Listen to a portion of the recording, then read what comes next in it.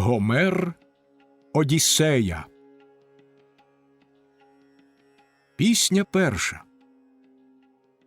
Зміст першої пісні. День перший.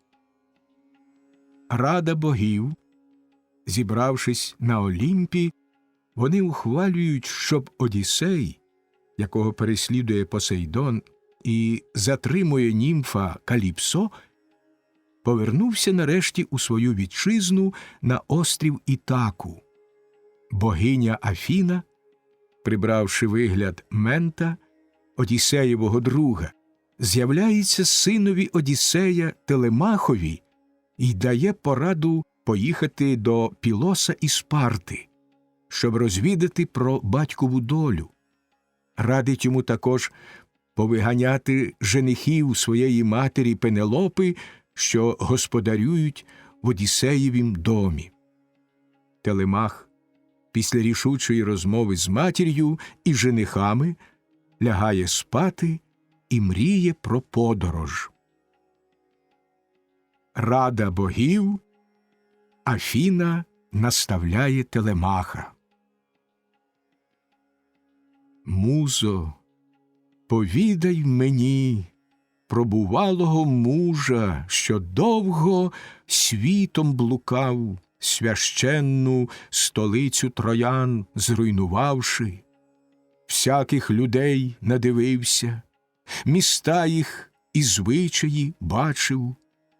В морі ж багато біди, і тілом зазнав, і душею, щоб і себе врятувать, і друзів додому вернути.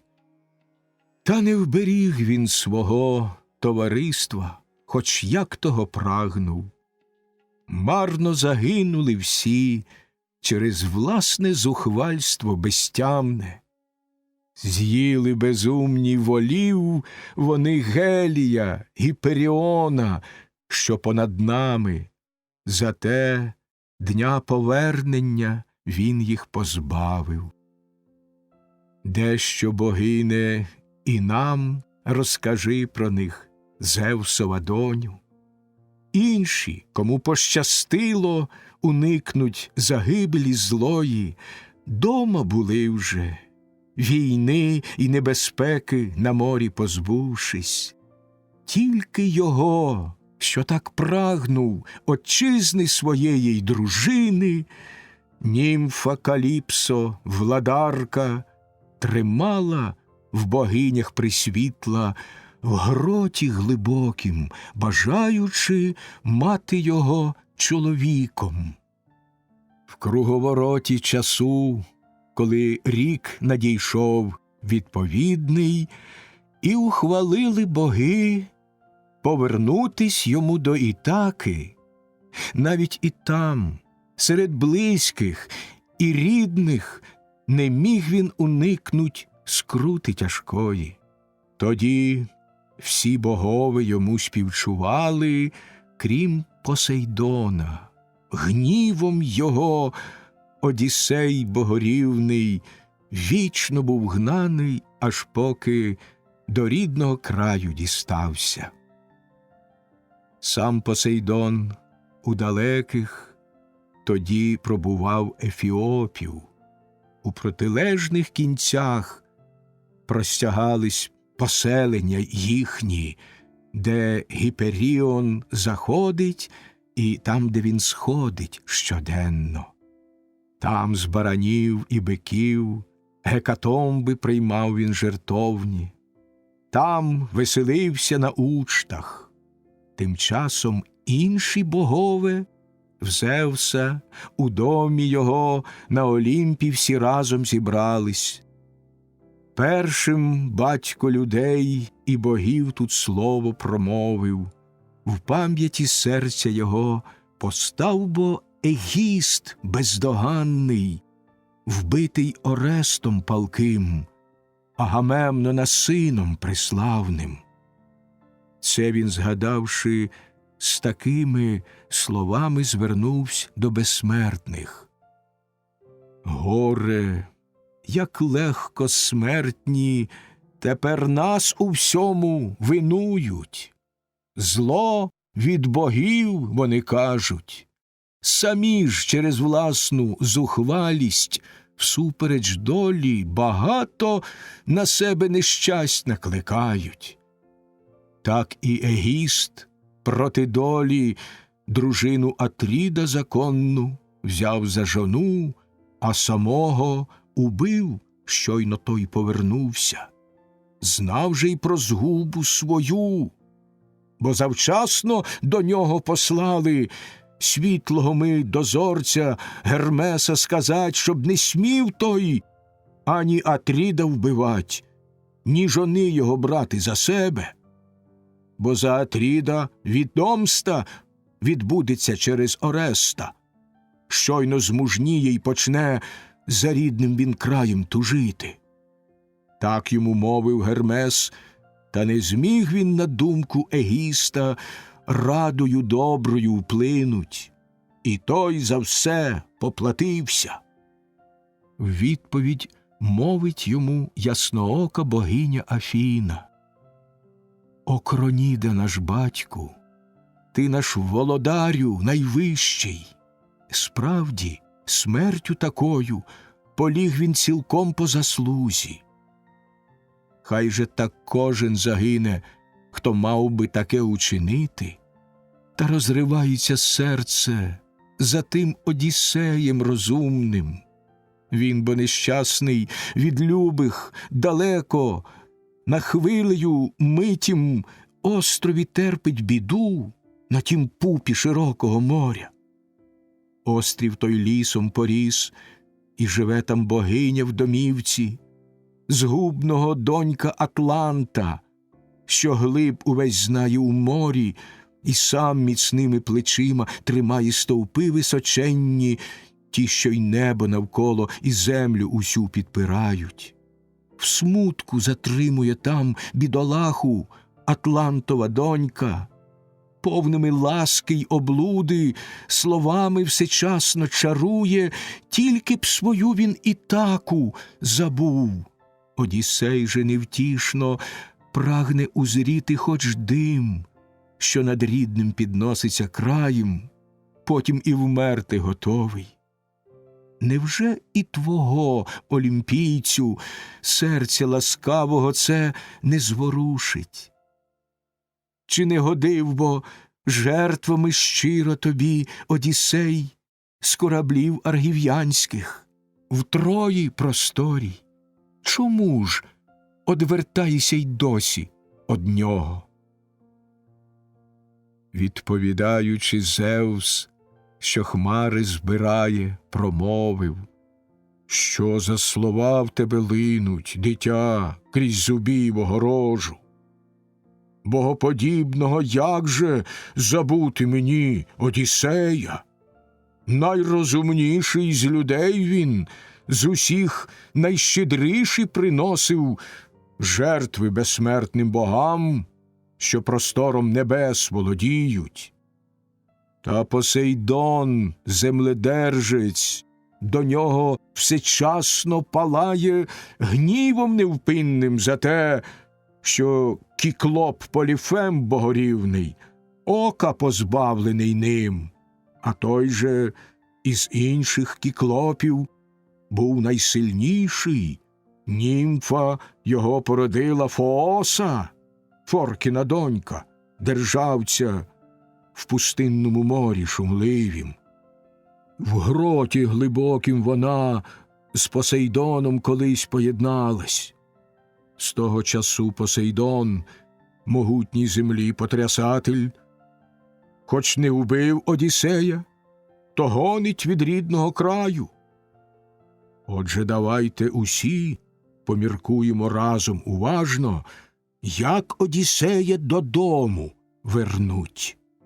Посейдон хай вгамує гнів свій, не може, бо він проти спільної волі безсмертних вперто змагатися сам і один з усіма сперечатись. В відповідь мовить йому ясноока богиня Афіна: «О Кроніде наш батьку, ти наш володарю найвищий. як і направду тепер до вподоби богам всеблаженним, щоб Одіссей велемудрий щасливо додому вернувся. З вістю Гермеса, гінця світлосяйного швидше пошлімо, аж на Огігію, острів далекий. Нехай там негайно німфі звістить пишнокосій ухвалу нашу незмінну, що Одіссей витривалий повинен додому вернутись. Я ж до Ітаки поїду, щоб там, в Одіссеєвім сині, більшу збудити бадьорість і прагнення вкласти у серце, скликати довговолосих ахеїв на збори народні і вигнати всіх женихів, які убивають у нього цілі отари овець і повільних волів круторогих. Потім пошлю його в Спарту і в Пілос пісками укритий. Може, почує він щось про повернення любого батька і сам між чужими людьми собі доброї слави набуде. Мовила так, і до ніг золоті підв'язала підошви, гожі й нетлінні, що всюди, і з подувом вітру найлегшим, і по воді, й по безкраїх просторах землі її носять. Спис бойовий у руки взяла з наконечником мідним, гострий, міцний і важкий, що ним побивала героїв шереги, гнівом охоплена донька всевладного батька.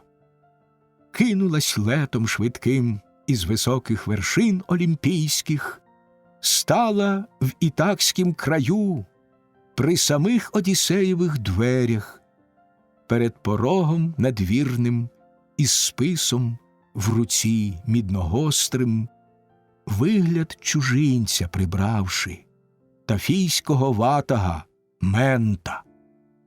Там женихів гордовитих застала перед дверима, грою в кості якраз утішали своє вони серце, сидячи долі на шкурах волів, що самі ж повбивали.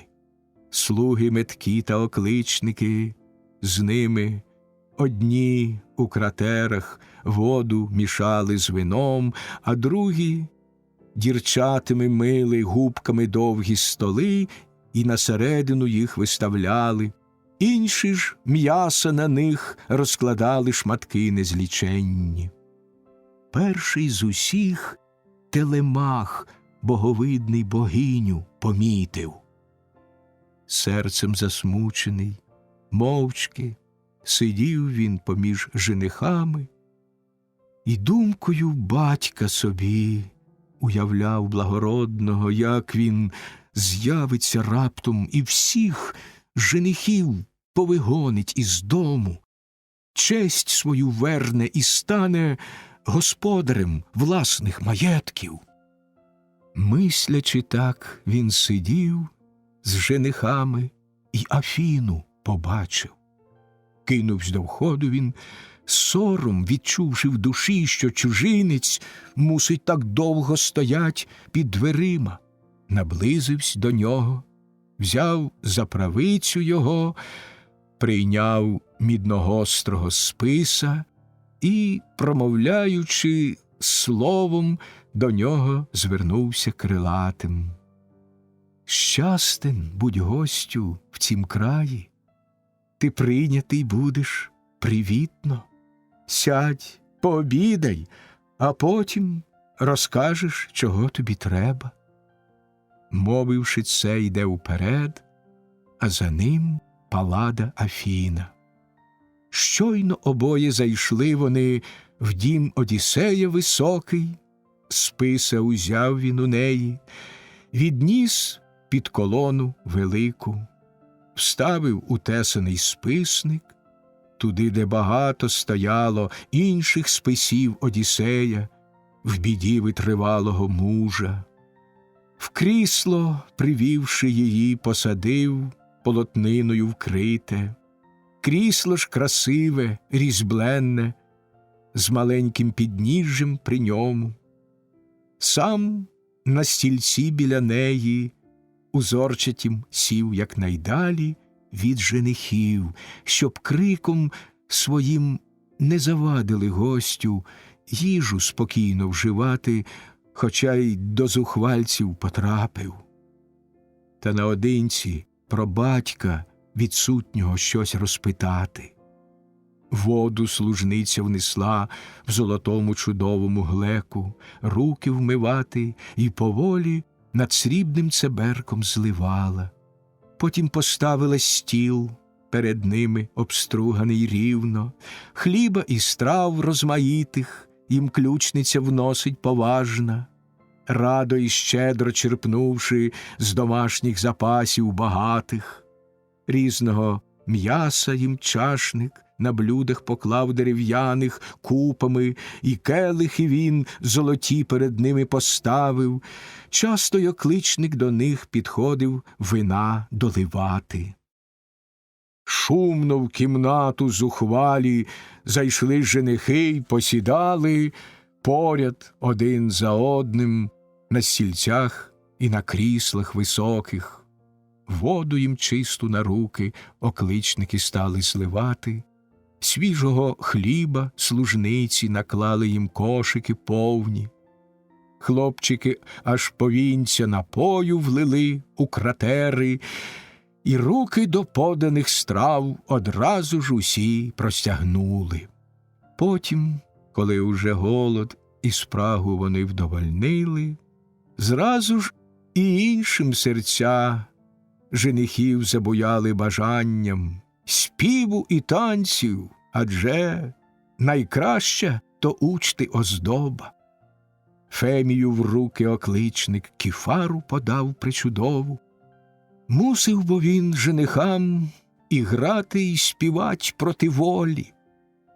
Пісню прекрасну почав він, по струнах ударивши злегка. Саме тоді Телемах Афіні сказав ясноокій, голову близько схиливши, щоб інші його не почули. Гостю мій любий, не будеш гнівитись на те, що скажу я. Їм лиш одно на умі, самі лиш кіфари та співи. Легко їм це, бо безкарно чужеє майно проїдають мужа, що білії кості його або десь під дощами тліють на суші, або їх десь хвиля морська коливає. Тільки б уздріли вони, що господар додому вернувся, всім би їм краще вже ноги пруткіші схотілося б мати, ніж на одіння коштовне чи золото тут багатіти. Доля лиха загубила його, і ніякої втіхи нам вже немає. Хоча й би сказав хто з живущих на світі, ніби він вернеться. День повороту його вже загинув. Отже тепер мені щиро скажи і повідай одверто, хто ти і звідки, з якого ти міста й родини якої, як ти прибув, на яким кораблі, яку до Ітаки путь із тобою пройшли мореплавці, і що то за люди? Ти ж бо не пішки, гадаю, до нашого краю дістався. Щиро й одверто ще й те розкажи, щоб знав я напевно, вперше сюди ти приїхав. Чи гостем у батька мойого ти вже бував, бо немало вчащало до нашого дому всякого люду, широкі, бо мав із людьми він стосунки. Мовить до нього тоді ясноока богиня Афіна. Щиро й одверто на всі я тобі відповім запитання.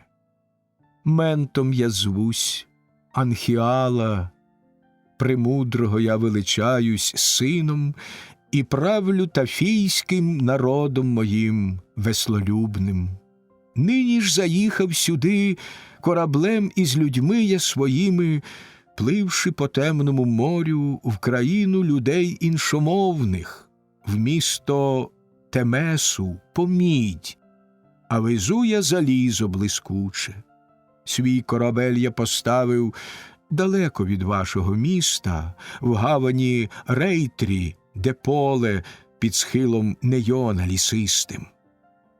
Гордий я тим, що гістьми з твоїм батьком були ми взаємно з давніх часів. Запитай у старого Лаерта героя, якось зайшовши до нього. Та, кажуть, уже він до міста більше не ходить, а десь у полі далеко бідує.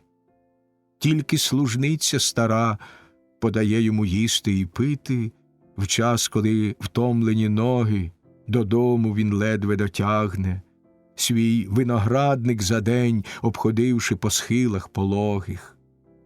Отже, прийшов я тепер, чував бо, що твій уже батько дома.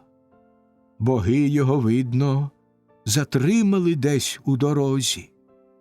Ні, не вмер, ще живе на землі Одіссей богосвітлий.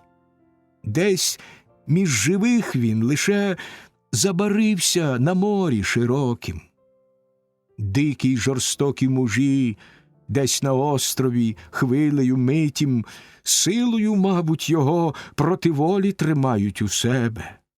Нині ж тобі провіщу, як на душу безсмертні поклали, і як воно збутися має насправді усе, я гадаю.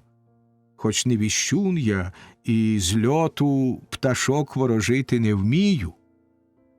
Отже, недовго йому від милої серцю вітчизни бути далеко, й залізні його вже не втримають пута. Вмілий до всього, він знайде і спосіб додому вернутись. Отже, тепер мені щиро скажи і повідай одверто. Справді рідним доводися ти Одіссеєві сином? Дуже лицем ти на нього й очима прекрасними схожий. Часто за давніх часів ми один зустрічалися з одним, ще перед тим, як подавсь він до Трої, куди з ним і інші, вицвіт аргеїв на суднах своїх попливли крутобоких. З того часу ні мене він, ні я Одіссея не бачив. Відповідаючи, мовив на це Телемах тямовитий. Щиро, мій гостю, на всі я тобі відповім запитання. Мати мені говорила, що ніби я син Одіссеїв. Сам я не знаю, та й хто ж бо те знає, від кого родився він. Був би щасливий я більше б, мав користі з сином родившись, муже, який при добрі своїм жив би до старості мирно. Та серед смертних людей найнещасніший той, що, як кажуть, я народився від нього, якщо вже ти хочеш це знати. Мовить до нього тоді ясноока богиня Афіна. Видно, в майбутнім боги не залишать твого без слави роду, коли породила такого, як ти, Пенелопа. Отже, тепер мені щиро скажи і повідай одверто, що за гульня тут, і що то за зборище? Нащо тобі це? Що це? Весілля чи учта? Не в складчину ж тут розгулялись. Тільки, здається, вони вже занадто зухвало учтують в домі твоєму. Обуриться кожна людина розумна. Хто б то сюди не зайшов і на сором отой не поглянув. Відповідаючи, мовив на це Телемах тямовитий. Гостю, якщо ти поставив таке запитання, то знай же, був бездоганний колись цей будинок і повен достатку, в час, коли муж той отут іще пробував поміж нами. Нині ж інакше схвалили Боги, замисливши злеє, поміж усіх бо людей зробили його невидимим. Я ж бо не так сумував би, коли б і справді умер він, чи у троянській землі серед інших героїв загинув, чи, закінчивши війну, на руках би сконав він у друзів. Пагорб могильний над ним насипали б там все Ахеї. Синові славу велику тоді б він зоставив навіки. Гарпії ж нині його від нас одібрали безславно. В безвість пішов він без сліду, пропав десь, мені залишивши сум і ридання. Та я не за ним лиш єдиним зітхаю і плачу. Боги мені й іншу печаль накинули злую. Скільки на цих островах державців не є можновладних, з Сами, Доліхію і Закінту, густо укритого лісом, скільки їх тут не кермує на цій кременистій Ітаці, всі мою сватають матір, і дім мій нещадно грабують. Шлюбу ж бридкого вона ні відкинуть не сміє, ні краю їх домаганням не може покласти. Вони ж об'їдають весь мій маєток і скоро і самого мене пошматують. Повна обурення мовить до нього Паллада Афіна. Леле, то й справді тобі, Одіссей, і понині відсутній, конче потрібен, щоб руки на зайд безсоромних накласти. О, якби він повернувся додому і в перших воротях став із своїми списами двома, із щитом і в шоломі, знову такий же, яким його я побачив уперше, в час, коли в домі у нас їдою й питвом утішався він, повернувшись з Ефіри, від Іла, сина Мермера. Їздив якось Одіссей на своїм кораблі швидкоплиннім, там смертоносного зілля шукати, щоб мідноокуті стріли намазувать ним. Та отрути не дав йому тої Іл, бо боявся богів, одвічно над нами живущих. Дав її тільки мій батько йому, бо любив його дуже. Хай би отак Одіссей зустрів женихів безсоромних, коротковічні усі б вони стали тоді гіркошлюбні. Тільки в безсмертних богів лежить іще це на колінах. Стане він помсту чинити за себе чи ні, повернувшись в рідну оселю. А зараз тобі вже подумати треба, як би отих женихів із власного дому прогнати. Отже, послухай тепер і візьми ці слова до уваги. Завтра, на збори усіх поскликавши героїв ахейських, все розкажи їм, боги ж тут нехай тобі свідками будуть. Потім від всіх женихів зажадай по домах розійтися. Мати ж твоя, якщо знов її серце одруження прагне, хай повертається в дім до свого вельможного батька, там хай справлять весілля, і багаті нехай приготують віно й дарунки, що любій належить одержати доньці. Дам і тобі я пораду розумну, її ти послухай. Кращий візьми корабель і 12 гребців спорядивши, їдь розпитати про батька, якого так довго немає. Може, почуєш от смертних щонебудь чи з уст поголоски, вісниці Зевса, що людям чуток щонайбільше приносить. В Пілосі ради спитай у богосвітлого Нестора спершу. Звідти у Спарту заїдь до русявого ти Менелая. Він бо останній приїхав із мідянозбройних Ахеїв. Тільки почуєш, що батько живий і вернутися має, жди цілий рік і терпляче усі оті знось неподобства. А як почуєш, що вмер він, що більше його вже немає, швидше додому вертайся, до милої серцю вітчизни, пагорб могильний насип і похорон справ урочистий, все як годиться, і тоді вже віддай свою матінку заміж. Потім, коли ти закінчиш і зробиш усе, як я радив, в серці своєму розваж і в думках обміркуй неодмінно, як у Господі твоїй женихів повинищувать краще, підступом чи не ховаючись. Годі дитиною бути, виріс ти з цього давно, не в такому, бо ти уже віці. Чи невідомо тобі, якої Орест богосвітлий слави зажив між людьми, помстившись на батько-убивці, злому Егісті, що вбив славетного батька у нього? Друже мій любий, я бачу, ти й рослий удавсь, і вродливий. Будь же відважний, щоб доброї слави в потомках набути.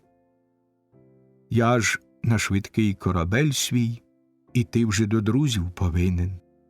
Мабуть, давно їм терпець уривається ждати на мене.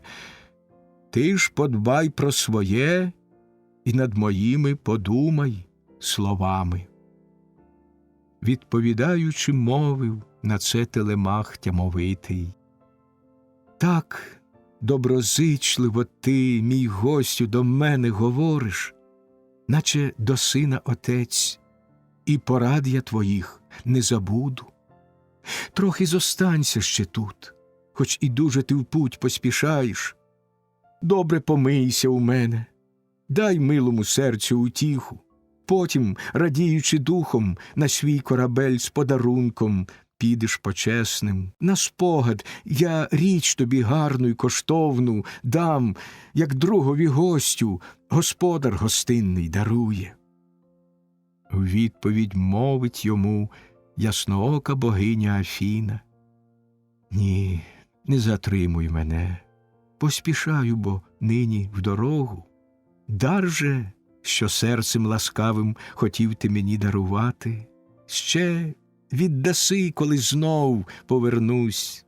Повезу я додому дар дорогий, і щось гідне і тобі подарую взаємно. І непомітно тоді відійшла ясноока богиня, зникла мовчайка та в отвір для диму, силу й відвагу в груди вдихнувши йому, і про батька він більше, як завжди, мусив згадати, думками своїми розмисливши добре, серцем жахнувсь Телемах, у гостеві Бога пізнавши. Зразу ж у гурт женихів повертається муж богорівний. Пісню славетний співав їм пісняр, а вони всі сиділи і слухали мовчки. Співав про сумне він повернення строї воїв ахейських, що їм призначила Паллада Афіна. З верхніх покоїв своїх почула ті співи натхненні мудра Ікарія донька, багата умом Пенелопа. Зверху, по східцях високих, зійшла вона вниз потихеньку, ще й не сама, з нею разом зійшли дві служниці додолу. До женихів увійшовши, із ними в жінках богосвітла, стала вона під одвірком, що дах підпирає надійно, лиця закрила собі білотканим ясним покривалом, в неї обабіч стояли обидві служниці дбайливі. Вмившись сльозами, вона божественному мовить співцеві: «Фемію, знаєш пісень ти багато, що смертних чарують, подвиги ними людей і богів уславляють аеди. Сядь, заспівай нам одну з них, а гості послухають мовчки, чаші хиляючи, тільки свою припини сумовиту пісню, вона бо мені у грудях скорботою, любе, сповнює серце, горе спіткало мене безутішне.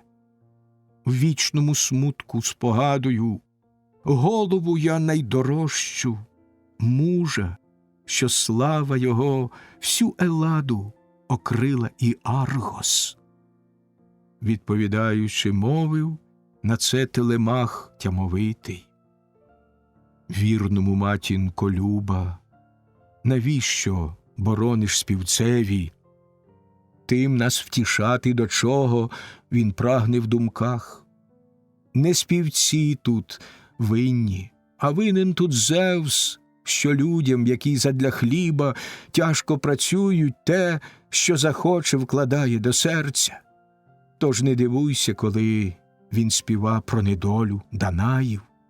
Смертні бо люди, звичайно, таку вихваляють найбільше пісню, яка слухачів полонить найновішим звучанням. Майже терпіння у серці і послухать наважся душею. Справді, не сам Одіссей лише день повороту додому втратив у Трої, загинуло з ним іще й інших багато. Краще до себе вертайся і пильнуй там своєї роботи. Кросен своїх веретен, та доглянь, щоб служниці у домі всі працювали як слід, а розмови вести чоловіча справа, найбільше ж моя, бо єдиний я в домі господар. Подиву повна до себе вернулась тоді Пенелопа. Синове слово розумне їй глибоко в душу запало. В горницю верхню вона із служницями разом війшовши, за Одіссеєм, за мужем коханим там плакала, доки сон їй солодкий навії звела ясноока Афіна. Галас тим часом зняли женихи в звечорілих покоях, всі бо жадали вони з Пенелопою ложе ділити. Отже почав Телемах тямовитий до них промовляти. Гей, женихи, матусі моєї, занадто зухвалі! Пиймо вино й досхочу, веселімось, та нащо кричати голосно так? Чи не краще послухать чудової пісні мужа такого, як цей, що з богами рівняється в співах? Завтра ми зранку усі, на міському зійшовшись майдані, збори почнем, і прямо я буду від вас вимагати, дім мій покинуть. Про інші собі постарайтеся учти. Власне майно проїдайте, у кожного в домі по черзі. А догідніше і краще, здається, вам тут залишатись, щоб лиш в одної людини добро марнувати безкарно. Все пожеріть! До богів я волатиму вічно живущих, поки сам Зевс на тім стане, щоб мали ви мзду по заслузі. Тут же, в цім домі тоді, загинете ви без відомсти. Так він сказав, а вони аж губи погризли зубами, лиш дивувались, як сміливо став Телемах промовляти. Саме тоді Антіной, син Евпейтів, озвався до нього. Мабуть, самі вже боги навчили тебе, Телемаху, звисока так розмовляти й зухвало поводитись з нами. Тільки б не дав нам Кроніон державцем тебе на Ітаці, морем омитій, хоч маєш на неї з народження право. Відповідаючи, мовив на це Телемах тямовитий. Ти не гнівись, Антіною, на мене за те, що скажу я. Я не від того, як зволив би Зевс мені це дарувати. Ти ж не назвеш це найгіршим, що трапитись може людині. Бути державцем – то зовсім не зле. Відразу бо в нього і дім багатіє, і сам набуває він більшої шани. Тільки ж у нас, між Ахеїв, на море омитій Ітації, інших державців багато, ще є і старих, і молодших. З них комусь влада перейде, як вмер Одіссей богосвітлий. В себе ж один тільки я повновладним господарем буду дому і слуг, що для мене придбав Одіссей богосвітлий. Тут Еврімах, син Поліба, у відповідь мовив до нього: в лоні богів Телемаху від нас ще заховано, мабуть, хто володарити буде на море омитій Ітаці. В домі ж своєму єдиний, над власним добром ти, господар. Хто б це посмів, силоміць, у тебе майно одібрати, поки Ітака стоїть, і люди на ній проживають? Хотів би я, мій найдорожчий, спитати у тебе про гостя. Звідки отой чоловік? Яку він отчизною славить землю? Якого він роду і де його нива отецька? Звістку тобі він привіз про повернення батька, чи, може, справи його особисті прибути сюди спонукали? Надто раптово, бо зник він, знайомства із нами не ждавши. З вигляду ж він на людину низького коліна не схожий. Відповідаючи, мовив на це Телемах тямовитий: ні, Еврімаху, на батька мені уже, мабуть, не ждати.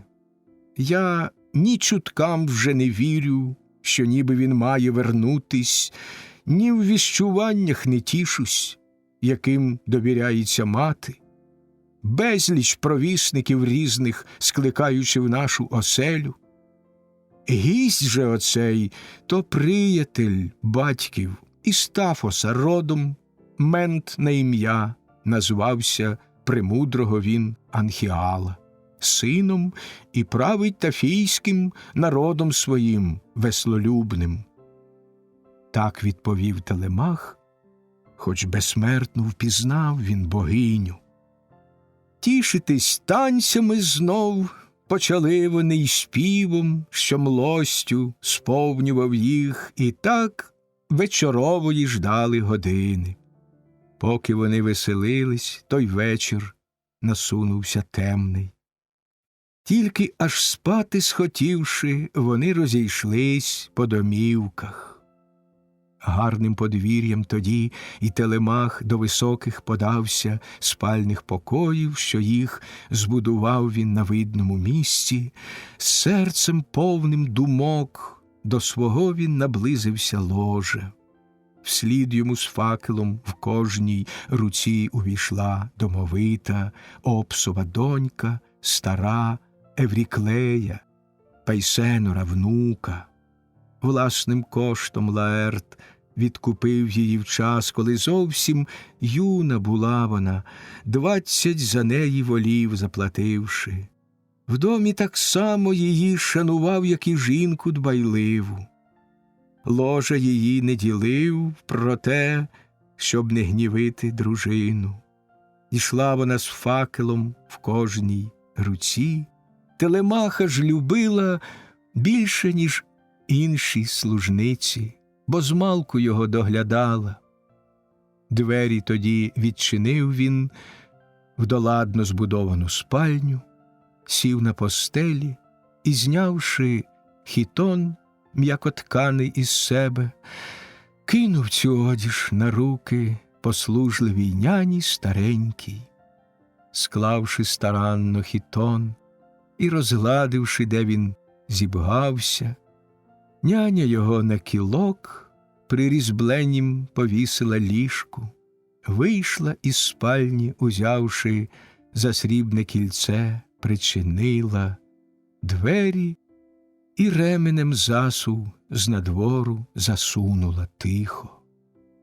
Руном овечим укритий, всю ніч Телемах на постелі, лежачи, думав про путь, в яку закликала Афіна. Пісня друга. Зміст другої пісні. День другий і ранок третього дня. Вранці Телемах наказує скликати ітакійських громадян на міську площу і всенародно вимагає на зборах, щоб женихи покинули його дім. Антіной зухвало з ним сперечається. Віще з'явлення орлів тлумачить Аліферс, якому грубо заперечує Еврімах.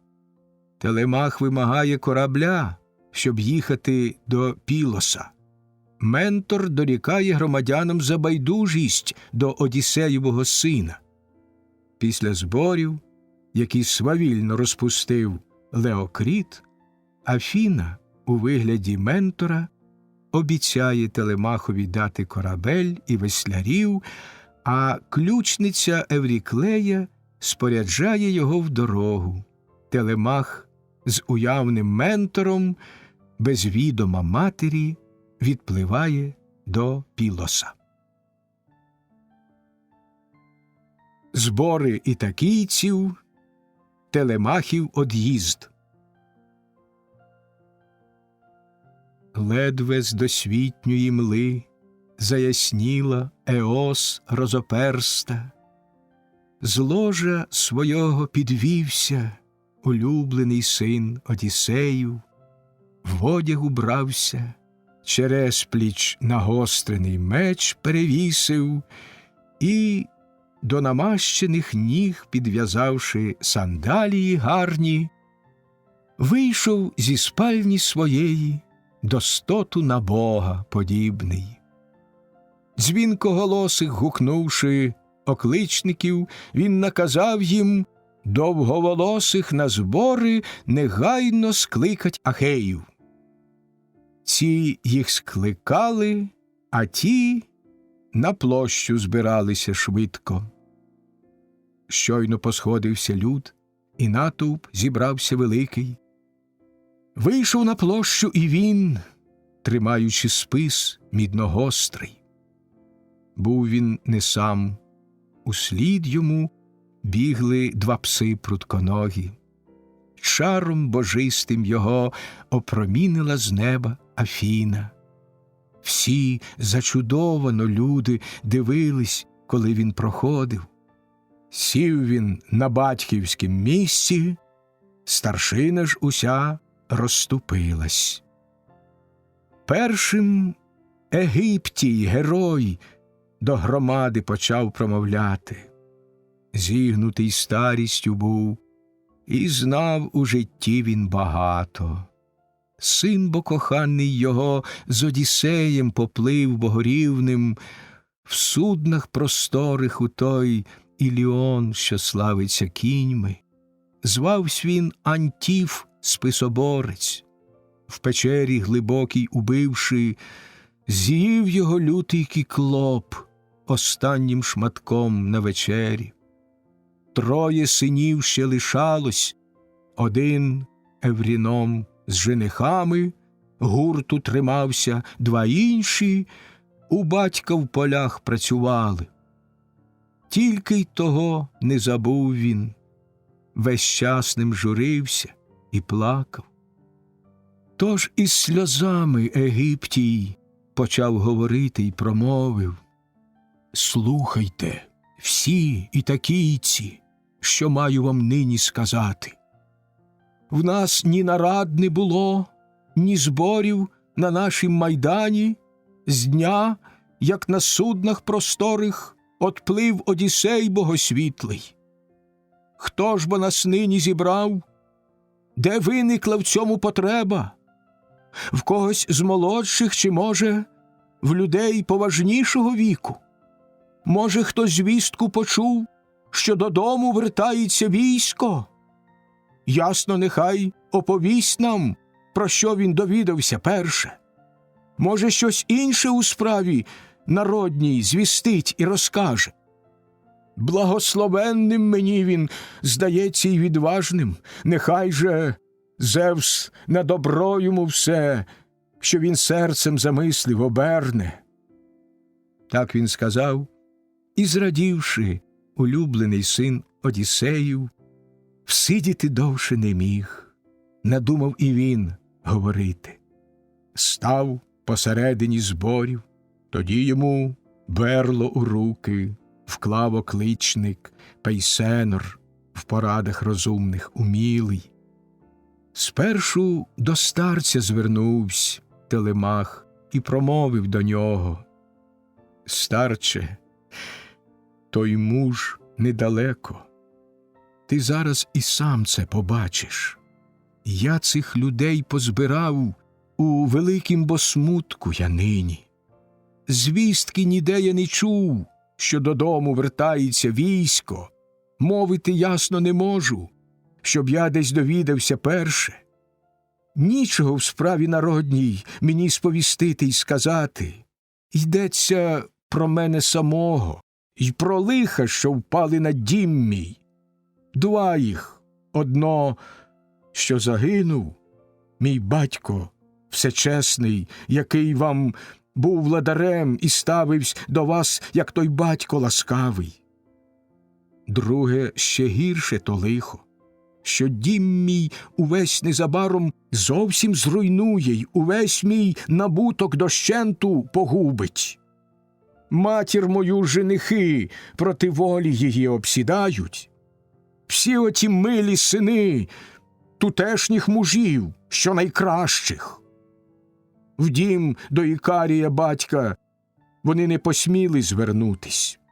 Прямо, щоб викуп належний він визначив сам за дочкою й видав її за того, кого схоче, хто буде їй любий. В дім наш унадившись, день вони вдень учащають до нього. Ріжуть нещадно воли в нас, і вівці, й годовані кози, п'ють наші вина іскристі, без міри й без краю справляють учти свої, витрат не злічити. Немає бо в домі мужа, як був Одіссей, щоб нещастя оте відвернути. Ми ж боронитись тепер не здолаємо й навіть пізніше будем безпомічні ми, захистити себе неспроможні. Я б заступився і сам, була б тільки сила у мене. Діються речі, яких уже стерпіть не можна. Ганебно гине мій дім. Нехай і самих вас обурення пройме, й інших людей посоромтесь, сусідів своїх, що навколо тут проживають, бійтесь хоч гніву богів ви безсмертних, щоб і до вас не змінились, уражені кривдами тими.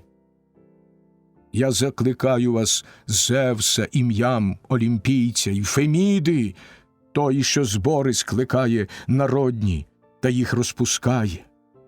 Годі вам, друзі, дозвольте мені вже самому терзатись горем болючим. Хіба Одіссей, мій батько всечасний, скривдив ворожа Ахеїв, отих в наголінниках мідних, що в ворожнечі мститесь на мені ви і платите лихом, цим потураючи людям?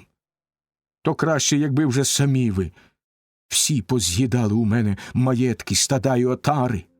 З'їли б самі ви усе, то й оплату я мав би скоріше. Ми б ходили б по місту й чіплялись до вас із благанням наше віддати добро, аж поки всього б не вернули. Нині ж лише нездоланний ви серцеві жаль завдаєте. Гнів на слова ці він вигукнув, берло відкинув на землю. Сліз не тамуючи й жалість до нього людей охопила. Мовчки сиділи всі інші, ніхто з-поміж них не насміливсь в відповідь прикре сказать Телемахові слово образи. Тільки один Антіной озвався до нього й промовив: «Що ти сказав, Телемаху, шаленцю ти високомовний? Нащо ганьбиш нас? Ти хочеш неславою нас заплямити? Не женихи бо у смутку й печалях твоїх завинили. Тільки матуся твоя, що на хитрощах знається добре. Третій минає вже рік, і четвертий небавом настане. З дня, як ахейським синам, серця вона в грудях морочить. Всім бо надію дає, обіцянками кожного тішить. Кожному вість посилає, в думках замишляючи інше. Підступ ще й інший вона в лукавих задумала мислях. Кросне великі в покоях, поставивши вмить, заходилась ткати велику тканину тонку, і так нам сказала: «Юні мої женихи, хоч і вмер Одіссей богосвітлий, не спонукайте до шлюбу мене, аж поки скінчу я покрив погребний, щоб марно прядіння моє не пропало. Славному старцю Лаерту на час, коли доля нещадно в повен зріст покладе його смерті в обійми скорботні, щоб не корили мене ахіянки в цілій окрузі, що залишився без савану, той, хто не надбав так багато». Мовила це, і дух наш відважний у грудях скорила. З того часу вона ткала удень полотнину велику, і потім при факельнім світлі її уночі розпускала. Цілих 3 роки вона лукавством морочить Ахею. Аж на 4-му році, як знову весна наступила, нам розказала одна із жінок, що знала цю тайну, і вгледіли ми, як чудову вона розпускала тканину. Тут довелося вже їй, хоч не хоч, а ткання докінчити. Ось що кажуть тобі женихи, щоб і сам ти душею добре збагнув, і щоб інші ахеї усі оте знали. Матір свою відійшли, і умов, щоб стала до шлюбу з тим, кого батько укаже, хто буде самій до вподоби. А як ахейських синів відсилать вона буде й надалі, горда із того, чим щедро її наділила Афіна, розумом світлим, умілістю в різних роботах пригарних, хитрістю витівок тих, що про них не чували раніше в давніх ахеянок ми, таких як оті пишнокосі в гарнім віночку Мікена, Тірой, Алкмена ошатна. Жодна із них не могла б з Пенелопою навіть рівнятись розумом. Нині ж їй краще тих хитрощів не замишляти. Доти худобу й маєтки вони поїдатимуть в тебе, доки триватиме марно у мислях вона, що боги їй в груди вкладають. Для себе вона цим велику здобуде славу, тебе ж призведе до значних лише втрат і видатків. Ми ж ні вернемось до справ, ні до іншої ми не поїдем, поки не вийде вона, за котрого захоче, з Ахеїв. Відповідаючи, мовив на це Телемах тямовитий: «Як же б то міг, Антіною, я з дому прогнать проти волі ту, що зродила мене й згодувала? На чужині десь батько мій, вмер чи живий він. Нелегко було б і сплатити віно і карію, матір до нього самому пославши. Дав би за те мені батько, мене й божество покарає. Грізно, якщо до жахливих Еріній взиватиме мати, з дому виходячи, тяжко упав би на мене богівський осуд. Отож бо я й слова про це не скажу їй ніколи. Ну, а якщо це у вас тільки гнів у серцях викликає, йдіть з мого дому, про інші собі постарайтеся учти. Власне майно проїдайте, у кожному в домі, по черзі. А догідніше і краще, здається вам, тут залишатись, щоб лиш в одної людини добро марнувати безкарно. Все пожиріть. До богів'я волатиму вічно живущих, поки сам Зевс на тім стане, щоб мали ви мзду по заслузі. Тут же в цім домі тоді загинете ви без відомсти. Так їм сказав Телемах, а Зевс громозвучний тим часом випустив зверху гори 2 орлів, що додому летіли.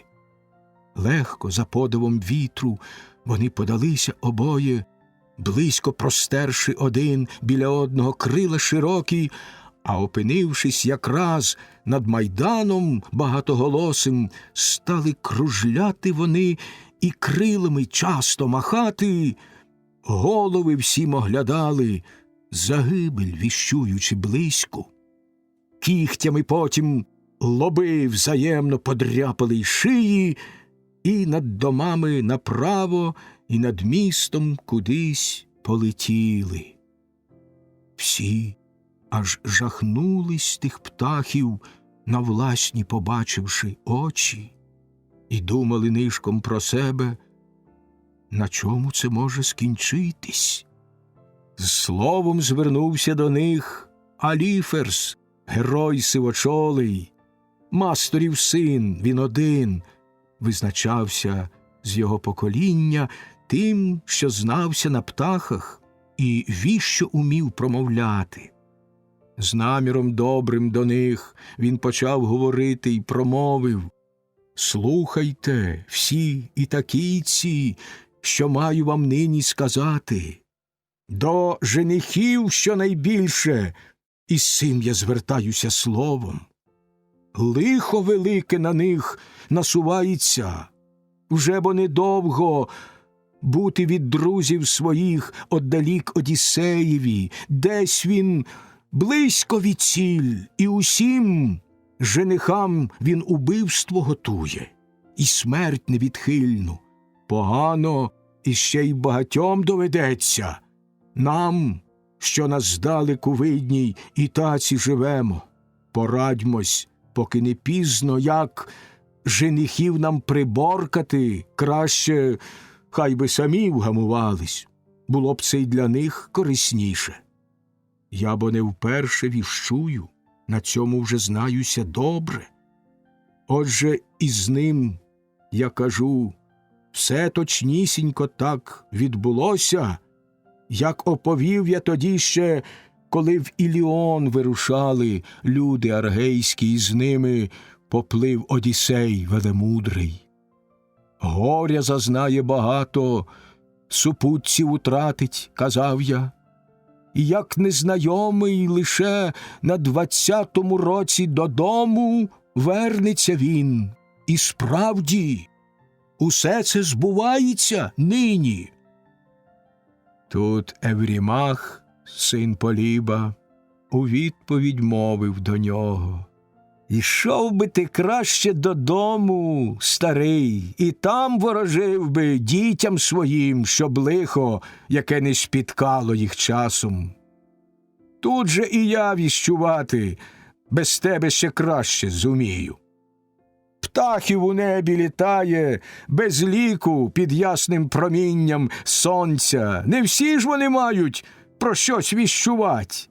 Одіссей же згинув далеко, було б і тобі вже загинути разом з ним, щоб нікому із нас ти нещасть не пророчив прилюдно.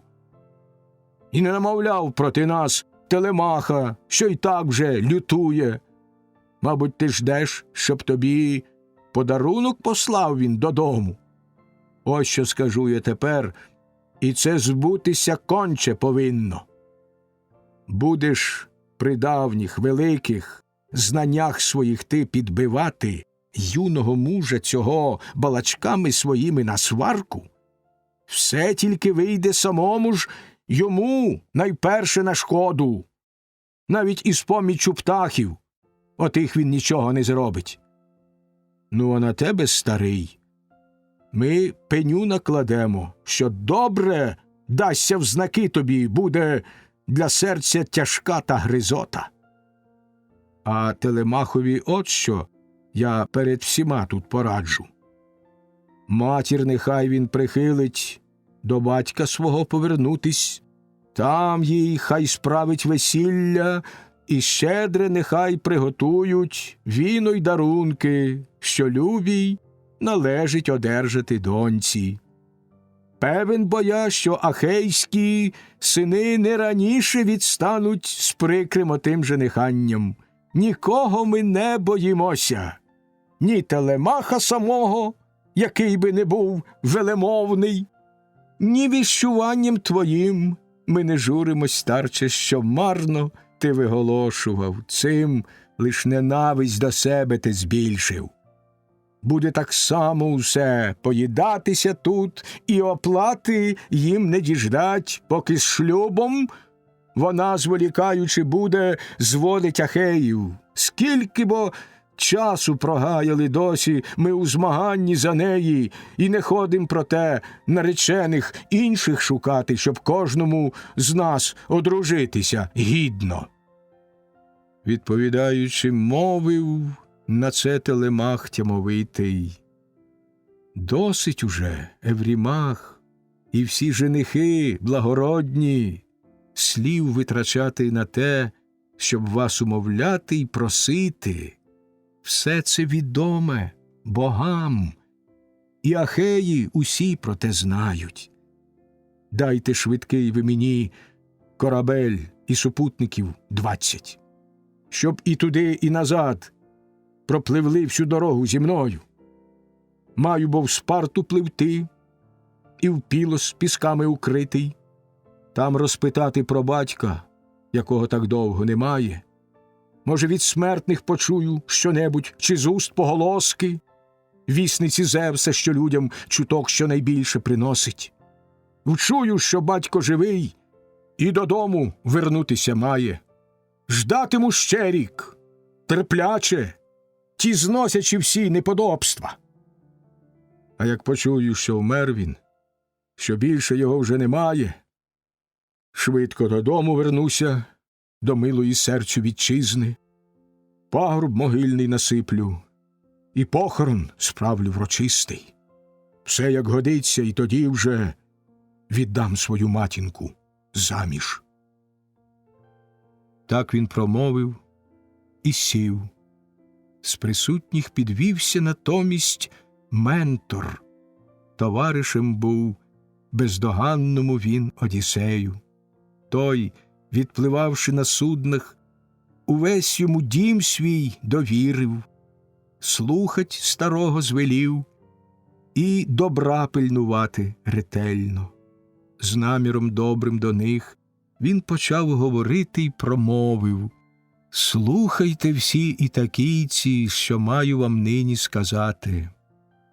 Хай ні один володар берлоносний не буде ласкавий, лагідний, добрий, нехай, справедливості в серці не знавши, завжди жорстокий, вчиняє неправду злочинну, якщо вже не пам'ятає ніхто Одіссея божистого в бідних людях, що ними колись він правив, як батько ласкавий.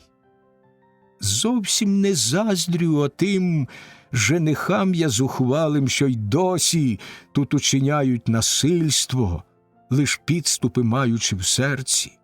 Голови власні вони підставляють, плюндруючи гвалтом дім Одіссея в надії, що вже він не вернеться більше. Іншими теж усіма я обурений, що сидите ви мовчки і не зважитесь навіть і словом яким втихомирить жменьку отих женихів, хоч вас проти них так багато. В відповідь мовив тоді Леокріт йому, син Евенора: «Менторе, згубний шаленче, то ти весь народ підбиваєш нас втихомирювать тут? А було б таки, мабуть, нелегко навіть і многим мужам змагатися з нами на учті. Хай би вже раптом і сам Одіссей Ітакійський з'явився, і вигнати звідси хотів би усіх женихів благородних, що в цьому домі і зараз на учті сидять, то, напевно, втіхи було б небагато дружині його, хоч і довго ждала на нього вона, гірка б його доля спіткала з багатьома в непосильнім змаганні. Дурниці ти кажеш. Ну, а тепер розходьтеся, кожен до справи своєї. Цього ж хай Ментор уже з Аліфером у путь виряджають. Товариші його батька обидва були вони здавна. Тільки, гадаю, ще довго сидітиме він на Ітаці, вісті вчуваючи, мабуть, мандрівці отій не бувати». Мовивши це, розпустив він негайно зібрання Ахеїв. Кожен додому свого, усі порозходились люди. А женихи в Одіссея божистого дім повернулись. Берегом моря піщаним пішов Телемах далеченько, сивою руки водою омив і звернувсь до Афіни.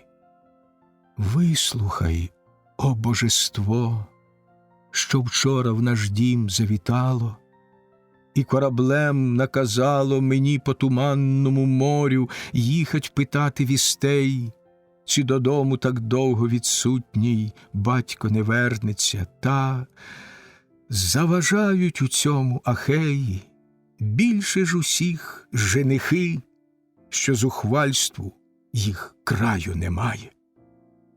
Так він молився.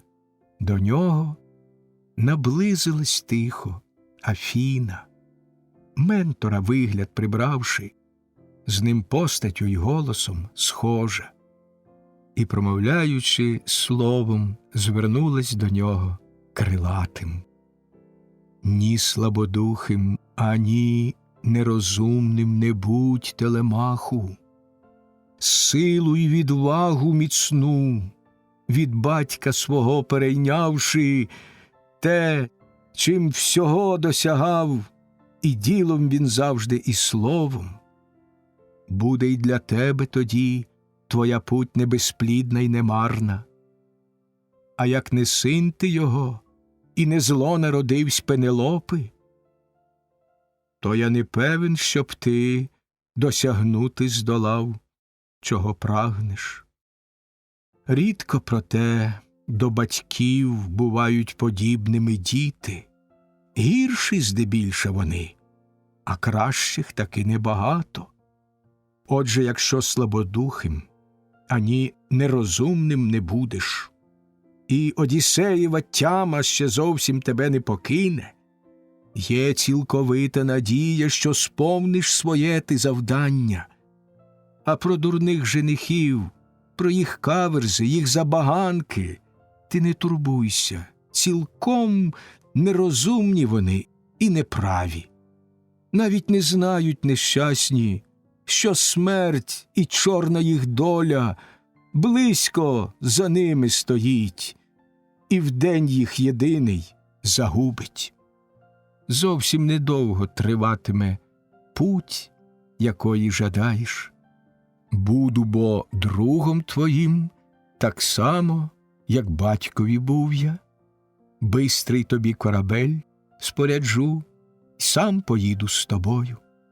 Ти ж повертайся додому і трохи побудь з женихами та приготую дорогу припаси в судині належній, в амфорах вина а борошно ячне, цей мозок людини, в грубих міхах шкіряних. Гребців добровільних я швидко сам між народом зберу.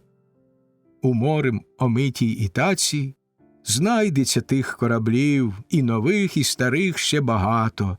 Я придивлюся до них, який поміж ними найкращий, швидко його спорядивши, поплинемо в море широке.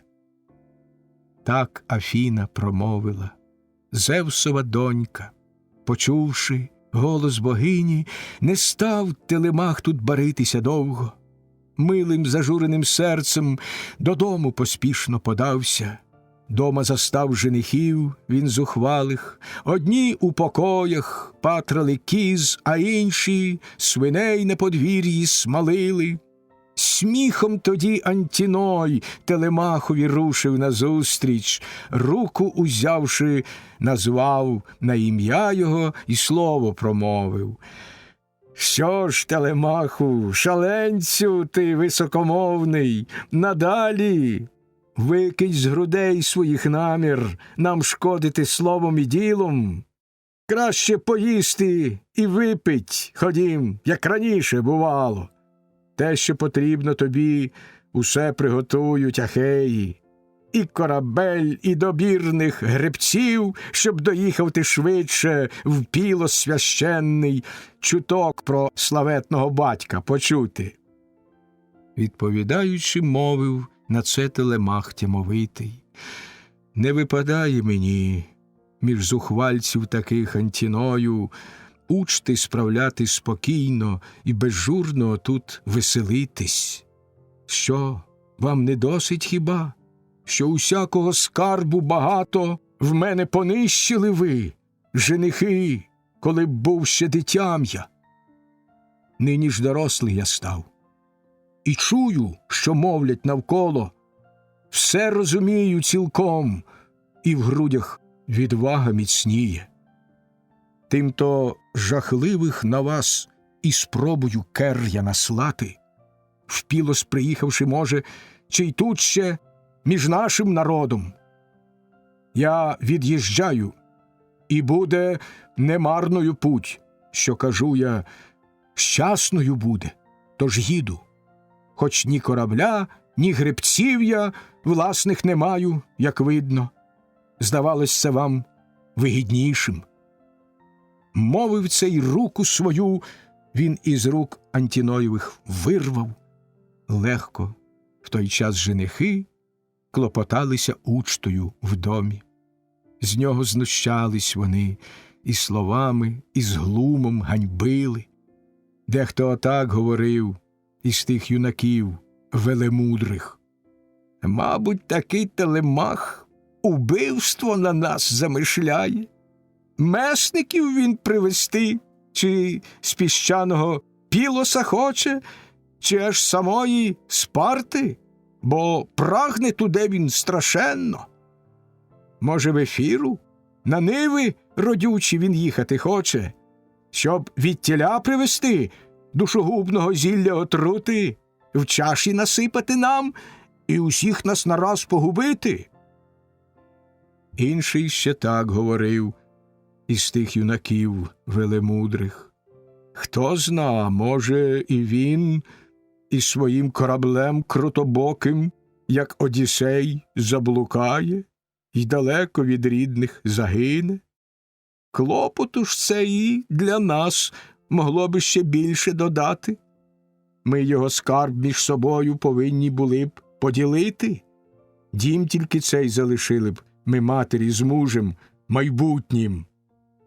Так говорили, а він у батькову з дахом високим сходить комору широку, де золота й міді лежали купи, і в скринях одежа, і оливи запаси пахущі, в глиняних амфорах, в ряд опертих омури стареє, чисте вино зберігалось, солодкий напій божественний. Днини чекаючи тої, коли Одіссей у блуканнях, горі зазнавши багато, усе ж би вернувся додому. з засувом двері двійчаті, міцні і пригнані щільно, вхід замикали. Днями й ночами сумлінно й старанно ключниця пильно усе стереже. Вельми досвідна жінка, Опсова донька стара, Евріклея, Пейсенора внука. Кличе в комору її Телемах і мовить до неї: «Влийно до амфор для мене вина солодкого, неню, що найсмачнішого, крім лиш того, що отут стережеш ти, для нещасливця ждучи, чи вернеться все ж він додому, смерті уникнувши Ікер, мій отець, Одіссей богорідний. Амфор 12 наповни, і накривками щільно прикрий їх. Ячного борошна всип у міхи, що із шкури пошиті, 20 мірок муки, що змелене дрібно на жорнах. Знай це сама лиш одна, приготуй і збери все докупи, ввечері все заберу я, коли до верхніх покоїв матінка піде, про сон помишляючи свій і спочинок. Їхати в Спарту я маю, і в Пілос пісками укритий. Може, де вість про повернення милого батька почую». Так він сказав. Заридала старенька тоді Евріклея і, лементуючи гірко, промовила слово крилате: «Звідки у тебе, дитя моє, любе, ця думка на серці виникла? Як ти наваживсь у сторону їхати дальню?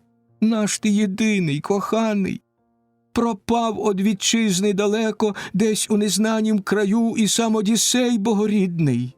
Ці ж, як од'їдеш, услід тобі лихо негайно замислять, занапастять тебе підло і все тут між себе поділять. Дома своїми лишайся. Навіщо тобі десь блукати, в морі пустинному й тяжко усяку терпіти недолю?» Відповідаючи, мовив на це Телемах тямовитий: «Ти не журись, моя неню, тож не без богів отой задум, лиш поклянись, що про все це ти матері любій не скажеш. Поки аж днів 11 мине, чи навіть 12, чи як почує сама про від'їзд мій і стане тужити, тільки б не плакала дуже і сльозами краси не сушила». Так він сказав, і старенька велику богів йому клятву щиро дала, а скінчила клястися вона й присягатись, в амфори зразу ж вино почала наливати солодке, борошне ячне всипати в міхи із шкури пошиті, а Телемах до господи у гурт женихів повернувся. Інше замислила тут ясноока богиня Афіна. Місто оббігала скрізь. Телемаха, прибравши подобу, кожного мужа спиняла і мовила кожному слово, щоб на швидкий корабель усі позбирались надвечір. Світлому Фронія сину, Ноемону, потім сказала дати швидкий корабель, і радо він те обіцяв їй. Сонце тим часом зайшло, і тінями вкрились дороги, спущено в море швидкий корабель, всі укладено в нього снасті, що їх на собі кораблі добропалубні носять. В гавані з краю стояв він, до нього супутники гідні, всі позбирались, богиня ж відваги усім додавала. Інше замислила тут ясноока богиня Афіна.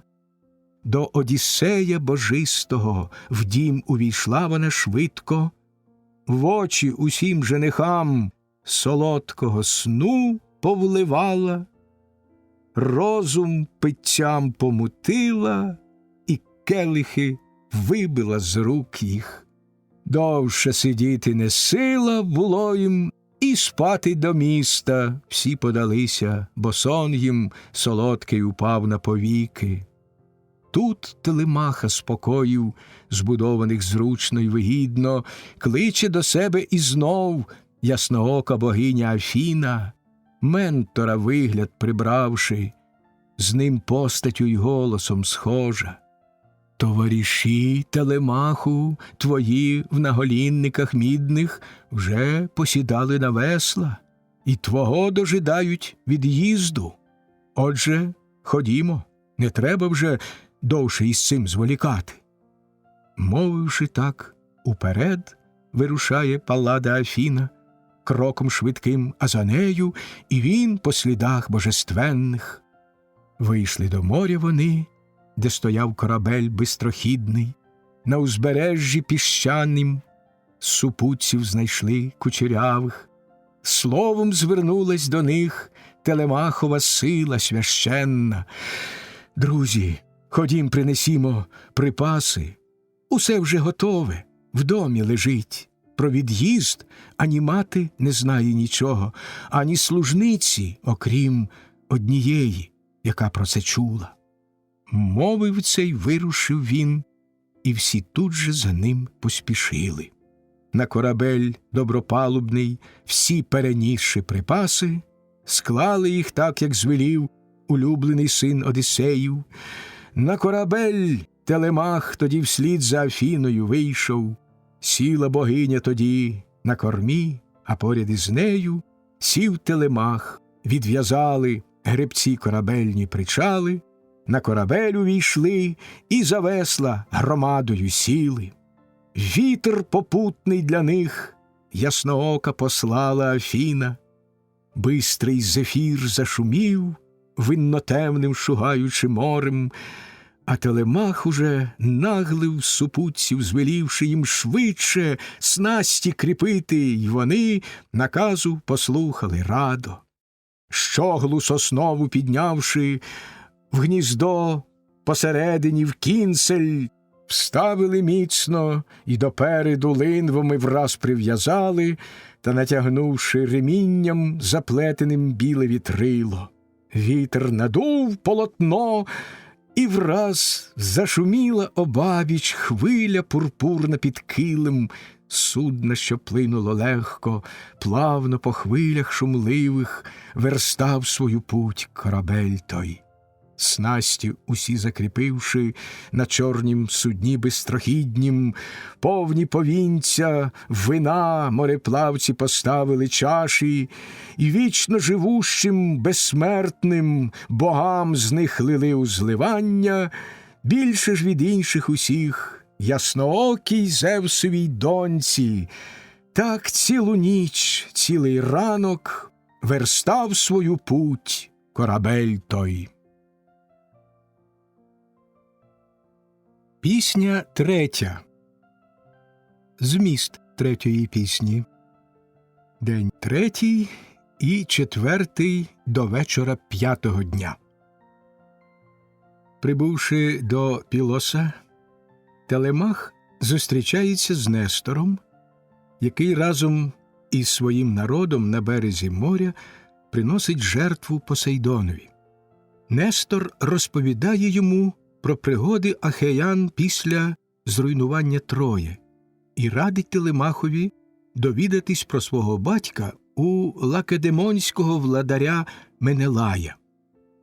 Переночувавши у Нестора, Телемах з його сином Пісістратом вирушають кіньми в путь і після 2 днів дороги ввечері прибувають до Лакедемону. В Пілосі випливло сонце, прекрасну покинувши моря затоку, в неба твердінь мідяну, щоб безсмертних богів осявати і смертних людей по широких землі плодородної нивах. В Пілос, Нелеєве гарно збудоване місто, мандрівці в'їхали. Чорних биків пілосяни на березі моря різали в жертву землі потрясателю в кучерях темних. Лав було 9 рядів, по 500 їх сідало у кожнім, 9 лежало биків для кожного ряду забитих, їли утроби вони, а богові стегна палили. В гавань мандрівці увійшли, з корабля тою ж миттю вітрило вверх потягнули і, ставши на якорі, вийшли на берег. Стежкою йшов Телемах, а попереду нього Афіна. Перша озвалась тоді ясноока богиня Афіна. Годі уже, Телемаху, не будь же такий соромливий. Чи не для батька ти море оце переплив, щоб дізнатись, де його криє земля, яка його доля спіткала? Просто ж до Нестора йди, баских упокірника коней. Треба нам знати, яку він думку ховає у грудях. Ти його сам попроси, щоб сказав він усю тобі правду. Він не злукавить, занадто, бо щирий він є і розумний. Відповідаючи, мовив на це Телемах тямовитий.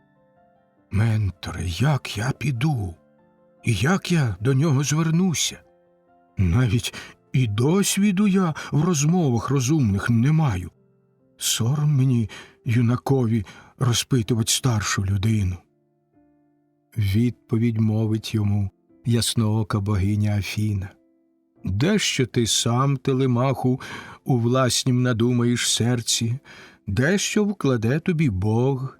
Гадаю, бо я, що не проти волі безсмертних богів, на світ ти родився і виріс. Мовивши так, уперед вирушає Паллада Афіна кроком швидким, а за нею і він по слідах божественних. Так до громади дійшли пілосян, що на лавах сиділи. Там же і Нестор сидів із синами, навкруг готували учту, ті смажили м'ясо, а ті на рожен настромляли. Вгледівши щойно гостей, назустріч юрбою побігли, руки піднявши, вітали і сісти за стіл запросили. Перший Несторів син, Пісістрат, підійшов до них близько, взявши за руки привітно, обох запросив їх до гурту, сісти на руно овечі, м'які на піску прибережнім, поряд із батьком старим і братом своїм Фрасімедом, дав по куску їм утроби й налив їм вина в золотії келихи, потім з вітанням звернувся до Паллади Афіни, Зевса, гідодержавця, дочки, і промовив до неї: «Гостю чужинче, тепер поклонись Посейдону владиці. Ви бо, прибувши до нас, на честь його учту застали. Потім з молитвою сам узливання, як слід сотворивши, дай і супутнику келих з вином, наче мед той солодким, щоб узливання і він сотворив. Безсмертним, гадаю, молиться й він. У богах бо є кожній людині потреба. Він і молодший за тебе, мені ж він, неначе ровесник, тим-то тобі золотий і подам я першому кубок». Так він сказав і вручив вина їй солодкого келих. Втішив богиню Афіну розсудливий муж справедливий тим, що їй перший подав з золотого напитися кубка. Потім вона почала Посейдона владику благати: «Вислухай нас, Посейдон, землевладче, й молитви цієї не відкидай, щоб усе, чого просимо в тебе, здійснилось. Нестору передусім і синам його щастя пошлити, й іншим подай пілосянам ласкаву свою нагороду за гекатомби розкішні, для тебе принесені щиро. дай же мені й Телемаху вернутись щасливо, здійснивши те, по що їхали ми на швидкім кораблі чорнобокім. Так помолилась вона й узливання сама сотворила. Потім чудовий дала Телемахові келих дводонний, і помолився так само улюблений син Одіссеїв. М'ясо найкраще тим часом спекли, із рожен познімали, кожному пайку дали, і почалась у них учта розкішна. Потім, коли уже голод і спрагу вони вдовольнили, Нестор, їздець староденний, з таким до них словом звернувся: «Саме тепер нам найкраще гостей розпитати й дізнатись, хто вони після того, як в їді вже втіхи зазнали.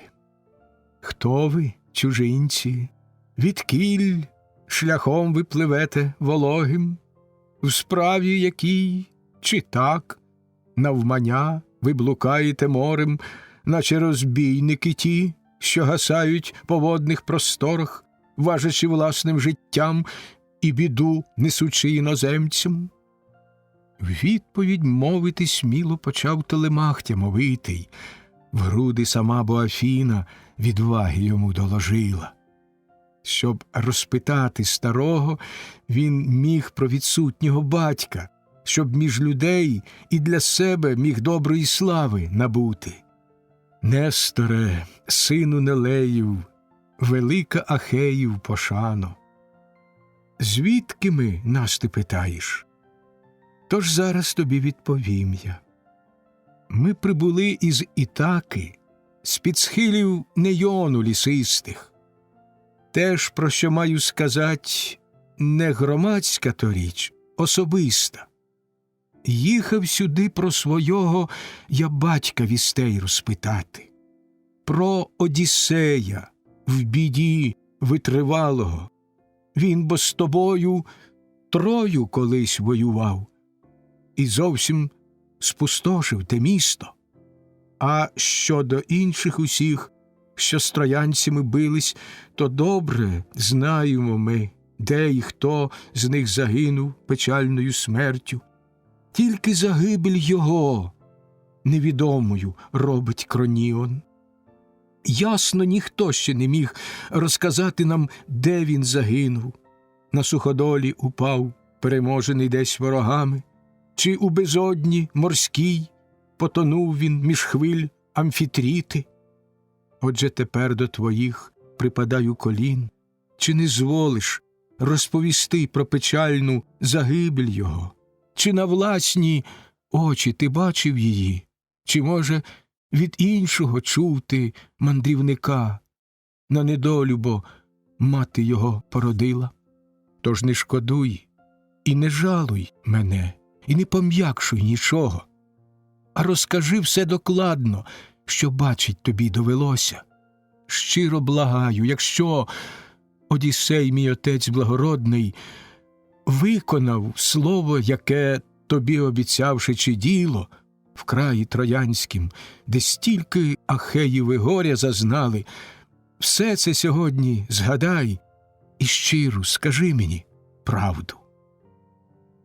Відповідь Нестор їздець староденний промовив до нього: «Друже мій, ти нагадав про напасті мені, що їх стільки в краї ми тому Ахеїв сини нездоланні зазнали в час, коли гнались по морю туманному із кораблями, в мандрах за здобиччю скрізь, куди вів нас Ахіл за собою. Чи коли місто велике Пріама вождя переможно ми воювали, із нас бо найкращі в той час полягли там. Там Еант войовничий лежить, поліг і Ахіл там. Там і Патрокл, лише до безсмертних подібний порадник. Там же і любий мій син, Антілох безстрашний і дужий, неперевершений в гонах швидких і в боях неутомний. Крім того, ми ще немало там іншого лиха зазнали. Хто бо із смертних людей здолав би те все розказати? Навіть якби років 5 або 6 ти у нас залишався, щоб розпитать, скільки лих богосвітлі зазнали Ахеї, втомлений цим, ти б раніше до рідного краю вернувся.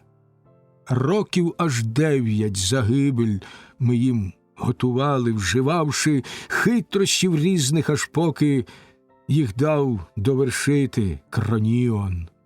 Розумом ще бо ніхто з Одіссеєм не міг богосвітлим там порівнятись ніколи. Усіх перевищував завжди в хитрощах різних твій батько, якщо таки справді ти рідний син його. З подивом щирим я нині дивлюся на тебе, тож і в розмові настільки ти схожий на нього, що навіть важко повірить, щоб міг щось подібне юнак говорити. Ще не бували ніколи ми, я й Одіссей богосвітлий, різної думки ані у зібраннях народних, ні в раді. Мислями завжди єдині, й душею розумні поради ми подавали аргеям, щоб вийшло усе якнайкраще. Тільки як ми зруйнували високе Пріамове місто і на кораблях отпливли, то Бог нас розкидав, Ахеїв. Зевс тоді в серці своїм поворот нещасливий замислив людям аргейським. Не всі, бо між ними бували розумні і справедливі. Лиха багатьох із них доля спіткала. Згубний бо гнів збудили вони в ясноокої доньки, батька всевладного, й розбрат вчинила вона між Атрідів. Вдвох необачно вони поскликали на збори Ахеїв проти звичаю тоді, як за обрій вже сонце сідало. Вийшли на площу з вина обважнілі синови ахейські, й мовили мовно до них, навіщо людей поскликали. Тут Менелай зажадав, щоб швидше згадали Ахеї про поворот до вітчизни, полону широкого моря. Не до вподоби було Агамемнону це, бо він радив людям затриматись тут і священні зложить гекатомби, щоб заспокоїти гнів богині Афіни жахливий. Дурень, не знав він того, що схилити її вже не вдасться. Вічно живущі боги так швидко думок не міняють. Так от обидва стояли і прикрими лайки словами перекидалися враз в наголінниках мідних Ахеї, з криком страшенним схопились, між двох поділившися гадок. Спали ми ніч неспокійно, один проти одного в серці зле умишляючи, Зевс готував нам великі нещастя. Вранці свої кораблі на священне ми зсунули море, здобич забравши усю й ошатно одягнених бранок. Друга ж людей половина, не рушивши з місця, лишилась при Агамемноні, сині Атрея, людей вожаєві. Ми ж, половина, на судна зійшли й отпливли і помчали. Швидко морську широчінь розстелив тоді Бог перед нами. В тенет приїхавши, жертви богам принесли ми, вітчизни, прагнучи серцем. Та Зевс не дозволив жорстокий додому нам повернутись. Він вдруге між нас розпалив ворожнечу. На кораблях крутобоких одні вже назад повертали, і з владарем Одіссеєм, досвідченим, ще й хитродумним, щоб догодити цілком Агамемнону, сину Атрея. Я ж з усіма кораблями, які прямували за мною, плив собі далі, бо знав, що біду божество нам готує. Плив син Тідея хоробрий за нами своїм товариством. Згодом до нас до обох приєднався Менелай русокудрий. В Лесбосі нас він нагнав, там про дальшу ми путь міркували. З півночі скелі Хіосу урвистого нам обминути, маючи Псірію, острів ліворуч, чи з півдня Хіосу, повз Мімант прямувати, вітрам буревійним відкритий. Бога благали ми певну нам дати ознаку, дорогу він показав і звелів нам прорізати впрост до Евбеї, моря середину, щоб небезпеки уникнути швидше. Вітер попутний повіяв шумливо, і легко побігли рибним шляхом кораблі, і уночі аж до мису Гереста ми прибули. Посейдону, що дав стільки моря одмірять, стегна численних биків принесли ми у жертву подячну. День був четвертий, коли з Діомедом, впокірником коней, сином Тідея, супутці ввели кораблі рівнобокі в гавань Аргоську, а я плив до Пілоса, і ні на хвилину вітер не вщухнув попутний, що Бог ще спочатку послав нам. Так, моє любе дитя, без вістей я прибув, і не знаю, і досі я, хто врятувався з Ахеїв, а хто з них загинув. Теж, що почути я міг у власному сидячи домі, знатимеш все ти як слід, не втаю, бо від тебе нічого. Кажуть, вернулись тоді мірмідоняни всі, списоборні, світлий бо син Ахіла, великого духом їх вивів. Цілий додому вернувсь Філоктет, син Поянта славетний, і до Меней всіх до Кріту довіз із свого товариства, що заціліли в боях. З них нікого не викрало море. А про Атріда й самі ви чували, хоч одаль живете, як він вернувся, як Егіст лиху йому згубу підстроїв. Правда, ганебної той покути зазнав незабаром. Як воно добре, коли, загинувши, муж залишає сина. Помстився, бо він на підступному батько-вбивці, злому Егісті, що вбив славетного батька у нього. Друже мій любий, я бачу, ти й рослий удався, вродливий. Будь же відважний, щоб доброї слави в потомках набути. Відповідаючи, мовив на це Телемах тямовитий. Несторе, сину Нелею, велика Ахеїв пошано. Так він помстився на нім по заслузі, і широко Ахеї славу його рознесуть, щоб знали й потомки майбутні. О, якби силою тою боговий мене наділили, щоб за зухвалість болючу я міг женихам відплатити, кривди богіх і знущання занадто уже допікають. Щастя такого, проте, нам боги не судили послати, батьку моєму й мені, і доводиться тільки терпіти. Нестор, їздець староденний, у відповідь мовив до нього. Друже, якщо вже про це нагадав ти й розмову провадиш, чув я багато в твій дім женихів учащає незваних, задля твоєї матусі і кривду тобі учиняють. Отже, скажи, добровільно ти зносиш оце, чи до тебе ставляться люди вороже, керовані голосом Божим? Хто зна, можливо, ще прийде за їхні насильства помститись, батько твій сам, чи всі, із ним разом зібравшись Ахеї? О, якби так полюбила й тебе, ясноока Афіна, як Одіссеєм славетним дбайливо вона піклувалась, в краї троянськім, де стільки Ахеї ми горя зазнали.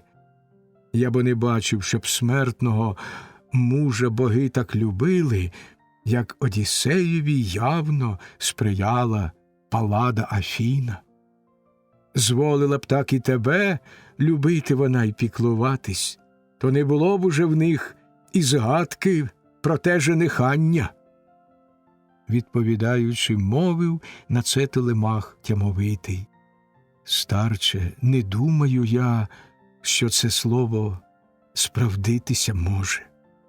Надто багато сказав ти, аж дивно мені, і надії в мене нема, щоб те сталось, хоч би і боги так бажали. Відповідь мовить йому ясноока богиня Афіна.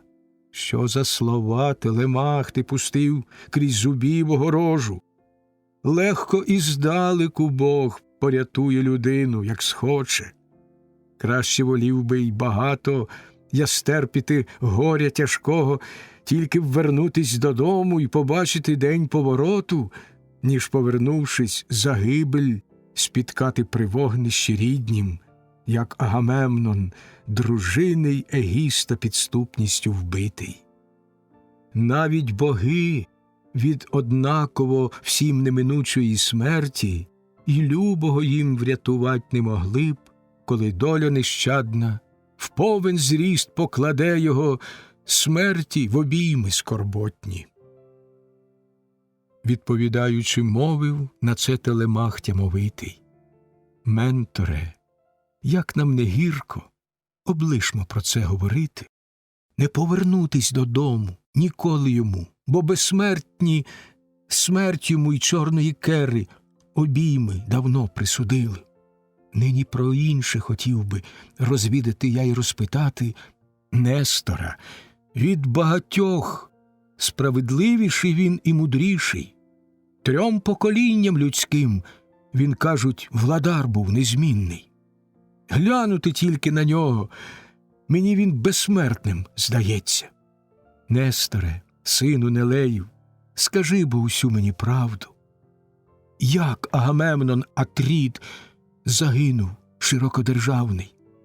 Де Менелай був? Яку для Атріда загибель придумав хитрий Егіст, щоб убити здолав він сильнішого мужа? Може, не в Аргосі був Менелай тоді, десь заблукавши поміж чужими людьми, а той і відважився на вбивство?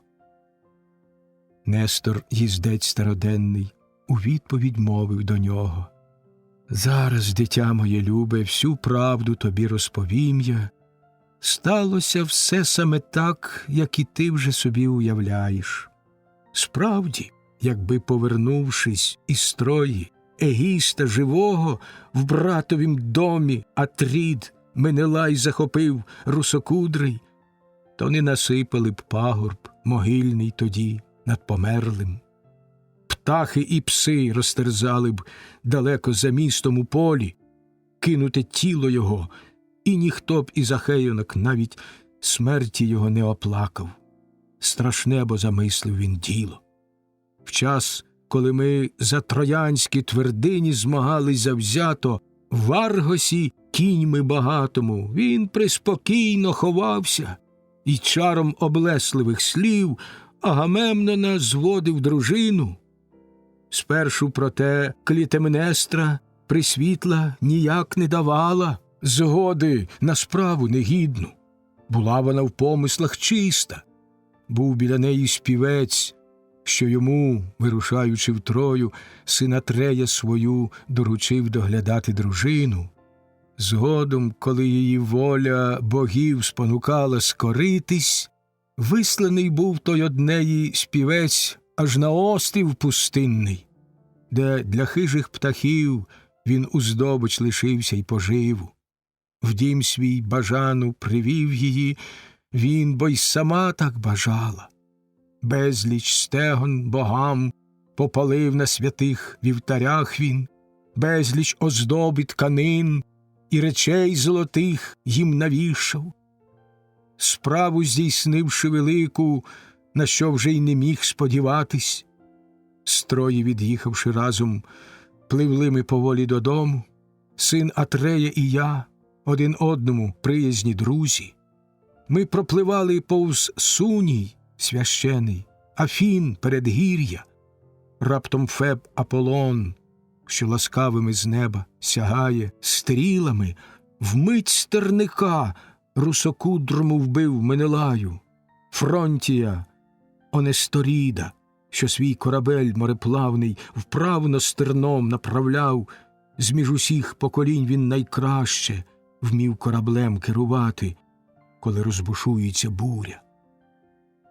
Там забаривсь Менелай, хоч і як поспішав у дорогу, мусив товариша він поховати і похорон справить. Потім, коли в виннотемнеє море поплинув і знову, на кораблях він доладних, і скель стрімковерхих малеї швидко досяг, страшну йому визначив Зевс громозвучний далі дорогу. Вітру наслав він бурхливе дихання, і хвилі навколо бурунні підняв величезні, як гори. Кріту дісталися тих розпорошених суден частина. Там, над Ярданом струмистим, Кідони жили споконвіку. Гола, стрімка над водою, звисає там скеля висока з самого краю гортіни в імлисто-туманному морі. З лівого боку до Фесту велику там кидає хвилю нот, і той камінь малий затримує хвилю велику. Саме туди їх загнало, і ледве уникнули люди гибелі. Всі ж кораблі, оскелі підводні розбито хвилями вщент. Із них тільки 5 кораблів синьоносих аж до самого Єгипту водою і вітром загнало. Поки, збираючи золота й всякого скарбу багато, із кораблями блукав Менелай між людей чужомовних, дома тим часом Егіст свій злочин великий замислив. Сина Атрея убив, і народ йому мовчки скорився. Так він 7 років владарив у злотобагатих Мікенах, тільки на 8-й з Афін на згубу йому повернувся світлий Орест, і Егіста, підступного батько-вбивцю, вбив він того, що колись умертвив його славного батька. Потім, проте, поминальну для всіх він справив аргеїв, учту по матері Ницій і тім боягузі Егісті. Дня цього самого вже й Менелай гучномовний приїхав, стільки привізши скарбів, скільки їх в кораблях уміщалось. Ти ж не барися, мій друже, в блуканнях від дому далеко. Скарб, залишаючи весь у господі своїй на поталу, людям зухвалим усе, бо вони пожируть і між себе скарб твій поділять. Даремно й було б тобі в путь вирушати. До Менелая ж раджу, я щиро тобі й закликаю їхати. Зовсім недавно в отчизну свою повернувся він од людей, від яких вже не мав і надії у серці. Виїхать він, коли бурі загнали його на простори моря широкого, звідки і птиця крилата не зможе навіть за рік долетіти. Таке бо страшне й величезне. Нині ж рушай на своїм кораблі із гребцями своїми, чи суходолом, як хочеш. Стоять он і повіз, і коні. Їдуть сини мої разом, вони бо тебе й запровадять. Аж в Лакедемон ясний, де живе Менелай русокудрий. Ти його сам попроси, щоб сказав він усю тобі правду. Він не злукавить, занадто, бо щирий він є і розумний. Так він сказав, а сонце зайшло і почало вже смеркатись. Знову озвалась тоді ясноока богиня Афіна. Старче, усе як належить, по правді мені розповів ти.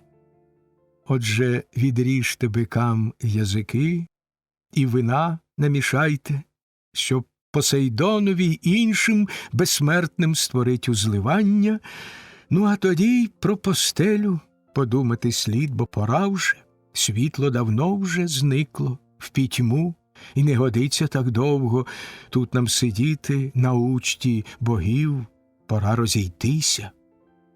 Зевсова донька сказала, і всі улягли її слову. Воду їм чисту на руки окличники стали зливати. Чаші вином юнаки наповнили всім аж повінця, й пороздавали навколо їм келихи для узливання. Кинувши в жар язики, вони, стоячи так, узливали. По узливанні й самі вони випили, скільки схотіли. Разом з Афіною встав Телемах боговидний від столу. На корабель крутобокий, бажаючи разом вернутись, Нестор затримав обох із такими, звернувшись словами. Хай мене Зевс і інші богови безсмертні боронять, щоб на швидкий корабель вам дозволив я йти ночувати, начебто б зовсім уже я злидень якийсь, голодранець. Наче нема килимів з покривалами в домі моєму, щоб і самому, і гостям було на чим м'яко поспати. Є в мене ще й килими, й покривал є чудових багато.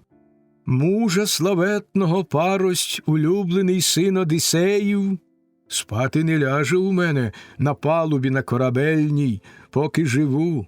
Після мене ж у домі зостануться діти, щоб пригостити гостей, які у мій дім завітають. Мовить до нього тоді ясноока богиня Афіна. Добре сказав ти, мій старче, коханий, і ради твоєї слід Телемахові слухать, бо так воно буде найкраще.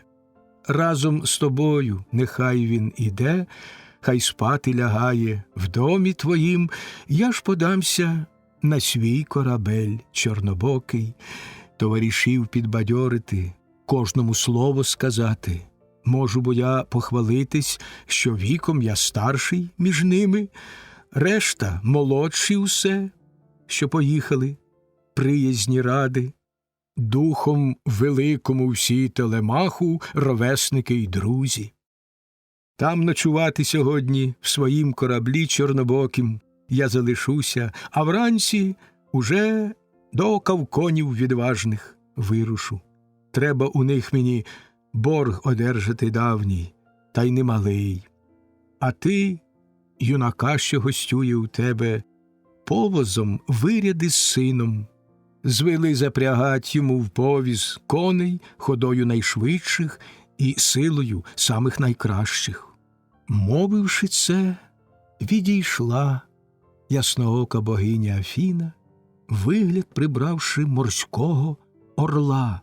Всі жахнулись присутні. І Нестор старий дивувався, на власні це бачивши очі. Взяв Телемаха за руку, назвав на ім'я і промовив: «Друже, нікчемою ти й боягузом, я певен, не будеш, раз вже тебе, юнака, богове самі супроводять, бо не хто інший отут із осельників був олімпійських. Зевсова донька була, найславетніша Трітогенея, що між аргеїв усіх твого батька найбільш вирізняла. Будь же, владарко, ласкава й до мене, і доброї слави дай і мені, і дітям моїм, і дружині поважній. Широколобу в жертву тобі принесу однорічну ялівку я, що в ярмо ще ніколи її не впрягали, позолотивши їй роги, тобі принесу її в жертву». Так він молився, і слова ті почула Паллада Афіна. Попрямував тоді Нестор їздець староденний із почтом власних синів і зятів до свого пригарного дому. А позаходили всі у прославлений дім можновладця, то посідали рядком, на стільцях вони всі та на кріслах, в чашах тоді намішав господар старий для прибулих добропитного вина, що стояло вже літ 11, ключниця те їм відкрила вино, з нього покришку знявши, в чаші його намішавши, він довго молився Афіні, Зевса, гідодержавця, дочці, і чинив узливання. По узливанні й самі вони випили, скільки схотіли, і кожен в оселю свою спочивати усі розійшлися. А Телемаха, любе, дитя Одіссеєве, на ніч Нестор, їздець староденний, просив до своєї господи.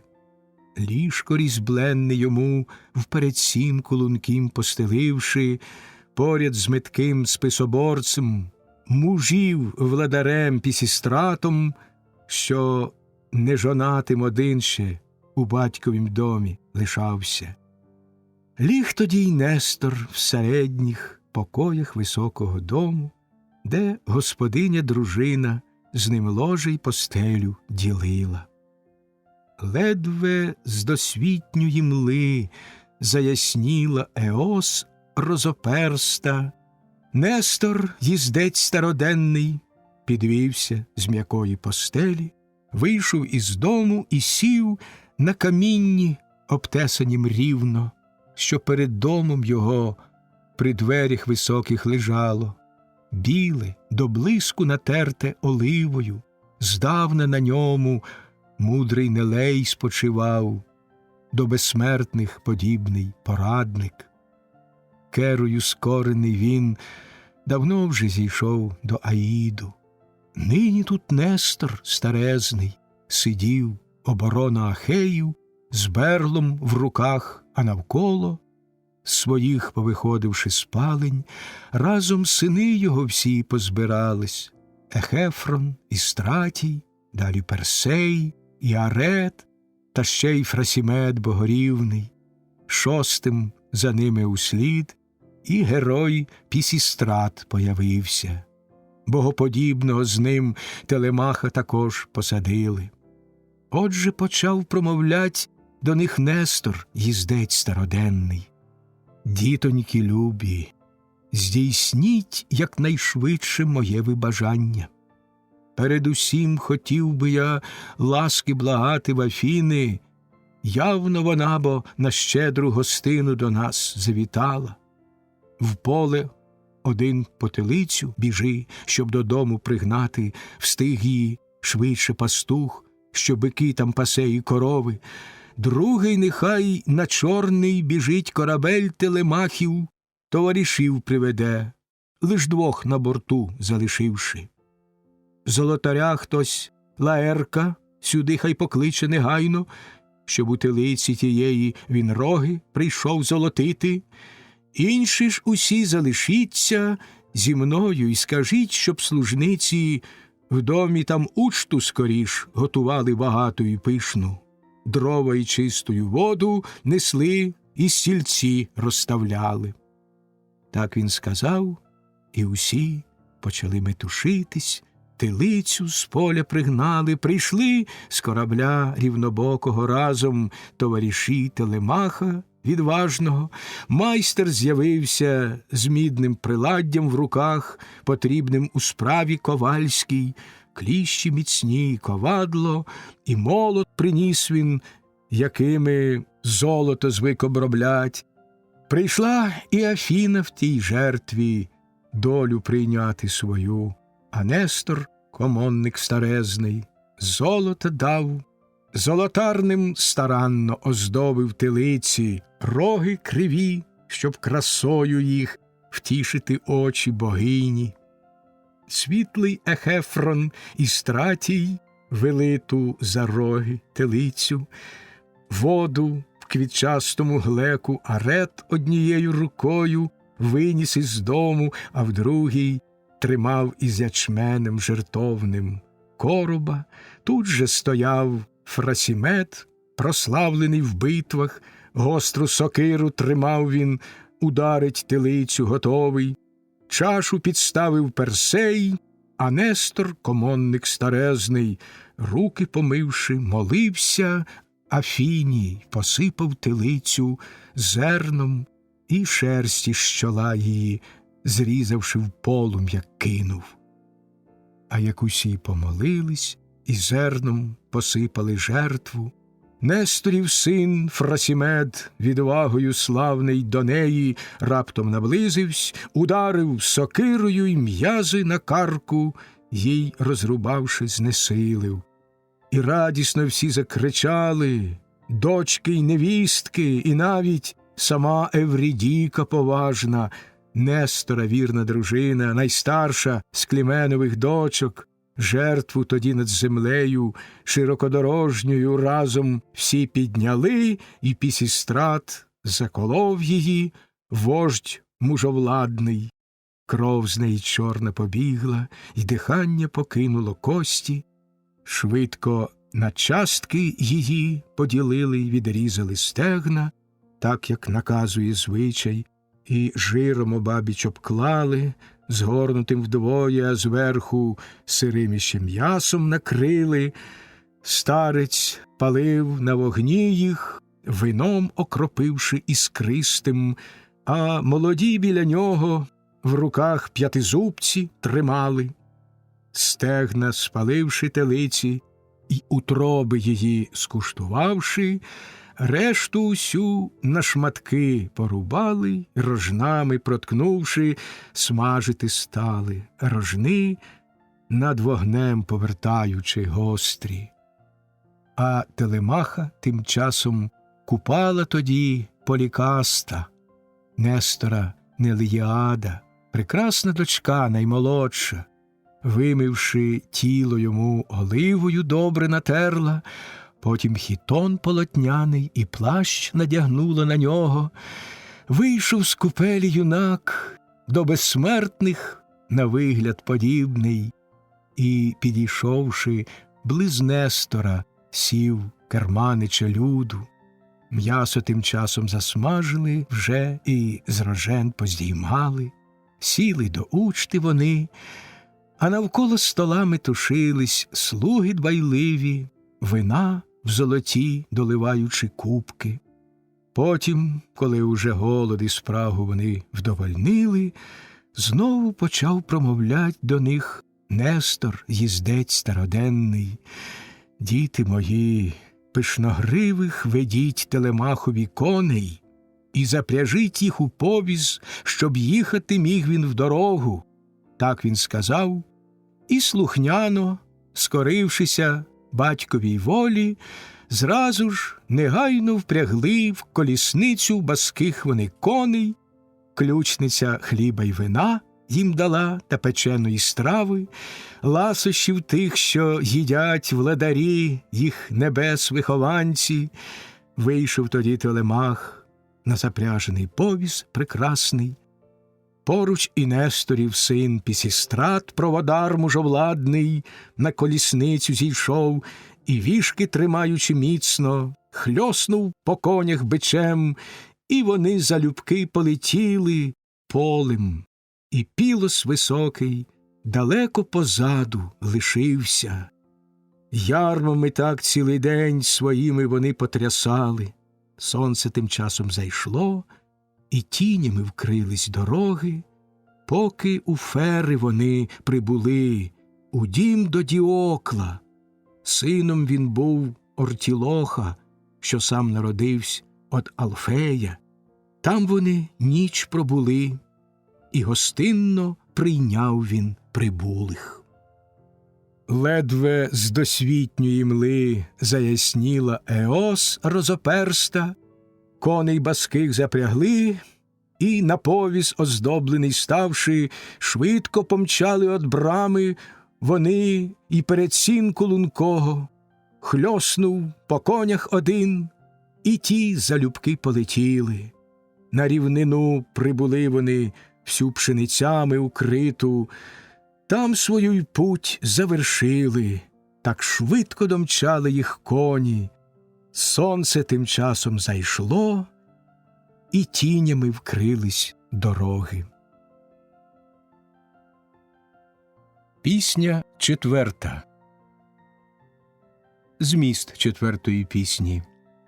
Вечір 5-го дня і день 6-й. Прибулих до Лакедемону, Телемаха і Пісістрата Менелай запрошує на весілля своїх сина й дочки, що саме відбуваються в його домі. Менелай і дружина його Єлена пізнають Телемаха і розповідають про пригоди під Троєю і наступну долю ахейських вождів, про подвиги Одіссея та затримання його у німфи Каліпсо на острові Огігії. Тим часом женихи, довідавшись про відплиття Телемаха, замишляють убити його, коли він повертатиметься. Пенелопа тяжко сумує, довідавшись про від'їзд сина і замах на його життя. Зворушена її молитвою, Афіна підбадьорює Пенелопу віщим сном. Женихи на чолі з Антіноєм вирушають у море, щоб перестріти Телемаха біля острова Астеріди. В Лакедемоні. Так в Лакедемон дістались, в глибоку між урвищ долину, і до Менелая славетного в дім свою путь спрямували. Пишно справляв у той час він в численному родичів колі разом весілля і синові свому, і незайманій доньці. Сину Ахілла, мужів переборця, її відсилав він. Дав ще у Трої він згоду йому, обіцявши за нього видать її, і боги це одруження нині здійснили. До мірмідонян із кіньми й возами її виряджав він, в місто прославлене їх, де владу посів наречений. Синові ж юну Алектора доньку привіз він із Спарти. Звавсь Мегапентом міцним той улюблений син. Народився він од рабині, Єлені ж дітей вже боги не послали. Після того, як дочку породила вона Герміону, милу й прекрасну, немов би сама золота Афродіта. Високоверхом у домі на учті весільній сиділи всі Менелая славетного родичі, друзі й сусіди, і розважались. Співець божественний співав під формінгу пісні чудової, і два скоморохи лише починав він грати й співати, танок посередині вже витинали. Під ворітьми Менелая обидва супутники з кіньми, юний герой Телемах і Несторів син світловидий, стали. Проходячи їх, Етеон, управитель, побачив, вірний слуга й помічник Менелая славетного бистрий. Через господу пройшов він людей вождя сповістити, став біля нього близенько і слово промовив крилате. Люди якісь там, паростку, Зевсів ясний Менелаю, двоє чужинців, здається, із роду великого Зевса. Як ти накажеш, чи коней у них розпрягти вітроногих, чи відіслати до інших, хто радо в гостину їх прийме? З гнівним обуренням мовив йому Менелай русокудрий: дурним не був ти раніш, Етеоне, сину Боетів.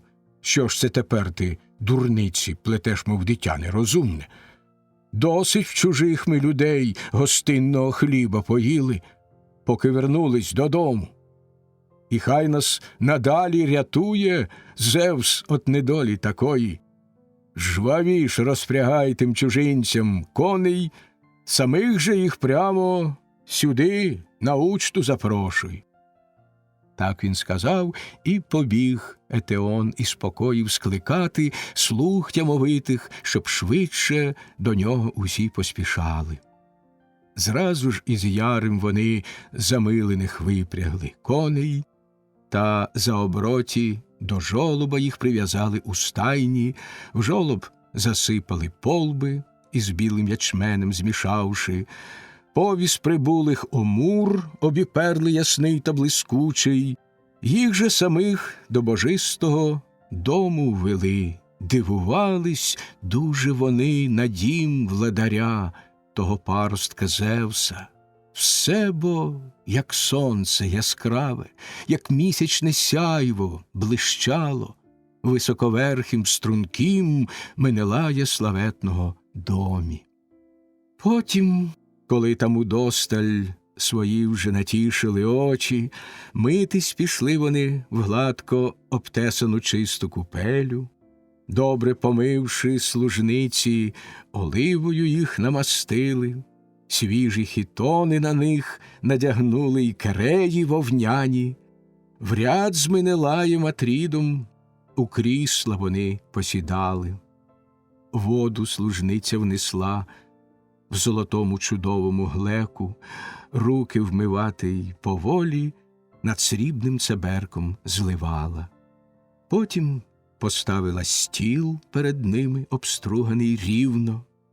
Ключниця хліба внесла їм поважна, і страв розмаїтих, радо й щедро черпнувши з домашніх запасів численних. Високо чашник на блюдах поклав дерев'яних їм м'яса різного, й келихи він золоті перед ними поставив. Слово привітне промовив до них Менелай русокудрий. «Хліба мого споживіть на здоров'я, а потім, коли вже підживетеся, почну я розпитувати, що ви за люди. Вами продовжений гідно батьків ваших рід не загинув. З роду державців, як видно, походите ви, берлоносних, Зевса годованців. Прості таких би, як ви, не вродили». Так він промовив, у руки телячої взяв хребтовини і жирні шматки їм поклав із своєї почесної пайки. Руки до страв приготованих зразу ж усі простягнули. Потім, коли уже голод і спрагу вони вдовольнили, Нестора синові мовив тоді Телемах тямовитий, голову близько схиливши, щоб інші його не почули. «Глянь, Несторіде, мій друже, для серця мого найлюбіший, як в цих покоях лунких все виблискує міддю яскраво, золотом, сріблом, та ще ж і слоновою кістю, й електром.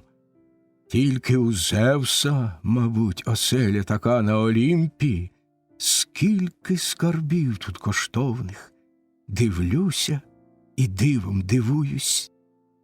Слів його тихих проте дочув Менелай русокудрий і, промовляючи, словом до них звернувся крилатим. «Дітоньки любі, із Зевсом нікому з людей не рівнятись. Все бо у нього нетлінне, скарби і будівлі численні.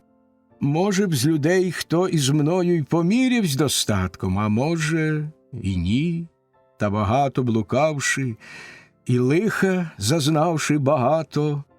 Все це привіз в кораблях я, і на 8-му році вернувся. Кіпр, Фінікію і Єгипет відвідавши в довгих блуканнях. Був я також в Ефіопів, Сидонян, в країні Ерембів, в Лівії був, де рогатими родяться зразу ж ягнята, де по 3 рази щороку котяться і вівці, і кози. Там ні господар, ні навіть пастух ще не відав нестатку, ні в молоці у солодкім, ні в м'ясі та свіжому сирі. Цілий борік молока удосталь там можна доїти. Поки блукав по чужих я краях і всякого скарбу там набував, тут інший нежданно й негадано нишком підступом злої дружини убив мого брата ганебно. Тим то й не тішить мене те багатство, що ним володію.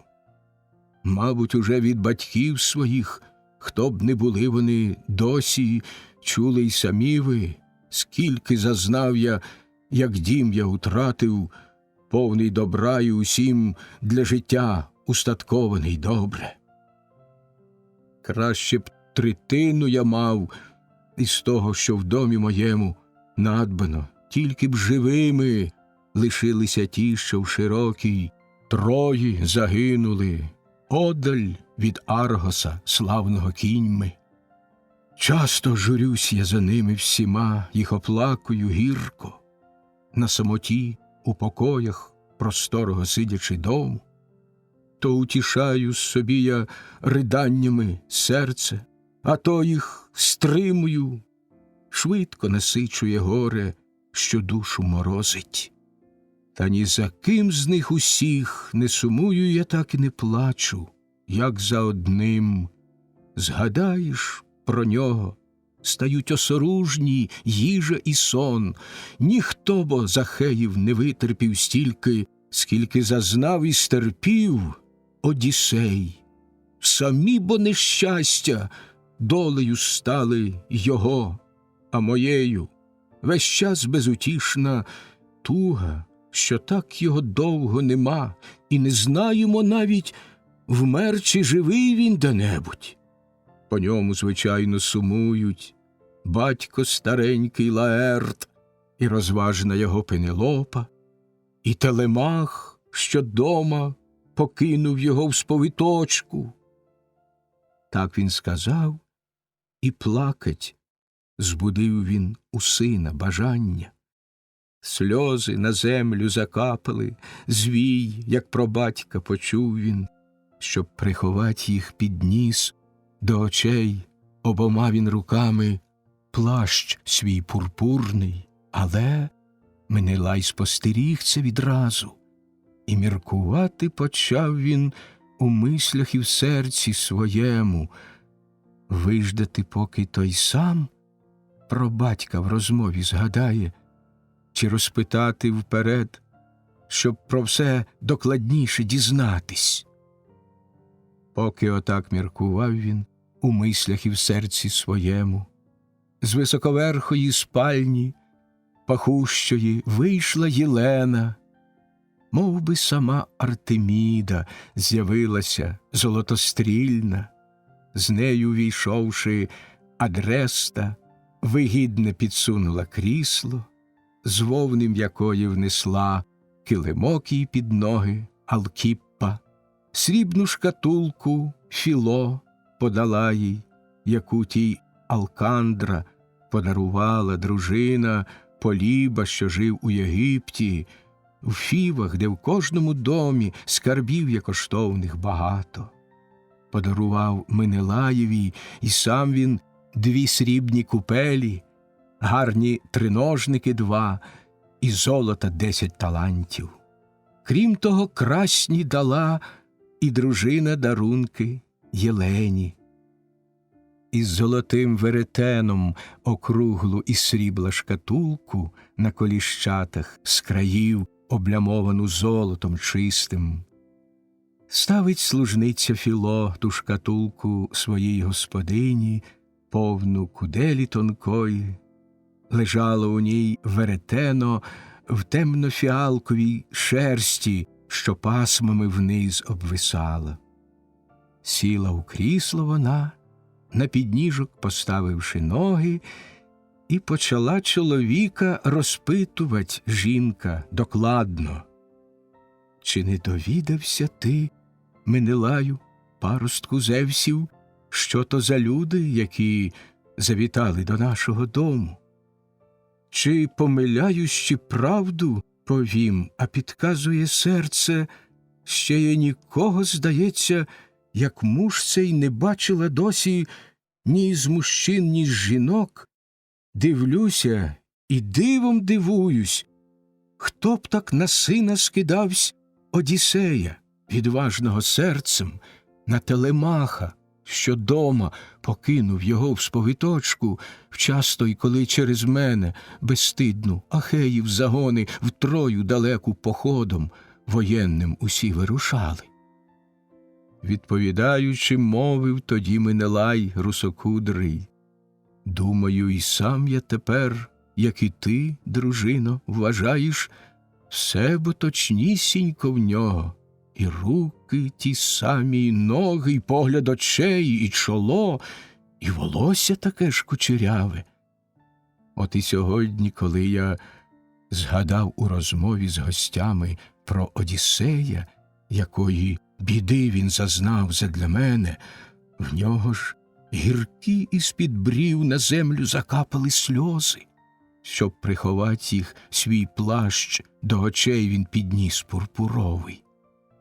Несторів син Пісістрат у відповідь мовив до нього: паростку Зевсів, владарю людей Менелаю Атріде, справді доводиться сином того він, про кого ти кажеш, тільки він скромний юнак і соромиться в серці своєму, щойно увійшовши уже, і словами отут розкидатись перед тобою, що голос твій тішив нас так, наче Божий. Вирядив з ним і мене уже Нестор, їздець староденний, проводирем йому бути. Побачитись хотів він з тобою, щоб ти порадив його, чи словом то буде, чи ділом. Синові, втративши батька, багато доводиться в домі лиха терпіти, якщо оборонників інших немає. От як тепер Телемах залишився і немає в народі більше нікого, хто б міг від нещастя його захистити. Відповідаючи, мовив тоді Менелай русокудрий: от дивина! То невже ж завітав до господи моєї син мого друга, що стільки вже витерпів він задля мене? Краще з усіх я аргеїв його сподівавсь привітати. Тільки б в швидких кораблях нам по бурному морю б дозволив Зевс громозвучний, Олімпу владика, додому вернутись. В Аргосі дав би я місто йому для життя, збудував би дім, із Ітаки його з багатством усім перевіз би, з сином і всіми людьми, якесь увільнивши для нього місто околишнє з тих, що владі моїй підлягають. Близько ми з ним живучи, зустрічались би часто, і ніщо нас не розділяло б у приязні нашій і радості спільній, поки когось із нас чорною хмарою смерть не окриє. Хтось із безсмертних богів, як видно, позаздрив на нього, і він, бідолашний, один, повороту додому не має. Так він сказав, і заплакать у всіх розбудив він бажання. Плакала гірко Єлена, аргейська, народжена Зевсом. Плакати став Телемах, і сам Менелай, син Атрея. Навіть і Несторів син тоді сльози почав проливати, з тугою в серці згадав бездоганного він Антілоха, брата, що світлий убив його син зоряниці ясної, а спогадавши, звернувся до нього і словом крилатим: сину Атрею, смертних ти розумом всіх перевищив. Нестор нам сивий не раз це говорить, коли ми про тебе в домі своєму зібравшись, згадаємо часом в розмові. Нині ж мене ти, будь ласка, послухай. Не дуже я радий в жаль по вечері вдаватись. Ще прийде на те зоряниця, рано народжена.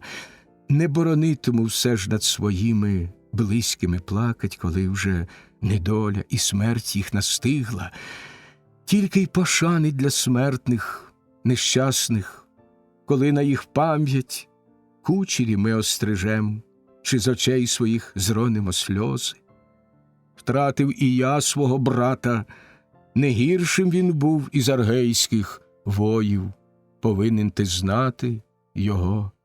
Я ж не знав його досі і навіть не бачив, кажуть, проте із усіх визначався брат Антілох і в борні бойовій, і в швидких перегонах.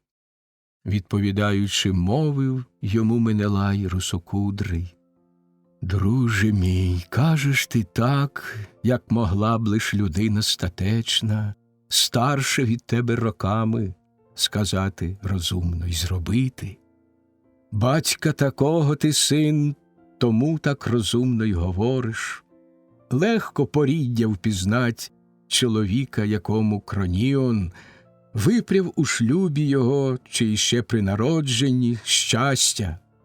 Так от, як Нестору дав він життя свого дні всі незмінно, в домі своєму прожити, в достатку й постарітись дома. Маючи добрих, розумних синів, списоборців найкращих. Ну, бо облишмо цей плач жалібний, що так раптом почався. Краще про учту згадаємо і руки омиймо водою чистою. Досить і вранці нам буде часу для розмови. Встигнемо, я й Телемах, перемовитись ще між собою». Так він сказав, і воду на руки їм злив Асфаліон, вірний слуга й помічник Менелая славетного бистрий. Руки до страв приготованих зразу ж вони простягнули. Інше подумала тут народжена Зевсом Єлена. В келихи й чаші з вином, що пили вони, вкинула раптом зілля, що й біль погамує, і горе дозволить забути. Хто його вип'є, хоч трохи, в кратеру з вином домішавши, той цілий день не лише й однієї не зронить сльозини, хоч би умер навіть батько у нього чи матінка рідна, хоч би упрост перед ним і брата чи любого сина гострою міддю убили, і на власні це очі він бачив. Зевсова донька ті ліки, цілющі, для всіх пожиточні, від Полідамни, Втона, дружини, придбала в Єгипті, де плодоносна земля розмаїтого родить багато, зілля корисного людям, багато й шкідливого дуже. Кожен там лікар, що всіх перевищить знаннями й умінням інших людей, усі бо в краю тім із роду Пеана. Вкинувши зілля в вино і звелівши його розливати, враз до присутніх з такими словами звернулась Єлена: «Паростку Зевсів, ясний Менелаю Атріде, і всі ви, діти відважних мужів, у житті кому як посилає Зевс і добра, і недолі, бо все в його владі і силі. Сидячи тут у покоях, на учті, усі призволяйтесь, бавтесь розмовами, я ж розповім вам щонебудь до речі. Ні розказать до ладу не могла б я, ні навіть згадати подвигів всіх Одіссея, в біді витривалого мужа. Та розповім про один, що так мужньо його учинив він в краї троянськім, де стільки Ахеєви горя зазнали.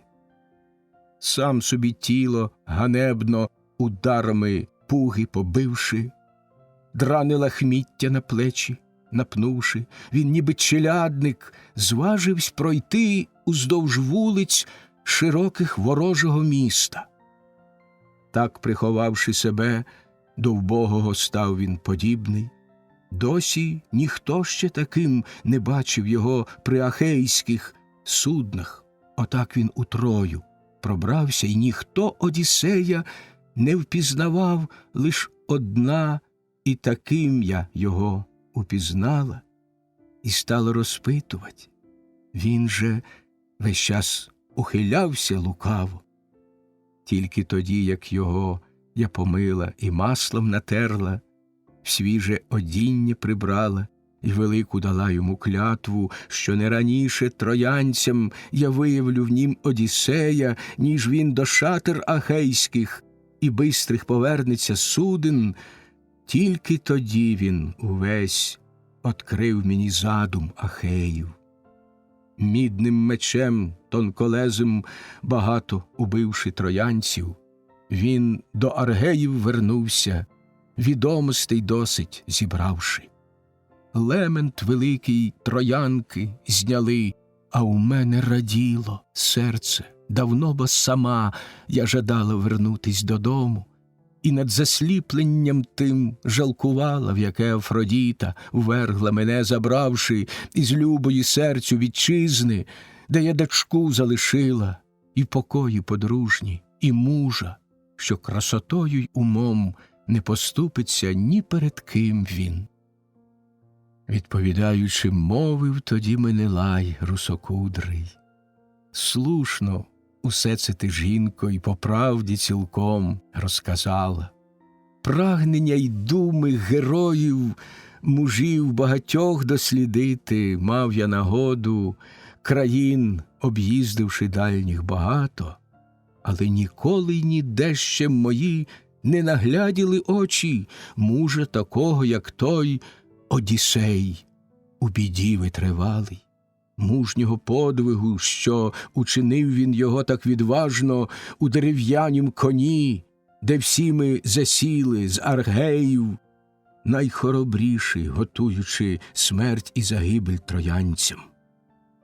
Ти ж до коня підійшла тоді, мабуть, якийсь то ворожий Бог спонукав тебе, слави троянцям волівши додати. Разом з тобою тоді підійшов Деїфоб боговидний. Тричі кругом обійшовши, ти схованку мацала утлу і почала визначних на ім'я викликати Данаїв. Голос дружин їх, аргейських жінок, вдаючи достеменно. Я й Діомед, син Тідея, та ще Одіссей богосвітлий, сидячи разом всередині, чули, як їх ти гукала. Скочили з місця обидва, схвильовані, ми вже готові вийти з коня, чи й відтіль озватися раптом до тебе. Та Одіссей зупинив нас і, стримавши ті поривання, інші ахейські сини всі мовчки тим часом сиділи. Тільки Антікл поривався словами на твій обізватись голос, але Одіссей міцними руками затиснув рота йому і тримав так, аж поки Паллада Афіна геть відвела тебе й цим врятував од біди він Ахеїв. Відповідаючи, мовив на це Телемах тямовитий: паростку Зевсів, владарю людей, Менелаю Атріде, тим то й смутніше, що хоч і залізне в грудях у нього билося серце, але не уник він лихого загину. Та чи не час нам обом іти на спочинок, щоб, лігши сном найсолодшим, могли вже утішитись ми на постелях? Так він сказав, і Єлена Аргейська звеліла служницям ліжка стелить в передсінку, пурпурними їх подушками викласти, ще й килимами чудовими постіль заслати, і покривала вовняні подать їм укритися зверху. Вийшли із світлом ясним у руках із покоїв служниці, і постелили постелі, і гостей туди вивів окличник. Там, у переднім покої, вони і лягли спочивати. Ліг там герой Телемах і Несторів син світлосяйний. Там же Атрід ліг в середніх покоях високого дому, поруч лягла й довгошатна Єлена в жінках богосвітла. Ледве з досвітньої мли заясніла Еос розоперста. З ложа свого підвівся уже Менелай гучномовний, в одяг убрався, череспліч нагострений меч перевісив, знизу сандалії гарні до ніг підв'язав мускулястих, вийшов із спальні своєї, на Бога достоту подібний. До Телемаха підсів, назвав на ім'я і промовив: «Що спонукало тебе, Телемаху, герою, прибути в Лакедемон наш світлий, полону широкому моря? Справа своя чи громадська? Ти, може, одверто розкажеш?» Відповідаючи, мовив на це Телемах тямовитий: «Паростку Зевсів, владарю людей Менелаю Атріде, я розпитати прибув, чи про батька вістей не розкажеш? Дім пожирають у мене і гинуть багаті маєтки. Повен мій дім зловорожих мужів, що ріжуть у мене цілі отари овець, ще й повільних биків круторогих. Так мою сватають матір, оті женихи призухвалі.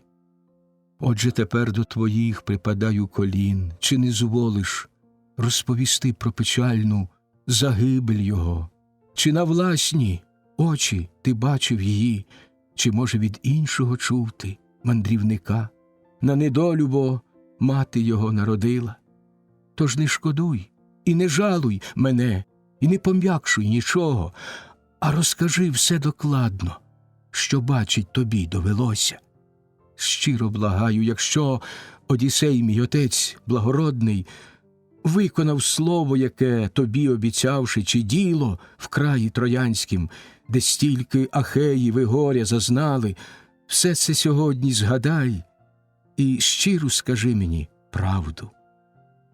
З гнівним обуренням мовив йому Менелай русокудрий: «Ну ж і ганьба! На шлюбному ложі лягти у такого мужа могутнього враз заманулось отим боягузам. Це все одно, якби лань у лігво могутнього лева, новонароджених ще сосунців оленяток поклавши, вийшла б за травами рясно укриті узгір'я й долини пастись, а він би тим часом до лігва свого, повернувшись, приготував оленятам і лані загибель ганебну. Так Одіссей і для них приготує загибель ганебну. О, якби Зевсе наш батько, й Афіно, і ти, Аполоне, він залишався таким, яким ще колись на Лесбосі, ставши на герць завзято, із Філомелідом змагався і кинув з усеї ним сили об землю на радість Ахеям. Хай би отак Одіссей зустрів женихів безсоромних, коротковічні усі б вони стали тоді гірко шлюбні. Ну, а про те, що мене ти питаєш і просиш, будь певен, не ухиляючись правду, скажу я тобі, не злукавлю. З того всього, що морський оповів мені старець правдивий, не приховаю нічого, слівця не втаю я від тебе. Я поривався додому, мене ж у Єгипті тримали вічні боги, бо святої я їм не приніс гекатомби. Хочуть, бо завжди вони, щоб наказами їх пам'ятали. Острів там є невеликий, у вічно бурхливому морі. Перед самим він Єгиптом лежить, а зовуть його Фарос. Стільки віддалений острів від берега, скільки проплине з вітром попутним іззаду за день корабель крутобокий. Є там затока чудова, і зручно із неї просторі в море вести кораблі, водою запасшись питною. 20 днів нас боги там тримали, і зачасто й ні разу вітер не віяв морський, що супутникам нам супроводить всі кораблі полону безмежно широкого моря. Виснаги ми вже зазнали і в силі людей, і в припасах, поки одна із богинь не зглянулась, не врятувала донька старого Протея, могутнього бога морського, Ейдотея, найбільше, бо душу її зворушив я. Від товариства далеко, блукавши, я стрів її раптом. Товариші ж у той час кривими гачками ловили рибу вздовж берега, шлунки, бо голод їм мучив страшенний. Близько спинившись, з таким вона словом до мене звернулась. Чи нерозумний ти зовсім, чужинце, а чи легковажний? Чи ненавмисно ти дляєш, знаходячи втіху в стражданні? Надто на острові цім забарився й знайти вже не можеш виходу, товариші ж твої духом цілком занепали. Так говорила вона, а я їй у відповідь мовив: зараз тобі відповім я, кодра б із богинь не була ти. Ні, я не з власної волі затримався тут, а, як видно, чимось образив богів, що простором небес володіють. Може, хоч ти мені скажеш, бо все вам відомо, богове, хто із безсмертних затримав мене і заступає дорогу в путь поворотну по хвилях багатого рибою моря. Так говорив я й мені, відказала в богинях пресвітла. Щиро й одверто всю правду, чужинце, тобі розкажу я. Часто старець морський заїжджає сюди, непомильний, Бог невмирущий Протей із Єгипту, що добре безодні знає морські, владаря тих глибин Посейдона підданець. Кажуть, він батько мені, я від нього на світ народилась. Може, тобі пощастить, підстерігши його захопити? Все тобі він розповів би про віддаль дороги твоєї і путь поворотну по хвилях багатого рибою моря. Скаже він паростку Зевсів усе, як того побажаєш, що там лихого чи доброго сталось у домі твоєму з того часу, яку довгу і тяжку ти подався дорогу. Так говорила вона, я ж у відповідь мовив до неї: краще придумай сама на божистого старця засаду, так, щоб не вимкнувся він, як побачить мене і впізнає. Важко бо смертній людині з безсмертним управитись Богом. Так говорив я й мені, відказала в богинях пресвітла. Все це по правді, одверто і щиро тобі розкажу я. Щойно докотиться сонце середини неба ясного, старець морський непомильний із подобом першим зефіра раптом з глибин виринає у темну закутаний хвилю, вийде на берег і спати лягає в глибокій печері. Випливши з сивого моря, тюленів стада многоплавних сплять навкруги поріддя прекрасної доньки морської і видихають терпкий глибини океанської запах. Тож на світанку туди приведу я тебе і влаштую ложе між ними, а ти з кораблів добропалубних візьмеш на допомогу собі супутників 3 найвірніших. Все я тобі розповім і про хитрощі діда старого. Спершу тюленів усіх обійде він і всіх перелічить, потім усіх по 5, полічивши й оглянувши пильно, ляже всередині й сам, мов чабан у отарі овечій. Тільки-но вгледите ви, що сном уже першим заснув він. Всю свою силу й відвагу зібравши, хапайте старого й цупко держіть, хоч би і як вислизав він тоді й виривався.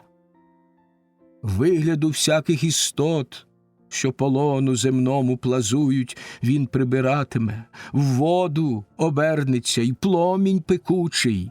Ви ж його міцно тримайте і тисніть як можна сильніше.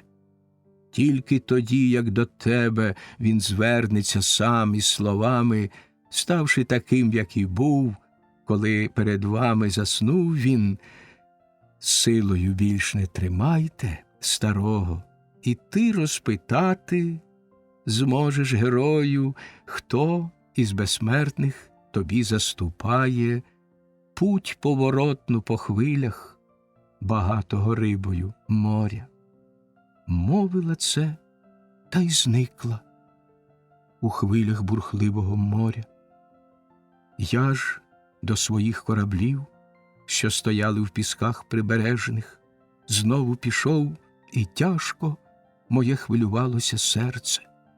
Потім, коли до свого корабля і до моря дійшов я, ми зготували вечерю, і ніч божественна настала. Спати лягли ми тоді на березі моря шумливім. Ледве з досвітньої мли заясніла Еос розоперста. Берегом йшов я піщаним широкодорожнього моря і щиро молився богам. Супутників вів я з собою 3, на яких у кожній би справі поклавсь цілковито. В лоно широкого моря, полинувши, світла богиня із глибини принесла нам 4 тюленячі шкури, тільки-но здерті, підступ на батька вона замишляла. Виривши лігва для нас у піску прибережнім, тим часом сіла вона і чекала, аж поки прийшли ми до неї. Покотом всіх нас поклала вона і шкурами вкрила. Прикрою засідка та нам здалася, і прикро вражав нас запах убивчий тюленів, що живляться тванню морською. Хто б це улежати міг із морською потворою поряд? Та порятунок і поміч велику вона подала нам. Кожному в ніздрі поклала амбросії трохи, що пахла солодко так, і запах огидний отой забивала. Так ми, терпіння набравшися, цілий пролежали ранок. З граєю випливли з моря тюлені і в ряд полягали, покотом всі спочивати на березі моря шумливім. Виплив опівдні з моря і старий, і оглянув навколо жирних тюленів своїх, усіх обійшов, полічив їх. Першими нас між потвор полічив він, про підступи наші й гадки у серці не мавши, приліг тут на березі й сам він. З криком тоді ми напали на старця й руками своїми міцно схопили його. Та мистецтво свого не забув він. Спершу у лютого він обернувсь буйногривого лева, потім в дракона, у барса, та ще в величезного вепра. Плинною став він водою, розложистим деревом потім. Ми ж, терпіння набравшись, старого безстрашно тримали. Тільки як витівки ці і самому йому вже набридли, Врешті з питанням звернувся він до мене й словами промовив: «Хто із безсмертних богів навчив тебе, сину Атреїв, підступом взяти мене проти волі? І чого тобі треба?» Так говорив він, а я у відповідь мовив до нього: «Знаєш ти, старче, і сам, чого ж ти питаєш лукаво? Як я на острові цім забаривсь, і знайти не здолаю виходу, навіть і сам уже духом цілком занепав я. Може, хоч ти мені скажеш, бо все вам відоме, богове, хто із безсмертних затримав мене й заступає дорогу в путь поворотну по хвилях багатого рибою моря?»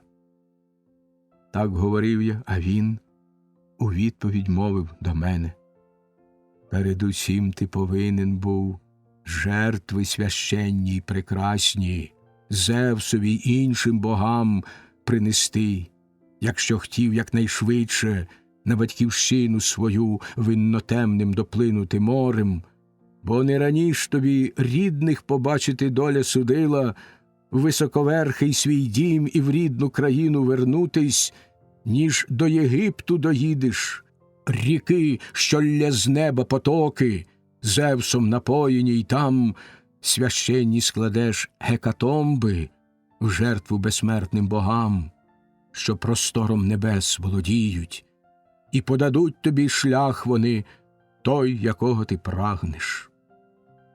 Так говорив він, і любим тоді зажурився я серцем. Він бо загадував знову мені по імлистому морю в довгу й важку до Єгипту дорогу назад повертати. У відповідь все ж я з такими звернувся до нього словами: «Все це я так і зроблю, як мені ти наказуєш, старче, тільки всю правду тепер розкажи і повідай одверто. Чи повернулись додому тоді з кораблями Ахеї, що, вирушавши з-під Трої, їх Нестор і я залишили? Чи з кораблем своїм разом хто смертю гіркою загинув? Чи на руках хто у друзів умер, війну закінчивши?»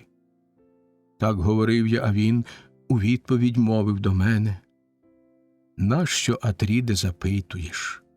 Краще б не знав ти нічого, і думки моєї не відав про це.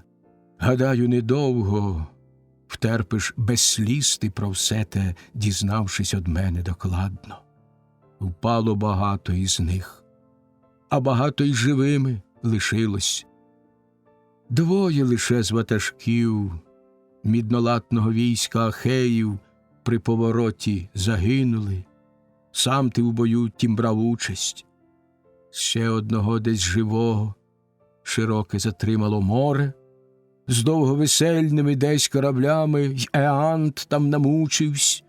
Спершу бо кинув його Посейдон з кораблем на великі скелі гірейські, проте врятував самого з безодні.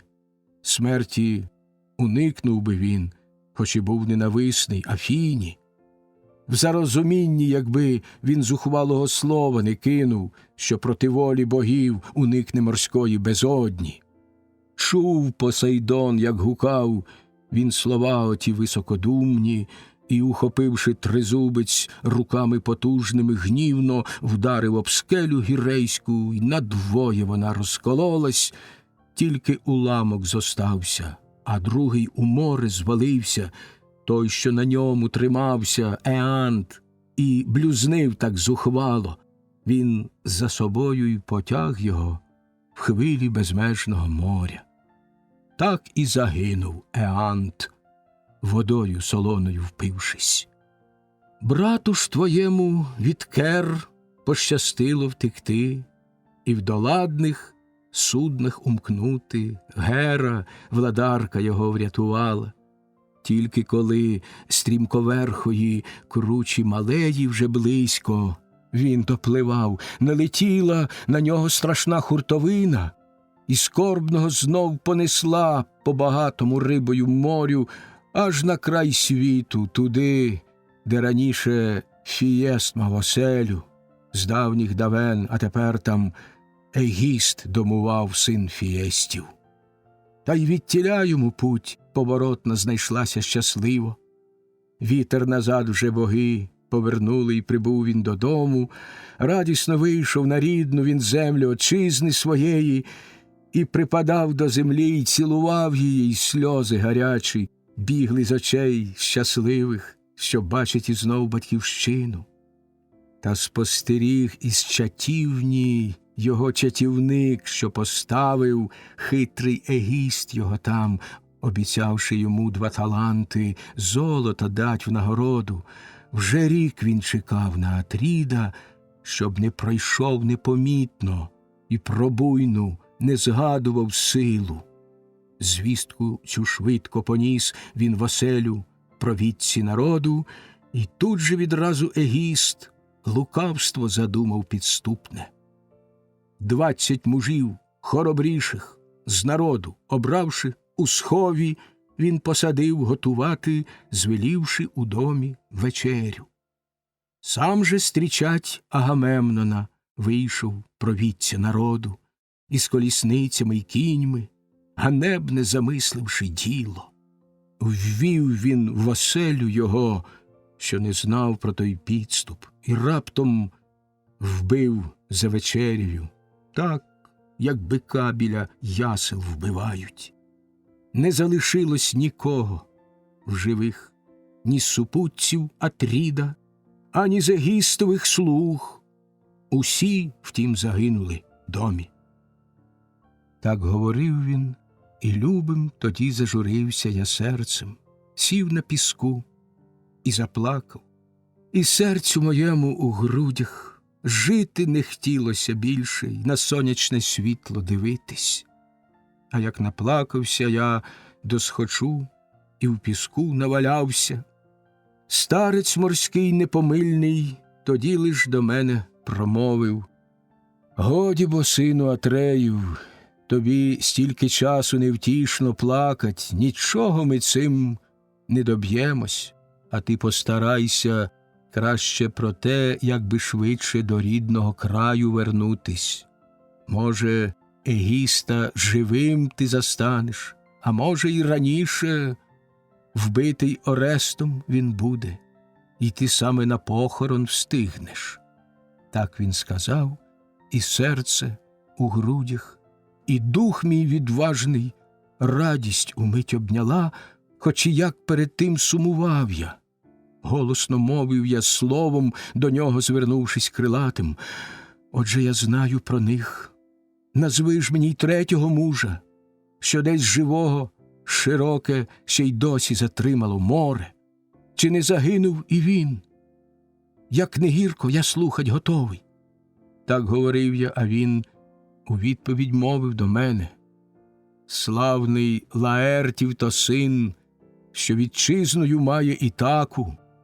Бачив на острові я, як сльози рясні проливав він в домі у німфи Каліпсо, яка силоміць його й досі держить у себе, й не може він в рідну країну вернутись. Ні кораблів веслохідних немає він там, ні супутців, що помогли б йому їхати лоном широкого моря. Зевс не призначив тобі, Менелаю, паростку Зевсів, в Аргосі кіньми багатім, застигнутим смертю лишитись. На рівнину Єлісійську пошлють тебе згодом безсмертні, аж на край світу, туди, де живе Радамант русокудрий, де лиш приємне, найлегше життя дожидає людину. Там ані снігу, ні бурі, ні навіть дощу не буває, тільки дзвінкого зефіра туди долітає зітхання від океану ріки, щоб от спеки людей освіжити. Ти бо Єлени є муж, і доводися Зевсові зятем». Мовивши так, у море хвилясте він знову поринув. Я ж і супутці мої, богорівні, до суден доладних разом пішли, і тяжко моє хвилювалося серце. Потім, коли до свого корабля і до моря дійшли ми, то зготували вечерю, і ніч божественна настала. Спати лягли ми тоді на березі моря шумливім. Ледве з досвітньої мли заясніла Еос розоперста. Знову свої кораблі на священне ми сунули море, щогли поставили міцно й вітрила на них розпустили, потім самі увійшли та громадою сіли на лави, і під ударами весел запінилось сивеє море. Стали ми знов близ Єгипту, ріки, що лє з неба потоки, Зевсом напоєні, й там я священні приніс гекатомби. Жертвою гнів я богам, заспокоївши вічно живущим, пагорб насипав на славу і честь Агамемнону вічну. А закінчивши, вернувся, і дали мені знову безсмертні вітер попутний, і швидко у рідну доставили землю. Ну, а тепер залишайся, юначе, у домі моєму погостювати. На днів 11 чи навіть 12 виряджу добре я потім і щедро тебе обдарую. Коней дам 3, колісницю чудову, та ще й у додачу келих коштовний я дам, щоб безсмертним богам узливання, творячи кожного разу, спогадував ти і про мене. Відповідаючи, мовив на це Телемах тямовитий: сину Атреїв, занадто вже довго мене не затримуй. Рад би і цілий я рік тут, сидячи, в тебе лишатись, і не журивсь ні за домом своїм би я, ні за батьками. Стільки слова і розмови твої, я вчуваючи, маю втіхи безмежної, та у священному пілосі журно товариші мене ждуть, поки тут мене ти ось тримаєш. Кожен від тебе дарунок повік дорогий мені буде. Не поведу лише коней вітаку, тобі їх залишу. Хай покрасуються тут, навколо ти маєш рівнини широкополі, росте ситнику й конюшини багато, полби пшениці та білого з буйним колоссям ячменю, а на Ітаці ні лук, ані вигонів ширших немає. Кіз лиш ситить, а миліше, ніж коней, вона б насищала.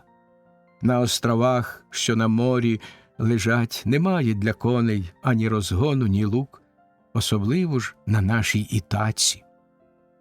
Так говорив він, але усміхнувся Менелай гучномовний, хлопця рукою погладив, назвав на ім'я і промовив: доброї крові ти, люба дитино, якщо так говориш. Я подарунок тобі заміню, це можна зробити з дорогоцінних скарбів, що в моїм зберігаються домі. Дам найпочесніший я, найкращий тобі подарунок.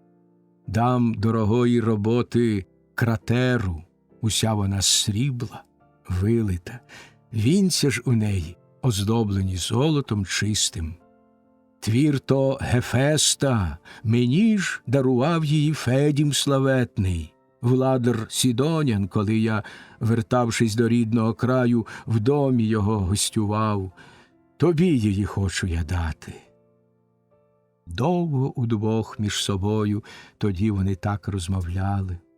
В дім до державця божистого гості тим часом збирались, гнали овець, готували вино, що підносить бадьорість, хліб доставляли жінки їх, ошатні, пов'язані гарно. Так готувались до учти усі в Менелаєвім домі. А женихи, що тим часом під домом зійшлись Одіссея, дисків і списів метанням на втоптанім добре майданку бавились і розважалися, як і раніше, зухвалі. Лиш Антіной з Еврімахом, подібним до Бога, сиділи, два женихів ватажки, відвагою й родом знатніші. Фроніїв син Ноемон, близенько до них підійшовши, до Антіноя з такими словами звернувшись, промовив: «Чи Антіною відомо, чи ні, коли повернутись знову сюди Телемах з піскуватого Пілоса має? Взяв корабель він у мене. Мені ж і самому потрібно їхать в Еліду простору, бо там аж 12 пасеться в мене кобил, і мули придатні уже до роботи, тільки ще дикі. Хочу впіймать одного та об'їздить». Так він сказав, а вони аж жахнулись, бо й гадки не мали, що аж у Пілос поїхать він міг од Неліда. Загаявсь, в полі за тарою десь він, або в свинопаса гадали.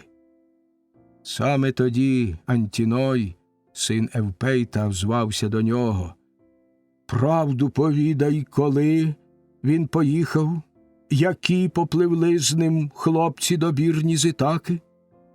Чи, може, невільників власних та наймитів не збирав? Адже міг би і так він зробити. Ще розкажи мені правду і про те, щоб знав я напевно, з силою чорний він взяв корабель проти волі твоєї? Чи добровільно ти дав, коли попросив він гарненько?» Фроніїв син Ноемон у відповідь мовив до нього: «Сам добровільно я дав, та й хто б учинив би інакше, якби людина така з турботою в серці такою щиро просила. Важко було б їй відмовити в цьому. Разом із ним попливли найвідважніші в нашім народі хлопці, і став на чолі їх громади, як я зауважив, ментор, чи, може, той Бог якийсь дуже до нього подібний. Тільки дивуюсь я, вчора, ще зранку мені тут зустрівся ментор ясний, хоч він з кораблем тоді в Пілос поїхав». Мовивши це, навпростець він подався до отчого дому. Та хвилювання обом серця обняло їм відважні. Сісти звеліли вони женихам, припинивши їх ігри. Саме тоді Антіной, син Евпейтів, до них обізвався в гніві страшному. Люттю великою сповнилось чорне серце його, і очі вогнем запалали жахливим. «От яке горе нам! Справді! Щасливо вдалася зухвала подорож ця Телемаху, а ми ж були певні, не вдасться. Зовсім дитина ще він, проти волі стількох нас поїхав, взявши собі корабель і супутців з народу найкращих. Він і в майбутньому лиха завдасть нам. Хай його силу виснажить Зевс, поки міри змужнілості ще не дійшов він. Дайте-но бистрий мені корабель і супутників 20, щоб влаштувати засаду йому по дорозі в протоці, підстерегти його поміж Ітаки й скелястої Сами. Ох, і гірке ж йому буде загиблого батька шукання». Так він сказав, і схвалили це всі, і дали свою згоду. Зразу ж вони повставали, і у дім подались Одіссеїв. Та Пенелопі недовго лишалося те невідомим, що в глибині своїх серць женихи замишляли підступно. Їй про їх змову окличник Медонт розповів, що іззаду чув за двором, на якому вони свої задуми ткали. Всі, перейшовши покої, приніс він цю вість Пенелопі. Щойно ступив на поріг він, спитала його Пенелопа: «З чим, окличнику, від женихів ти прийшов благородних? Чи не сказать Одіссея божистого вірним служницям всю залишити роботу й вечерю для них готувати? Краще б не сватались більше до мене і тут не збирались. Хай би востаннє вони тут вечеряли в мене сьогодні. Надто сюди ви вчащаєте спадщину всю, весь достаток, нищите ви в Телемаха розумного. Видно, ніколи, з часу, як дітьми були ви, від батьків ви своїх не чували, як Одіссей богорівний до ваших поставився рідних, як не вчиняв він і навіть не мовив лихого нікому. В цілім народі, хоч це і властиво державцям божистим, що одного зненавидять, а другого милують надто. Він же нікому з людей аніякої кривди не вдіяв. Ви ж тут і дух свій, і ваші діла недостойні вже ясно всім показали. Нема за колишнє добро у вас подяки.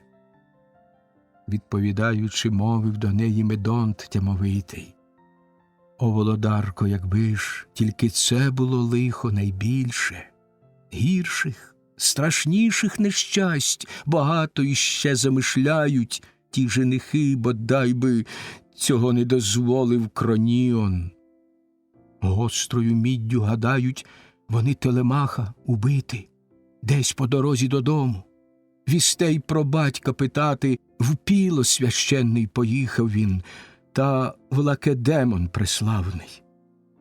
Так він сказав, а в неї і серце, й коліна зомліли. Довго безмовна була вона, очі рясними сльозами сповнились їй, і голос, немов перервався, дзвонистий. Врешті такими вона озвалась до нього словами: «Де ж мій окличнику син? І чого десь було йому їхать? На кораблях бистрохідних, що в морі законей дорослим правлять мужам, і по водних блукають просторах безкраїх? Чи не на те, щоб імення його між людьми не лишилось?» Відповідаючи, мовив до неї Медонт тямовитий: «Я вже не знаю, чи Бог то його напоумив, чи сам він зваживсь душею до Пілоса їхать, щоб там розпитати, вернеться батько додому, чи, може, він зовсім загинув». Мовивши це, пішов він назад через дім Одіссеїв. Смуток обняв її, серцю нестерпний, їй навіть не сила в кріслі сидіти було, а багато стояло їх в домі.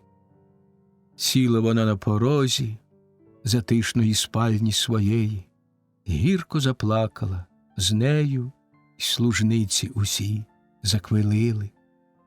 Скільки було їх у домі, цілому, старих з молодими, ревно голосячи, мовить крізь сльози до них Пенелопа: «Слухайте, любі, послав мені горя й журби олімпієць, так, як нікому з жінок, що родились зі мною й зростали.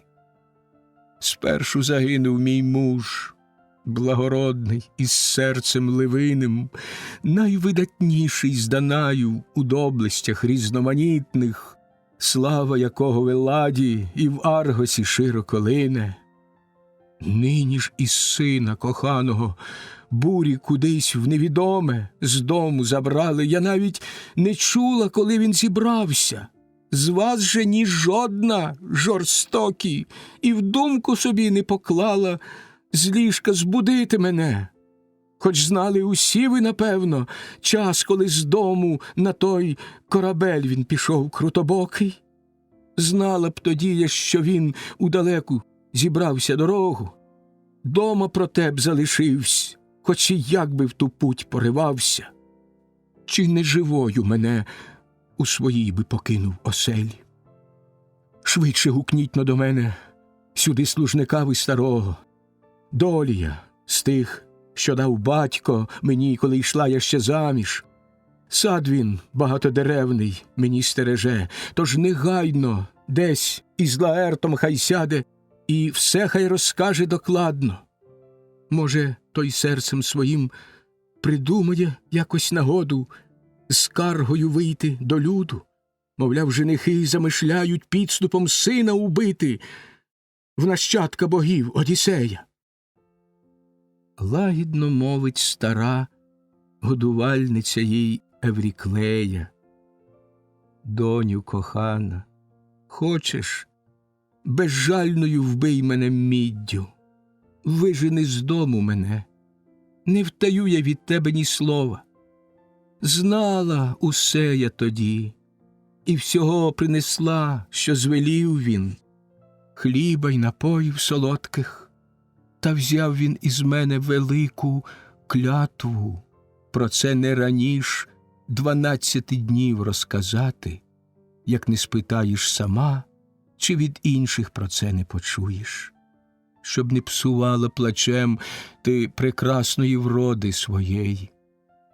Краще умийся і стан свій, у чисте прибравши одіння, вийди у верхні покої своїми служницями разом і помолися Афіні там, Зевса могутнього доньці, сина твого від смерті, здолає вона врятувати. Та не труди вже ти старця тружденного, бо не гадаю, щоб у блаженних богів лиш ненависть була до нащадків Аркесіада. Хтось з них залишиться і власником буде високоверхого дому і далеких ланів плодоносних. Мовила й плач вгамувала, і від сліз їй утримала очі. Вмилась вона, і стан свій у чисте прибравши одіння, вийшла у верхні покої своїми служницями разом, всипала в кошик ячменю і стала молитись Афіні.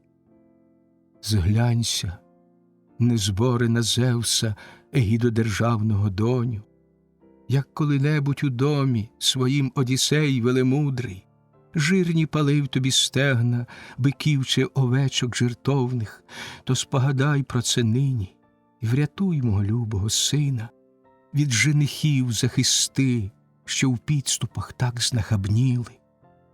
Мовила й заголосила, та вчула молитви богиня. Галас тим часом зняли женихи в звечорнілих покоях. Хтось і таке говорив уже з тих юнаків знахабнілих. Дуже старанно готує свій шлюб багатьом нам жадана, владарка й гадки немає, що синові вбивство готують. Хтось говорив, це й не знав, що їм незабаром зготують. Голос підвищив тоді Антіной і так до них мовив: «От навіжені, остерігайтеся високодумних слів, щоб туди, усередину, хтось не доніс би їх часом. Мовчки, вставаймо тепер і почнімо тихенько здійсняти замір, який нам усім сьогодні припав до вподоби». Мовивши це, він обрав із них 20 мужів найсміліших і до швидкого повів корабля на узмор'я піщане. Зсунули чорний вони корабель свій на воду глибоку, потім і щоглу, й вітрила на ньому як слід приладнали, стропками весла усі в кочетах закріпили рядами, все як належить, і білі вітрила вгорі розпустили. Зброю також бойову служники принесли їм ретельні, свій корабель на котві закріпивши, на берег всі вийшли, сіли вечеряти і там аж до пізнього вечора ждали. А Пенелопа розумна у верхніх покоях тим часом все без питва та їства, сумна і голодна лежала І думала тільки, чи смерті умкне її син бездоганний, чи від руки женихів отих високодумних загине. Наче зацькований лев, що мечеться поміж мисливців, бачачи з жахом, як швидко підступне їх вущає коло, так хвилювалась вона, поки сон не прилинув солодкий, тілом ослабла, на ложе схилилась і тихо заснула. Інше замислила тут ясноока богиня Афіна. Привид створила вона, подобою схожий на жінку, мужнього серцем старого Ікарія доньку Івтіму, що за Евмела пішла, який проживає у Ферах. До Одіссея божистого в дім вона привид послала, щоб Пенелопі скорботній, яка умлівала сльозами, плач припинити невтішний, і сльози, і гіркі вболівання. В спальню примара увійшла, не зрушивши засув ремінний, стала у голови сплячій, і слово таке їй сказала: «Спиш, Пенелопо, скорботою, любе намучивши серце. Вічні боги, що безжурно у небі живуть, не дозволять плакать тобі і журитись. Повернеться скоро додому, любий твій син, нічим бо невинний він перед богами». Відповідь мовила так багата умом Пенелопа, сном оповита солодким, за брамою марень сновидних. «Як ти прийшла сюди, сестро? Адже ти не часто раніше в мене бувала, бо надто далеко від нас проживаєш. Як же ти радиш тепер вгамувати ці сльози й ридання, журні, що тугою серце і душу мені огортають?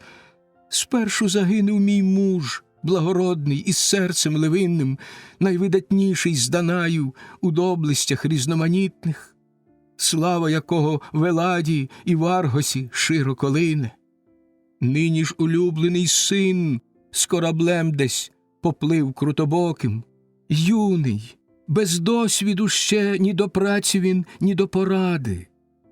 Ним іще більше тепер я журюся, аніж чоловіком. Вся аж тремчу я за нього і боюсь, щоб не сталося лиха з ним ні між тими людьми, до яких він поїхав, ні в морі. Має бо він ворогів, що лихе умишляють на нього і хочуть раніше убить, ніж до рідного вернеться краю». Відповідаючи, мовить до неї ледь видна примара: «Більше сміливості, сестро, нічого не бійся душею. Подорожує усюди супутниця з сином якої кожен бажав би собі чоловік, бо усе вона може, діва Паллада Афіна, й твоїй співчуває скорботі. Отже й послала мене вона все це тобі розказати». У відповідь мовила знов багата умом Пенелопа: «О, як богиня ти справді, і голос ти чула божистий, то й про того нещасливого всю мені правду повідай. Ще він живий, і досі десь бачить він сонячне світло. А чи загинув і в темній домує Аїда оселі?» Відповідаючи, мовить до неї ледь видно примара: «Ні, я про нього не можу, напевне, тобі розповісти. Ще він живий чи умер, а на вітер казать не годиться». Мовивши це, вона зникла крізь засув на дверях ремінний подувом вітру, і зразу від сонних прокинулась марень, донька Ікарія, і любе зігрілось їй радістю серце, так їй примріявся ясно весь сонцей у темряві ночі.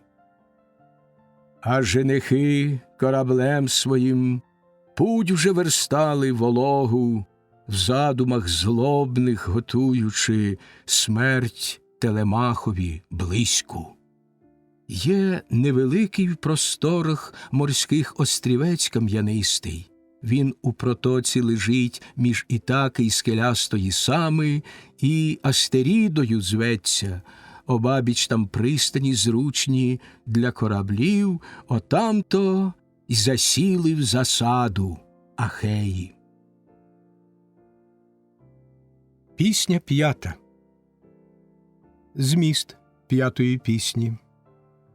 День 7 і далі до кінця 31-го дня. Рада богів.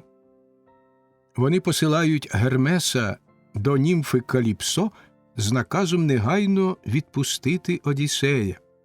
Каліпсо дає Одіссеєві знаряддя, потрібні для побудови плота. За 4 дні судно готове, і на 5-й день Одіссей відпливає, одержавши від Каліпсо все потрібне в дорозі. 17 днів плавання триває благополучно.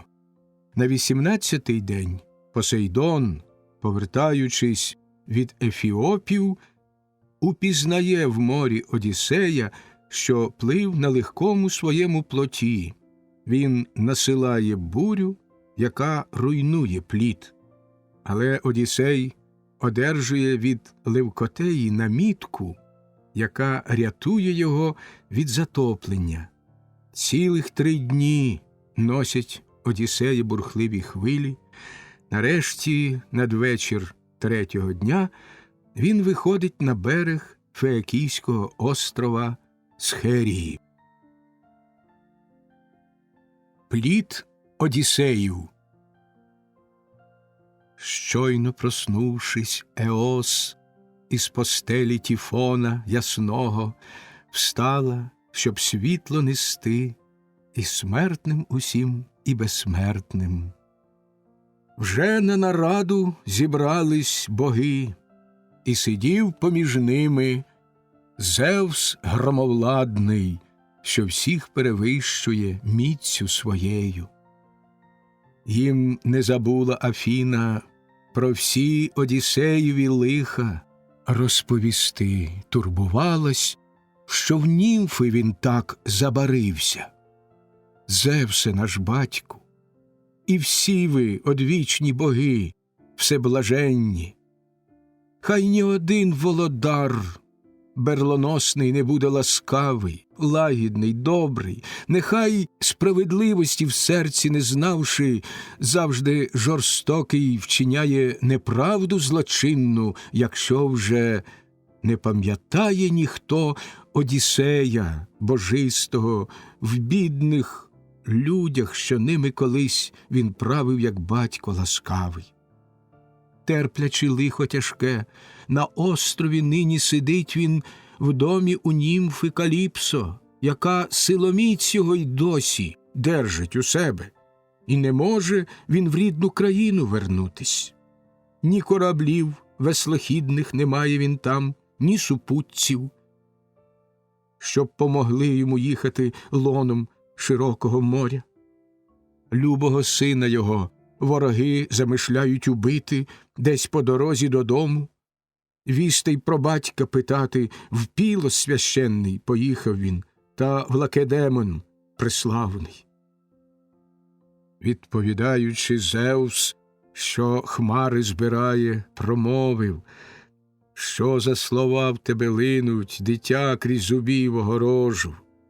Чи не сама бо ти думку колись подала і пораду, як Одіссею, вернувшись додому, за себе помститись?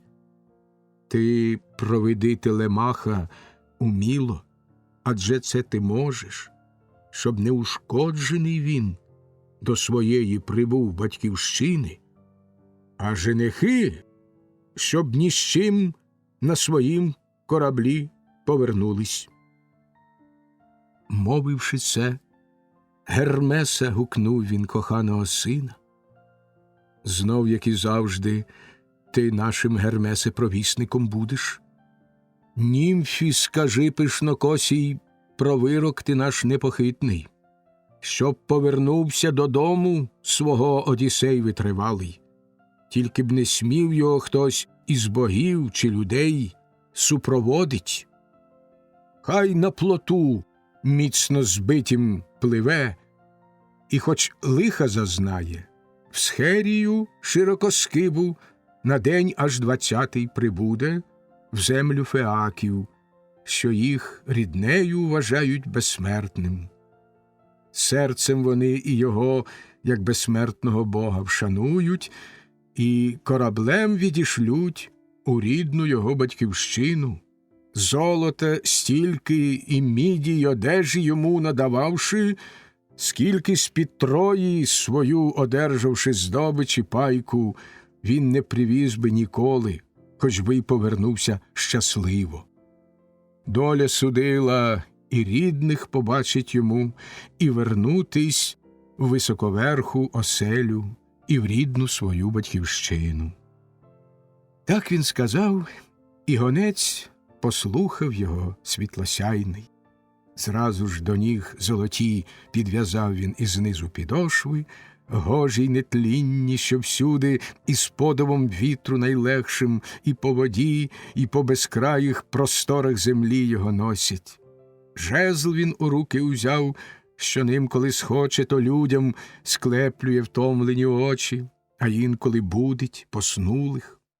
Швидко з жезлом тим полинув могутній гонець світлосяйний і, обминувши Перею, на море з етеру спустився та понад хвилями низько літав, мов чайка крилата, що в буйнохвильному морі, безкрайому ловлячи рибу, крила потужні свої обрискою в піні солоній, наче та чайка Гермес по хвилях ширяв незлічених.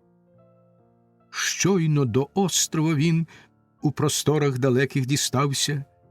На суходіл тоді вийшов Гермес з фіалкового моря і далі пішов до печери великої, де пишнокоса німфа жила.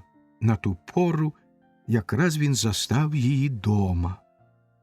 Полум'я в неї велике палало на вогнищі, й запах кедра сухого й пахучої туї далеко по всьому острові линув. Вона ж виводила пісні дзвінкої і золотим на кроснах керуючи човником ткала. Ліс зеленів густолистий навколо печери тієї, вільха росла і тополі, стрункі й запашні кипариси, птахи у вітті густому гніздилися ширококрилі, яструби й сови, а з ними іще й прибережні ворони, довгоязики, що з моря прожиток собі здобувають.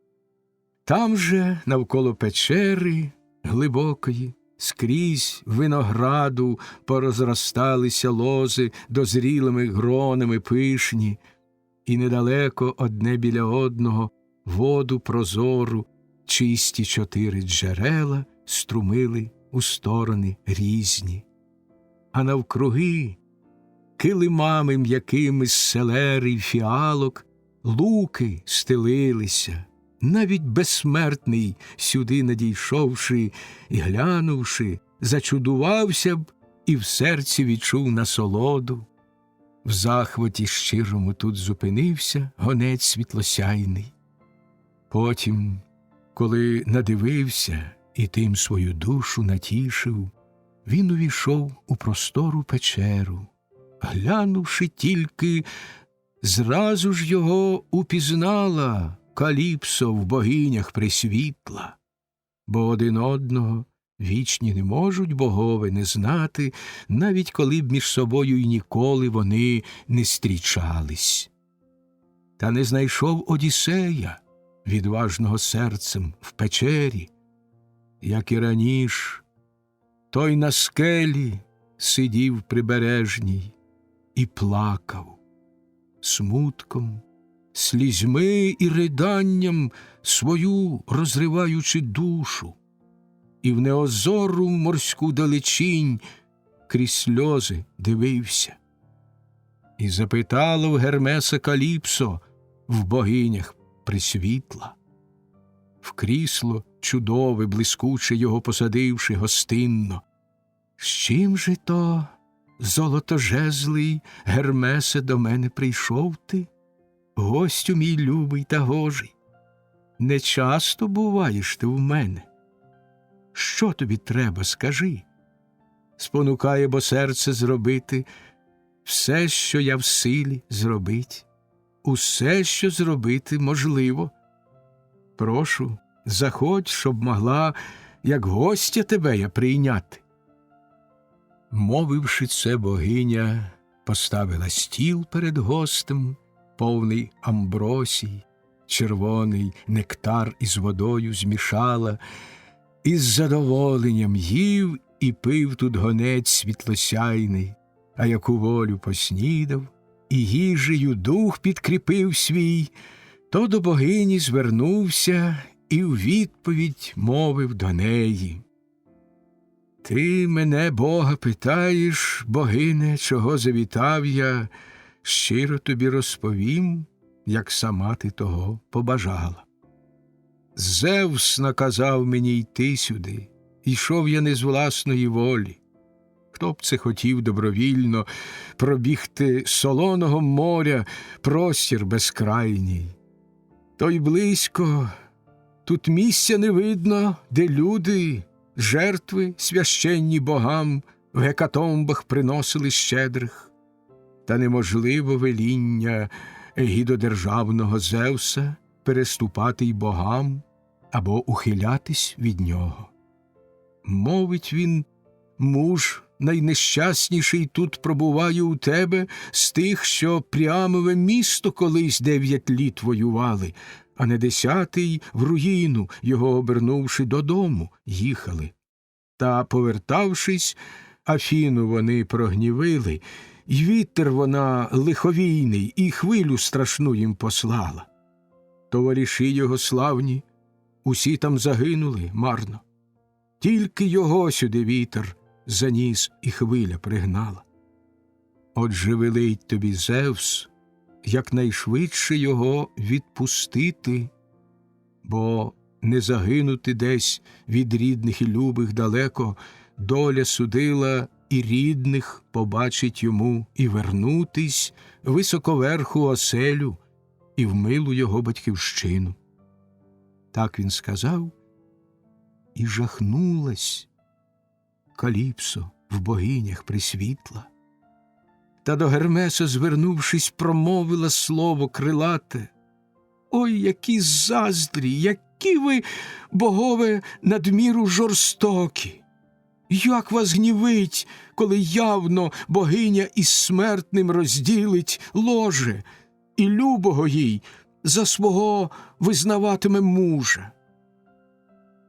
Так, коли мужем взяла Оріона Еос розоперста, дуже їй заздрили ви, що в небі живете безжурно, поки, здогнавши в Ортігії ніжними стрілами з лука, золотошатна убила його Артеміда пречиста. Так, коли серце, послухавши пишноволоса Деметра, на цілині уже ораній тричі кохання й ложе стала ділить з Ясіоном.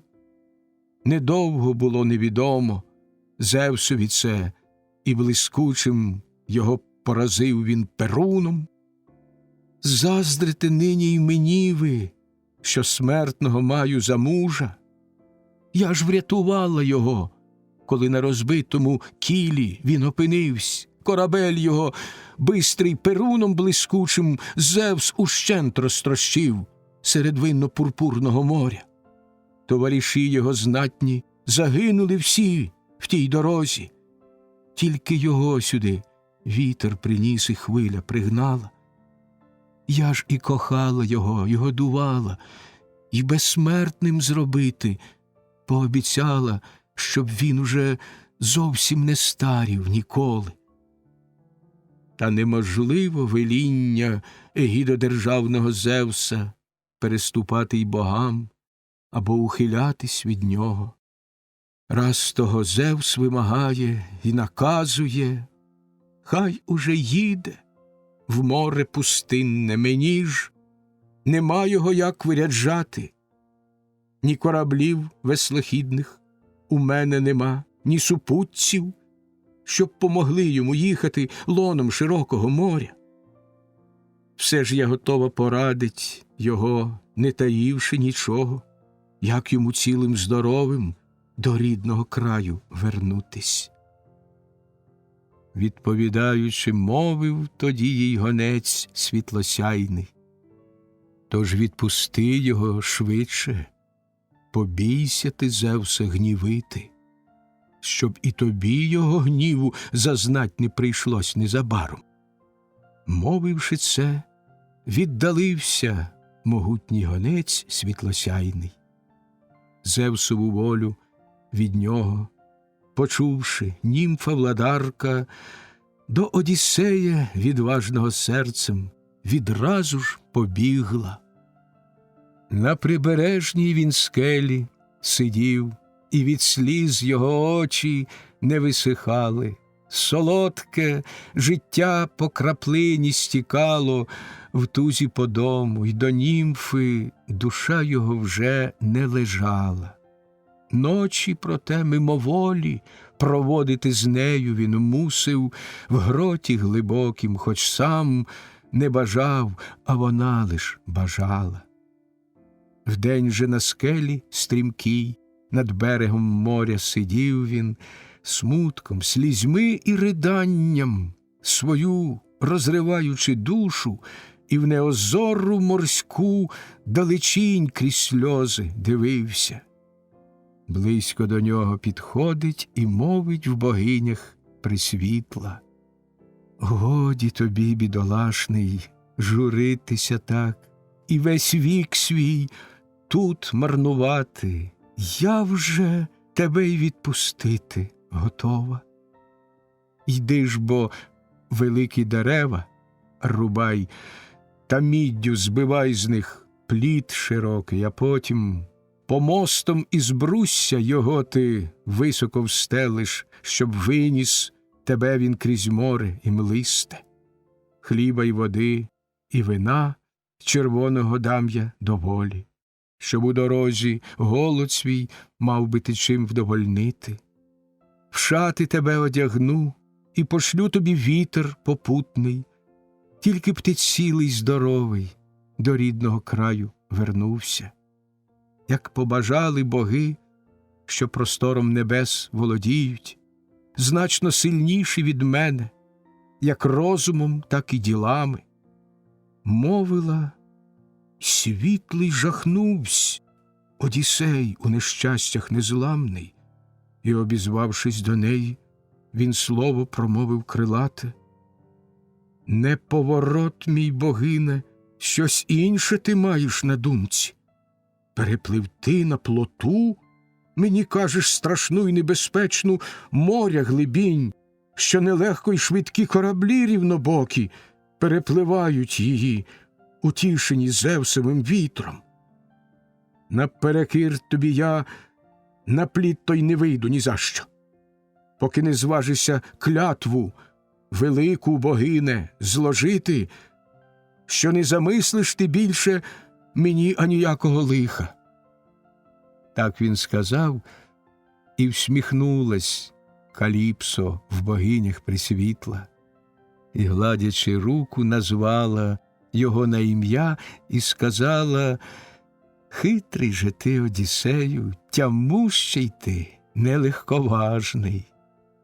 Раз ти до мене з таким надумав звернутися словом. Будьте ж ви свідками, земле, і небо широке над нами, і під землею стіксові води. Це клятва страшенна, більшої клятви уже й між богів не буває блаженних, що не замислю тобі я ніякого іншого лиха. Думаю й мовлю я так, як самій би собі я бажала радить, коли б і мені, яка трапилась в тому потреба. Маю бо розум і я справедливий, і в грудях у мене дух не залізний, а здатний до жалощів та милосердя. Мовивши це, вперед вирушає в богинях присвітла кроком швидким, а за нею і він по слідах божественних. Там у печеру глибоку ввійшли богиня і смертний, сів він у крісло чудове, з якого підвівся недавно вісник Гермес, а німфа на стіл перед ним становила їжу всіляку й напої, що люди їх смертні вживають. Поряд сідає й сама, з божистим вона Одіссеєм, вносять амбросію їм із нектаром солодким служниці, і руки до поданих страв одразу ж вони простягнули. Потім, коли уже голод і спрагу вони вдовольнили, перша озвалась до нього Каліпсо в богинях присвітла. О, Лаертід богорідний, удатний на все, Одіссею! Отже, ти справді бажаєш на рідну свою батьківщину зараз же їхати. Що ж, хай щастя тобі усміхнеться. Все ж, якби серцем довідавсь ти, скільки недолі зазнати ще тобі суджено, поки дістанешся рідного краю, то залишився б зі мною оселю ти цю пильнувати і став би безсмертним. Та ні, ти водно лише бачити прагнеш власну дружину. Всі дні за нею ти серцем нудьгуєш, тільки ж ні вродою я, ні станом своїм перед нею, наче ні трохи, не гірше. Ніяк би воно й неможливо смертній з безсмертними зростом своїм чи красою змагатись. В відповідь знову до неї озвався Одіссей велемудрий. Ти не гнівися, владарко, богине, і сам, бо я добре знаю, наскільки і постаттю, і зростом своїм, і красою гірш виглядає від тебе розумна моя Пенелопа. Смертна вона, ти ж безсмертна, і старість тобі невідома. Та лиш до неї я прагну, і цілісінькі дні пориваюсь все ж повернутись додому і побачити день повороту. А як з богів мене хтось розіб'є в виннотемному морі, стерплю я, маю бо в грудях бідою гартоване серце. Стільки я досі намучився, стільки біди натерпівся в хвилях морських, що нехай тепер станеться і це вже зі мною. Так говорив він, а сонце зайшло й потемніло навколо.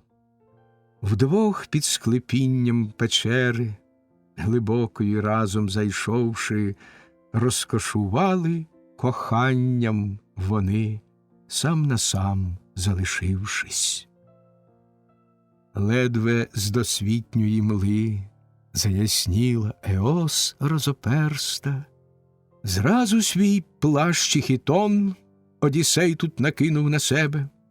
Вбралась і німфа у довге сріблясто-блискуче одіння, ніжне й тонке, з золотим пояском причудовим ошатний стан свій стягнула і ясною наміткою голову вкрила, і почала Одіссея відважного в путь виряджати. Мідну велику сокиру дала до рук відповідну, з лезом обабіч нагостреним, добре й насадженим міцно на топорище з оливного дерева, гарне на вигляд.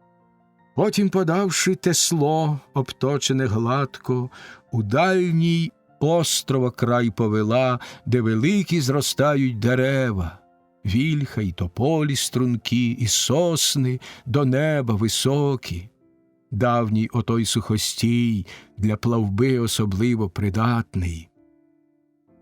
Тож, показавши йому, де великі зростають дерева, знову додому вернулась Каліпсо в богинях присвітла. Став він дерева рубати, і вмить закипіла робота. 20 дерев він зрубав, обчистив сокирою віття, гладко усе обтисавши, бруси по шнуру обрівняв він.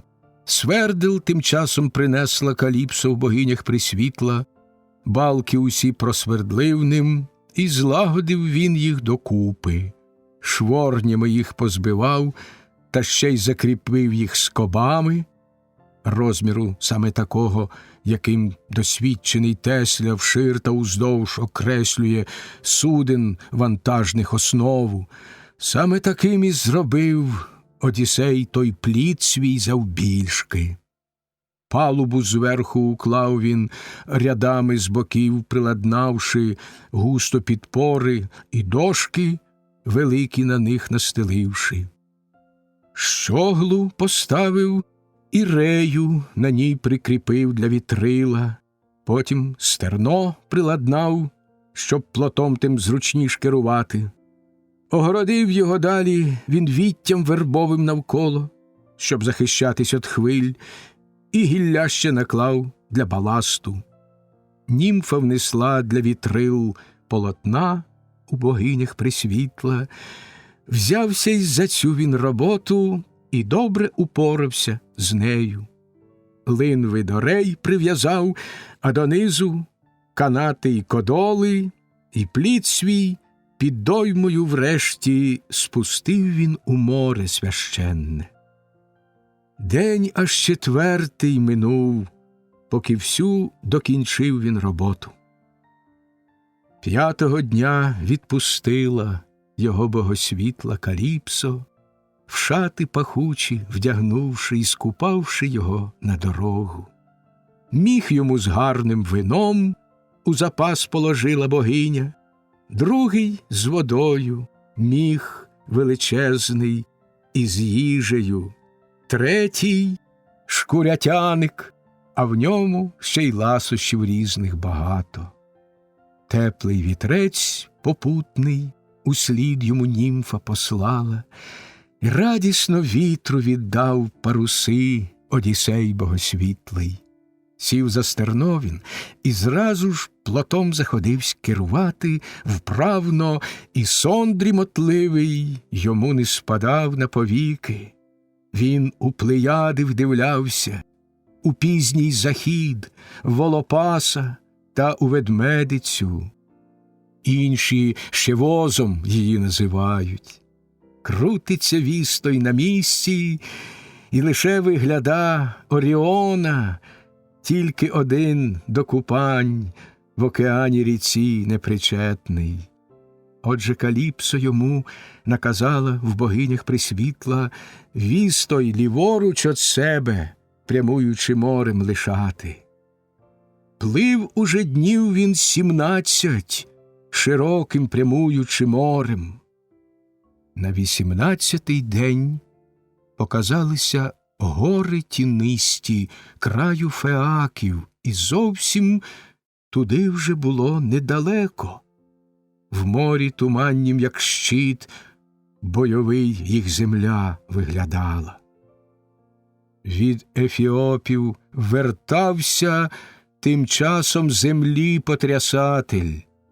Він ще від пагір Солімських здаля Одіссея побачив, як той по морю пливе, і розгнівався серцем ще дужче.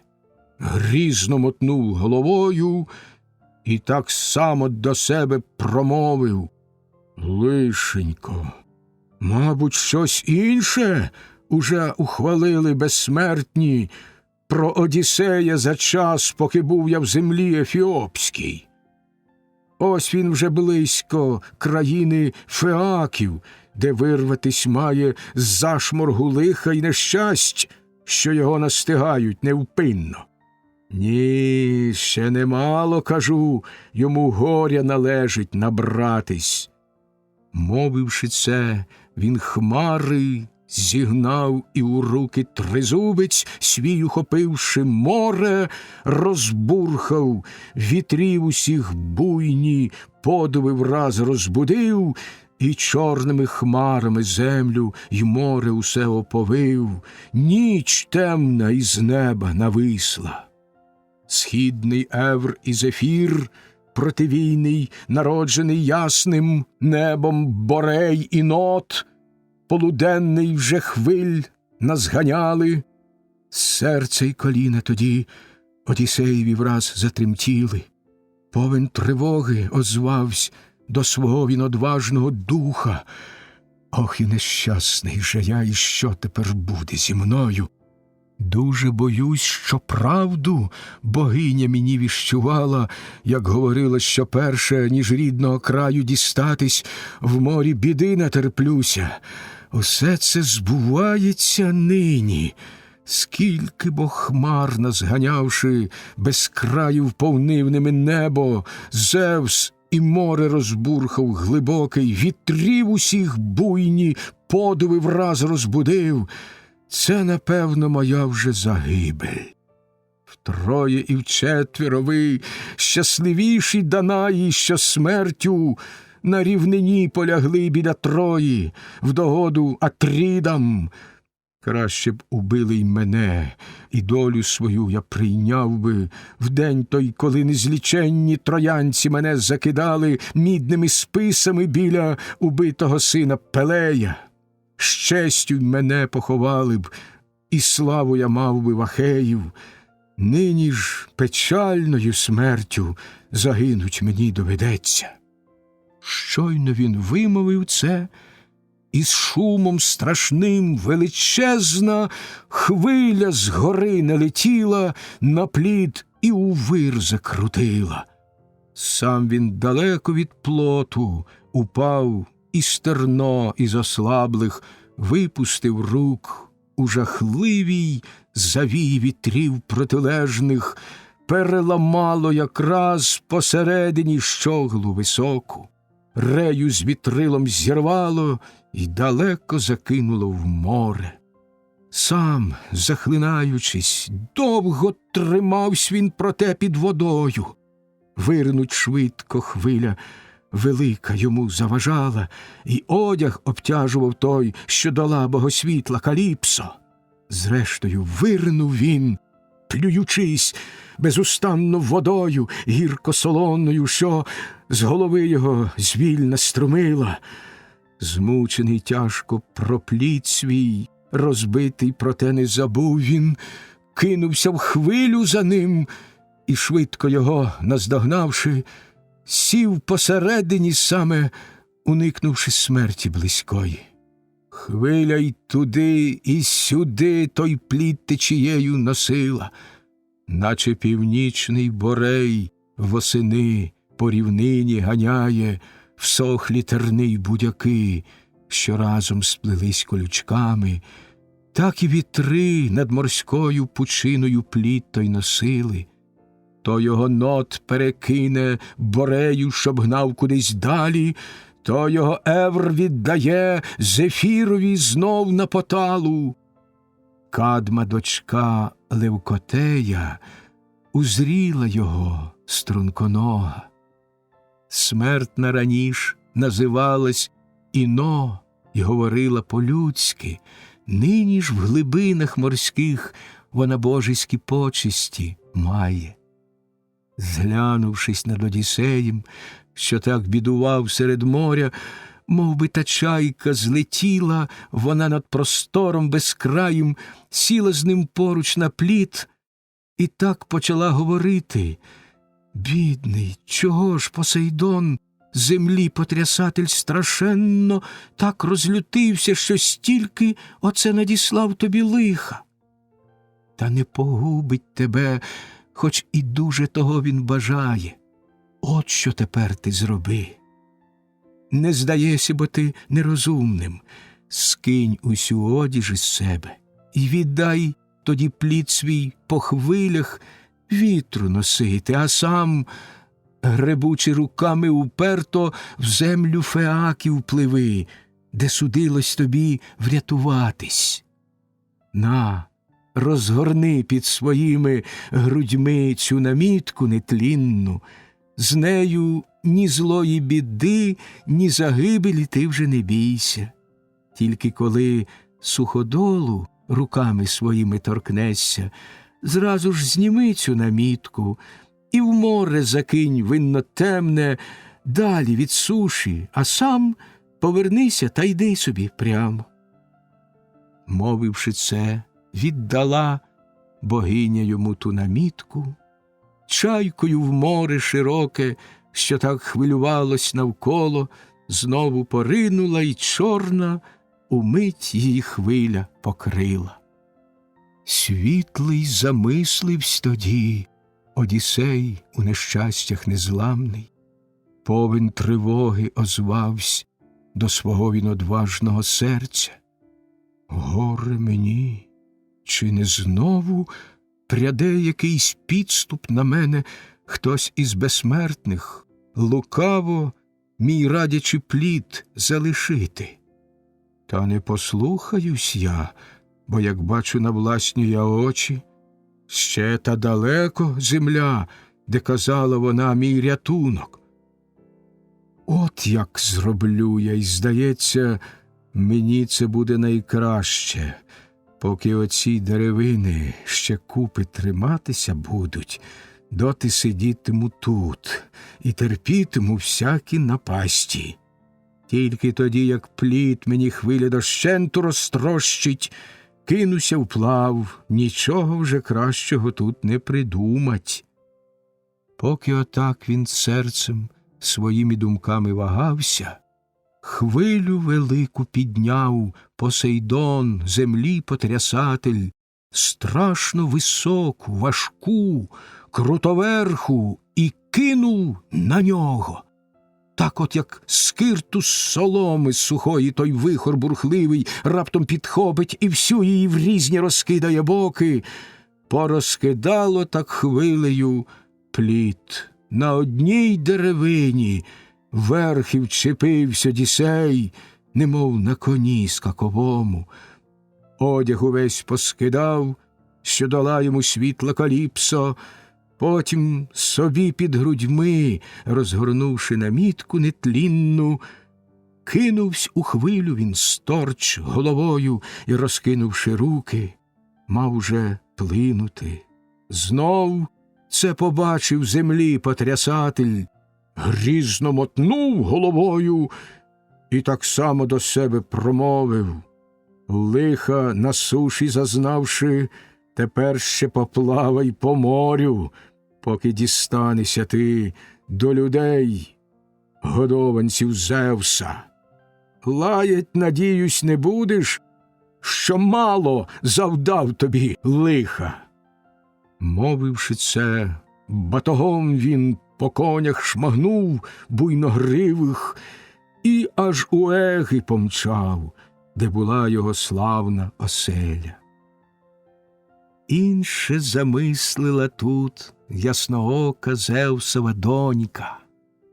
Всім піднебесним вітрам вона вільні шляхи зав'язала, стихнуть звеліла усім і спокійно лягти спочивати.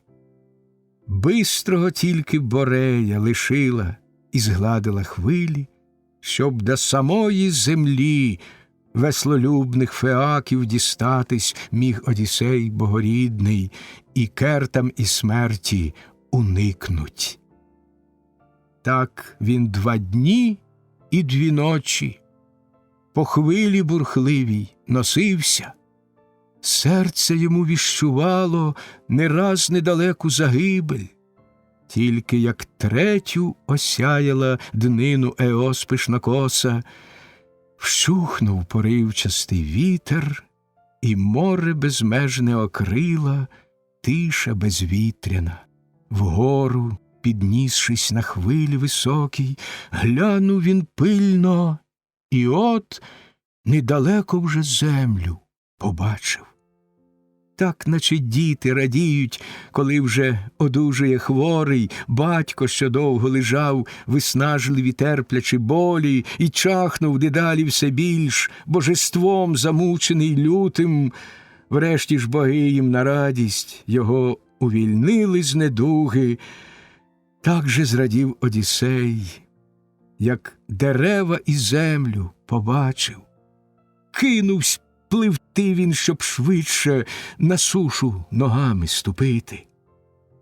А на таку вже, наблизившись віддаль, щоб поклики чути, гомін прибою почув він, що в скелях шумів прибережних, з ревом оглушливим хвиля страшенна об берег високий билася там і солоною піною все заливала.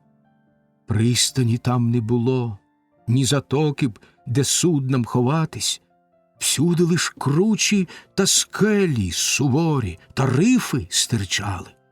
Серце й коліна тоді Одіссеєві враз затремтіли. Повен тривоги озвавсь до свого він одважного духа.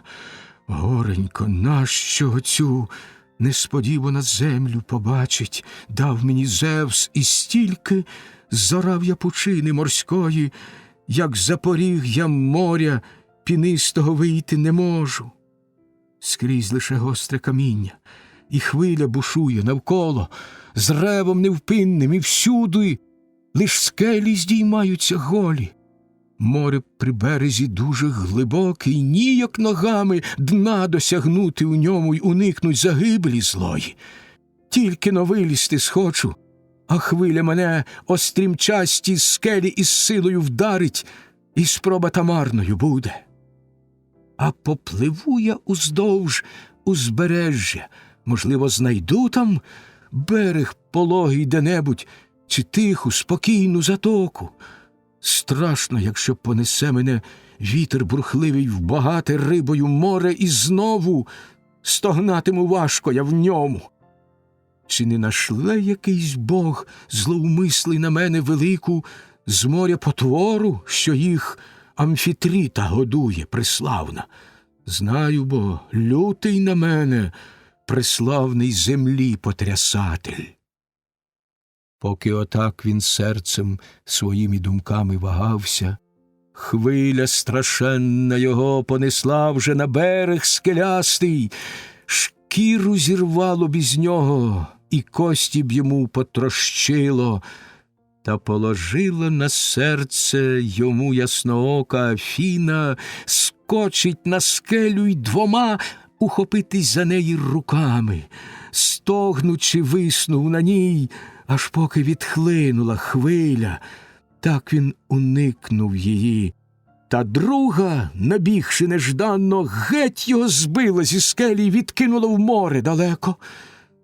Як у поліпа морського, коли із нори його вирвать, в щупальцях вогких дрібні камінці ще тримаються густо, так і на скелі стрімчастій з долонь його смілих лишилась клаптями шкіра, а сам він під хвилею зник гомінкою. Всупереч долі загинув би так Одіссей бідолашний, та напоумити встигла його ясноока Афіна.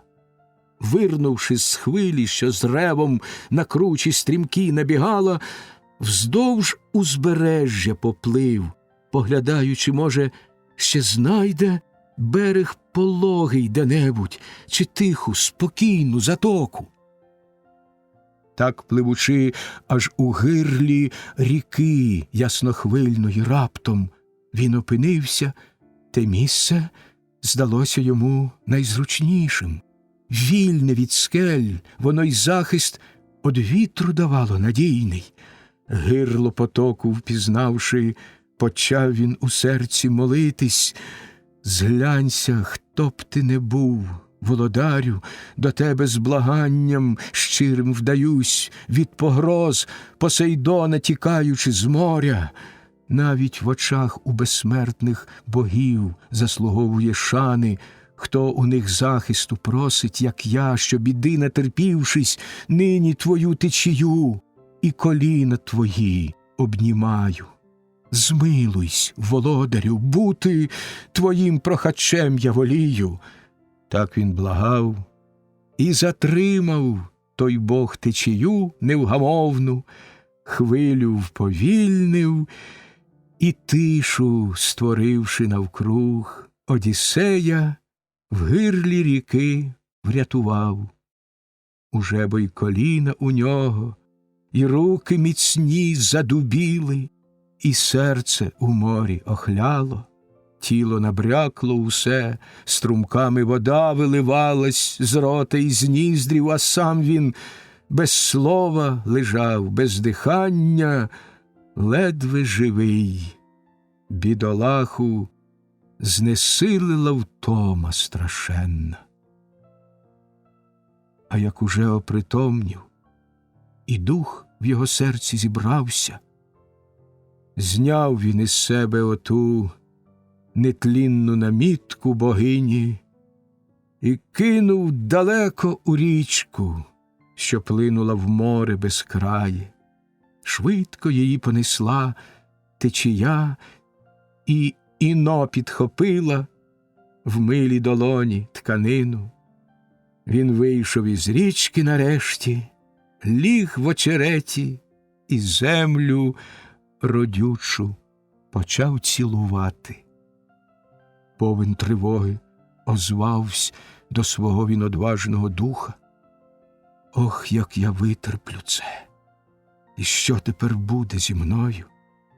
Тільки-но я біля річки цю ніч проведу небезпечну, то на холодній росі та під інеєм лютим я змерзну. Зморений кволий, тут можу і зовсім я дух свій віддати. Вітром, бо дуже різким, повіває з ріки на світанку. А як на пагорок вийду, я цей до тінистого гаю ляжу в гущавині спати. І покинуть мене в ту хвилину втома й озноб, і сон мені очі заплющить солодкий. Все ж я боюся, щоб звіром за здобич не стати й поживу. Поміркувавши отак, він вирішив зрештою краще в гай затишний прямувать, що на пагорку ріс недалеко тої ріки. До подвійних кущів він пробрався оливних, що позростались докупи з родючими, плідними, дикі. Їх не проймала ні вогка вітрів буревійних потужність, ані сягало їх сонця яскравого світле проміння, не проникали й дощі поміж них, гущиною такою переплилося їх віття. До них Одіссей і подався поповзом, вимостив милими там він своїми руками ложе широке, бо всюди лежали опалого листя, купи такі, що під ними і двоє, і троє укритись взимку могли, яка б не була тоді стужа навколо. Глянувши, світлий зрадів Одіссей у нещастях незламний, ліг посередині й зверху ще купу нагріб він на себе. Як головешку пастух у попелі чорнім ховає серед далекого поля, де й близько немає нікого, сім'я б вогню зберегти й не ходити по нього до інших, так Одіссей заховався у листя, солодкий Афіна сон йому в очі влила, і милі зімкнула повіки, щоб від тяжкої утоми звільнити його якнайшвидше. Пісня шоста. Зміст шостої пісні. 32-й день. Афіна у вісні спонукає Навсікаю, дочку феокійського владаря Алкіноя, йти разом з подругами й служницями прати білизну у струмку. Вони ладнаються з пранням біля того місця, де Одіссей лежить у глибокому сні. Прокинувшись від їх голосів, він наближається до Навсікаї і просить її дати йому одяг та пристанище. Владарівна запрошує його йти слідом за нею до міста і дає потрібні поради. Він супроводить Навсікаю до Паладиного гаю, що був недалеко від міста. Прибуття Одіссея до Феаків. Так незламний в біді спочивав Одіссей богосвітлий, сном оповитий глибоким. От саме в ту пору Афіна в землю племен феакійських прийшла у їх місто славетне. Здавна жили вони десь в Гіпереї широкопросторій, близько країни диких і буйних кіклопів, що часто з ними до бою ставали, потужнішу маючи силу.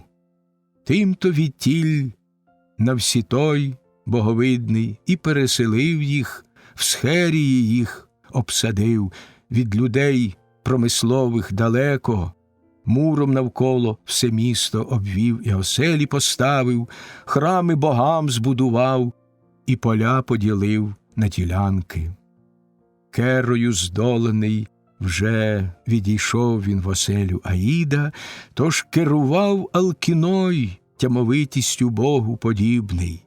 В дім Алкіноя ввійшла ясноока богиня Афіна, про поворот Одіссея, відважного дбаючи в мислях. В спальню проникла майстерно обладнану, де спочивала дівчина, вродою й станом струнким до богині подібна. Мужнього то Алкіноя прекрасна дочка Навсікая. Дві біля неї служниці, красою з харитами рівні, спали обаполи світлих дверей, зачинених міцно. Подувом вітру вона до дівочої лине постелі, в головах стала над нею і розмову свою починає, вигляд прибравши дочки, мореплавця Діманта, з якою, бувши однолітком, змалку та дівчина подругувала. У вигляді цьому відтак ясноока їй мовить Афіна: «Чи породила тебе Навсікає недбалою мати? Світлі одіння лежать без жодної в тебе уваги. Близько твій шлюб, то належить самій одягнутися гарно і тих наділити усім, хто тебе на весілля вестиме. Тим-то й сама між людьми набудеш ти доброї слави, і радістю батька свого і матір поважну потішиш. Отже, у досвіта прати білизну ми підемо разом. Я із тобою піду помічницею, щоб якнайшвидше впоратись з платтям, адже недовго тобі дівувати. Кращі, бо з-поміж феаків тебе уже сватають люди, ти бо й сама, і рід твій найкращі у нашім народі. Тож на світанку збуди славетного батька, хай в повіз мулів велить запрягти, щоб могли одвести ви на ньому всяке вбрання й пояси, й покривала усі білотканні. Краще й для тебе самої не пішки до пралень ходити. Надто далеко, бо їх влаштували за стінами міста». Так, оповівши їй все, пішла ясноока Афіна знов на Олімп, де, кажуть, свою непохитну богове мають оселю. Ні вітер не зрушить її, не зволожить, повіддю злива, ні сніг не окриє, лиш чисте повітря, лється безхмарне і світле, навколо прозориться сяйво. Так цілі дні там боги в утіхах проводять щасливі. Дівчині, давши пораду, туди відійшла ясноока.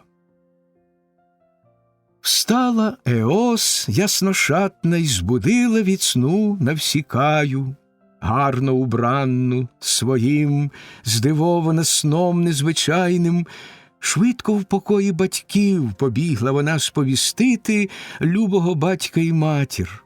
Обох вона дома застала.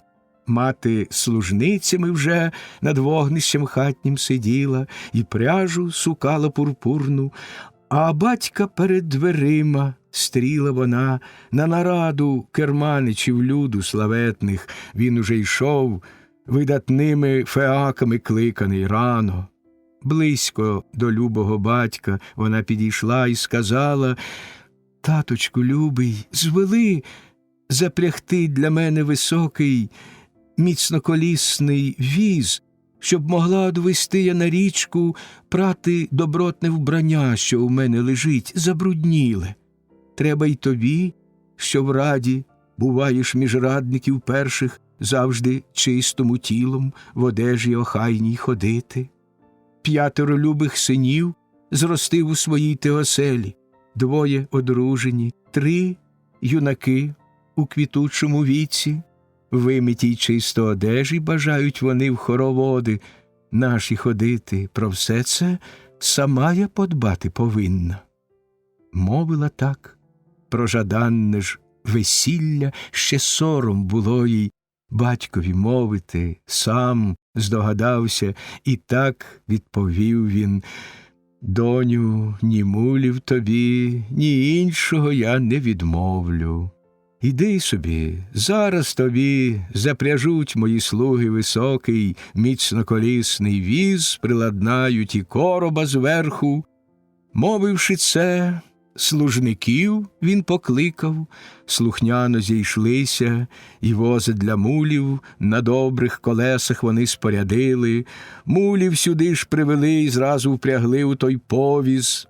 Дівчина світлі вбрання принесла із комори забравши, і склала у коробі зверху на добре гембльованім возі.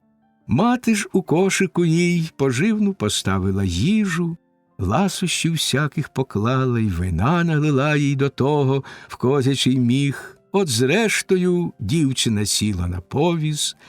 Масла пахучого мати їй тут подала в золотому слоїку, після купання себе і служниць намастити.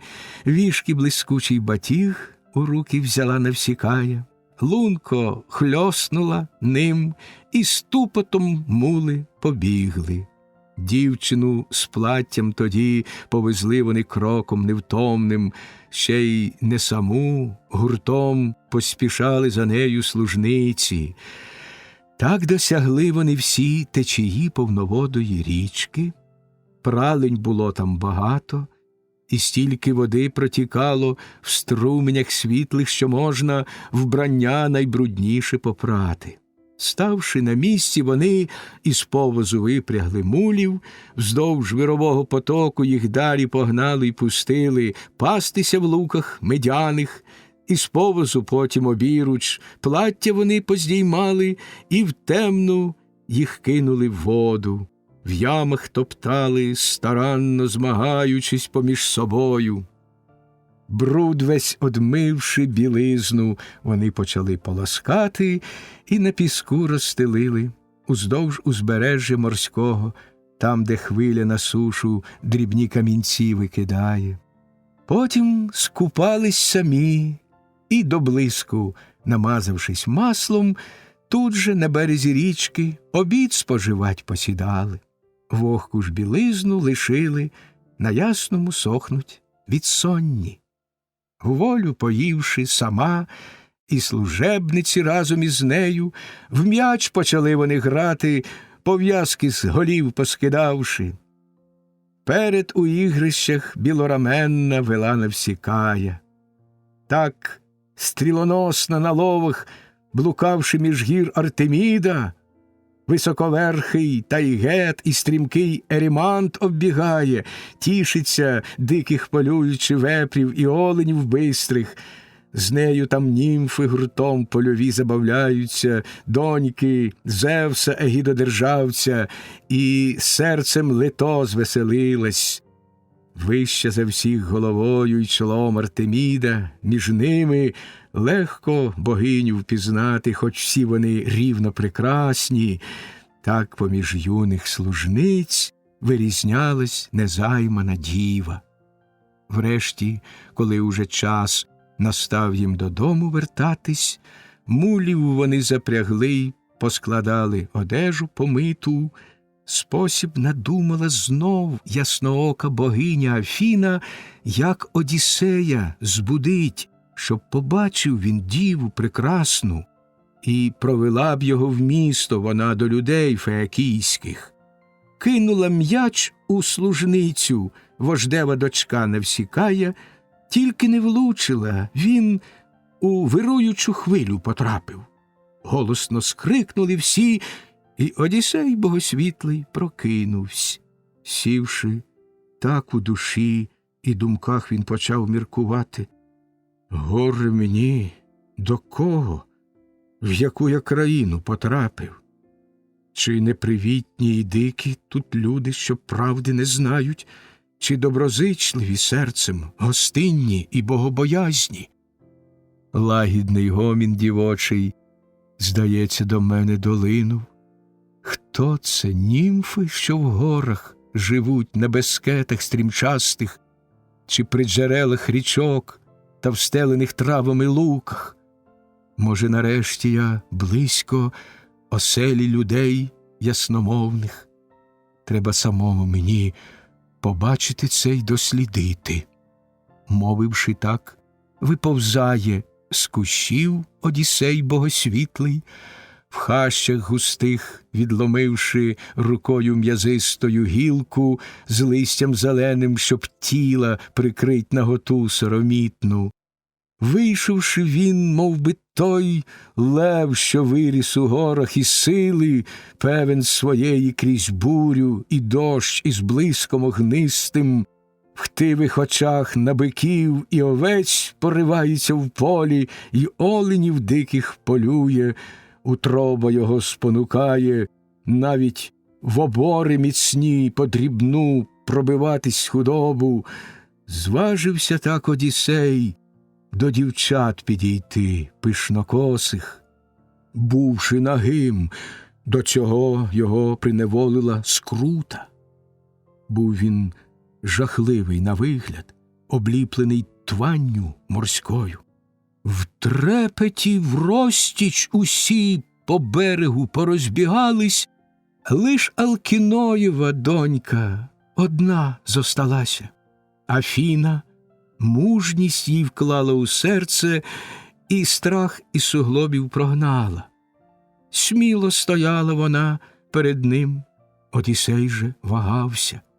Краще коліна обняти прекрасної діви, чи краще, стоячи оддаль у неї, зворушливим словом благати, одіж йому принести і шлях показати до міста. Так він, міркуючи, визнав нарешті, що буде найкраще, стоячи оддаль, її зворушливим словом благати, але колін не торкатись і дівчину тим не гнівити. Отже, розсудливо він і зворушливо мовив до неї: «Хто ти, богиня чи смертна? Тебе на колінах благаю. В разі одна ти з богинь, що простором небес володіють, то з Артемідою тільки, великого Зевса дочкою, виглядом, постаттю, величчю можу тебе порівняти. В разі ж одна ти із смертних, що нашу заселюють землю, тричі щасливі тоді твій батько і мати поважна, тричі щасливі й брати твої, щирою радістю завжди їм загрівається серце, тоді, як тебе вони бачать, парость квітучу свою в танку хороводного кола. Але за всіх буде той, щасливіший у серці своєму, хто, перевищивши інших, дарами введе тебе в дім свій. Досі ніде, бо між смертних мої ще не бачили очі мужа чи жінки такої. Дивлюсь я на тебе й дивуюсь. В Делосі тільки колись, поблизу вівтаря Аполлона, бачив таку ж прекрасну я пальми квітучої парость. Я там бував і багато супутників вірних зі мною, їдучи в путь, що на ній, зазнали ми стільки нещастя. Глянувши тільки тоді, зачудований серцем, стояв я довго. Таких бо дерев ще ніколи земля не ростила. Так і на тебе дивлюся я з подивом, жінко, колін же страшно твоїх доторкнутись. Тяжке мене лихо спіткало. Вчора, на день лиш 20-й, умкнув я з багрового моря, де під поривами бур від Огігії острова хвиля гнала так довго мене.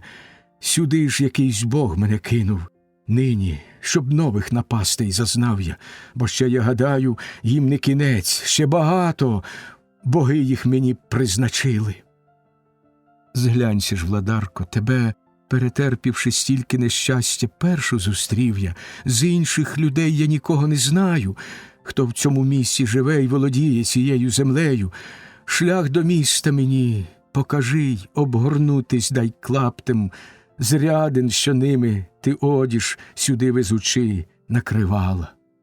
Вічні боги віддадуть тобі всім, чого прагнеш душею, мужа й домівку тобі подарують, і згоду в родині повну. Нічого немає певнішого і кращого в світі, тільки б у злагоді повній жили і домівку тримали муж із жоною, одним ворогам лиш на заздрощі злісні, приязним людям на радість, найбільше ж собі на утіху.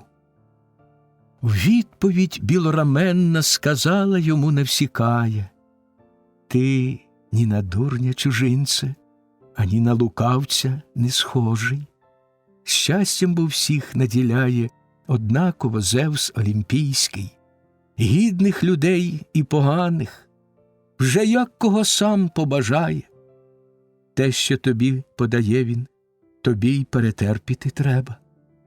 Нині до нашого міста і в нашу країну прибув ти, отже, ні в одіжі ти і ні в чому нужди не зазнаєш, що потерпілому треба, коли допомоги він просить.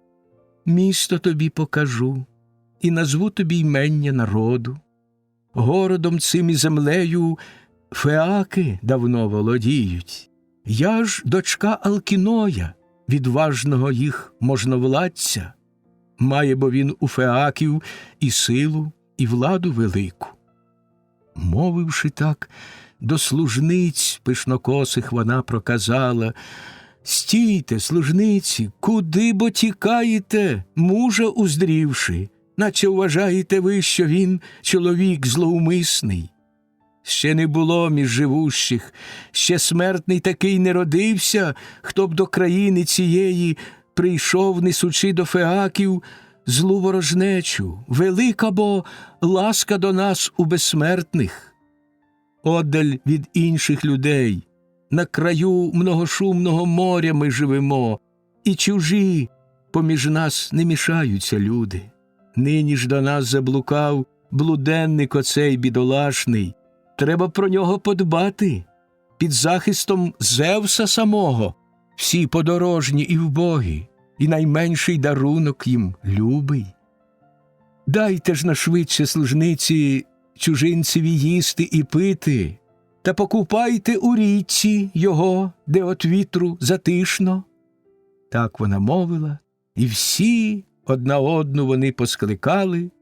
В затишку там Одіссея вони садовлять, де сказала їм Навсікая, дочка Алкіноя відважного серцем. Плащ і хітон вони й інше кладуть біля нього одіння, масла рідкого йому у збаночку дають золотому, митись провадять його у хвилі потоку ясного. Відповідає служницям на це Одіссей богосвітлий: станьте-но оддаль, дівчата, щоб сам міг обмити я з себе твані солоний намул і маслом собі намастити тіло, давно бо його запашна не торкалась олія. Але відкрито при вас я купатись не буду, бо голим сором мені між дівчат, пишнокосих тут показатись. Мовив він так, і пішли вони, й це невсікаї сказали. З тіла тоді у потоці почав Одіссей богосвітлий твань обмивати, що спину і плечі укрила широкі, піну обтер з голови, нанесену морем невтомним, начисто потім обмивсь і до блиску, намазавшись маслом, одіж нову надягнув, що дала йому дівчина юна.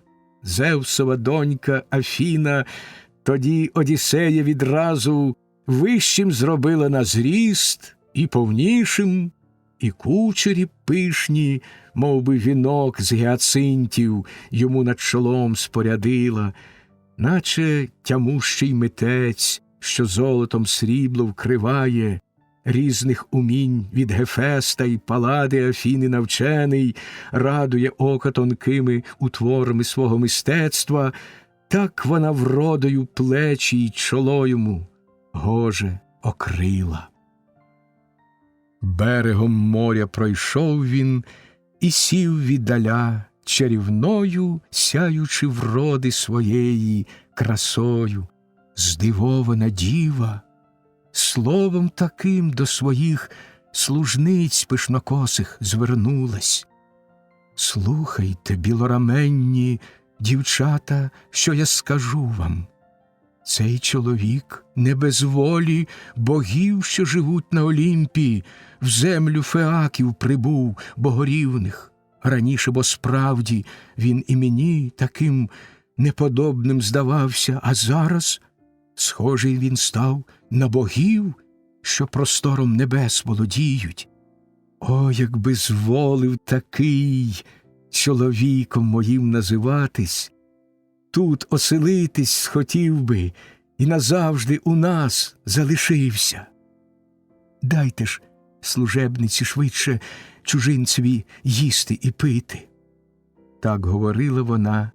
Це почувши, вони їй скорились, і Одіссеєві зразу позносили їсти і пити.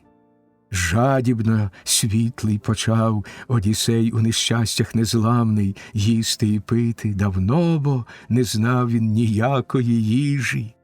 Білораменна й знову намислила щось невсікає. Випрану одіж зібравши, на повіз її поскладала, мулів міцнокопитних впрягла, і, зійшовши на повіз, так Одіссея просила і словом таким умовляла. Встань, бо, чужинце, ми їдем до міста, тебе проведу я в дім премудрого батька мого. Кажу тобі, там ми всіх найкращих людей феакійських побачимо разом. Тільки-но он як зроби. Ти, здається, мені небезтямний. Поки ітиме нам путь крізь поля і оброблені ниви, ззаду за мулами й повозом ти із служницями разом швидко прямуй, а я по шляху перед вами поїду. Згодом прибудем до міста із муром високим навколо. Гавань чудова обабіч його обмиває вигідно, вхід же до неї вузький.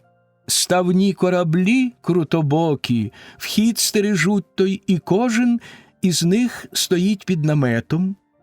Там же і площа з прекрасним на ній Посейдоновим храмом. Ледве донесене в землю там врито каміння навколо.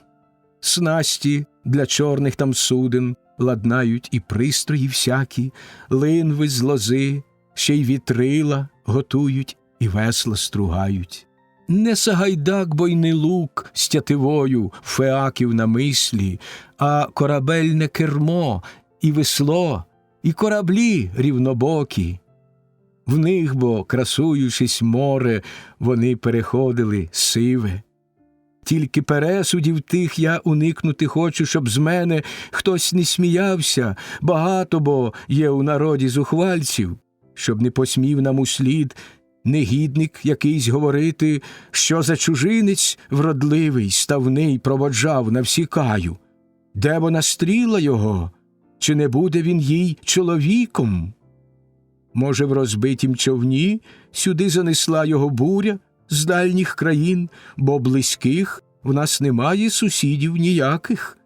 Може, на щирі її молитви із високого неба Бог то зійшов, і назавжди тепер він залишиться з нею?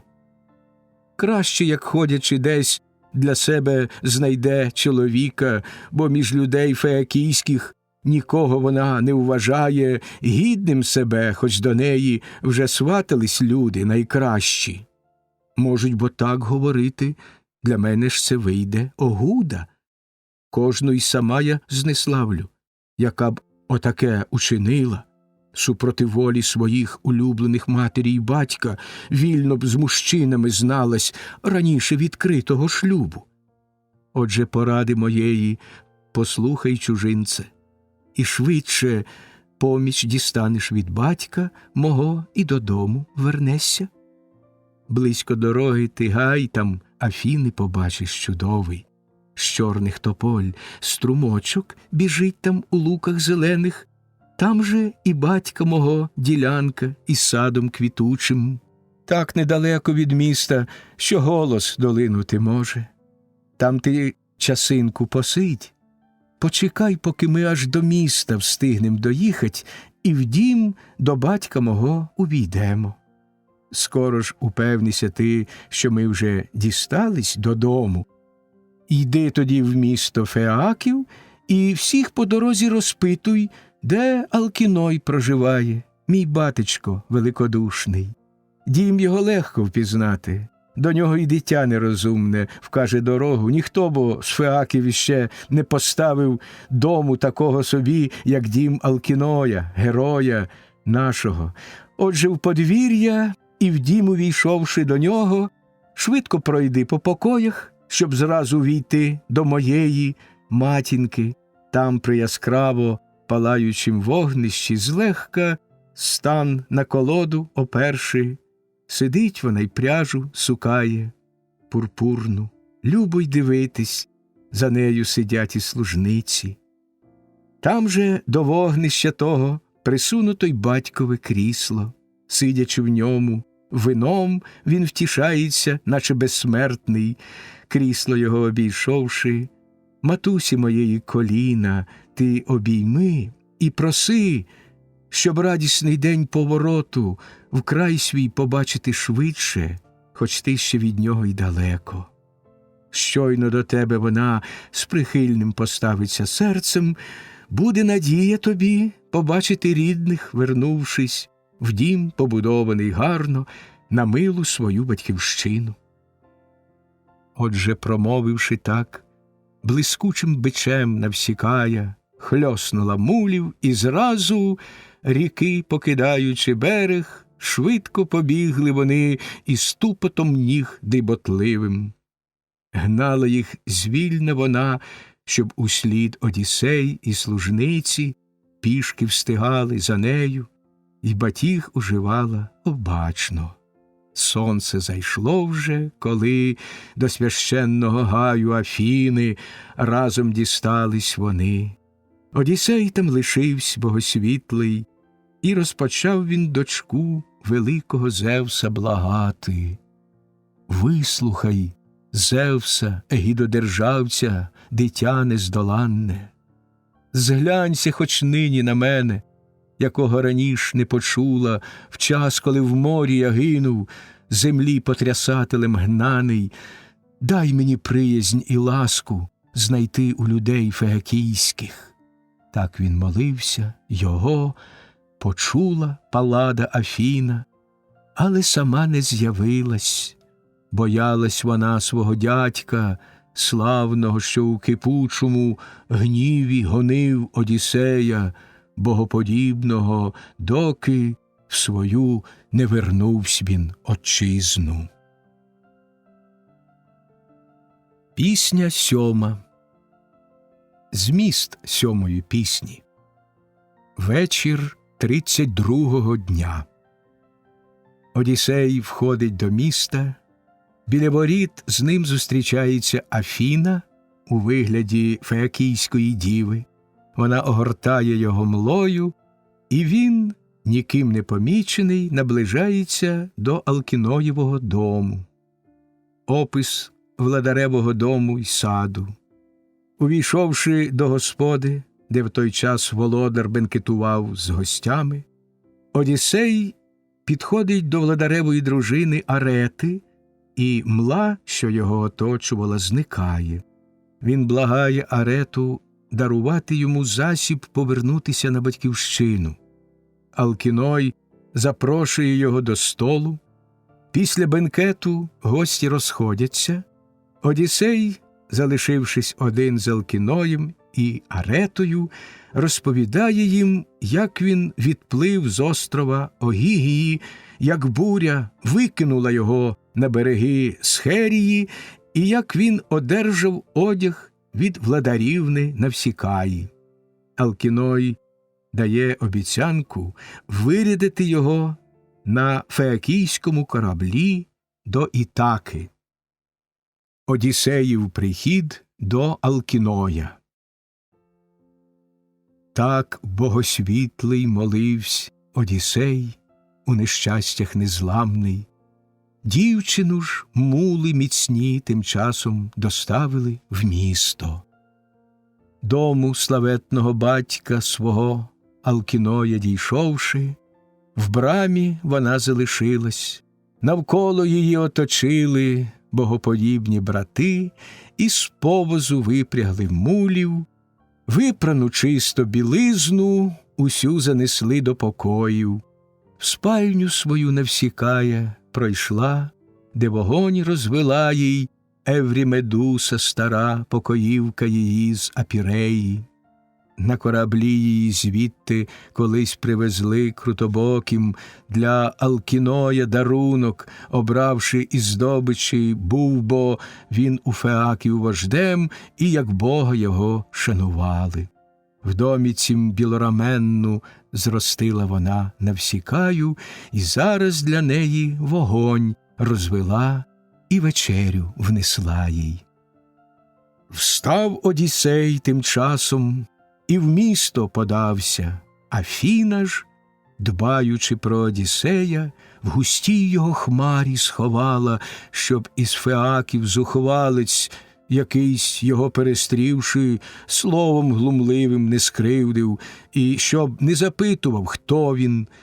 Тільки-но до чарівного вже мав уступити він міста, як перестріла його сама ясноока Афіна, в вигляді юної діви, що з глеком ішла повз нього.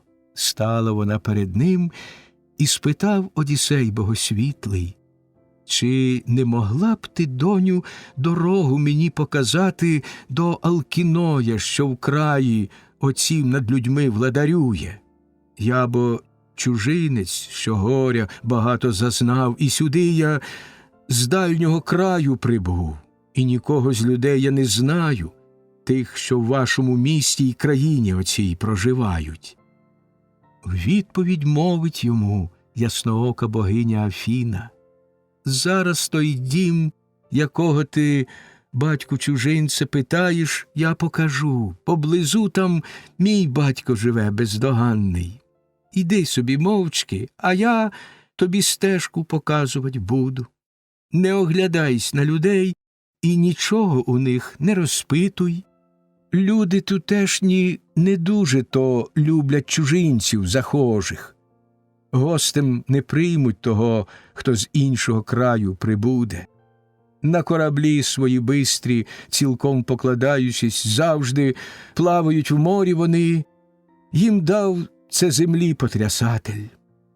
Бистрі у них кораблі, мов крила, мов думка в людини». Мовивши це, уперед виступає Паллада Афіна кроком швидким, а за нею і він по слідах божественних. І не помітив ніхто із феаків у плаванні славних, як він по місту йшов повз них. Пишнокоса Афіна, діва богиня могутня, піклуючись в серці своєму про Одіссея, сховала його у хмарині чудесній. В гавані там Одіссей дивувався, з однакових суден, з площ, де звичайно збирались мужі, із високих та довгих стін, частоколом обведених. Любо було й подивитись, як підійшли вони до владаревого славного дому. Так говорить почала ясноока богиня Афіна. Ось він, батьку чужинце, той дім, що його тобі мала я показать. Владарів ти там знайдеш, годованців Зевса. Учту справляють вони. Заходь до середини, і серцем ти не тривожся. Відважній людині щастить якнайкраще в справі усякій, хоча й із чужої прибуде країни. Спершу знайди господиню, коли до покоїв ти зайдеш. Зветься Арета вона на ім'я, від батьків тих же самих, родом вона, що від них, і владар Алкіной народився. Сина колись народив Навсітоя, землі потрясатель, від Перібої, найкращої виглядом поміж жінками, і наймолодшої з дочок відважного Еврімедонта, що володарив колись над плем'ям гігантів зухвалих, та погубив і себе він, і плем'я оте нечистиве. З нею з'єднавсь Посейдон, і сина родив Навсітоя, мужнього духом, що став вождем над народом феаків. У Навсітоя ж сини Рексенор з Алкіноєм вродились. Першого молодожоном убив Аполлон срібнолукий, і залишив після себе єдину він доньку Арету в домі своїм. Її Алкіной собі взяв за дружину і шанував, як ніхто в цілім світі жінок не шанує, що господарство провадять в домах у своїх чоловіків. Мала і зараз таку ж вона має пошану сердечну і від дітей своїх любих, і від Алкіноя самого, і від людей, що на неї всі дивляться, наче на Бога, і щиро вітають її, коли вона вийде на місто. Не бракувало бо їй ясного ума й благородства, вміла й порадить вона й суперечки мужів розв'язати. Як і до тебе вона сердечно проявить прихильність, буде надія тобі побачити рідних, вернувшись в дім побудований гарно на милу свою батьківщину. Мовивши це, відійшла ясноока Афіна від нього, моря пустинним шляхом, і покинувши Схерію гожу. У Марафон прибула і на широкі дороги афінські, в дім Ерехтея міцний увійшла. Одіссей же тим часом до Алкіноя пішов у славетні покої і серцем затрепетав перед мідним порогом його зупинившись. Все бо як сонце яскраве, як місячне сяйво блищало високоверхим струнким Алкіноя відважного домі. Стіни міддю оббиті тягнулися вправо і вліво, вглиб від порога, з карнизом вгорі з темно-синьої сталі. Золота двері зсередини в домі міцнім зачинялись, срібні одвірки над мідним порогом підносились струнко. Срібний одвірок вгорі, і золотеє на дверях окільце, золота й срібла обабіч при вході собаки стояли. Виробив їх надзвичайно майстерно Гефест кривоногий, щоб Алкіноєві серцем відважному дім пильнували, пси ті безсмертні були і ніколи й не старіли навіть. А від порога вглиб дому, при стінах і справа і зліва, крісла рядами стрункими стояли, на них тонкотканні скрізь покривала м'які, позастелено витвір жіночий. Знатні феаків вожді у тих кріслах, звичайно, сиділи, їли й пили удосталь, всього цілий рік тут бувало. Ще й золоті юнаки там стояли на гарних підставках, Факелів пломінь яскравий в руках вони дужих тримали, щоб для гостей у покоях освітлювать темряву ночі. Аж 50 служебних жінок було в домі у нього. Зерно на жорнах ручних мололи одні золотаве, інші ткали на кроснах, ретельно чи прядиво пряли, сидячи тісно гуртом, мов листя тополі стрункої.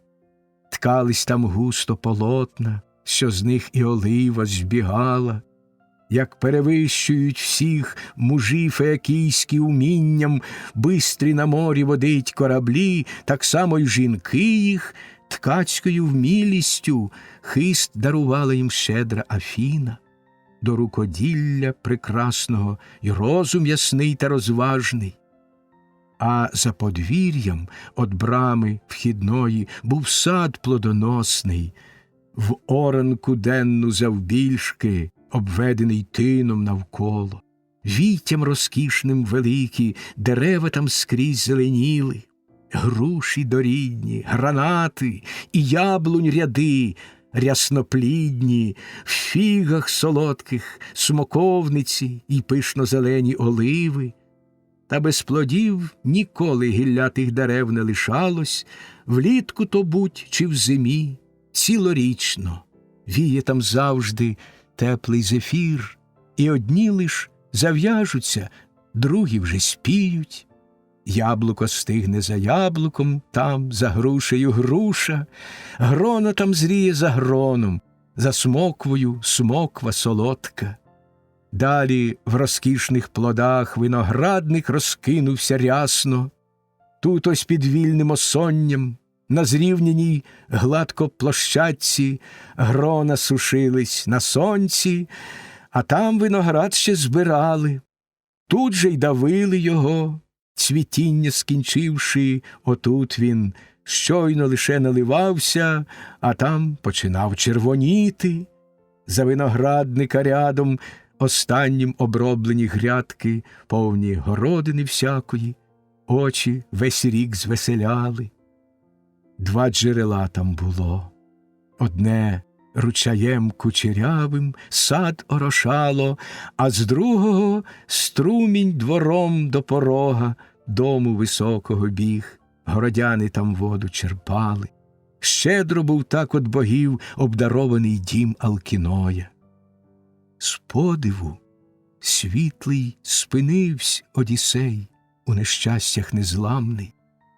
Надивувавшись доволі на все в глибині свого серця, швидко ступив на поріг, і ввійшов він всередину дому.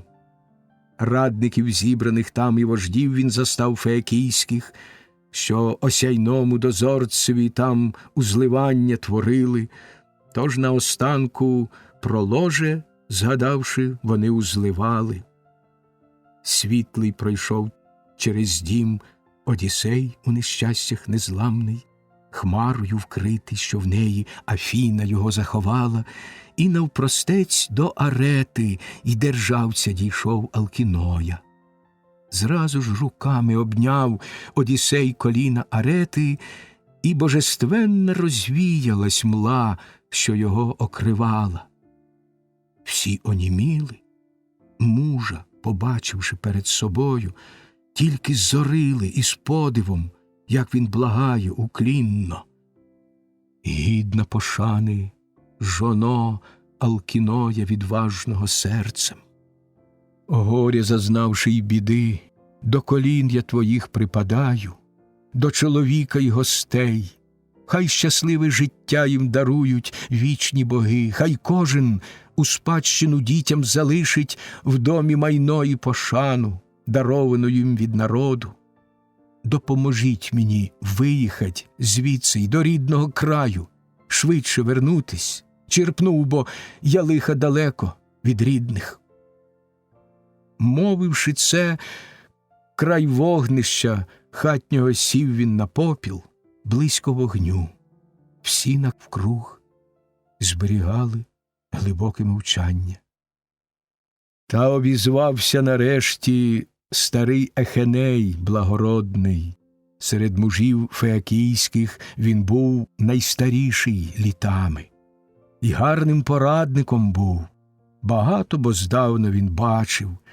З наміром добрим до них він почав говорити й промовив: «Ні, Алкіною, недобре й негоже, щоб гість перед нами впрост на землі тут сідав біля вогнища в попіл гарячий. Тож зволікають вони, лиш твого дожидаючи слова. Ну бо підводь свого гостя і в срібноцвяховане крісло поруч себе посади, а окличники хай приготують воду з вином, у зливання обряду чинить громовержцю, Зевсові, що сподорожує тим, хто щиро благає. Ключниця хай із запасів чужинцеві дасть повечерять».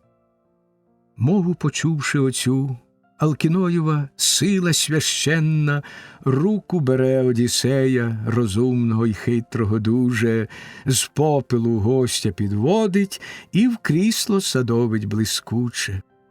Синові встати звелівши, хороброму Лаодаманту, що біля нього сидів, улюбленець батьків коханий. Воду служниця внесла в золотому чудовому глеку, руки вмивати й поволі над срібним цеберком зливала.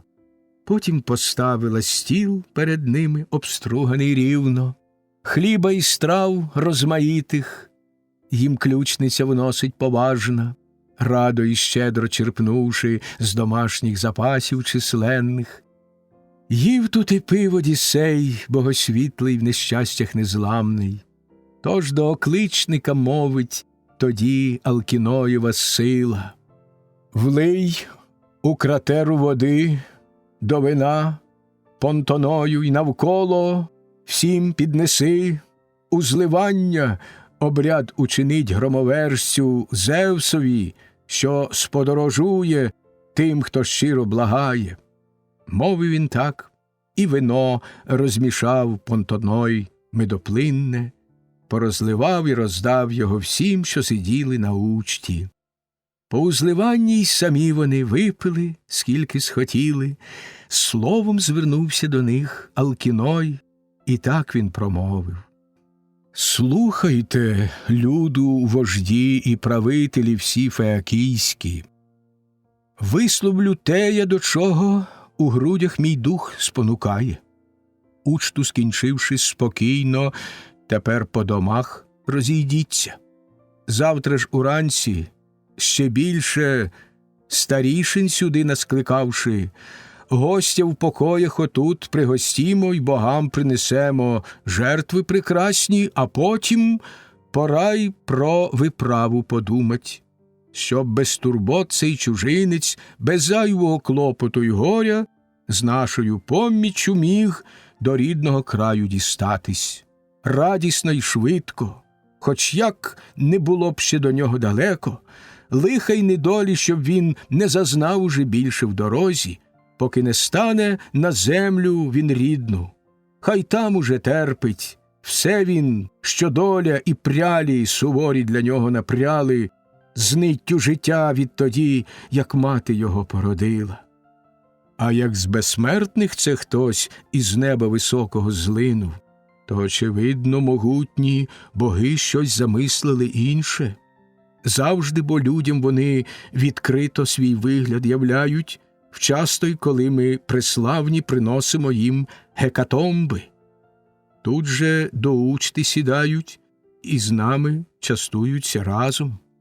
Навіть як стрінеться нам хтось із них, як мандрівець самотній, то не ховається він перед нами, бо ми для них кревні, так як кіклопи або як те дике плем'я гігантів. Відповідаючи, мовив йому Одіссей велемудрий: «Геть ці думки, Алкіною, ні постаттю, ані красою, все ж на безсмертних богів, що простором небес володіють, я ані трохи не схожий, звичайна я смертна людина. Серед людей ви нікого не знали, хто б витерпів горя стільки, як я, і з ким би недолею мав я рівнятись. Міг би багато я більше про лихо своє розказати, скільки всього призволенням богів перетерпів я досі. Та хоч в якій я журбі, а дозвольте мені повечерять. Гіршого, мабуть, нічого нема за ненавидний шлунок, що нас гризе, як той пес, і про себе велить пам'ятати. Хоч би й не знати, як мучився, хто і болів своїм серцем. Як же я серцем болію, а він все одно спонукає їсти і пити, і те, що я витерпів досі забути, силує лиш одного, наповнить його вимагає. Ви ж бо, як тільки світанок настане, мене, нещасливця, вирядить все ж постарайтесь у рідну мою батьківщину. Хай ще й багато зазнаю і навіть загину, аби лиш дім свій високий побачить, і челядь свою, і маєтки. Так говорив він, вони ж тую мову схвалили й поклали вирядить гостя додому, сказав бо таки до ладу він. По узливанні й самі вони випили, скільки схотіли, і по домівках своїх спочивати усі розійшлися. Сам у господі тим часом зоставсь Одіссей богосвітлий, з ним і Арета, і ще і Алкіной боговидний сиділи. Поряд тим часом служниці вже посуд по учті прибрали. Словом до нього озвалася білораменна Арета. Зразу поглянувши плащ, упізнала й хітон, і пригарні шати, що виткала їх із своїми служницями разом. Отже, озвалась до нього і мовила слово крилате. Передусім я, чужинце, тебе запитати хотіла б, хто ти і звідки є родом, і хто тобі дав це одіння? Чи не казав би ти сам, що, блукаючи морем, приїхав?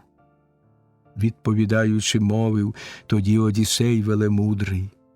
Важко тобі, володарко, докладно про всі розказати лиха, що стільки богове небесні мені їх послали, та розкажу тобі те, що спитала і хочеш ти знати. В морі, далеко від сіль, лежить десь Огігія, острів. Там проживає Каліпсо, Атлантова донька підступна, пишноволоса, дивна богиня. І з нею в'єднання ані з богів, ані з смертних людей ніхто не вступає. Тільки мене із богів хтось на вогнище це бідолаху вивів тоді, як на мій корабель блискавицю сліпучу, кинувши, Зевс розтрощив його геть в виннотемному морі. Товариші мої славні, усі там загинули марно. Я ж за кіль корабля, крутобокого міцно вхопившись, 9 днів так тримався. У пітьмі нічній на 10-й кинутий був на Огігію, острів богами. Каліпсо, там пишнокоса живе, ця дивна богиня.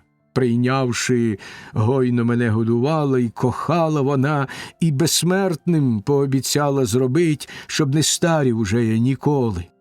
Духа ж у грудях моїх не здолала вона прихилити. 7 безперервних я років у неї лишався, сльозами кроплячи одіж нетлінну, даровану тою ж Каліпсо. А як, наблизившись, рік надійшов уже й 8-й до мене. Раптом додому пливти вона пильно мені наказала. Зевса велінням, чи, може, й сама свою думку змінила. Швидко на збитому міцно плоту відпустила, багато хліба й солодкого давши вина, ще й одіж нетлінну. Німфа теплею слід мені вітер попутний послала. Плив уже днів я 17, широким прямуючи морем. На 18-й день показалися гори тінисті, вашого краю, і в грудях у мене нещасного любе серце раділо. Та лиха усякого мав ще багато, стерпіти я, що наслав Посейдон землі потрясатель. Буйні вітри розбудивши, мені заступив він дорогу, море безкрає розбурхав, і голосно, тяжко стогнав я, та на плотові триматися хвиля мені не давала. Зрештою вщент його буря розбила, і вплав я, пустившись, моря глибінь перерізав, аж поки до вашого краю вітер і хвилі з собою мене несучи не пригнали.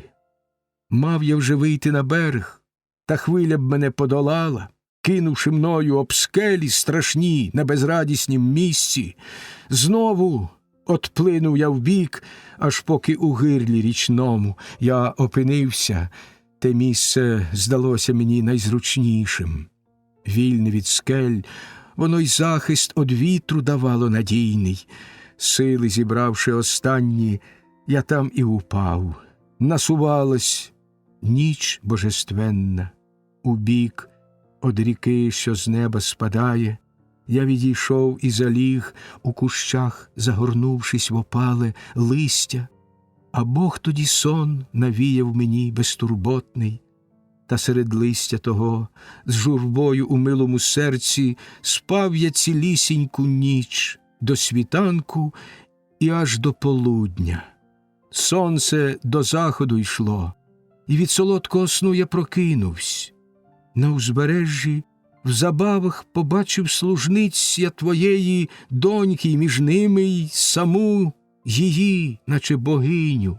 До неї я із благанням звернувсь, благородний не звів її розум, так мене стріла, що я і сподіватись не міг від такої юної дівчини, бо найчастіш нерозсудлива молодь. Їжі дала мені щедро, і вина променистого вдосталь. В річці помила мене і одіж оцю дарувала. Хоч і засмучений тяжко, всю правду тобі розповів я. Знову тоді Алкіной до нього у відповідь мовив: «Не до ладу учинила з тобою дочка моя гостю, що із служницями разом тебе до нашого дому не запросила, до неї, до першої ти бо звернувся».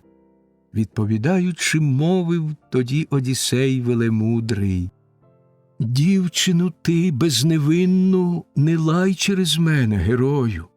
Пропонувала мені вона йти із служницями разом, та не схотів уже сам я, бо сором було і боявся, щоб не розгнівав ти серця свого, нас побачивши вкупі. Надто бо всі запальні на землі ми цій плем'я людськеє». Знову тоді Алкіной до нього у відповідь мовив: «В грудях, чужинче, моїх не таке уже серце, щоб мало гніватись марно, краще в усьому дотримувать міри. Свідки батько наш Зевс, Аполлон і Паллада Афіна, що отакий ти є, та ще й думки зі мною одної. Мав би дочку мою, тут залишившись, і звався б жаданим зятем моїм. Якби хотів ти лишитись, то дав би тобі я дім і маєтки свої. Проти волі ж ніхто із феаків тут не затримає. Зевсові батьку було б це нелюбо. Твій же від'їзд відсіля, щоб знав ти це добре, на завтра я призначаю. Лежатимеш ти, оповитий глибоким сном, а інші гребтимуть у тиші спокійного моря. Поки в вітчизну і в дім свій, чи де тобі любо, прибудеш. Навіть коли б це й далі було ще за острів Евбею, він же край світу лежить, як розказують це очевидці з наших людей, що возили русявого раз Радаманта в краї тім Тітія, Геї, могутнього сина, провідать. Наші тоді без труда дістались туди мореплавці, і дня того ж самого легко вони повернулись додому. Скоро побачиш ти сам, що мої кораблі найбистріші, веслами наші гребці уміють по хвилі вдаряти.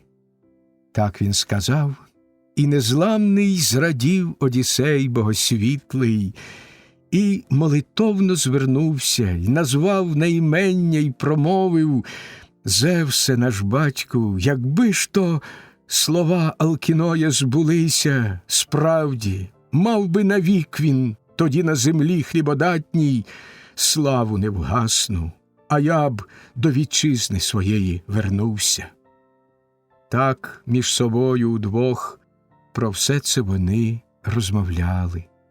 Білораменна Арета служницям збеліла тим часом ліжко йому в передсінок внести й подушками заслати, з пурпуру гарного зверху покрити його килимами і ковдру покласти пухку, щоб було йому чим укриватись. Зараз же вийшли з світцем у руках із покоїв служниці, а як м'яке вони ложе старанно йому постелили, до Одіссея тоді підійшли і його запросили: «Іди спочивати, чужинче, постеля тобі вже готова». Так говорили вони, і з радістю ліг він заснути. Так, незламний в біді, спочивав Одіссей богосвітлий, в ліжко різьбленне поринувши, зразу в лункім передсінку. Ліг Алкіной у середніх покоях високого дому, де господиня дружина з ним ложе й постелю ділила. Пісня 8. Зміст 8-ї пісні. День 33. Алкіной, запропонувавши усім громадянам, що зібрались на площі, допомогти вирядити Одіссея на його батьківщину, запрошує вельмож і корабельників до себе на обід. Спів Демодока під час обіду, потім розваги, біг, кидання диска, боротьба, бій навкулачки. Одіссей, ображений Евріалом, кидає камінь і всіх вражає своєю силою. Танок, під час якого Демодок співає про Арея й Афродіту, всі повертаються до господи. Одіссея щедро обдаровано. За вечерею Демодок співає про дерев'яного коня і подвиги вождів ахейських. Його пісня викликає в очах Одіссея сльози.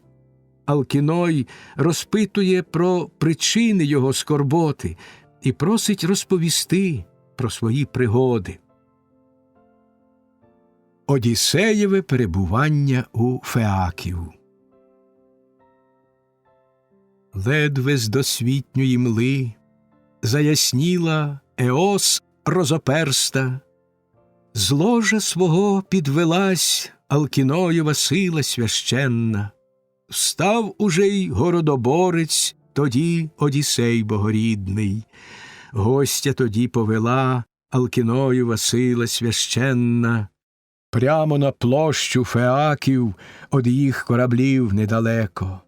Разом дійшовши вони, на камінні обтесанім сіли, поруч Палада ж Афіна, окличника в вигляд прибравши, що у розумного був Алкіноя, пішла через місто, щоб Одіссеєві мужньому швидше від'їзд влаштувати, і перед кожним мужем, спиняючись, так говорила: «Ну бо всі люду божді і правителі всі феакійські, швидше на площу збирайтесь, чужинця послухати, котрий до Алкіноя розумного в дім прибув ось недавно, в морі зазнавши біди.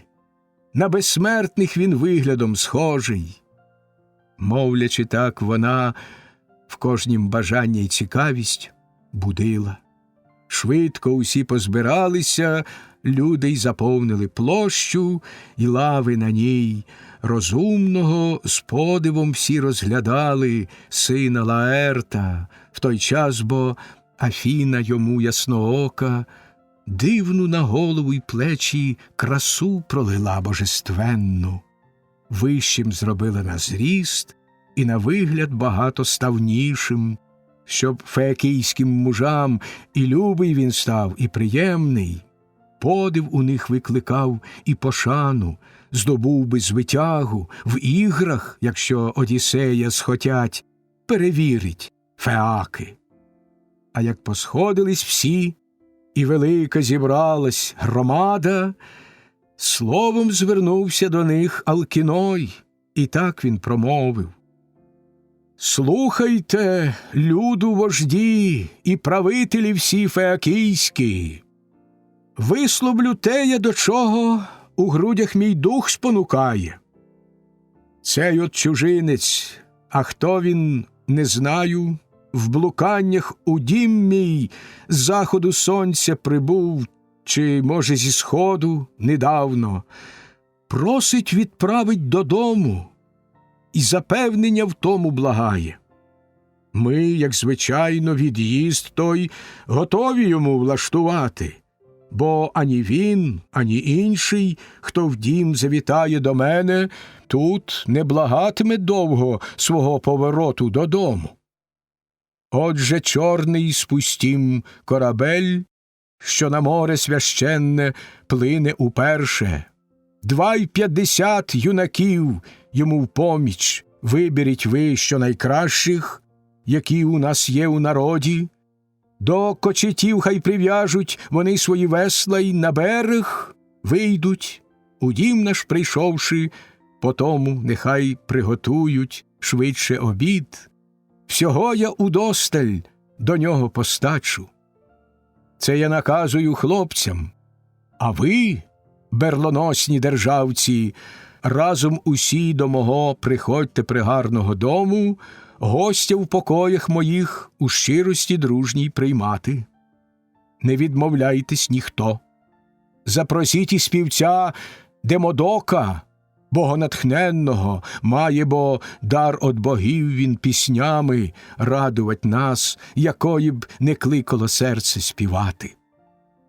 Мовивши це, він пішов уперед, а за ним поспішили всі берловладці, пішов і окличник співця запросити.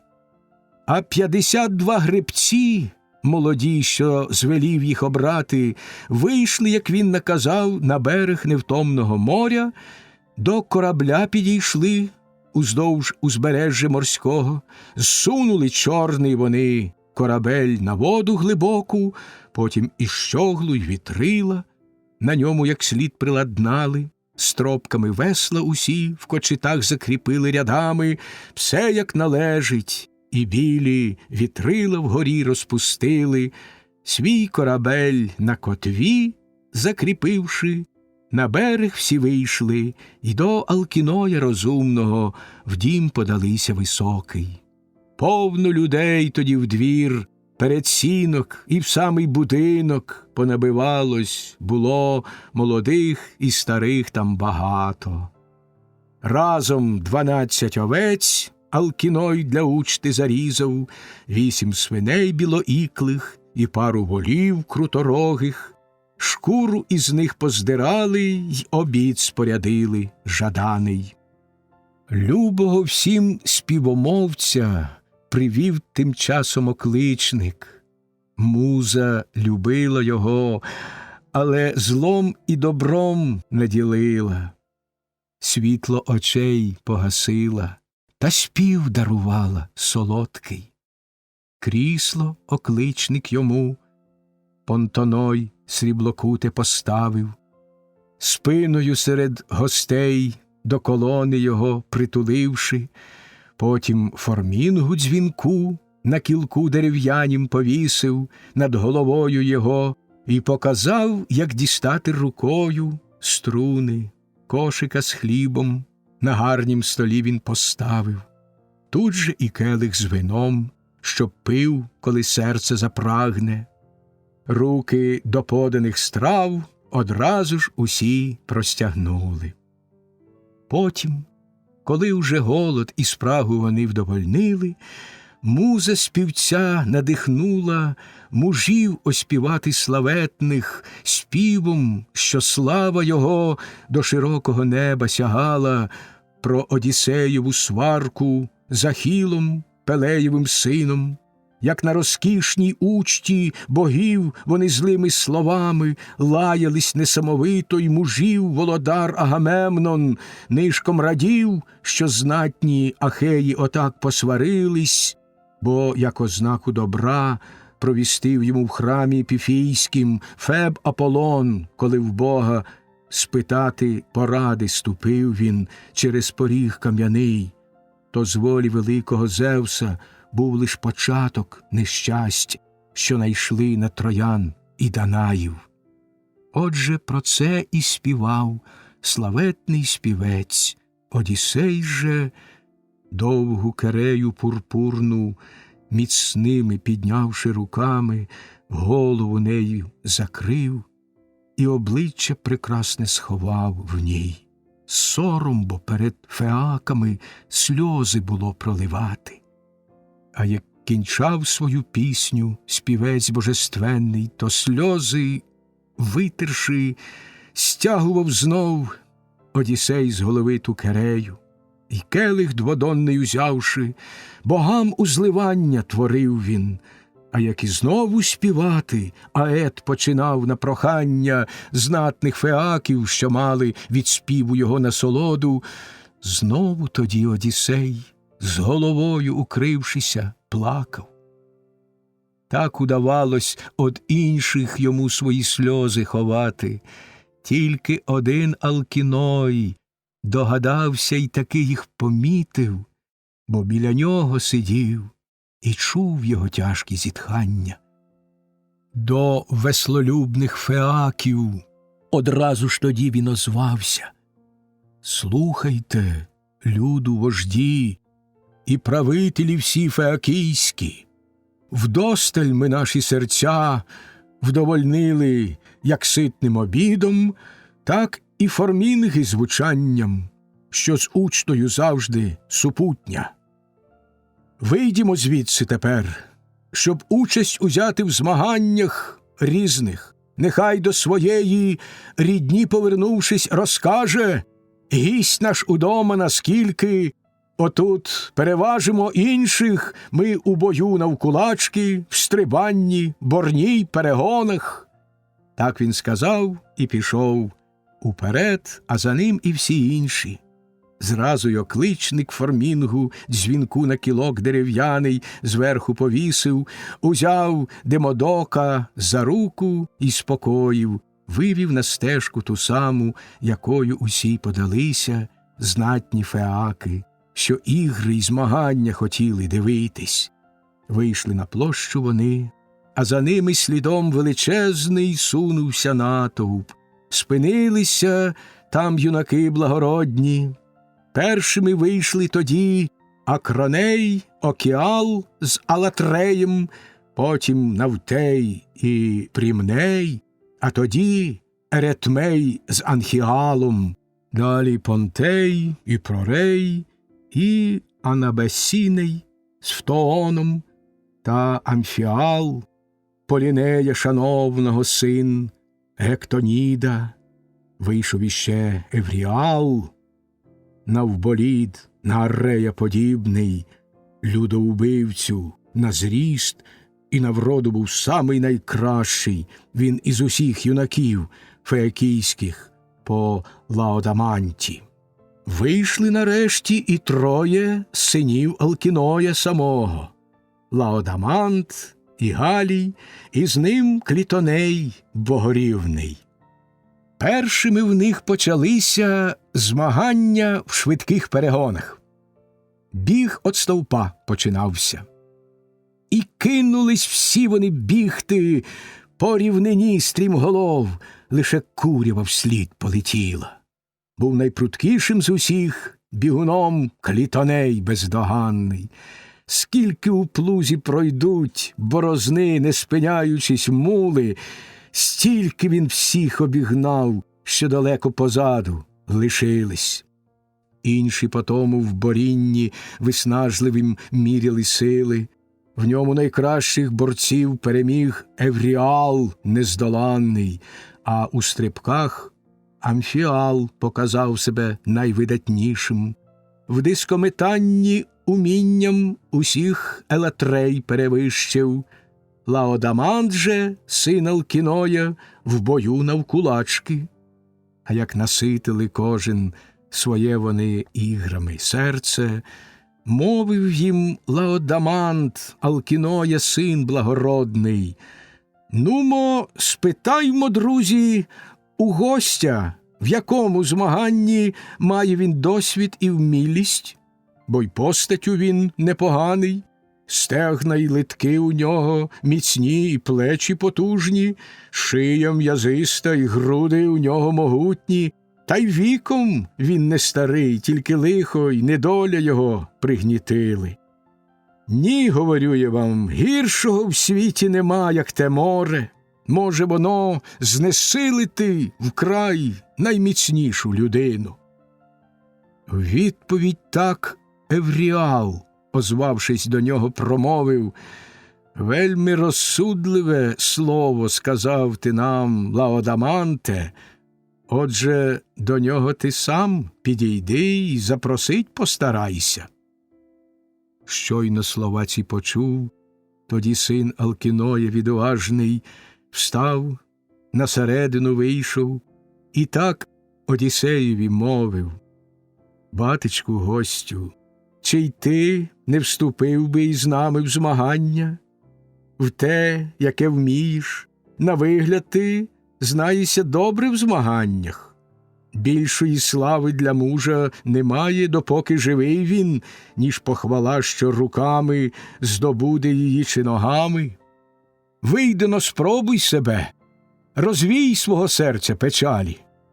Час бо від'їзду твого недалеко, із берега в море спущено вже корабель, і гребці вирушати готові». Відповідаючи, мовив тоді Одіссей велемудрий: «Лаодаманте, не вглум закликать мене вам заманулось, бо не змагання у мене тепер в голові, а печалі. Надто зазнав я їх досі, і надто я їх перетерпів.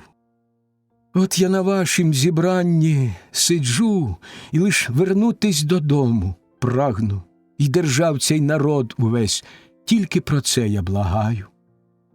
У відповідь так Евріал, глузуючи, мовив до нього: «Ні, не зрівняю тебе я, чужинче, із мужем, що досвід має в змаганнях, а їх між людьми так багато буває.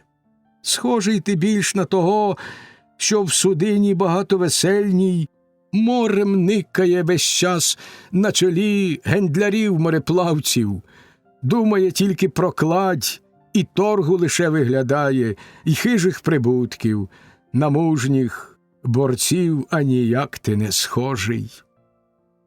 Глянув з-під лоба тоді Одіссей велемудрий і мовив: «Зле, незнайомче, ти кажеш, зухвала ти, видно, людина. Тож не однаково нас безсмертні боги наділяють вродою, розумом бистрим, чи то красномовності даром. Зовсім нікчемною часом буває на вигляд людина, та божество її словом вінчає, і з захватом щирим дивляться всі на промовця. Упевнено й скромно на зборах він виступає, та всіх він увагу до себе приверне. Всі, як на Бога, зорять, коли він по місту проходить. Постаттю інший своєю на Бога безсмертного схожий. Мову ж нікчемну його не квічає ніяка принадність. Так от на вигляд пригарний і ти. Уже кращим, здається, і Бог не створив би тебе, а от в голові твоїй пусто. Дух мені в грудях укоханих ти схвилював надзвичайно, мовлячи так непристойно. Не неук бо я і в змаганнях, як говорив ти, а завжди, здається мені, серед перших був я на них, поки юність в руках моїх дужих буяла. Нині ж я в горі й нещасті. Багато бо я перетерпів від ворогів на війні і від лютої хвилі на морі. Все ж я і так, стільки лиха зазнавши, вступаю в змагання. В'їдливе слово твоє, роз'ятрив мене ним ти до краю. Так він промовив, і прямо в одежі за диск набагато більший вхопився, товстіший і тяжчий, ніж той, що феаки ним між собою, звичайно, змагалися в дискометанні, і, розмахнувшись його, він дужею кинув рукою. Камінь той аж задзвенів. До землі мимоволі присіли, лед його вчувши дзвонистий, славетні мужі мореплавці, довговеслі феаки, могутньою пущений п'ястю, перелетів він усі їх познаки. У вигляді мужа місце падіння Афіна сама позначила і сказала: навіть сліпий одрізнив би навпомацки знак твій, чужинче. Не замішався, не впав з усіма, бо він іншими вкупі, а від усіх попереду. Пишайся, ти виграв змагання. Далі чи в рівень з тобою ніхто із феаків не кине. Мовила так, і незламний зрадів Одіссей богосвітлий.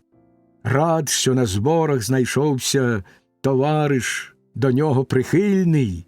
З легшим він серцем тоді до феаків озвався й промовив: киньте до знаку мого, юнаки, і зразу ж за вами кину я знов, чи так само, чи навіть надіюся й далі. Спробуйте, вийдіть і в інших ви іграх зі мною змагатись. В чому хто серцем бажає, бо надто ж мене роздражнили. В гонах, в борні чи в бою, навкулачки, ні з ким із феаків я не відмовлюсь боротися, крім лише Лаодаманта. Гість бо я в нього, а хто ж із господарем б'ється гостинним? Дурень хіба чи нікчема якийсь викликав би змагатись саме того, хто виявив щиру до нього гостинність поміж чужими людьми? Собі лише цим він пошкодить. Інших же я не відкину, і змагатися не відмовляюсь. Виступить я проти кожного згоден, і сили помірять. Тож на змаганнях відомих мужам я не зле почуваюсь. Вмію поводитись я і з добре обточеним луком. Перший улучу стрілою у постать, намічену навіть серед загону ворожого. Хоч би й ближче до нього товариші націлялись численні і влучно стріляли. Перемагав мене лиш Філоктет, коли біля Трої всі ми, ахейські мужі, у стрілянині із лука змагались.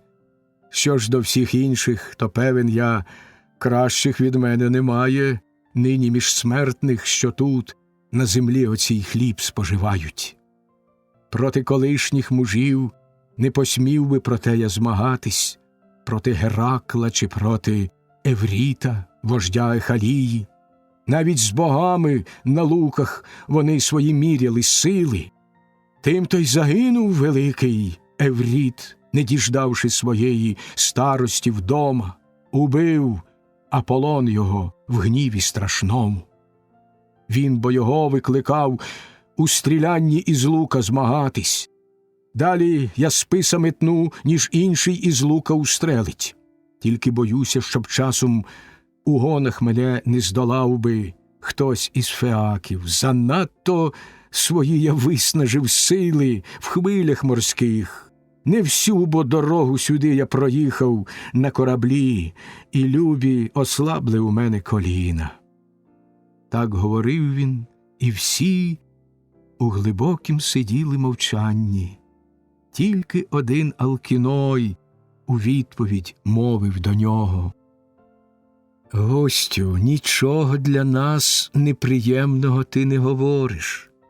Ти захотів лише доблесть властиву тобі показати, в гніві на мужа цього, що образив тебе у зібранні. Як не посмів би ніхто із людей зневажать твою доблесть, в кого є розум, хто здатний доречне промовити слово. Тільки й моєї мови послухай, щоб іншим героям міг ти усе розказати в той час, як у власному домі учту справлятимеш разом своєю дружиною й дітьми, щоб спогадав тоді й доблесті наші, в яких відзначитись Зевс дарував нам не раз ще із батьківських днів стародавніх. В нас ні борців нема видатних, ні бійців навкулачки. В гонах ми спритні зате, і мореплавці найкращі у світі. Любимо завжди ми учти з кефарою, співи і танці, теплі купелі і ложе м'яке, свіжо змінені шати. Та підійдіть-но, уміння своє покажіть нам найкращі танцівники феакійці, щоб гість наш, додому вернувшись, друзям своїм розповів, наскільки за інших ми вищі, і в мореплавстві, і в гонах швидких, і в співах, і в танці. Та побіжіть-но, хто-будь, принесіть дзвінкострунну формінгу для Демодока, вона десь у нашому домі лишилась». Так Алкіной боговидний промовив, і зараз окличник встав, щоб формінгу дзвінку принести сюди з дому державця. 9 тоді розпорядників, обраних з-поміж народу, теж підвелися, щоб все влаштувати до змагання належне. Ґрунт урівняли вони і розширили площу навколо. Швидко окличник вернувся й приніс дзвінкострунну формінгу для Демодока, і той на середину вийшов. Довкола ж юні зібралися хлопці, досвідчені в танцях добірних, і почали тупотіти на рівній площадці, мелькання ніг, споглядаючи їхніх, в душі Одіссей дивувався. От під формінгу почав Демодок пречудової пісні про Афродіту заквітчану, що із Ареєм кохалась, як вони в домі Гефеста уперше з'єднались таємно в любощах, як їй дарунки приносив Арей, як збезчестив ложе Гефеста державця. Цю звістку приніс йому зразу Гелій, побачив він їх у обіймах палкого кохання. Щойно Гефестових вух доторкнулася звістка болюча, в кузню свою він пішов, злу думку плекаючи в серці, і на колоді ковадло поставивши, викував пута, він нерозривні й незламні, щоб кожного міцно тримали.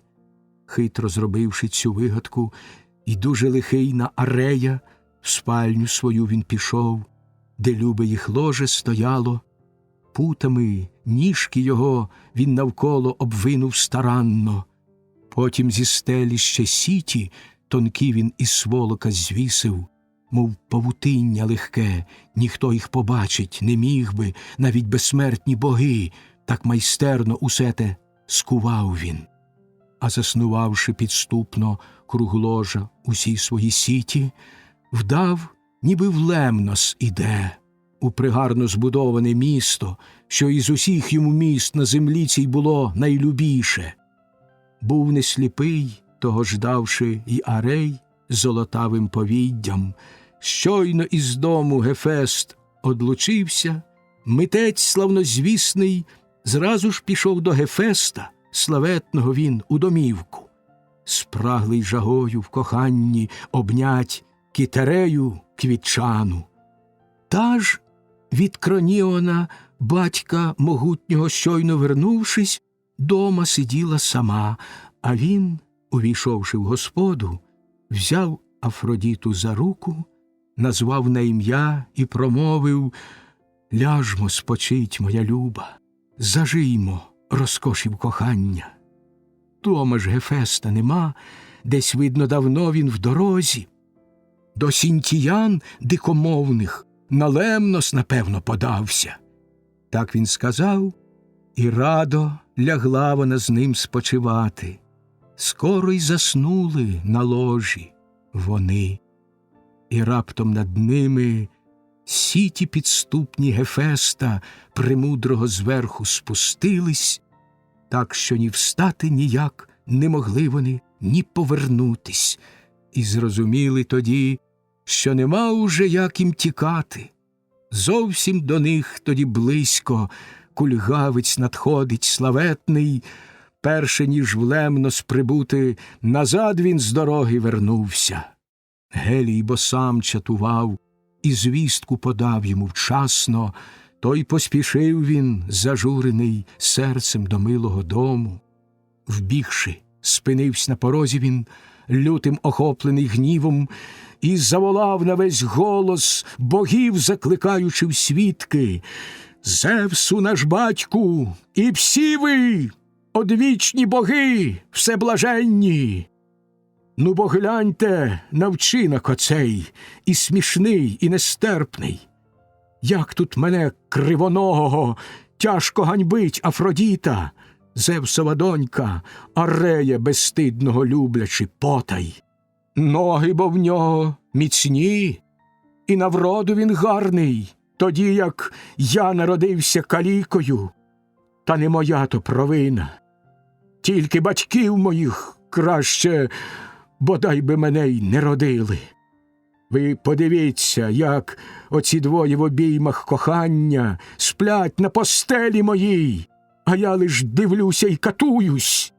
Та, сподіваюся, більше не схочеться так їм лежати, хоч би й кохалися дуже.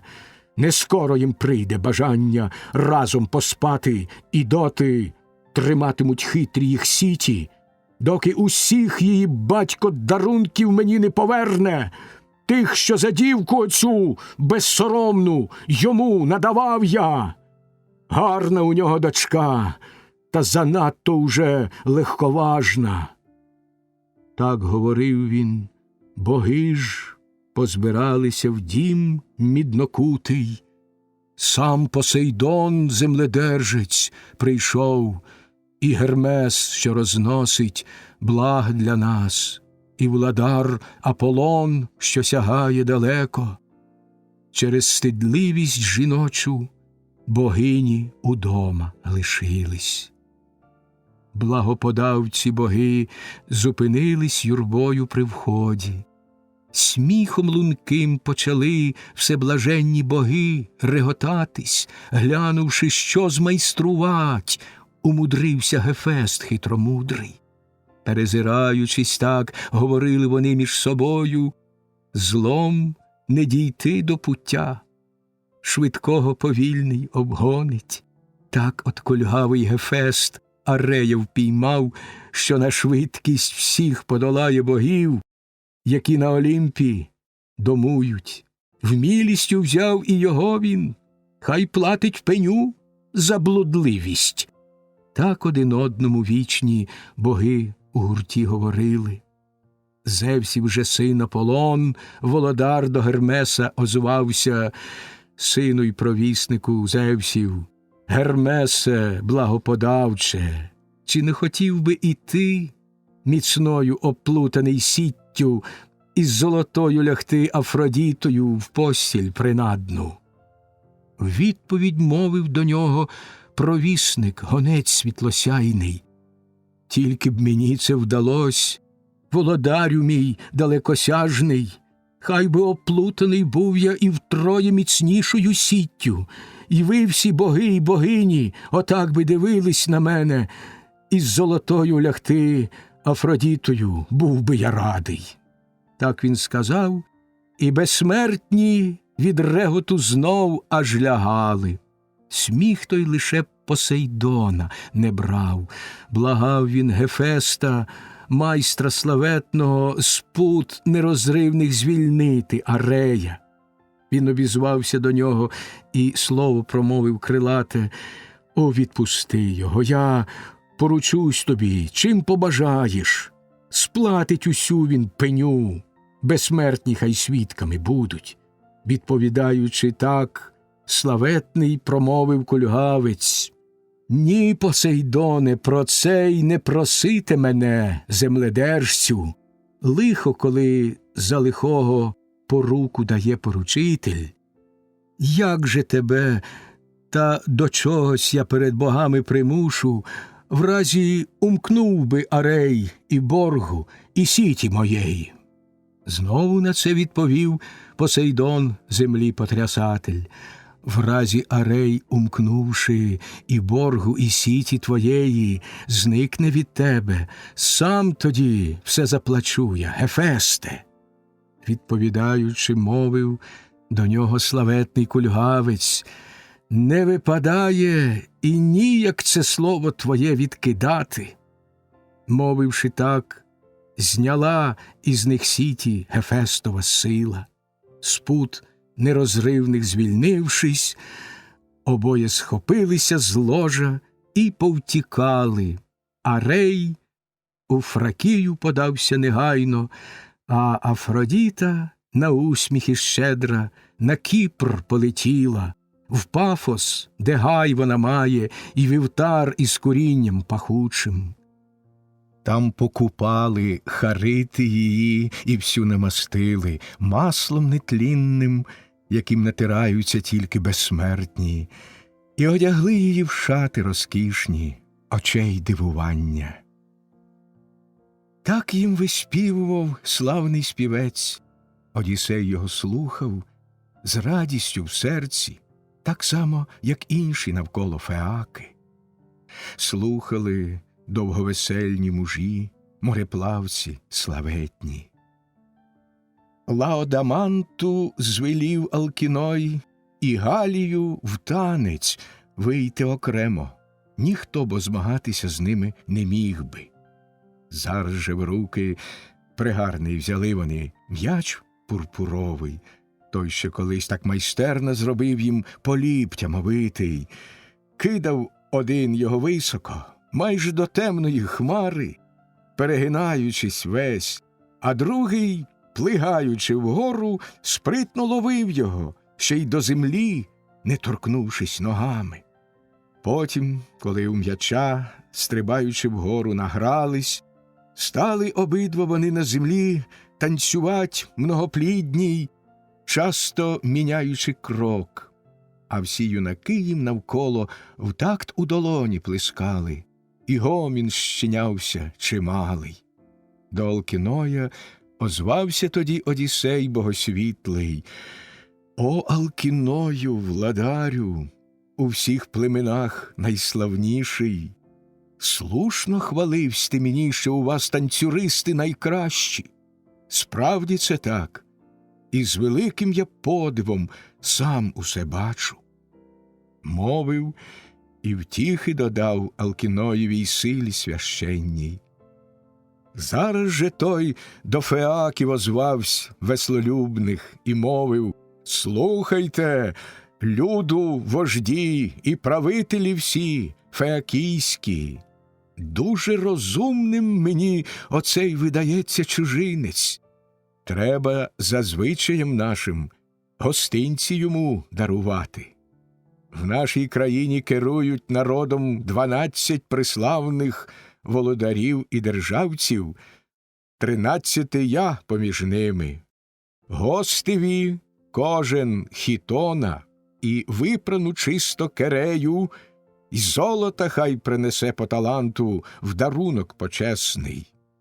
Зараз же разом усе те знесімо, щоб в руки узявши, з радістю в серці наш гість до нас завітав на вечерю.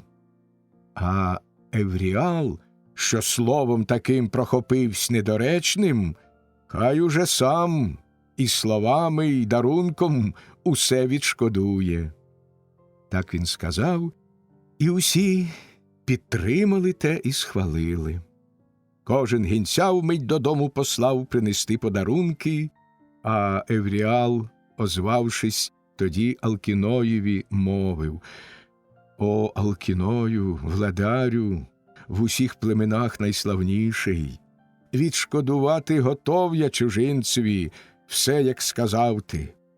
Меч цільномідний я подарую йому з рукояттю срібною, в піхвах слонової кості, різьбленої гарно, свіжого розпилу. Це подарунок для нього достойний».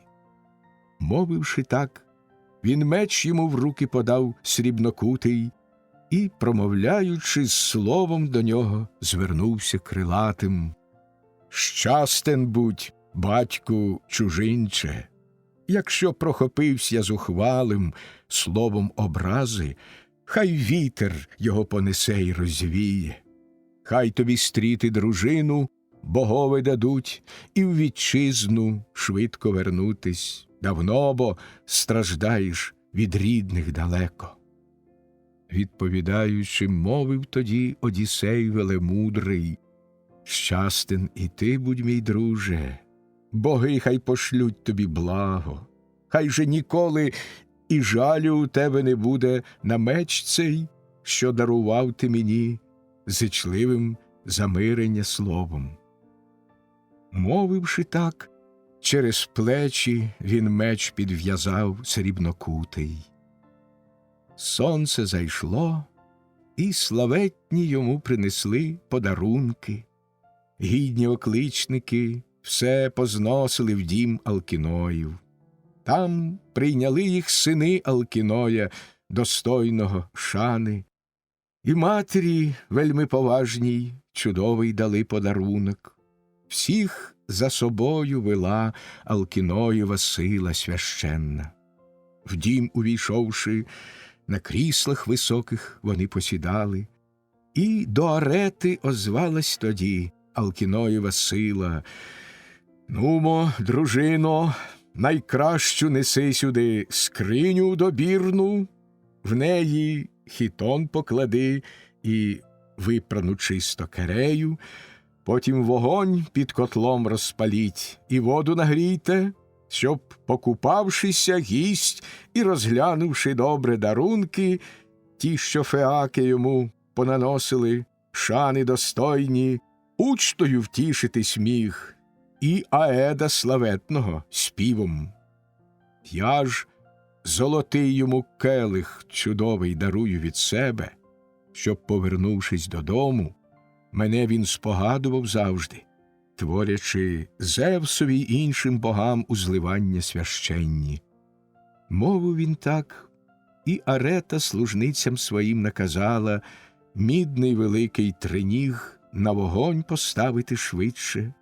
Ті встановили триногий котел над палаючим жаром, вливши до нього води і розпаливши принесені дрова. Пломінь утробу котла охопив, і вода нагрівалась.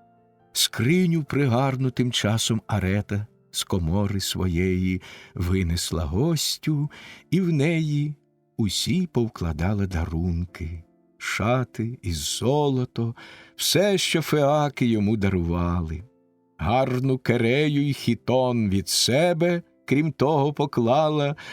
Потім озвалась до гостя і мовила слово крилате: «Сам тепер віко оглянь і швидше до скрині прив'язуй, щоб не украли чого у дорозі, як знову солодким сном спочиватимеш ти, пливучи кораблем чорнобоким». Щойно почув це незламний в біді Одіссей богосвітлий, віко він вмить приладнав, прив'язав його швидко до скрині, хитрим вузлом, як колись його вчила Кіркея владарка. Ключниця тут же його запросила піти до купелі та й іскупатись у ній.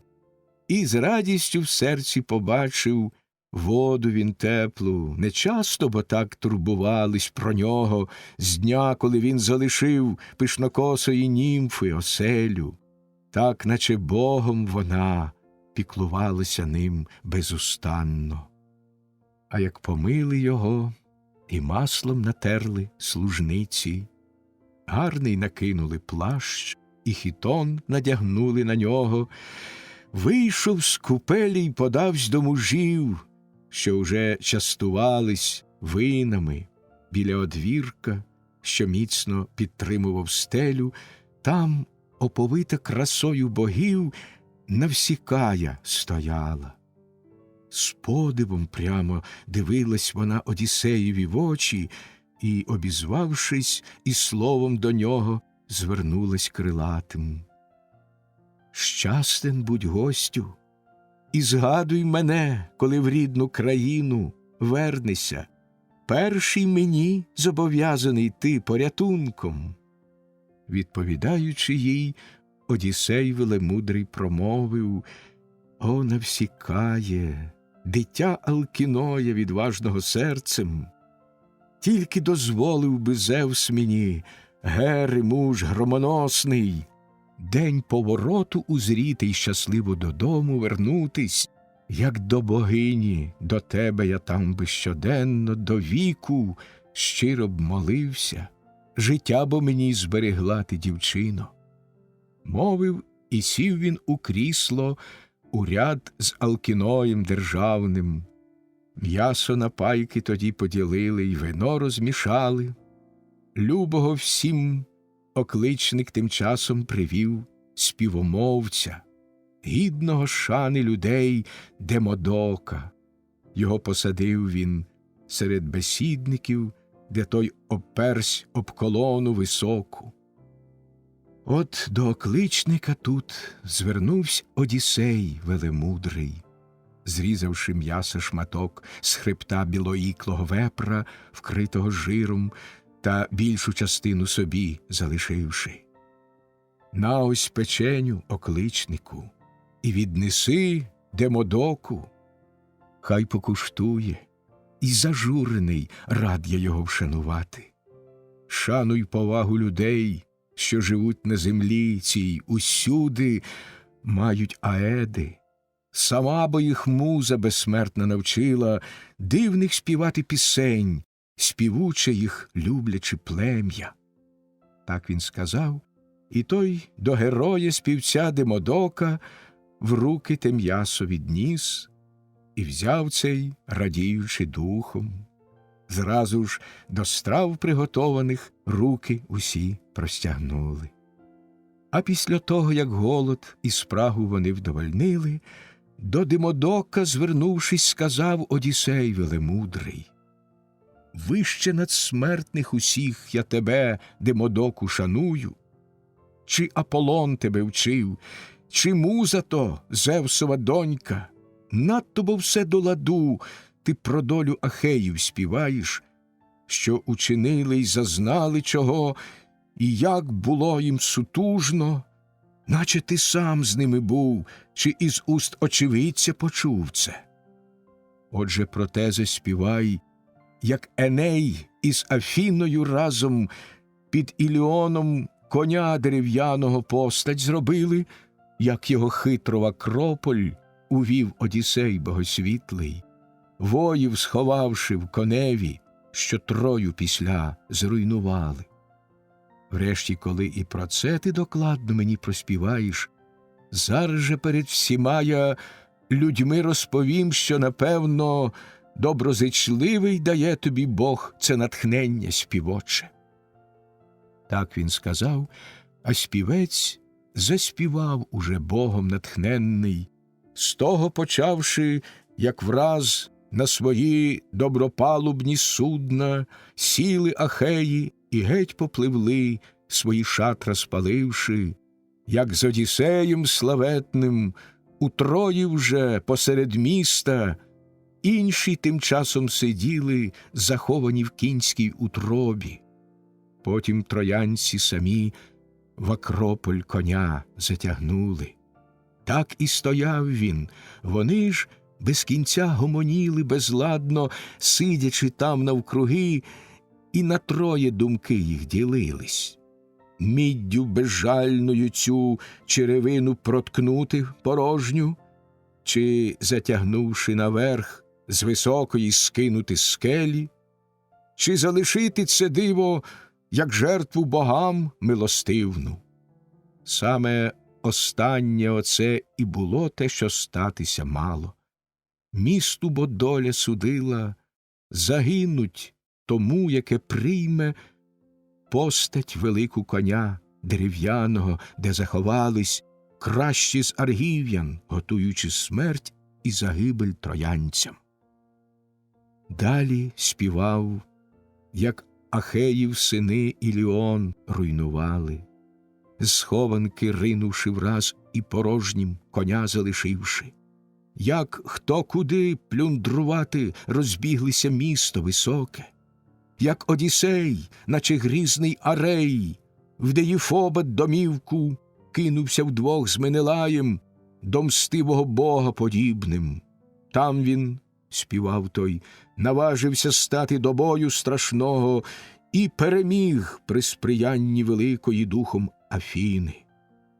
Так той виспівував славний співець.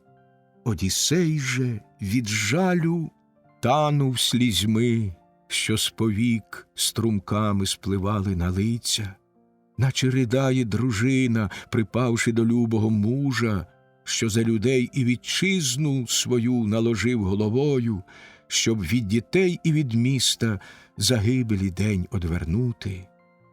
Бачачи, як він конає і в смертних здригається муках, тужно голосить над ним і ридає, а ззаду жорстокі ратищ удари на спину вже падають їй і на плечі, гонять в полон на роботу тяжку, на поталу й наругу, в'януть їй лиця від горя, що жалем до неї проймає. Жалісно так в Одіссея з-під брів його сльози лилися. Все ж удавалось від інших йому свої сльози ховати. Тільки один Алкіной догадався і таки їх помітив, бо біля нього сидів і чув його тяжкі зітхання. До веслолюбних феаків одразу ж тоді він озвався: «Слухайте, люду вожді і правителі всі феакійські! Хай Демодок на Формінзі дзвінкий вигравать перестане, співом і грою не всім, бо він радість дає і утіху. З того часу, як на учті співець заспівав нам божистий, не припиняє невтішно гіркими слізьми умлівати гість наш великий, бо смуток всю душу йому обіймає. Хай перестане співець, щоб однакову мали ми втіху, гість і господар, усі, набагато бо краще так буде. Все із повагою ми для шановного робимо гостя, в путь виряджаєм його і дарунки даємо з любов'ю. Гість і чужинець, що просить притулку за рідного брата, кожному стане, у кого хоч трохи є чулості в серці. Тим-то від нас не ховай своїм розумом ти обережним те, що питатиму я, розказати усе то найкраще. Імення скажи, яким батько і мати тебе називали, й інші, хто у вашому місті живе і наоколо нього, бо взагалі без імення ніхто між людей не буває. Хто б не родився на світ, родовита людина чи проста, кожного з них породивши, іменням батьки наділяють. землю свою ти назви, і місто й народ, щоб свідомо шлях спрямувати могли кораблі, які плинуть з тобою.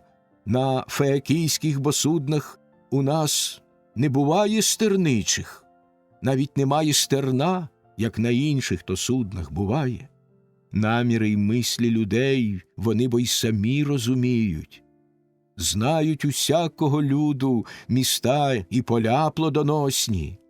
Швидше від інших усіх безодню морську пропливають, млою й туманом густим оповиті, і не бояться шкоди якої зазнати, чи й зовсім загинути в морі.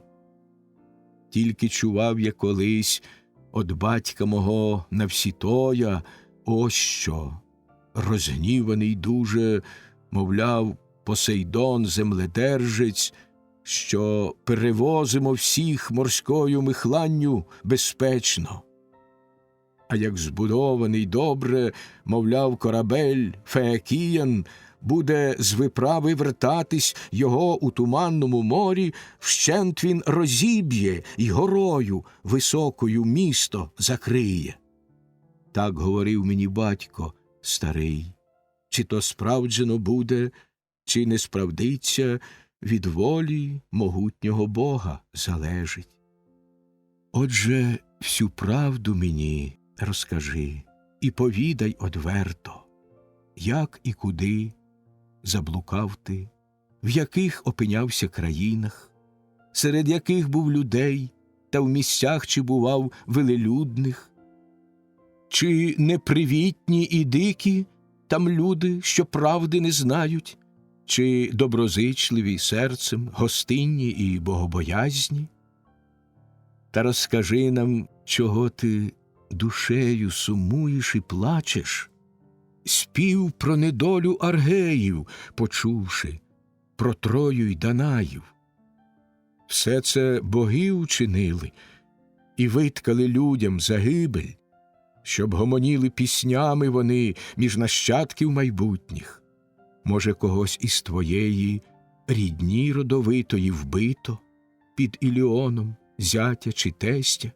Вони найдорожчі нам після рідних по крові і роду нерідко бувають. Може, загинув там друг, родовитий, хоробрий товариш, твій найлюбіший?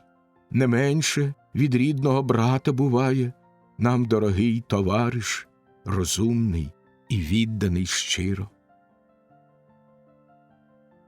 Пісня 9. Зміст 9-ї пісні. Вечір 33-го дня. Одіссей розповідає про свої пригоди. Відплиття від берегів троянських, зруйнування Ісмара, міста Кіконів, та загибель багатьох супутників Одіссея, буря, відвідання лотофагів, прибуття до країни Кіклопів.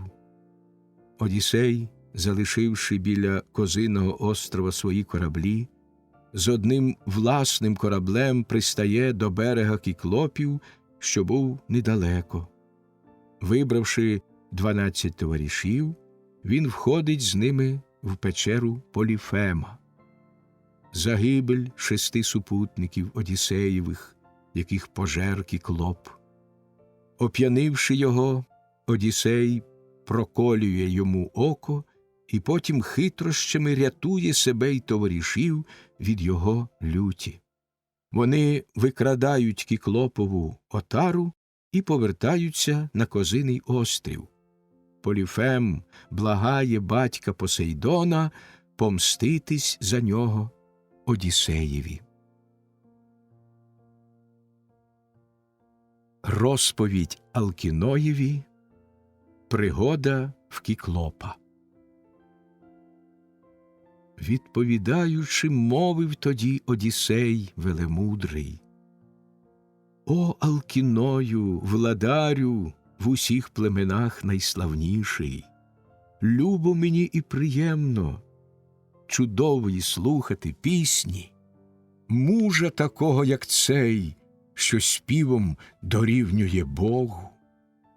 В світі, скажу тобі я, розкошів нема приємніших, як оті радощі прості, що ними втішається люд весь, як посідають усі до учти в Господі рядами і слухають співів чудових, і повні столи перед ними хліба і м'яса, і ковшем із кратери вина зачерпнувши, чашник присутнім розносить і в келихи всім наливає. Кращого в світі, здається, мені вже немає нічого. Серце про те побажало твоє, про сумну мою долю розповідь чути, щоб більше мав плакати я й сумувати. З чого ж почати, що мовити далі і на чому скінчити? Горя аж надто мені богови послали небесні. Спершу ім'я вам назву я своє, щоб і ви його добре знали, а я після того, як день обмене мене згубний, вас би гостинно прийняв, хоч звідси й далеко домую. Я Одіссей, син Лаерта, великою хитрістю славний, серед людей багатьох, до небес моя слава сягає. Я на Ітаці, іздалека видній живу, височить там трепетнолистая Нерід гора, величава й багато інших там є островів, один за одним недалеко, Сама й Доліхій, і Закінт лісами густими укритий. Нижче від них до заходу з краю лежить там над морем острів Ітака, інші ж поодаль лежать до схід сонця. Весь він скелястий та дужих викохує хлопців. Не бачив кращої в світі ніде я країни, як мила Ітака. Хотіла затримать Каліпсо мене у богинях присвітла, в гроті глибокім, бажаючи мати мене чоловіком. Так же Кіркея, лукава Еянка, не випускала з дому свого, теж прагнучи мати мене чоловіком. Духа у грудях моїх до цього проте не схилила. Кращого бо за вітчизну нічого нема і за рідних наших, хоч би довелось і в заможному домі нам жити, та у чужій стороні, од вітчизни далеко й від рідних. Що ж, розповім я тобі про свій поворот многослізний, посланий Зевсом мені, коли я із-під Трої вертався. Вітром мене з Іліону у землю Кіконів пригнало, в Ісмар.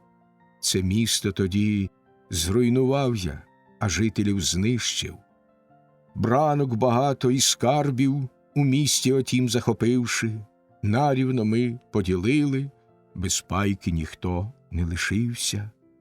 Радив супутникам я чимдуж відтіля утікати далі, але нерозумні мене не послухали люди.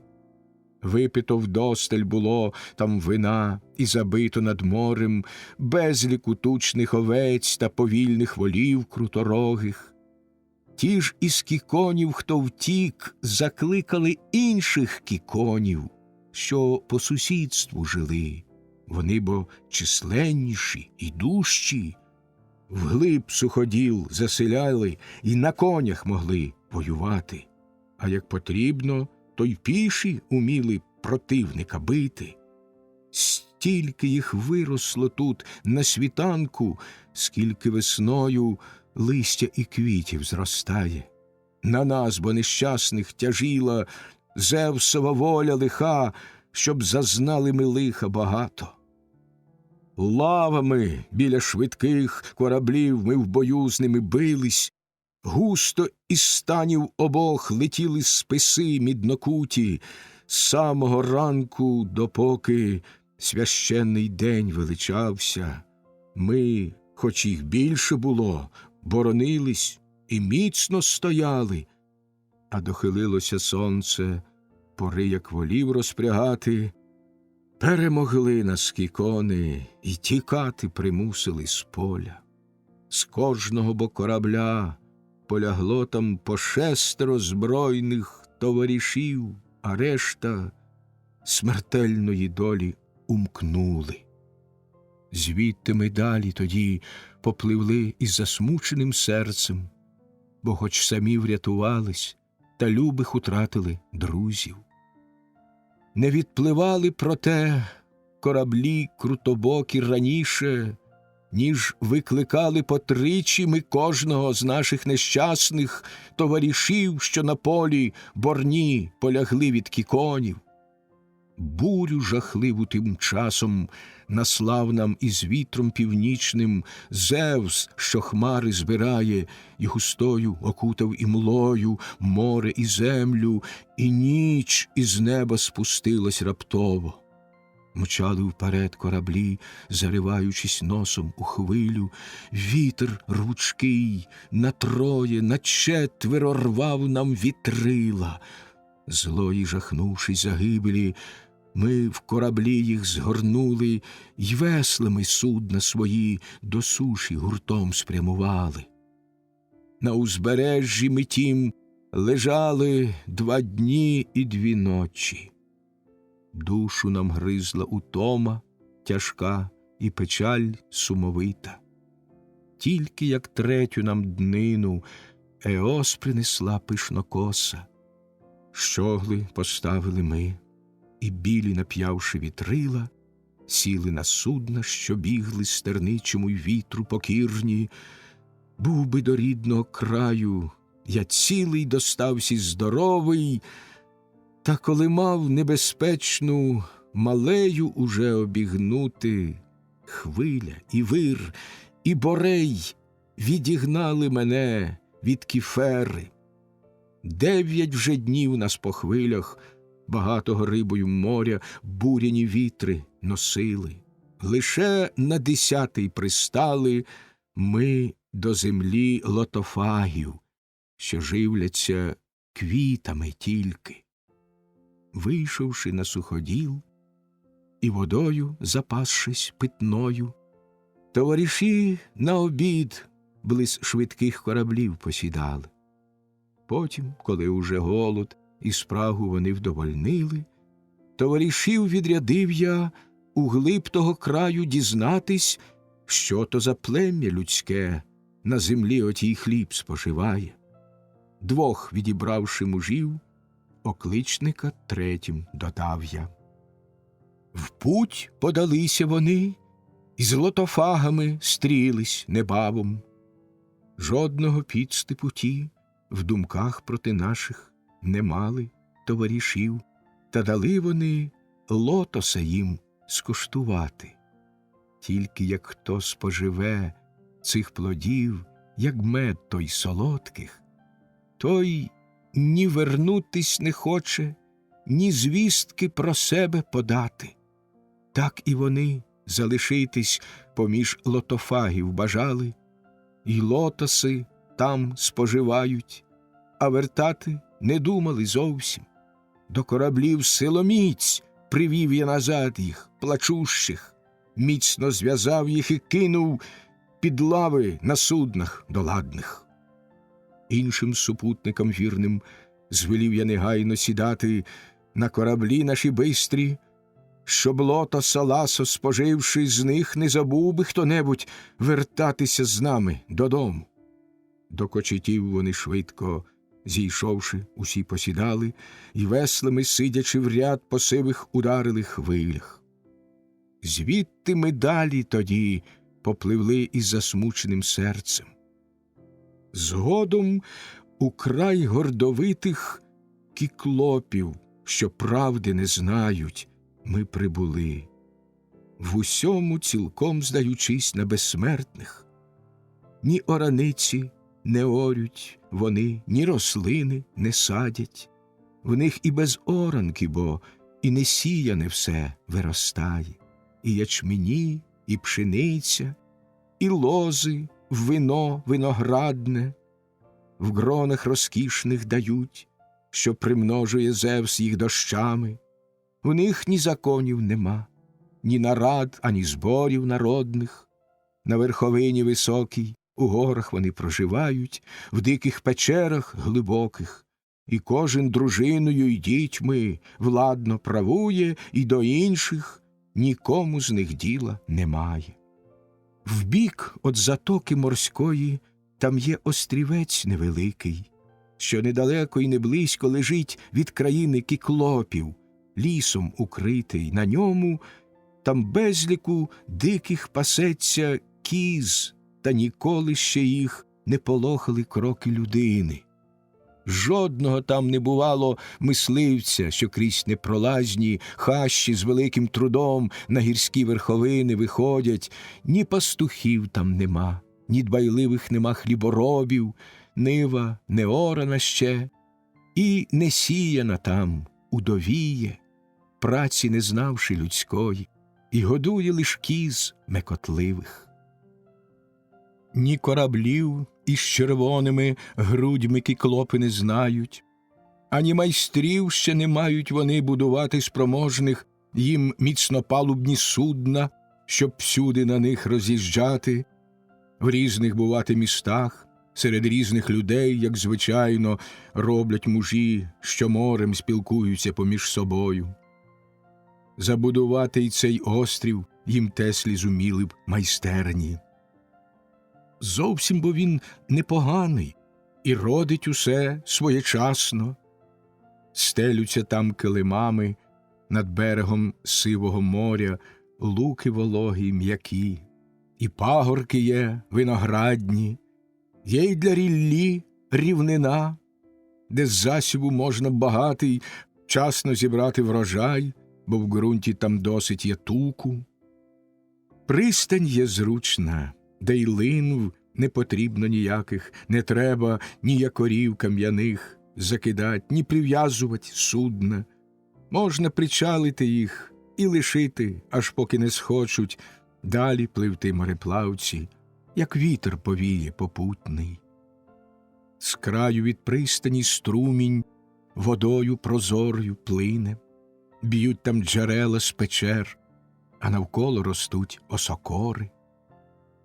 Ми запливли в ту затоку, якийсь туди Бог запровадив нас серед пітьми нічної. Не видно було в ній нічого. Млистий бо судна туман окривав, із високого неба не прозирав до нас місяць, у хмари густі оповитий. Острова вгледіть того нічиє не потрапило око, так як не бачили й хвиль ми великих, що шумно об берег бились, аж поки не врізались в сушу міцні наші судна. З суден причалених зразу ж вітрила тоді ми згорнули, вийшли самі після того на берег шумливого моря, там і поснули ми всі, ждучи на Еос богосвітлу. Ледве з досвітньої мли заясніла Еос розоперста, вставши, із подивом острів навколо ми той обходили. Німфи прекрасні, Зевса, егідодержавного доньки, кіз нам гірських позганяли, щоб мали ми чим пообідать.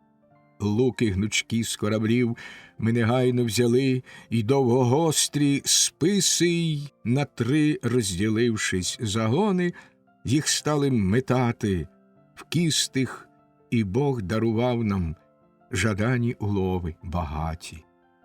Разом усього 12 було кораблів, і на кожен 9 припало тих кіз, а собі відібрав я аж 10.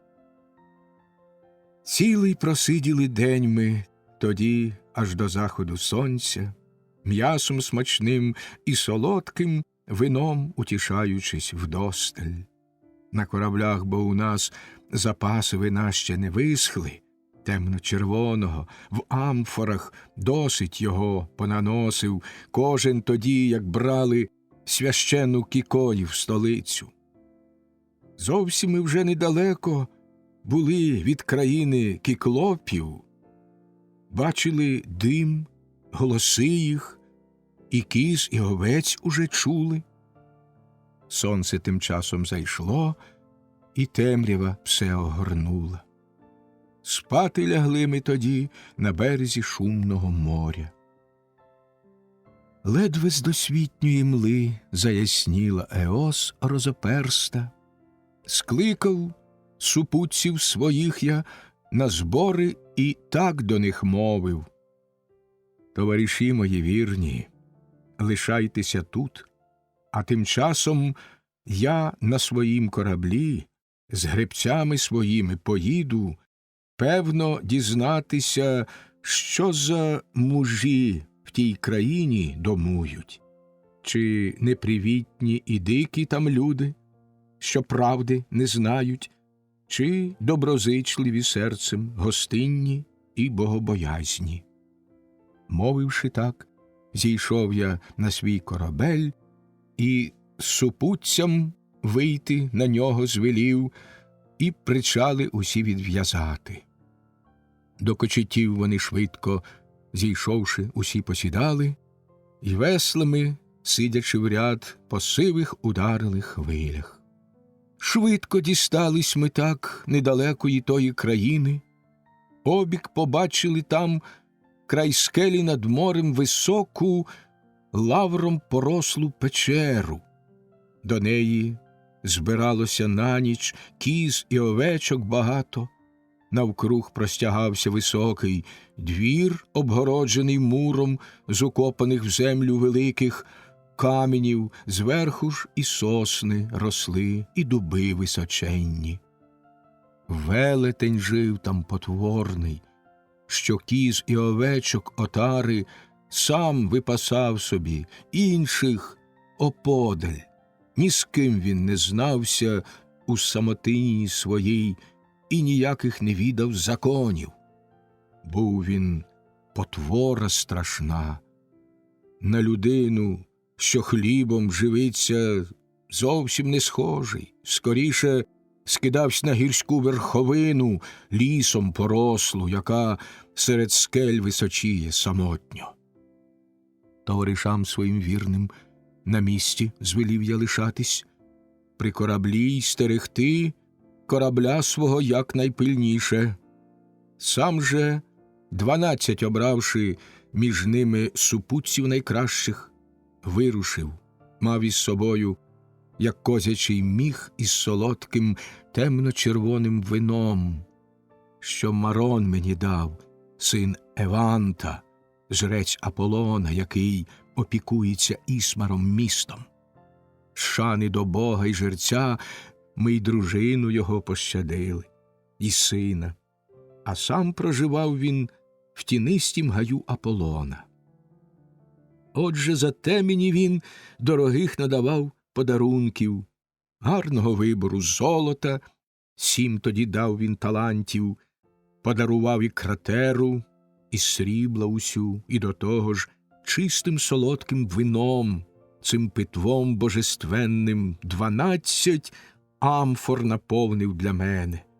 Ніхто про міцнеє вино те в цілому домі служниць і челядників досі не відав, тільки він сам, і люба дружина, і ключниця вірна, маючи пити солодке, як мед вино те червоне, досить було лише келих один його влити на 20 мірок води, і запах навколо такий від напою ішов божественно солодкий, що втриматись годі від нього.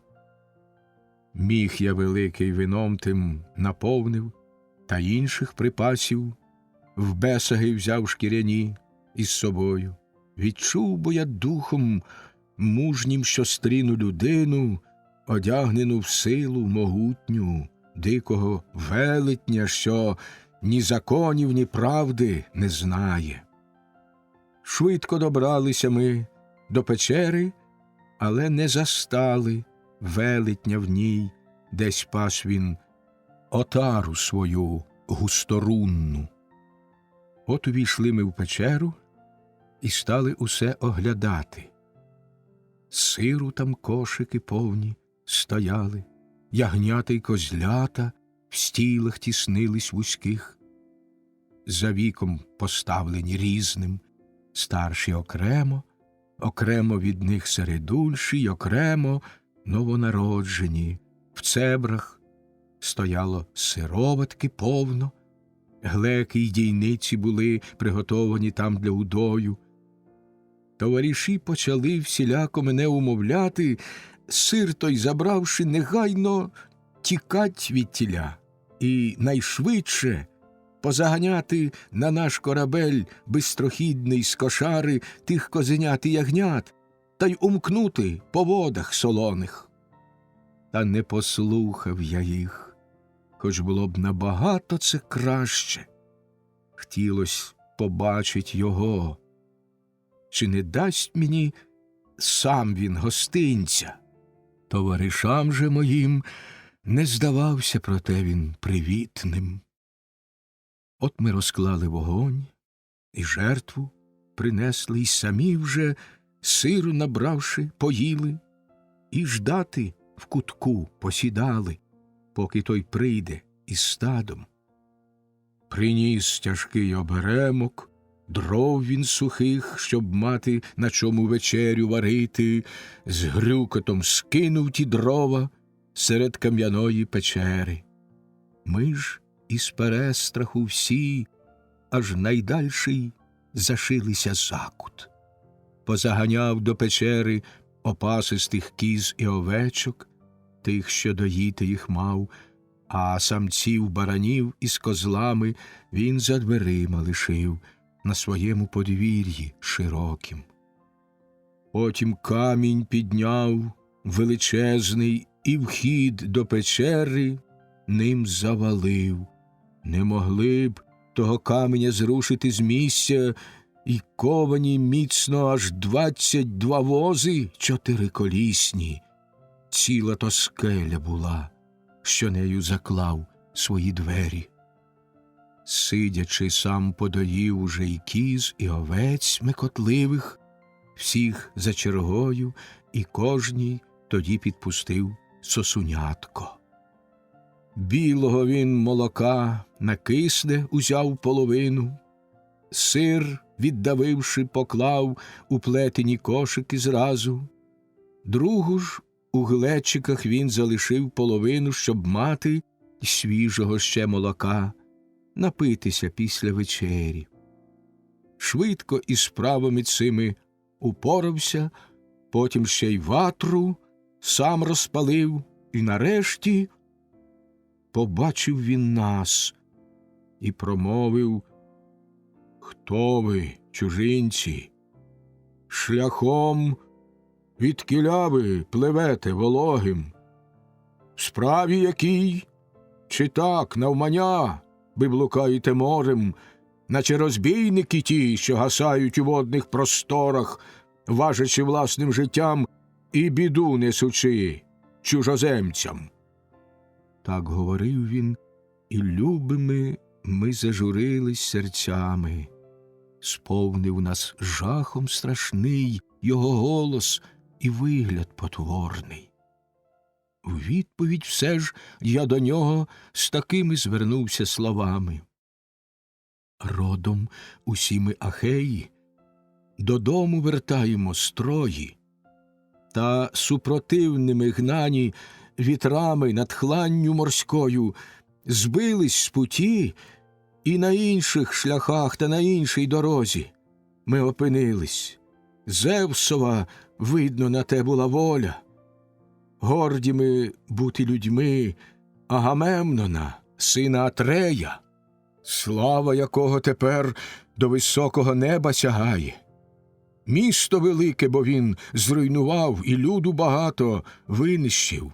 Ми ж прибули аж сюди, і от припадаєм всі до колін твоїх. Виявиш ти нам гостинність, чи, може, ще й подарунок даси, що гостям їх звично дарують. Отже, могутній, богів пошануй, благаєм тебе ми, Зевс бо є сам покровитель гостей, і всіх, що благають. Він і гостинний, і гостям супутник достойним пошани.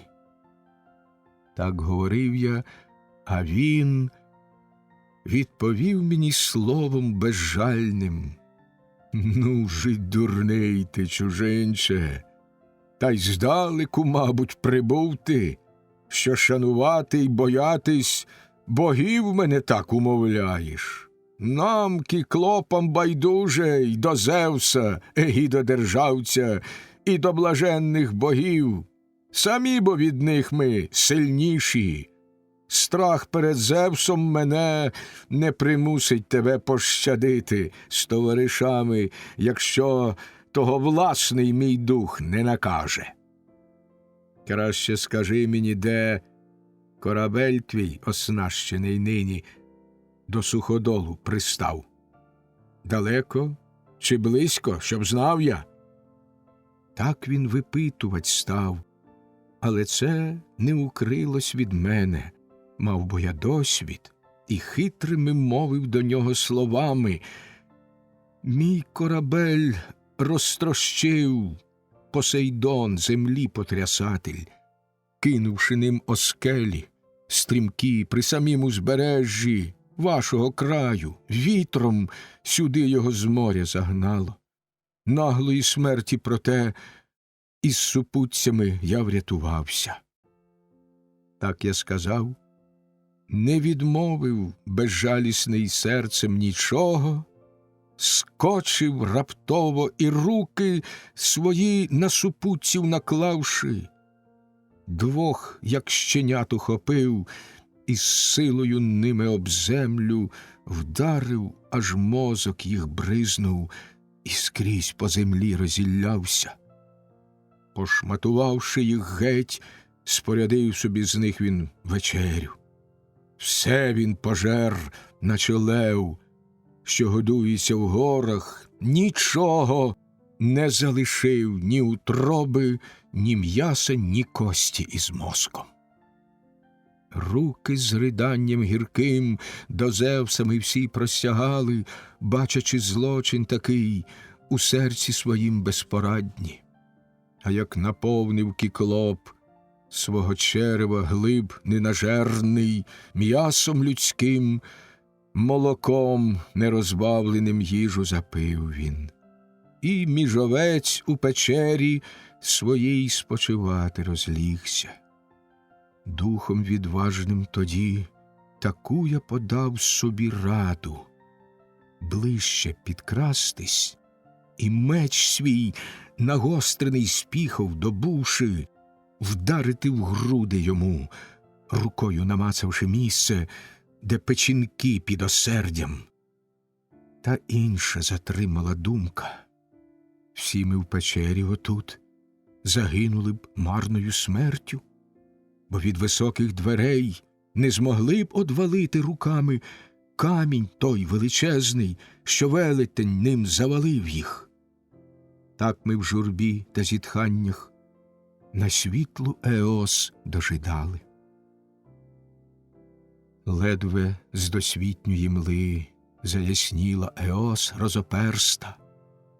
Вже він вогонь розпалив, подоїв своїх славних овечок, всіх за чергою і кожній тоді підпустив сосунятко. Швидко із справами цими упорався, потім і знову двох з-поміж нас ухопив і собі спорядив з них сніданок. Далі, поснідавши, вигнав з печери свою він отару, легко відсунувши камінь важкий од дверей, і на місце знову поставив, немов сагайдак ковпачком покривав він. З гуком і свистом кіклоп погнав свою жирну отару в гори, а я у печері, лишившись, почав міркувати, як би помститись, якщо подасть мені ласку Афіна. Серцю моєму така найкращою видалась рада. Біля кошари лежала кіклопова палиця довга, стовбур сирої маслини, Зрубав її він, щоб ходити з нею, як висхне вона. Виглядала ж та палиця, наче щогла на 20-веслім просторім судні чорнобокім, що вантажі торговельні крізь далеч морську перевозять.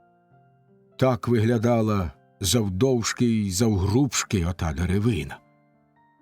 Кия із сажень завдовж однеї тоді відрубав я, і товаришам передав, обстругати його наказавши.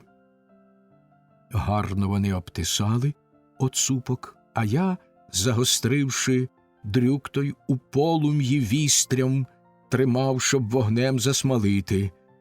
Потім старанно його заховав я під гноєм, якого дуже багато було понакидано скрізь по печері. Товаришам після того звелів жеребки я тягнути. Хто з них відважиться разом зі мною кілок той піднявши, в око встромити кіклопу, як в сон він солодкий порине. Випали тим 4 жеребки, кого й сам би хотів я вибрати в поміч, а я уже 5-й виходив між ними. Ввечері він надійшов і отару пригнав пишнорунну. Зразу ж отару ситу загнав у широку печеру, сповна усю не лишив на подвір'ї широким нікого, передчуваючи щось, чи Бог його так напоумив. Потім камінь підняв величезний і вхід завалив ним. Сидячи він подоїв і кіз, і овець мекотливих, всіх за чергою і кожній тоді підпустив сосунятко. Швидко упорався з цими він справами, потім і знову 2 з-поміж нас ухопив і собі спорядив з них вечерю. Тут підійшов до кіклопа, я близько й звернувся до нього з темно-червоним вином, дерев'яний підносячи дзбанок. Випий, кіклопе, вина, наївшися м'яса людського. Сам тоді знатимеш, що за питво в кораблі хоронилось нашому. Віз тобі цю я пожертву, щоб зглянувсь на мене і вирядив швидше додому. А ти все нещадно лютуєш. Хто ж тепер, нелюде, схоче до тебе сюди завітати з інших людей, коли не по правді ти з нами повівся? Так говорив я. Узяв він і випив, і страшно вподобав те він солодке питво, і ще зажадав його вдруге. Дай-но, будь ласка, іще. Та своє мені тут же імення зразу назви, щоб міг і тебе я гостинцем потішить. Бо і кіклопам їх ниви родючі вино виноградне в гронах розкішних дають, що примножує Зевс їм дощами. Це незрівнянне вино, це нектар, це амбросія справжня. Так він сказав, і іскристого знов йому дав я напою. 3 підносив я, й 3 в глупоті своїй випивав він.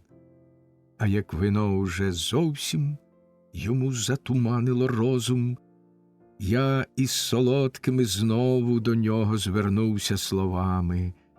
Ти про ім'я моє славне питаєш, кіклопе, назву я зараз себе, та гостинця віддай, що мені обіцяв ти. Звусь я ніхто на ім'я, і ніким мене батько і мати, і товариші мої, і інші, звичайно, усі називають. Так говорив я, а він відповів мені словом безжальним. Отже, нікого я з'їм наостанку. Раніше ж поїм я товаришів його всіх. Оце тобі й буде гостинець. Так він сказав, похитнувся і навзнак упав, і, зігнувши набік грубезну шию, лежав, і відразу всевладний сон подолав його. З горла у нього з вином випливали м'яса людського шматки. Сп'янівши, почав він блювати. Кия тоді я у попіл гарячий засунув, щоб знову він розігрівся, як жар, а тим часом відваги словами товаришам додавав, щоб ніхто не утік з переляку.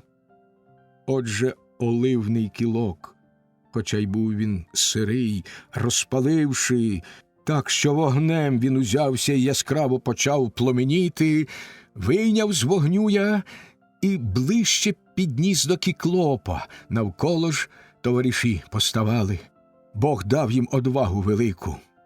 Взявшись за дрюк той оливний, з кінцем загостреним, дружно в око встромили йому ми. А я, натиснувши зверху, став ним крутити, як бантину, тесля свердлить корабельну свердлом, а інші з-під низу ремінням його обертають. Взявшись обабіч і жваво, він крутиться сам, безустанно. Так от і ми, узявши розпечений дрюк, ним свердлили велетню око, і пасока тепла струмила навколо. Жаром горящих зіниць обсмалило і брови, і вії, лопнуло яблуко очне, і коріння його аж сичало. Як в коваля, коли він топірець чи велику сокиру суне гарячими в воду холодну й сичить те залізо, гартом узяте стає, бо воно ще міцнішим від того, так від оливного кия і око його засичало. Страшно кіклоп закричав, аж луна розляглась по печері. Зляку ми кинулись врозтіч усі, і зразу він вирвав з ока оту деревину, гарячою кров'ю облиту. З люттю від себе її жбурнув обома він руками, й гучно кіклопів волати почав, що з ним у сусідстві теж у печерах жили, на овіяних вітром узгір'ях. Крик той страшенний почувши, вони звідусіль позбігались, вхід обступили в печеру і стали розпитувать, що з ним. «Що, Поліфеме, з тобою? Що голосно так ти волаєш? В ніч божественну й солодкого сну позбавляєш усіх нас. Може, хто з смертних отару твою силоміць виганяє? Може, самого тебе хтось насильством і підступом губить?» Відповідь так із печери волав Поліфем премогутній. «Друзі, ніхто, і не насильством мене він, а підступом губить». Відповідаючи, мовлять вони йому слово крилате. «Що ж, коли сам ти, і ніхто насильства тобі не вчиняє, то чи не Зевс тобі хворість наслав, і поміч тут марна? Краще ти батька свого, владику, благай Посейдона». Мовили це і відійшли. Любе серце моє розсміялось, як обманув я ім'ям його і задумом цим бездоганним. Стогнучи тяжко й в корчах, увесь аж звиваючись з болю, камінь руками намацав кіклоп і відсунув від входу. Сів посередині в дверях і широко руки розставив, щоб упіймати того, хто за тарою хотів би умкнути. От якого він дурня знайти у мені сподівався. Я ж міркувати почав, як найкраще зарадити справі, щоб і супутників всіх, і себе від жорстокої смерті урятувати. Всілякі тут засоби й хитрощі ткав я. Йшлось тут про душу, велике бо лихо уже насувалось. Зрештою, визнав у серці я раду таку за найкращу. Гарних ставних там чимало було баранів густорунних, добре вгодованих, з темною, аж фіалковою шерстю. Всіх я їх нишком позв'язував сплетеним віттям вербовим з ложа жорсткого, що велетень спав нечестивий на ньому. Я їх потроє зв'язав. Ніс когось під собою середній, інші ж обидва з боків, тим часом його прикривали. Кожні так троє несли одного чоловіка, а сам я був поміж ними баран над усіх в тій отарі найкращий. Міцно вхопившись за карк, під черевом в нього кудлатим, я заховався і, вп'явшись руками у шерсть божественну, так і тримавсь терпеливо, відважного сповнений духу. Так ми в журбі та зітханнях на світлу Еос дожидали. Ледве з досвітньої мли заясніла Еос розоперста, стали на пашу тоді барани і козли пориватись, а неподоєні матки замекали голосно в стілах, понабухали в них вим'я, а їхній господар, жорстоким, мучений болем усім баранам, що йшли повз нього, спини обмацував. Не помічав він, проте нерозумний, що під грудьми в баранів густорунних підв'язане крилось. Ішов аж останнім баран мій до виходу, шерстю своєю і мною обтяжений. Я ж передумав тоді вже багато. Спину, обмацавши в нього, сказав Поліфем премогутній: «Любий баранку, чому це? Сьогодні виходиш останній. Ти із печери раніш не ходив, бо від інших позаду. Перший на луки ти жвавими кроками біг в ніжнолистих пастися травах, перший збігав і до хвилі річної, першим також поспішав до кошари своєї вернутись. Ти вечорами, а нині виходиш останній. Шкодуєш, мабуть, ти ока господаря. Злий чоловік його випік з товаришами лихими, вином мій стуманувши розум. Клятий ніхто! Не втече він, кажу, від загибелі злої. Мав би ти розум такий, як у мене, і вмів би хоч слово вимовить. Ти б розказав, де від гніву мого він сховався. Так би ударив я ним, щоб мозок з розбитого лоба всю цю печеру обрискав. Тоді б я своє заспокоїв, серце від болю, що той нікчемний ніхто заподіяв. Так, промовляючи, він барана випускає за двері. Щойно ми вийшли з печери, й оподаль кошари спинились. Перший я виліз із-під барана і повідв'язував інших. Швидко погнали отару межирних овець тонконогих, їх оточивши навколо, щоб разом все стадо загнати на корабель свій. Нас радо супутники любі вітали, тих, що уникнули смерті, і загиблих оплакали гірко. плакати все ж їм, бровами до кожного стиха моргнувши, я не дозволив. Загнати звелів пишнорунну отару на корабель і чимдуж на хлань відпливати з Солону.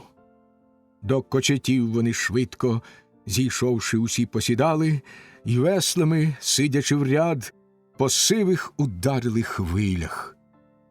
А на таку вже відпливши віддаль, що поклик ще чути, до Поліфема почав я, глузуючи з нього, кричати: «Гей ти, Кіклопе, не зовсім беззахисний муж той, в якого товаришів у глибокій печері пожерти жорстоко.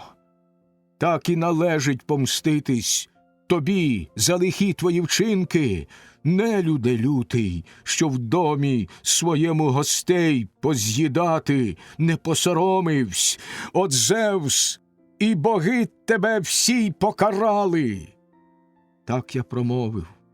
Його ж іще більше злоба охопила. Вверх од гори відломив він великої й так його кинув, що поблизу корабля темноносого впав той уламок, ледве в стерно кермове кам'яна не ударила брила. Завирувало все море від скелі, що впало у воду. З шумом до берега нас понесло тоді водоворотом. Море припливом нас знову до самої суші пригнало. Довгу жердину руками, вхопивши від берега нею, я відштовхнув корабель, а супутцям кивнув головою, додаючи їм відваги, й на весла звелів налягати їм, щоб із біди врятуватись. Аж гнулись вони, веслували. Тільки як далі від берега вдвоє уже отпливли ми. Знов я Кіклопа гукати хотів, та навкруг, навперейми товариші мене лагідно так почали умовляти. Знову, безумний, ти хочеш цю дику людину дражнити. Щойно він, кинувши скелю, у море погнав корабель наш прямо на берег, і ми уже зовсім загинути мали. Тільки-но крики чиїсь, чи мову, яку він почує, голови нам і всі корабельні він балки розтрощить. Мармуру, кинувши брилу, а сили йому не бракує. Так говорили вони, та не слухало серце відважне, і знову до нього покликнув я, гнівом в душі спалахнувши: «Гей ти, Кіклопе, якщо тебе з смертних хто-небудь спитає, хто осліпив так ганебно тебе, ти можеш сказати: це Одіссей тебе ока позбавив, той городоборець, син Лаерта, що має свою на Ітаці домівку».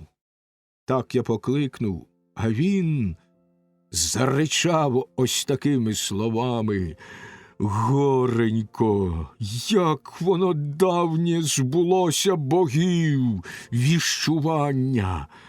Жив тут один ворожбит, міцний чоловік і правдивий, Телем, Еврімія син, віщуванням прославлений вдалим. Так і постарівся він, віщуючи тут між кіклопів. Він провістив мені те, що статися має зі мною, як я від рук Одіссеєвих зору позбавлений буду. Завжди чекав я, що прийде великий на вигляд прекрасний муж у нашу землю колись, великої сповнений сили. Зовсім нікчемний натомість, безсилий малий чоловічок. Ока позбавив мене, вином затуманивши розум. Тож зачекай, Одіссею, щоб я тобі дав подарунки та ублагав земледержця щасливо додому вернути. син бо йому я. І він гордий моїм називатися батьком. Сам лиш один, як захоче, він може мене ісцілити, і більше ніхто, ні з блаженних богів, ні із смертного люду. Так говорив він, а я у відповідь мовив до нього: мав би я силу, то враз і душі б тебе й віку позбавив, і відіслав би в оселю Аїда, так певно, як певно, те, що вже ока не зцілить тобі й сам землі потрясатель. Так відповів я, а він тоді став Посейдона владику, руки у зоряне небо здіймаючи ревно благати: зглянься, Посейдоне, землі потрясателю темногривастий, якщо я син твій, і гордий моїм ти зватися батьком, хай Одіссей додому не вернеться, городоборець, син Лаерта, що має свою на Ітаці домівку. А як судилось у власну йому повернутись оселю, добре збудовану, і близьких, і землю побачити рідну, товаришів розгубивши, хай з лихом повернеться врешті, лиш на чужім кораблі, і дома лиш горе застане. Так він молив і благав, і почув його темногривастий. Камінь ще більший тоді, і знов Поліфем піднімає, й ним розмахнувшись, з такою він силою кидає знову, що аж позад корабля темноносого впав той уламок, ледь у стерно кермове кам'яна не ударила брила. Завирувало все море від скелі, що впала у воду, хвилею нас понесло і вперед аж до суші погнало. Скоро на острів ми той прибули, де лишилися наші добре оснащені судна, і журно сиділи навколо наші супутники всі, що так довго на нас дожидали. Витягли ми тоді свій корабель на пісок прибережний, далі посходили всі на берег шумливого моря. Стадошки клопове ми з корабля, і зігнавши місткого, нарівно всім поділили, без пайки ніхто не лишився. Все поділивши, дали мені ще барана додатково, товаришів на голінниках мідних, на узбережжі я чорнохмарному Зевсу, Кроніду, що всім володіє, в жертву спалив його стегна, та жертви проте не прийняв він. Всі бо мої кораблі добропалубні вже він замислив занапастити з моїми супутцями вірними разом. Так цілий день ми тоді аж до заходу сонця сиділи, м'ясом частуючись вдосталь, вином запивали солодким. Сонце тим часом зайшло, і темрява все огорнула. Спати лягли ми тоді на березі шумного моря. Ледве з досвітньої мли заясніла Еос розоперста. Товаришів я своїх розбудив і звелів їм негайно стати на свій корабель і причали усі відв'язати. До кочетів вони швидко, зійшовши, усі посідали, й веслами сидячи в ряд, по сивих ударили хвилях.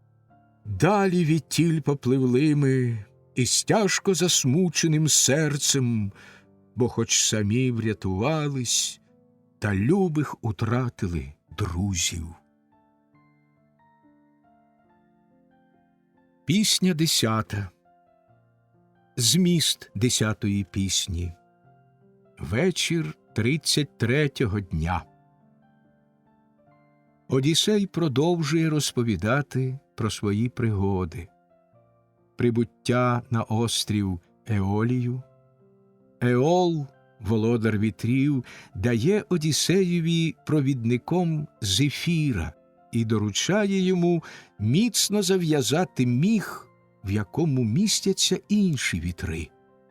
Підійшовши на віддаль, з якої видно Ітаку, Одіссей засинає. Його супутці розв'язують міг, здіймається велика буря, яка приносить їх знову до Еолового острова. Але розлючений Еол наказує Одіссеєві забиратися геть. Лестригони знищують 11 кораблів Одіссеєвих. З останнім пристає він до острова Кіркеї. Вона перетворює його супутців у свиней, але Гермес дає йому засіб подолати її чари.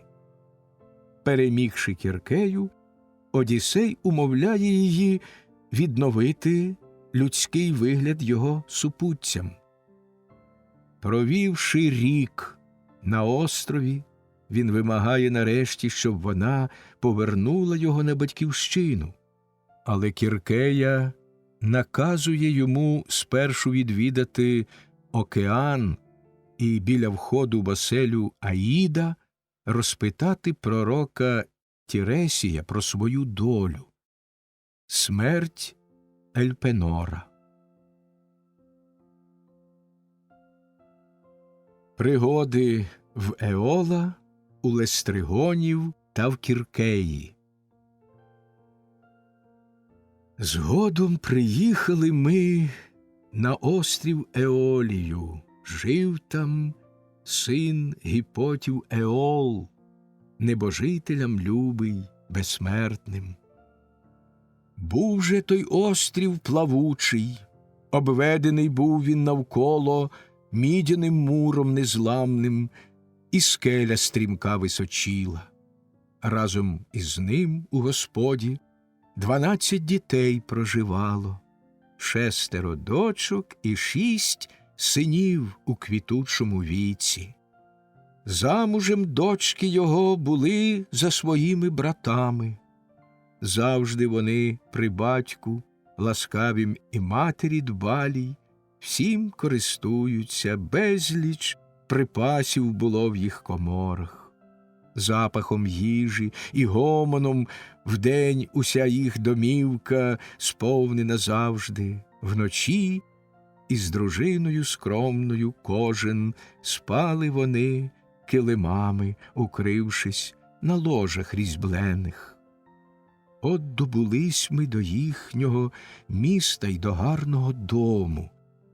Цілий нас місяць Еол пригощав і розпитував пильно, як Віліон аргів'яни пливли, як вертались Ахеї. Отже, про все, як належить, йому розповів я докладно. Потім, як став я просити й благати, щоб нас у дорогу вирядив він, не відмовив і проводи сам влаштував нам. Дав мені міг із шкури вола, 9-літка зшитий, з буйними в ньому вітрами, їм вільні путі заказавши, сам бо Кроніон його кермовим над вітрами поставив. Вмів заспокоїти їх чи розбурхати, як побажає. Міг в глибині корабля, просторого, срібним, блискучим мотузом він прив'язав, щоб нітрохи не видуло з нього. Тільки Зефіра послав, попутно мені повівати і з кораблями нести нас, але не судилося цьому збутися. З власного всі, бо загинули ми без розсудства. Днями й ночами добу вже 9 по морю пливли ми, аж на 10 здаля показався нам берег вітчизни. вже відрізняли ми й тих, що вогонь поблизу розкладали, але мене із утоми тут сном огорнуло солодким. Сам бо весь час керував я, щоб швидше додому вернутись. З товаришів же нікому я линув до вітрил, не довірив. Тут почали між собою супутники нишком розмову, ніби везу я додому і золота, і срібла багато, ніби мені дарував їх Еол, син Гіппота відважний. Інший же й так на сусіда свого поглядаючи мовив: «Леле, як люблять усюди його і шанують всі люди, в кожному місті, у кожній країні, куди б не прийшов він.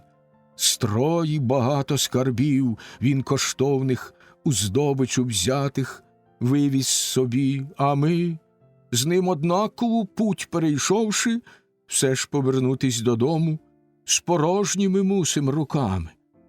От і тепер йому щедрі Еол задля їхньої дружби дав подарунки.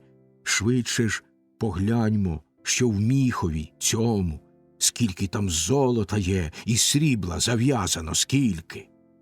Так він промовив, і інші лихої послухали ради. Міх розв'язали, й вітри усі вирвались миттю на волю.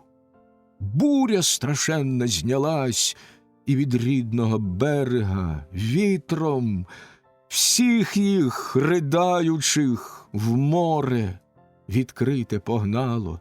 Тим часом я пробудився і почав міркувати в душі безневинній, кинутись краще мені з корабля і загинуть в морському вирі, чи стерпіти мовчки і ще між живих залишитись. Стерпів, проте, і залишився, і на дні корабельному вкрившись, тихо лежав. Принесло нас поривами буйного вітру знову на острів Еолів, і плакали гірко супутці. Вийшли на сушу ми там, і водою з джерел запаслися. Наспіх поснідали всі біля суден своїх бистрохідних. Їжею з ними й питтям, вдовольнившись, узяв із собою я одного з-поміж них за окличника і за супутця, і до славетного дому Еола подався. Застали ми за обідом його із дружиною разом та дітьми. В дім увійшовши ми, на порозі удвох посідали, біля одвірків. Усі здивувались і стали питати: «Звідки ти тут, Одіссею? Чи Бог тебе злий не попутав?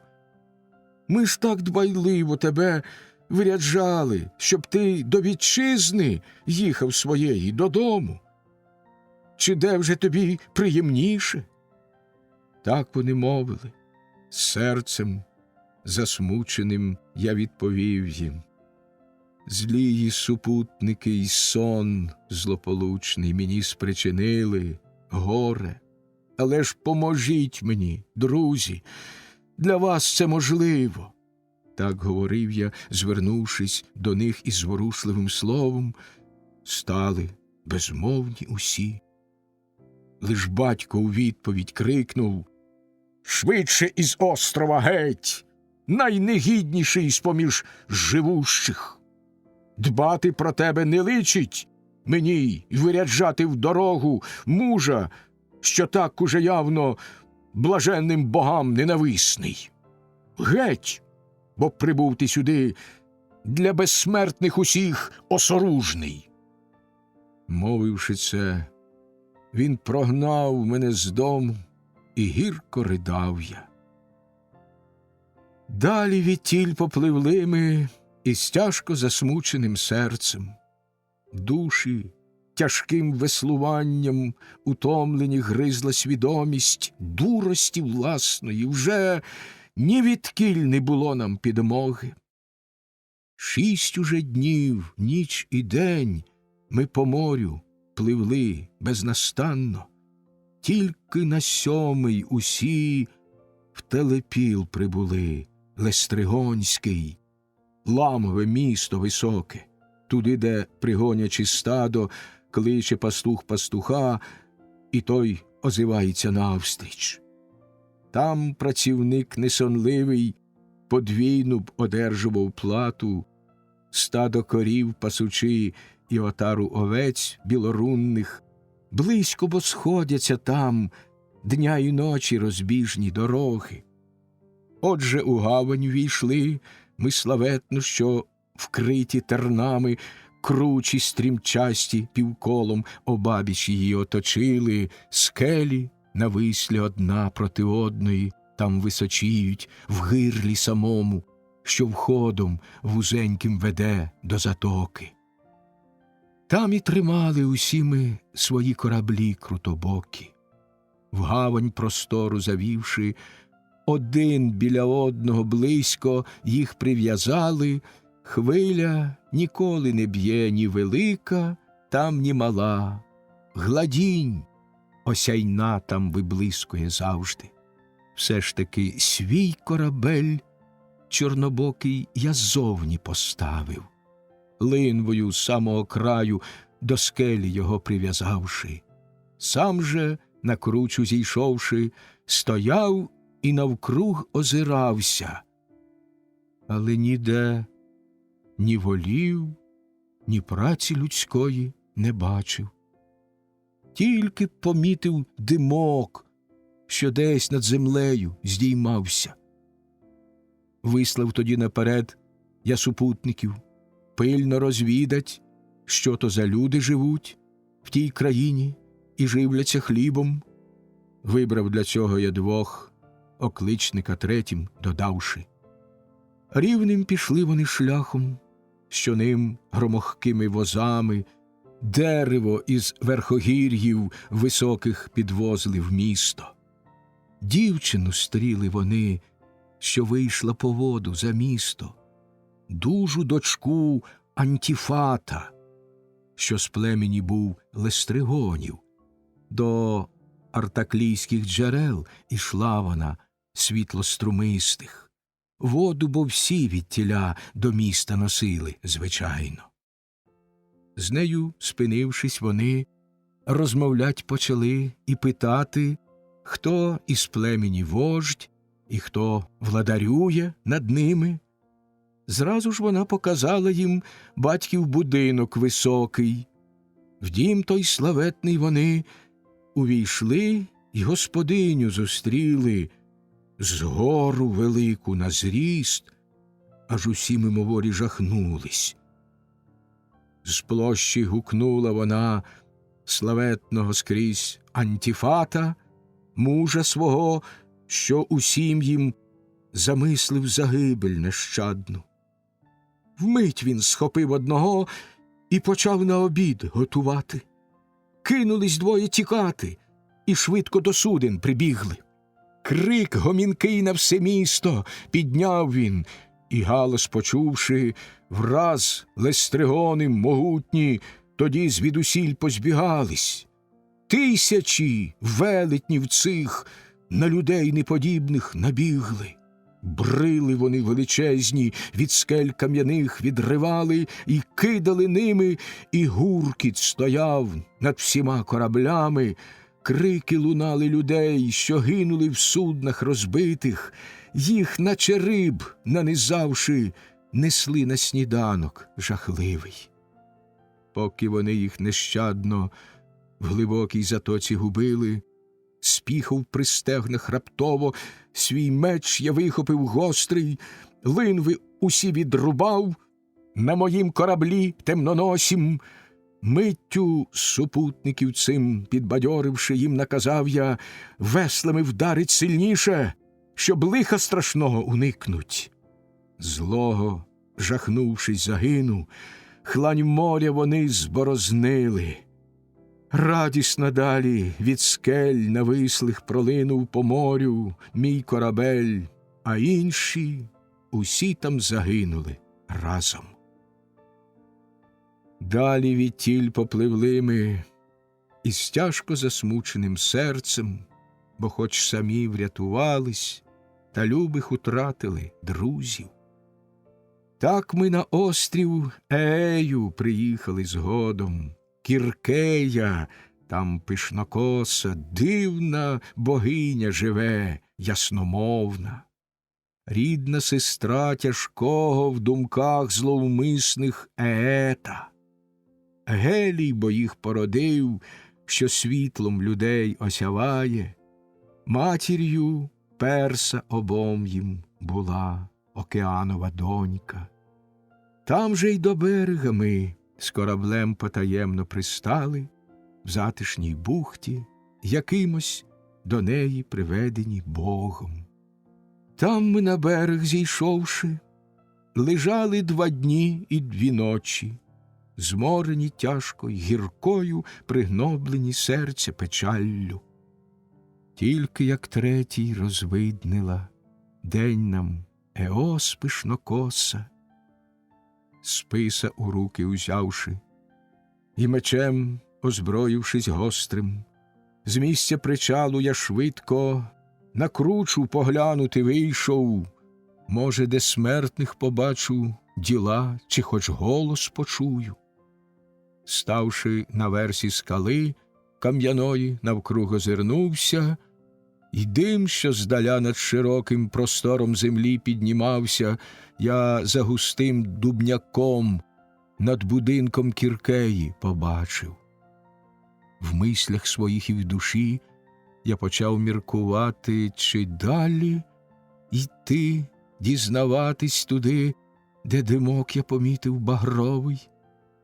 Так міркував я в душі і визнав, що буде найкраще знов до швидкого піти корабля на морське узбережжя, людям обідати дать, і тоді їх у розвідку слати. Але як я до свого корабля крутобокого сходив, хтось із безсмертних на мене самотнього зглянувсь ласкаво.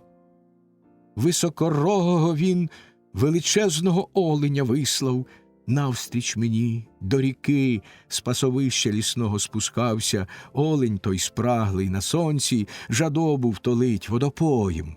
Прямо в хребет серед спини я звіра, що вибіг із лісу, вдарив, і спис мідяний враз на виліт крізь тіло проскочив. Стогоном впав він у пил, і душа відлетіла від нього. Ставши на вбитого звіра, вмить вихопив я мідяного, списа із рани, і тут же на землю його я відкинув. Потім я хмизу нарвав та лози, і туго їх сплівши, линву із сажень завдовжки скрутив та нею докупи, міцно позв'язував я здоровенному звірові ноги, взявши на плечі його, і на спис, опираючись важко, рушив до чорного я корабля. Нелегко на плечах ту було ношу нести мені, звір бо то був величезний. Скинув його я під наш корабель, і словом ласкавим друзів усіх бадьорив, перед кожним спинившись окремо. Друзі, раніше, ніж день, призначений нам, не настане. Ми не зійдемо у смутку гіркому в оселю Аїда.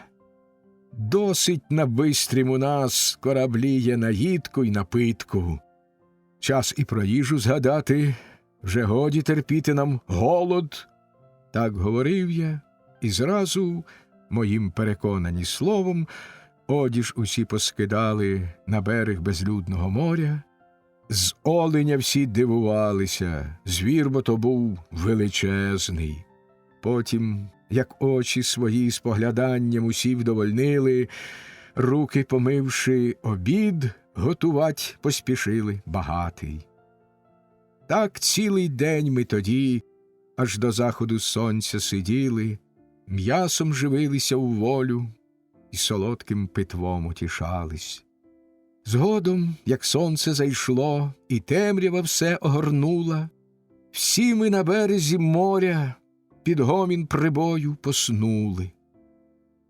Ледве з досвітньої мли заясніла Еос розоперста.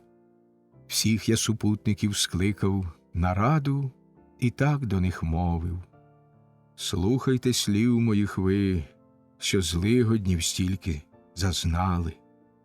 Навіть того ми не знаємо, друзі, де схід, а де захід, де світлодайний під землю ховається Гелій, і де він сходить ізнов. Давайте обдумаймо швидко, чи є нам спосіб який порятунку. Ніякого сам я не бачу. Сходив на скелю я цю кам'яну, і звідти побачив острів лиш цей невисокий, оточений морем безкраїм, мов би вінком, і дим серед острова бачив очима власними я понад лісом густим і над гаєм дубовим. Так говорив я, і лагідне серце у них зворушилось. Вчинки згадали вони Антіфата, вождя листриногів, люте насильство і затятість лиху людожера Кіклопа. Голосно всі заридали, рясні проливаючи сльози, але ніякої з того плачу не було їм користі. Товаришів своїх у наголінниках мідних надвоє я розділив і старшин на обидва загони поставив. В першому сам я, а в другому став Еврілох боговидний. От жеребки в міднокутім шоломі ми швидко труснули. Випав тоді жеребок Еврілохові мужньому серцем.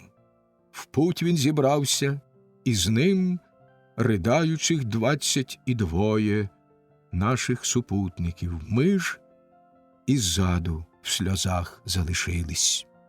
Виярку скоро на видному місці вони відшукали складений з тесаних брил кам'яних будинок Кіркеї.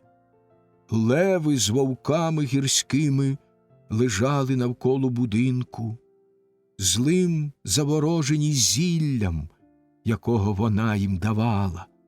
Все ж на людей не напали вони, а навкруг обступили, довгими всі перед ними, виляючи звільна хвостами. Як до хазяїна свого, що йде від обіду, собаки лащаться, він боласий шматок їм завжди приносить, так от і леви до них, і вовки оті міцно когтисті лащились. Ті ж полякались, жахливі страхіття узрівши, і товпились перед дверима богині з волоссям розкішним. Спів милозвучний вони із покоїв Кіркейних чули. Ткала вона за верстатом великим таке тонкорунне, ніжне, прекрасне ткання від богинь лиш виходить безсмертних.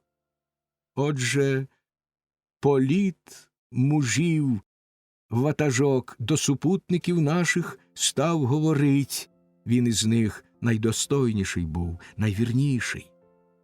Чуєте, друзі, як в домі, отут за верстатом великим, ходячи жінка якась чи богиня співає чудово. Так аж лунає навколо. Тож голос їй швидко подаймо. Мовив він так, і її, викликаючи, всі загукали.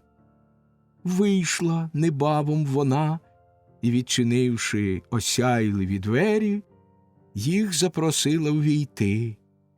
І всі увійшли необачно. Лиш Еврілох, відчувши лукавство, іззаду лишився. Ввівши усіх на ослони і крісла вона розсадила, ячної з сиром муки та з медом жовтявим змішавши, світлим прамнейським вином подала їм, підсипавши в келих зілля лихого, щоб зовсім про землю вітчизни забули. щойно дала їм ту суміш, і випили всі, як ударом кия вона їх загнала в свинарню і там зачинила. Голови й постаті їхні щетиною вкрились, і рохкать всі по свинячому стали, лиш розум, що й був, залишився. Плачучих їх зачинила Кіркея й сипнула їм в закут жолудів, терну, каштанів, коріння крушини, щоб їли те, що всі свині їдять, у багнюці валяючись завжди. Миттю побіг Еврілох на швидкий корабель чорнобокий звістку подати сумну про долю супутників любих. Довго не міг він хоч як, силкувався й словами сказати, смутком великим в серці охоплений, очі сльозами сповнились рясно, всю душу йому розривали ридання. Тільки тоді, як його ми розпитувать з подивом стали, він розповів нам про долю нещасну супутників наших.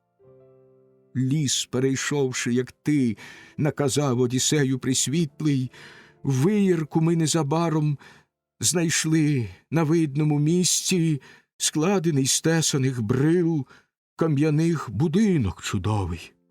В домі тім жінка, чи, може, богиня яка за верстатом дзвінко співала.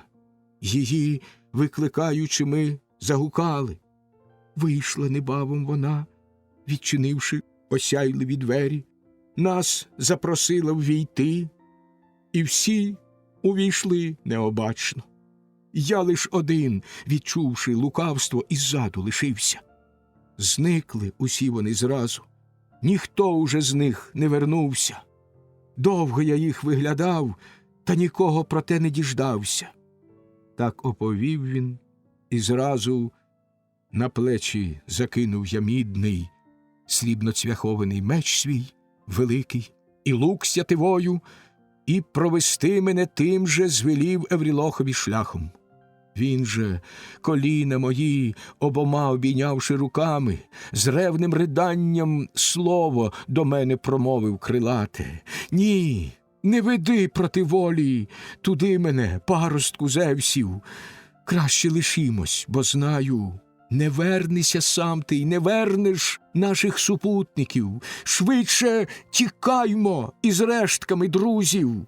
Може, уникнемо якось ми смертної днини лихої. Так говорив він, а я у відповідь мовив до нього. Що ж, Еврілоху, лишайся, як так уже хочеш, на місці. Їж тут і пий у тіні під нашим судном чорнобоким. Сам же іду я, мене нездоланна веде неминучість. Мовивши так, від свого корабля й від моря пішов я. Вже по священному виярку ішов я, і ось уже вийти мав до великого дому Кіркеї, що зналась на зіллі. Раптом Гермес із жезлом золотим мене близько від дому стрів на дорозі, на юного мужа із вигляду схожий, з першим пушком на щоках, у розквіті років найкращих.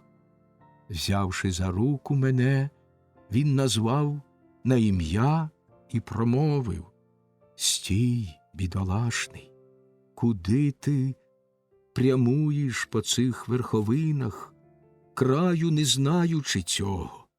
Супутців твоїх вже Кіркея всіх обернула в свиней і в хліву своїм міцно тримає. Їх визволяти ідеш ти.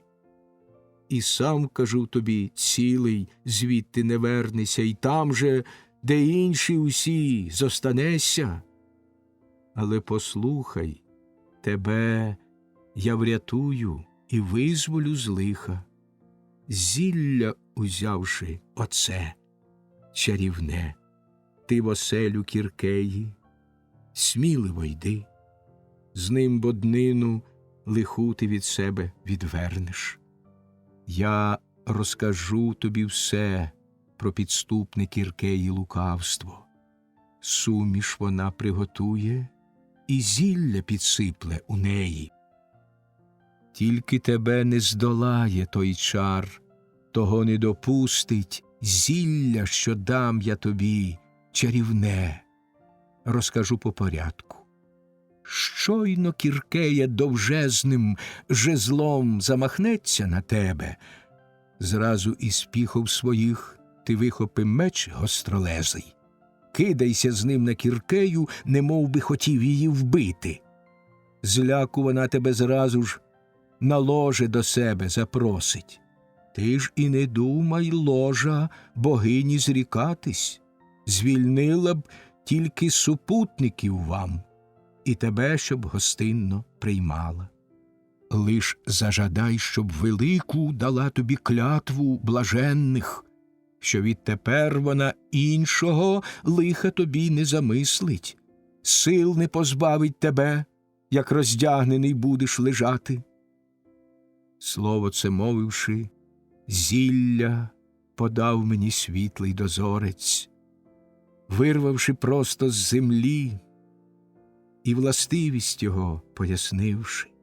Корінь був чорний, а цвіт, немов молоко білопінне.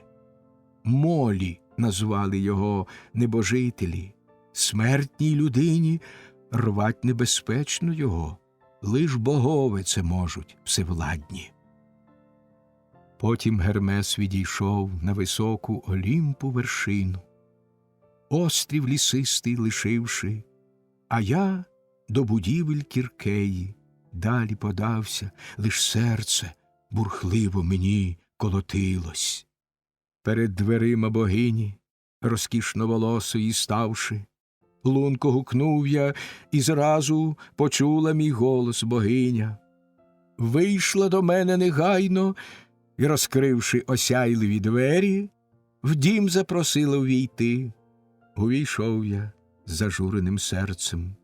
Садить вона мене там у чудове тонкої роботи срібно-цвяховане крісло. Під ним і для ніг був ослінчик, суміш у келиху злотнім, що пив я сама зготувала, і зілля укинула в нього, в душі замишляючи злеє. Щойно, без жодної шкоди, я те, що дала вона, випив, києм мене вперезала й, окликнувши, мовила владно: «Іди до свинарні тепер і з іншими там поваляйся». Тільки сказала це, спіхов я вихопив меч гостролезий, кинувся з ним на Кіркею, немов би хотів її вбити. Скрикнула вголос вона і підбігла, і коліна обнявши, з ревним риданням до мене промовила слово крилате. «Хто ти? І звідки? Яких ти батьків? Із міста якого? Дивно мені, що те зілля ти випив без жодної шкоди. Досі бо ще зміж людей цих чарів ніхто не уникнув. Той, хто їх пив, в кого зілля пройшло крізь зубів огорожу.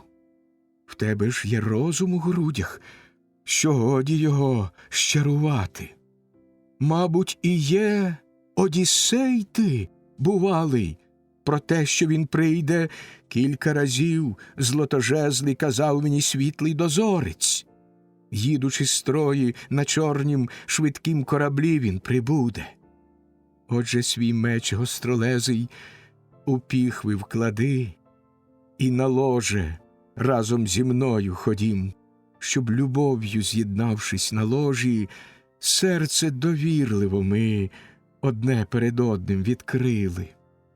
Так говорила вона, а я їй у відповідь мовив: як же від мене, Кіркеє, ти ніжності ждеш, як сама ти в цих же покоях супутців моїх у свиней обернула. Мабуть, і зараз мене злоумисливо ти закликаєш ложе з тобою в твоїй розділить спочивальні, щоб раптом сили позбавить мене, як роздягнений буду лежати. Ложа любовного доти з тобою ділити не хочу, доки мені не даси ти великої клятви, богине, що відтепер уже іншого лиха мені не замислиш. Так я промовив, і зразу ж вона поклялась, як жадав я. Тільки тоді, як вона поклялася і клятву скінчила, ліг я на ложе Кіркеї, прекрасне в її спочивальні. В домі тим часом 4 служниці її клопотались, ті, що в покоях її за всім доглядали дбайливо. Всі народились вони від гаїв і джерел струменистих, рік і потоків священних, що в море глибоке спливають. Перша по кріслах усіх килими постелила чудові, зверху пурпурні, льняними їх ще підстеливши зі споду. Друга столи срібляні, до крісел підсунувши близько, повні наїдків, кошики, злотні на них розставляла. Третя медове змішала солодке вино із водою, в срібній кратері і злотний поставила кожному келих, воду 4 внесла, і вогонь під триніжком великим, вмить розпаливши ту воду, уже почала нагрівати. Щойно вода закипіла в блискучім котлі мідяному, в купіль мене посадивши, із котла поливаючи стала, літепло лити на голову й плечі мені, щоб омити, з тіла утому тяжку, що й душу нудьгою гнітила. Чисто помивши мене і жирним намазавши маслом, плащ на мене чудовий, вона і хітон одягає, вводить в покої й садовить у гарне тонкої роботи срібно-цвяховане крісло. Під ним і для ніг був ослінчик. Потім одна із служниць мені глек золотий, щоб умити, руки над срібним цеберком, зливаючи воду, держала. Гладко обтесаний столик, підсунувши ближче, поважна, ключниця хліба внесла і поклала на столику тому. Різних наставивши страв, добутих охоче з запасів, стала припрошувать, але душа не лежала до того. В інші думки я поринув, лихе прочуваючи серцем. Бачить Кіркея, що я нерухомо сиджу і до їжі рук не простягую навіть, великим охоплений смутком. Близько тоді підійшла і промовила слово крилате. Що ж ти, неначе німий, тут сидиш за столом, Одіссею, і душу гризеш, ні пиття, не торкаючись зовсім, ні їжі? Може, нового боїшся ти підступу? Годі боятись. Я ж поклялася тобі великою клятвою нині. Так говорила вона, а я їй у відповідь мовив: хто ж зміж людей, о Кіркеє, який чоловік справедливий, їжею міг би й питтям вдовольнятися, поки на власні очі супутників він не побачив своїх на свободі? Щиро просила ти їсти і пити, то дай, щоб на власні очі я вільними бачив також і супутників милих. Так я промовив, і зразу ж із києм в руках із покоїв вийшла Кіркея, і двері в свинарню свою відчинивши, вигнала звідти свиней, наче 9-річних на вигляд.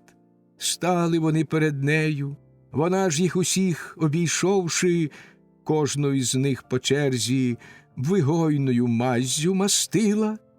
Стала з їх тіл опадати щетина, що вкрила відтоді їх, як заклятого зілля, дала їм Кіркея владарка. Знов вони стали людьми, красивішими навіть, ніж доти. вищими трохи на зріст, і молодшими стали на вигляд. Зразу впізнали мене, і рук моїх кожен торкнувся. Потім усі заридали тужливо, їх лемент страшенний всюди по дому лунав і розжалобив навіть Кіркею. Близько тоді підійшла і сказала в богинях пресвітла: «О, Лаертід богорідний, удатний на все Одіссею, йди до швидкого свого корабля на морське узбережжя. Витягніть передусім корабель на положистий берег, снасть корабельну і всяке майно занесіть до печери, потім вертайтесь сюди, і сам ти, і супутники милі». Мовила так, і, послухавши, серцем відважним подався я до швидкого свого корабля на морське узбережжя. Там, на швидкім кораблі, знайшов я супутників милих. Плакали гірко вони, рясні проливаючи сльози, мов би телята навколо корів, що з полів чередою в хлів повертаються, трав соковитих напасшися в волю. Скачуть всі разом назустріч, не вдержати їх у кошарі. Радісно мукають всі, своїх матерів обступивши. Так і до мене з слізьми на очах всі супутники наші кинулись разом з великою радістю в серці, неначе в рідну ми землю вернулись на нашу Ітаку скелясту, в місто, де виросли ми, і де ми усі народились. Плачучи, мовлять до мене супутники слово крилате: «Радісно нам, о паростку Зевсів, що ти повернувся, наче самі до вітчизни вернулись ми в рідну Ітаку. Але скажи нам, що інших супутників наших спіткало?»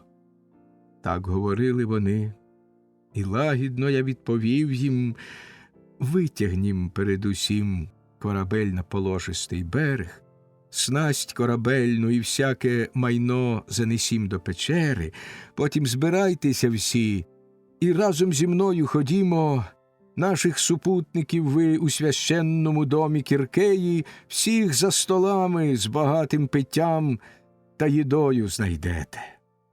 Так говорив я, і мого вони зразу послухали слова. Тільки один Еврілох затримати всіх намагався. Голос піднісши до них, він і словом звернувся крилатим: «Стійте, нещасні! Куди ви? Невже ви шукаєте лиха? В дім ідучи до Кіркеї? Адже вона всіх вас, напевно, зразу ж у диких свиней, у вовків чи у левів оберне, і дім стерегти їй великий присилує. Трапиться з вами те, що в Кіклоповій сталось кошарі, куди необачно наші супутники разом з відважним зайшли Одіссеєм. Він безрозсудством своїм до загибелі їх спричинився». Так говорив він, і я уже не мірявся у думці, спіхав при стегнах огрядних свій вихопить меч гостролезий, голову з пліч відрубати йому і кинуть об землю, хоч він і родичем був мені близьким, та лагідним словом інші супутники гнів мій один за одним гамували. «Паростку Зевсів, облишмо його, якщо ти дозволиш, хай залишається він з кораблем, стерегти його пильно. Ти ж поведи нас тепер до священного дому Кіркеї». Мовивши так, від свого корабля й від моря пішли ми. Вже й Еврілох не схотів стерегти корабель крутобокий, з нами пішов він страшної, злякавшись погрози моєї. Решту супутців тим часом у домі своєму Кіркея чисто помила усіх і жирним намазала маслом, потім кереї м'які і хітони дала одягнути. Всіх за обідом їх там ми застали у неї в покоях. Стрівшись один із одним, розповівши про все, що було їм, гірко ридали усі, і скрізь аж лунало в покоях. Близько тоді підійшла і сказала в богинях пресвітла: «О, Лаертіт богорідний, удатний на все Одіссею, годі вам сльози рясні проливати, бо знаю й сама я, скільки ви горя в багатому рибою морі зазнали, скільки на суші вам шкод заподіяли люди ворожі. Ну, бо тепер споживайте ці страви, вином запивайте, поки й знов до грудей ви духу того наберете, з котрим скелясту свою колись залишали Ітаку, вашу вітчизну. Нині ж, безсилі усі й слабодухі, лиш про блукання тяжкі пам'ятайте, і серцем ні разу ще не раділи відтоді, як лиха ви стільки зазнали». Так говорила вона, і ми послухали серцем відважним. Так от цілісінький рік, день у день ми у неї сиділи, м'ясом живилися в волю і солодким питвом утішались. Та як минув уже рік, і ори пройшли своє коло, і місяці проминули, і дні вже вернулися довгі, товариші мої вірні звернулись до мене й сказали: «Час, хоч тепер уже безумче, про нашу вітчизну згадати.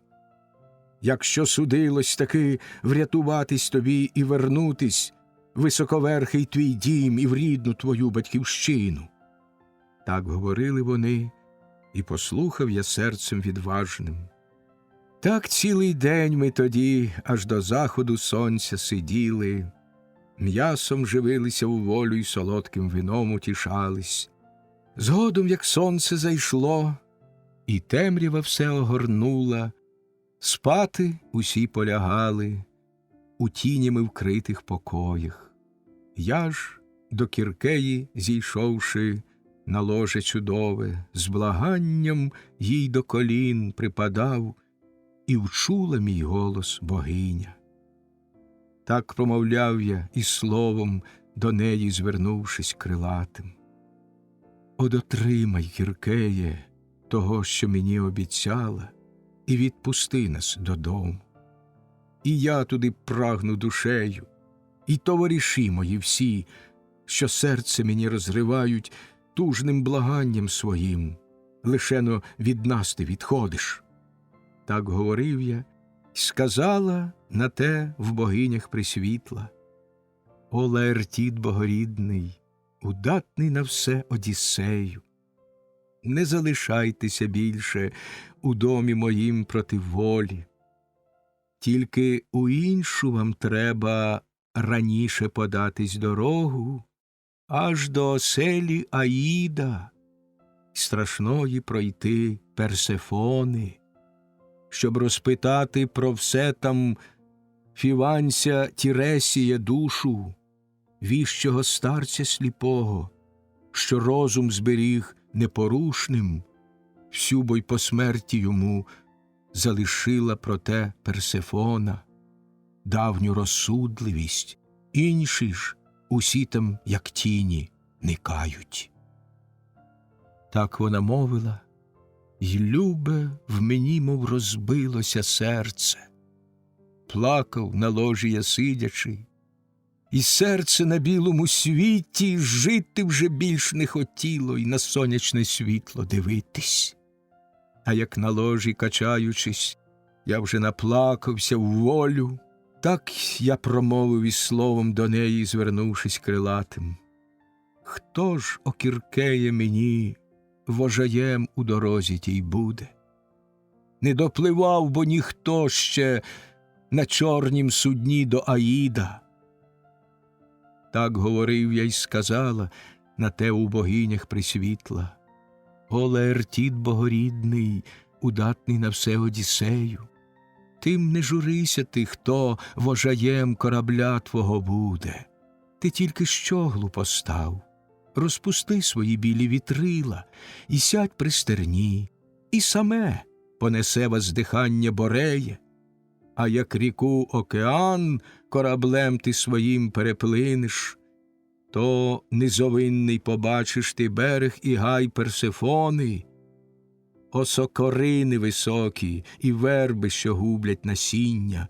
Над океаном глибинно-бурхливим постав корабель свій, сам же в задушну Аїда оселю тоді попрямуєш. До Ахерону впадає там Піріфлегетон вогнений, разом з Кокітом, що й сам рукавом є підземного Стікса. Там біля скелі обидва збігаються шумні потоки. Ближче герою туди підійшовши, зроби, що кажу я. Викопай яму в лікоть один і завдовжки, і завширшки, потім над нею учиниш померлим усім узливання, медом раніш з молоком, солодким вином після того, потім водою і ячною врешті посиплеш мукою. Вмерлих, безсилі благаючи голови, дай обіцянку, що, повернувшись в Ітаку, ти ялівку стада найкращу в жертву їм спалиш, дарунків добірних вогонь наскладавши. Старцю ж Тіресію в жертву вівцю принесеш ти окремо, чорну усю, що найкращу отари твоєї оздобу. А як молитвою славну вшануєш громаду померлих, ще барана їм заріж з темнорунною разом вівцею, вбік до Еребу обох повернувши, а сам одвернися до течії океану, ріки, і юрбою навколо зійдуться душі померлих, усіх, що життя позбулися. Товаришів ти своїх поскликаєш тоді і накажеш, вівці, що міддю нещадною вбиті лежатимуть долі, геть облупити й спалити, і щиро богам помолитись, грізному в силі могутній Аїду й страшній Персефоні. Сам же ти, швидко із піхов свій вийнявши меч гостролезий, сядь і нікому з безсилих мерців наближатись до крові не дозволяй, поки все у Тіресія ти розпитаєш. Вийде тоді він одразу, цей віщий велитель народів, і розповість тобі шлях він увесь, і чи довго ще будеш путь поворотну верстати в багатому рибою морі. Так вона мовила, і скоро Еос надійшла златошатна. Плащ із хітоном тоді одягнути дала мені німфа. Вбралась сама після того в чудове сріблясте одіння, довге й тонке, золотою окрайкою гарною стан свій підперезала, чоло вповела дорогим покривалом. Дім я увесь обійшов, і над кожним, спиняючись ложем, товаришів побудив, до них мовлячи слово ласкаве. Годі вам спати, мерщій із солодкого сну прокидайтесь, час нам у путь. Все владарка мені розказала Кіркея. Так говорив я, й вони послухали серцем відважним. Та й відтіля не усіх я супутників вивів без шкоди. Був Ельпенор наймолодший між нами, не дуже хоробрий воїн на ратному полі, і розумом був недалекий. Випивши добре, в той час від друзів окремо він спати, для прохолоди вмостивсь на священному домі Кіркеї. Гомін, почувши й поклики друзів, що в путь готувались, раптом схопивсь він зі сну. І, забувши, що сходити треба вниз обережно по східцях, великих за домом і ззаду, прямо подався і з даху упав, ударившись карком, весь свій хребет поламав, і душа відійшла до Аїда. А як виходили в путь, я з таким до них словом звернувся: певно, гадаєте ви, що додому, до рідного краю їдемо ми. Назначила нам іншу дорогу Кіркея. Аж до оселі Аїда й страшної пройти Персефони, щоб розпитати про все там фіванця Тіресія душу. Так я промовив, і люби в них наче розбилося серце. Сіли на землю вони і, ридаючи, рвали волосся. Тільки ніякої сліз і плачу не було їм користі. Як підійшли до судна ми швидкого й до берега моря, сумом на серці тяжким і гіркі проливаючи сльози, раптом Кіркея повз наш корабель, проходячи чорний, і барана біля нього й овечку прив'язує чорну. Нас непомітно минувши, бо хто б міг очима побачить Бога, якщо він не схоче, куди б не йшов перед нами. Пісня 11. Зміст 11-ї пісні. Вечір 33-го дня. Одіссей продовжує розповідати про свої пригоди. Північний вітер приносить його корабель до берегів кімерійців, де течія океану вливається в море. Принісши жертву тіням, Одіссей викликає їх. З'являється Ельпенор, він вимагає похорону, тінь Одіссеєвої матері, поява Тіресія і його пророкування, розмова Одіссея з тінню матері. Тіні стародавніх жінок виходять з Еребу і розповідають Одіссеєві про свою долю. Він хоче урвати розповідь, але Алкіной вимагає, щоб він її закінчив, і Одіссей продовжує говорити. Поява Агамемнона, Ахіла з Патроклом, Антілохом та Еантом, видіння судді Міноса, звіролова Оріона, катувань Тітія, Тантала і Сізіфа, грізного Гераклового образу. Раптовий острах спонукає Одіссея повернутись на корабель, і Одіссей пливе назад за течією вод океану. Жертви для виклику померлих.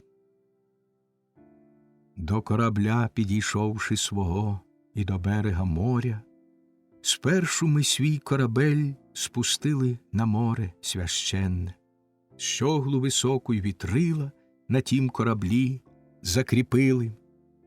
Потім загнали овець і самі позаходили врешті, смутком на серці тяжким, гіркі проливаючи сльози. А пишнокоса Кіркея, страшна, ясномовна богиня, чорному вслід кораблеві, товариша доброго людям, вітер попутний послала, що груди вітрил надував нам.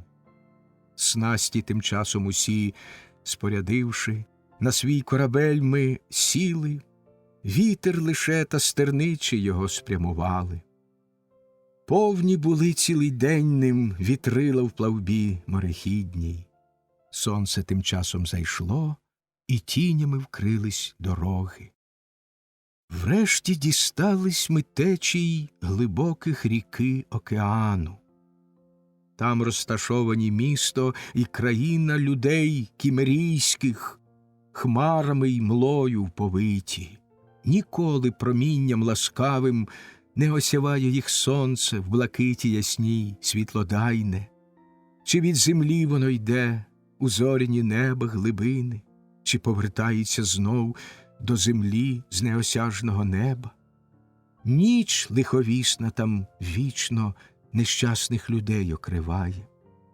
Там корабель свій, прибувши, причалили ми, позганяли, вівці й уздовж течії океану ріки посувались, поки до місця дійшли, про яке говорила Кіркея.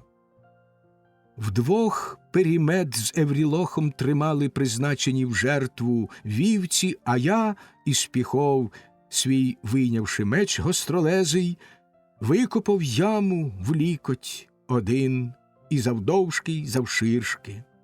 Потім над нею вчинив я померлим усім узливання, медом раніш з молоком, солодким вином після того, потім водою і ячною врешті посипав мукою, вмерлих безсилі, благаючи голови, дав обіцянку, що, повернувшись в Ітаку, їм ялівку стада найкращу в жертву спалюя, дарунків добірних вогонь наскладавши. В жертву ж Тіресію старцеві дам я окремо овечку, чорну усю, що найкращу, отари моєї оздобу, склавши обітницю і молитвами громаду померлих, ушанувавши шкури з жертовних овець поздирав я, чорна в яму їх кров полилася, і з пітьми Еребу душі померлих зібрались, усі, що життя позбулися, і юнаки, і жінки, і старі, що багато зазнали, ніжні дівчата із болем у серці вперше відчутим, безліч полеглих у битвах мужів, поранених тяжко, зброєю мідною, воїв у панцирах кров'ю залитих, безліч померлих на кров звідусіль і зліталось до ями з криком жахливим, блідий, усього охопив мене острах. Товаришів своїх скликав, усіх я тоді й наказав їм: вівці, що міддю убиті, нещадною долі лежали, геть облупити й спалити, і щиро богам помолитись, грізному в силі могутній Аїду й страшній Персефоні. Сам же я швидко із піхов, свій вийнявши меч гостролезий, сів і нікому з безсилих мерців наближатись до крові не дозволяв, поки все у Тіресія встиг розпитати. Перша до нас підійшла товариша тінь Ельпенора, бо поховання не мав ще в землі він широкодорожній. Без похорону, бо ми і неоплаканим в домі Кіркеї тіло його залишили. Була у нас інша турбота. Глянув на нього, і жалом охоплений плакав я гірко, і так, промовляючи, словом до нього звернувся крилатим: як, Ельпеноре, зійшов ти у темряву цю безпросвітну? Пішки раніш ти прибув, ніж на чорному я кораблеві.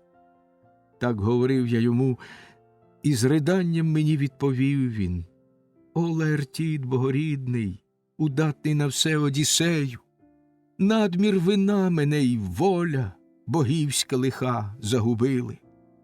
Спавши на домі Кіркеї, забув я, що сходити треба вниз обережно по східцях великих за домом іззаду, прямо подався із даху, упав, ударившись карком, весь я хребет поламав, і душа відійшла до Аїда.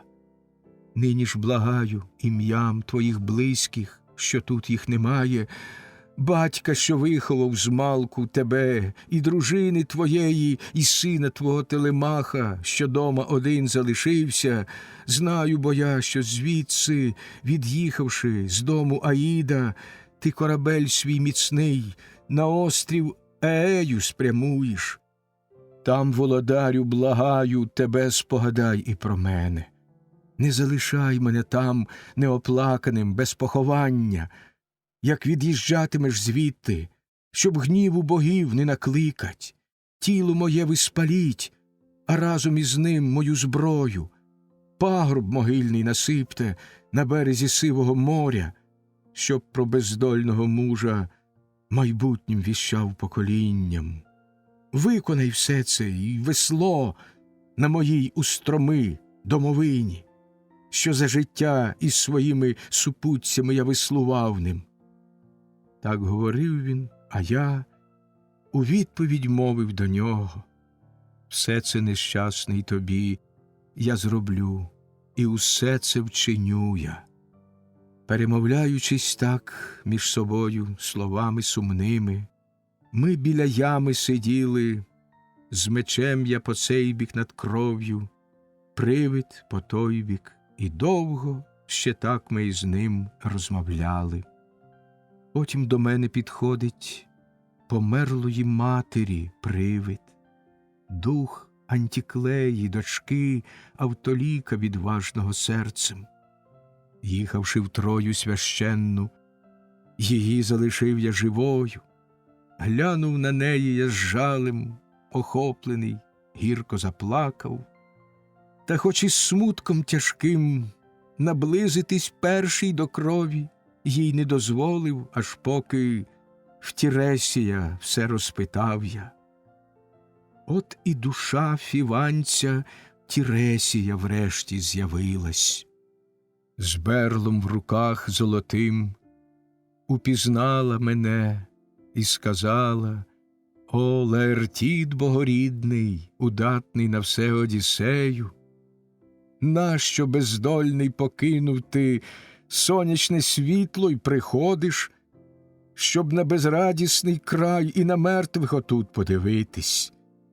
Та відступися від ями і меч одверни гостролезий, дай мені крові напитись, і слово скажу я нехибне». Так він сказав, і в піхви я вклав, відступаючи, меч свій, срібно цвяхований. Він же напився чорної крові, словом таким звернувся до мене віщун неомильний: «Прагнеш, ясний Одіссею, солодкого ти повороту, вчинить нелегким тобі його Бог. Не забув, бо, як видно, гнівний землі потрясатель, що ти осліпив йому сина любого, й досі у серці злобою до тебе палає. Все ж, хоч багато ще лиха, зазнавши, додому вернетесь. Тільки б своє та й супутників серце здолав гамувати, як на доладнім судні, з темно-синьої хлані умкнувши, передусім ви на острів Тринакію всі припливете. Знайдете ви там на паші корів і тучних овечок Гелія, Бога ясного, який усе бачить, все чує. Як не торкнетеся їх, на думці повернення мавши, то хоч зазнаєте лиха й багато, відтак увернетесь. А як торкнетесь, загибель віщую я вам, кораблеві і товаришам твоїм. Сам же ти, правда, врятуєшся смерті, хоч на чужім кораблі, хоч не скоро повернешся з лихом, товаришів загубивши, а дома нещастя застанеш. Буйних мужів, що усі пожитки твої проїдають, сватають вірну дружину твою, їй дарунки підносять. Ти ж, повернувшись додому, помстися на них за насильство, а як в оселі своїй женихів повбиваєш зухвалих, підступом ти чи в змаганні відкритому гострою міддю, знову, доладне узявши весло, йди по світу блукати, поки людей не зустрінеш таких, що ні моря не знають, ні, споживаючи їжу, приправити й сіллю не вміють, ні кораблів ще ніколи не бачили пурпурощоких, ані тих весел доладних, що крила судну заміняють. Певну тобі я ознаку вкажу, що тебе не обманить, як подорожній тебе на путі перестрінувши, скаже, що на ясному рамені ти віяльну носиш лопату, можеш у землю тоді доладне весло устромити і жертви священної дар принести Посейдону владиці, вепра, що свині пліднить, барана, а до того й бика ще. Та й повертайся додому, і священні склади гекатомби в жертву безсмертним богам, що простором небес володіють, всім по черзі, і не у хвилі морській тебе смерть після того легко спіткає, спокійно її ти появу зустрінеш в старості світлій своїй, навколо оточений мирним щастям народу твого. Що сказав я, все правда нехибна. Так говорив він, а я у відповідь мовив до нього: долю Тіресію цю мені вічні богови зіткали. Ти ж і про інше мені розкажи і повідай одверто. Бачу я перед собою померлої матері душу. Мовчки вона біля крові сидить і не сміє на сина глянути навіть, або ще й розмову із ним розпочати. Як це, владарю, зробити, щоб сина вона упізнала? Так говорив я, а він у відповідь мовив до мене: легко на це відповім, ти ж у серце вклади моє слово. Той із мерців, що з життям розпрощались, кого ти допустиш близько до крові, усю розповість тобі правду нехибну, а заборониш кому, той повернеться в пітьму безмовно. Так промовляла душа владики Тіресія, й знову в дім до Аїда вернулась, божисте віщання скінчивши. Я ж залишився на місці і ждав, поки мати підійде і чорної крові нап'ється. Тоді, лиш мене упізнавши, гірко вона заридала і мовила слово крилате: сину мій, як у підземній цій темряві ти опинився, бувши живий? Нелегко побачити все це живому. Ріки бо нас розділяють, великі потоки жахливі, передусім океан. Переправи ніде через нього піший не знайде, якщо не пливе на міцнім кораблі він.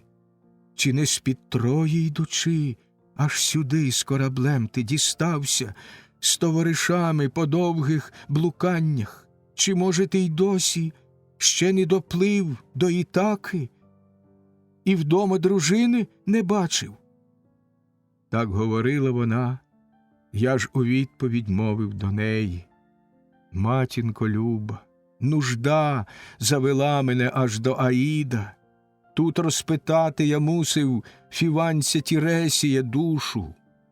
Не наближався я ще до Ахеї, на землю вітчизни ще не ступав. Весь час у тяжких нещастях блукаю, з тої пори, як разом поплив з Агамемноном світлим до Іліона, що славиться кіньми з троянцями битись. Ти ж мені інше тепер розкажи і повідай одверто. Кери якої велінням взяла тебе смерть смутковійна? Довга хвороба, чи то стрілоносна тебе Артеміда, ніжними стрілами враз надійшовши, сама умертвила? Та розкажи ще про батька і про сина мого, що лишив я. Владу почесну мою ще тримають вони? Чи хтось інший має її, бо ніколи я, кажуть, уже не вернуся? Ще про дружину мою розкажи, її наміри й мислі. Чи біля сина вона ще і вірно усього пильнує? Чи вже хто-небудь із знатних ахеїв узяв її заміж? Так говорив я, і в відповідь мовила мати шановна. Вірна лишилася серцем дружина твоя й проживає досі у домі твоїм. У вічному смутку й печалі дні вона й ночі безсонні, лиш сльози гіркі проливає. Славної влади твоєї ніхто не одняв ще, спокійно спадком твоїм Телемах володіє, в однаковій долі учти дає він, як мужеві личить, що суд учиняє. Всі його кличуть до себе. Так само в селі твій домує батько, й до міста вже більше не ходить. Ні ліжка м'якого, ні подушок, ані ковдри порядної в нього немає. Разом із слугами спить він у домі своєму зимою, в попелі близько вогню, одежиною вбогою вкрившись. А як наблизиться літо, чи осінь дорідна настане, у винограднику десь на горбку назрібає він купу, листя опалого й ложе затишне собі влаштує. Там він у смутку лежить, і зростаючим болем у серці на поворот твій чекає, тяжка йому випала старість. Так от загинула і я, настигнута долею злою. Не стрілоносна богиня, мисливиця в домі моєму, ніжними стрілами враз надійшовши мене умертвила, ані хвороба ніяка мене не настигла, що часто болем виснажливим дух із тіла людей виганяє, тільки журба та нудьга за тобою, ясний Одіссею, та вболівання за тебе солодкий мій дух відібрали. Так говорила вона, і боровся в думках я з бажанням щиро обняти моєї небіжчиці матінки душу. Тричі я все поривався, так прагнуло серце обняти. Тричі вона моїх рук уникала, мов тінь перебіжна, чи сновидіння, а в грудях печаль ще гостріше зростала. Врешті, озвавшись до неї, я словом звернувся крилатим. Матінко, нащо тікаєш, коли простягну я обійми, щоб і в оселі Аїда, ми ніжно обнявшись руками, спільного жалю і сліз відчули гірку насолоду? Може, то тільки твій привид послала мені Персифона, славна, щоб горі й печалі мені іще більше завдати? Так говорив я, й сказала у відповідь мати поважна: Леле, дитино моя, мій з усіх найнещасніший сину, не Персифона в облуду нас Зевсова донька заводить. Кожному смертному доля судилась така, хто б не вмер з них. Тіло бо їх ні костей не тримається вже, ані м'язів. Полум'ям хижим усе пожирає, вогню нездоланна сила, як тільки дихання ті білі кості покине, і, відлетівши, душа десь полине, немов сновидіння. Швидше ж тепер повертайся на світ, і усе, що я мовлю, запам'ятай, щоб пізніше дружині своїй розказати. Так ми розмову вели між собою. Тим часом навколо вже позбирались жінки.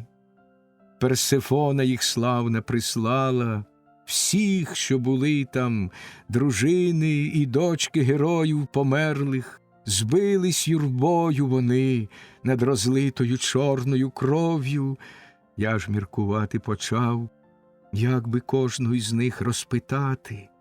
Зрештою визнав у серці я раду таку за найкращу. Спіхав при боці огряднім свій вийнявши меч гостролезий, не дозволяв я ні одній напитися чорної крові. Отже, по черзі до мене підходити всі вони стали, і кожна свій рід називала. Отак їх усіх розпитав я. Першою високородну Тіро я між ними побачив. Паростю звала себе від ясного вона Салмонея, і за дружину сину Еола Кретеєві стала.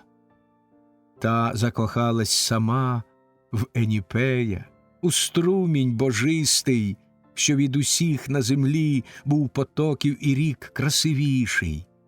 Тим-то до течій вона Еніпеєвих часто ходила. Постать його земледержець, землі потрясатель прибравши, ліг біля неї у гирлі тієї ріки вирової. Хвиля пурпурна, мов гори, висока, з клепінням зігнувшись, їх обступила і Бога, і смертною жінкою вкрила.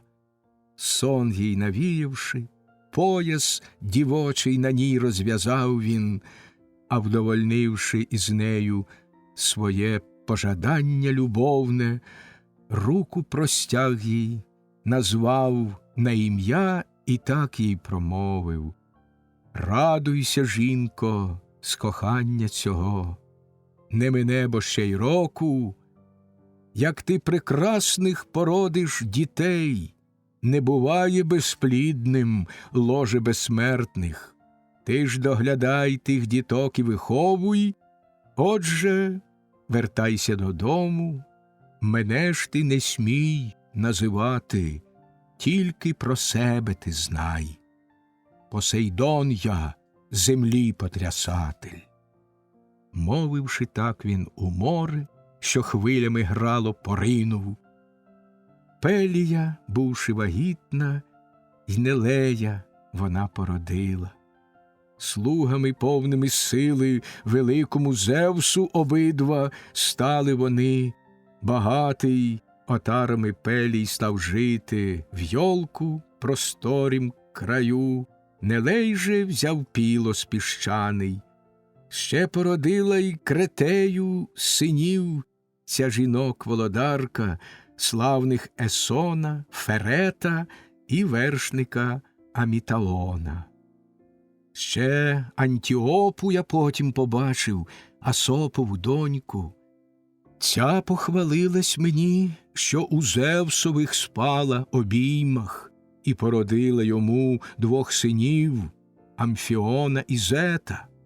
Перші у Фібах вони семибранних оселю заклали, й муром її обвели, хоч могутні були, а без мурів жити проте не могли на Фіванській рівнині просторій. Потім Алкмену побачив я, Амфітріона дружину, що породила Геракла, відважного лев'яче серце. Зевсом великим його у солодких обіймах зачавши. Бачив я ще там Мегару, Креонта безстрашного доньку, Амфітріона, незборений син її мав за дружину. Матір Едіпову там Епікасту я бачив прекрасну. Діло страшне несвідомо вчинила вона, за дружину рідному синові стала, отця свого вбивши, і з нею він одружився. Відразу ж богове це людям відкрили. Лиха багато зазнавши, прибув він в улюблені Фіви, з згубної волі богів, і владарив над людом кадмейським. Мати ж сама до міцної спустилася брами Аїда, воротаря, в петлі, на високій повісившись крокві, з горя тяжкого йому ж залишила нещастя численні, скільки за матерню кривду Ерінії їх приділяють. Бачив я там і Хлоріду прекрасну, за вроду чудову з нею Нелей одруживсь, незліченні дари заплативши. Це наймолодша дочка Амфіона, сина Іаса, що володарив колись в Орхомені, столиці Мініян. В Пілосі стала вона за владарку, і дітей породила Нестора, Хромія, ще й велеславного Періклімена, ще породила славетну Перо, оте диво між смертних. Всі її сватали близькі сусіди. Нелей лиш за того мав її видати, хто йому аж із Філаки пригонить череду широколобих корів круторогих і Фікла сильного гордість. Хоч важко здобуть їх, один за цей подвиг взявся віщун бездоганний, та волею Бога лихого в пута досадні сільськими захоплений був пастухами. Як місяці проминули і дні перебігли чергою, рік закінчив своє коло, і ті самі вернулися ори, тільки тоді віщуна відпустила і Фіклова сила, що провістив йому все, і Зевсова воля здійснилась.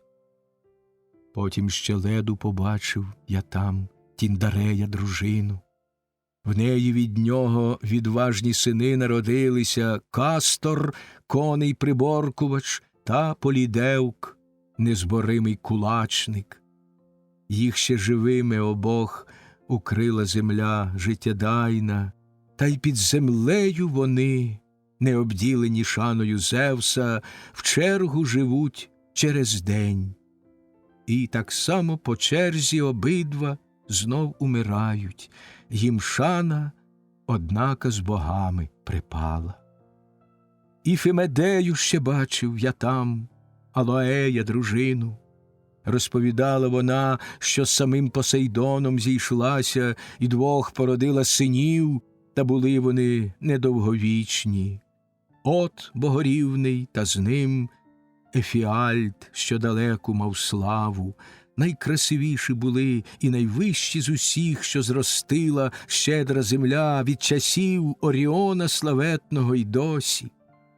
9-літні були вже обоє, завширшки на 9 локтів вони, а на зріст 9 вони сажнів сягали. Навіть безсмертним богам на Олімпі самому грозили заколот буйний вчинить і війну проти них розпочати.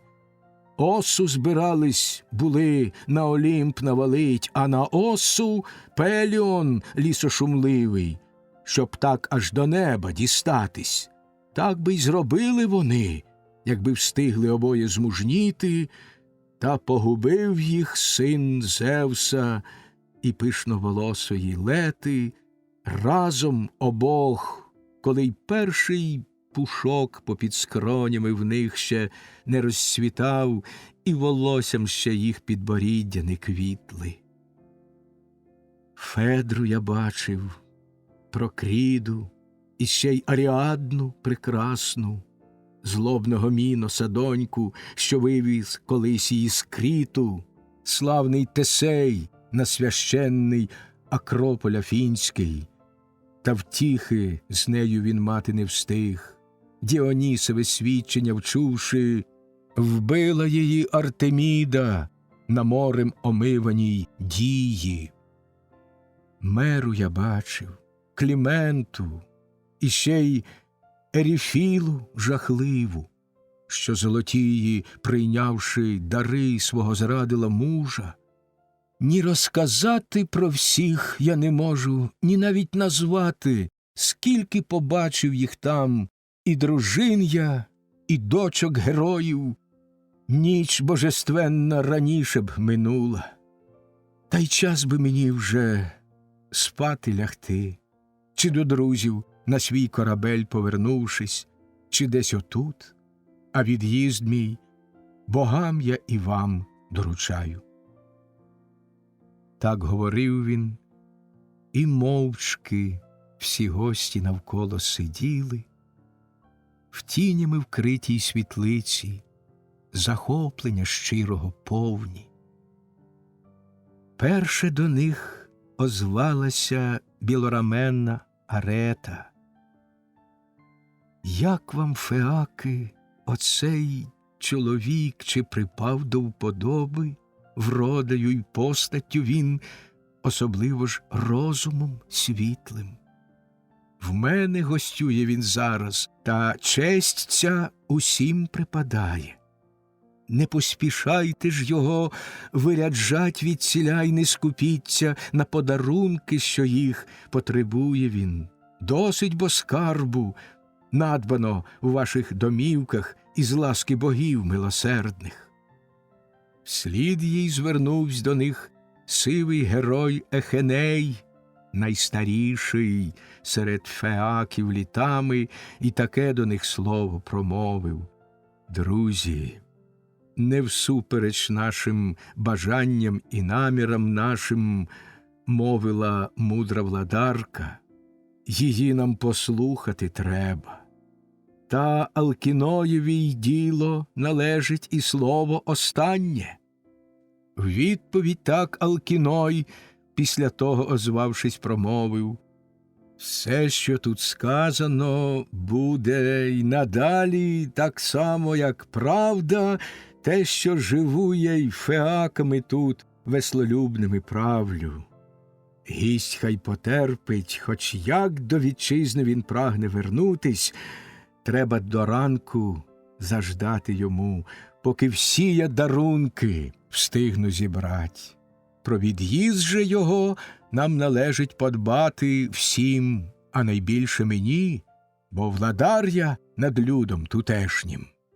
Відповідаючи, мовив тоді Одіссей велемудрий: О, Алкіною владарю, з феаків усіх найславніший, хоч би й на рік мене ще ви примусили тут залишитись, щоб влаштувать мій від'їзд і дарів дорогих надавати, був би я згоден на те, набагато бо краще з руками повними в любу мою повернутись мені батьківщину, з більшою, може, мене і любов'ю, й пошаною стріли б люди усі, коли я на Ітаку свою повернуся.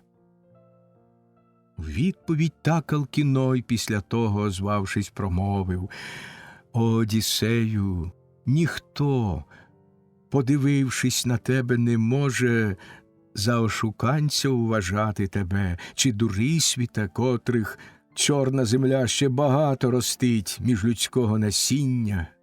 Брехні сплітають вони, і про те вам чого й не видали.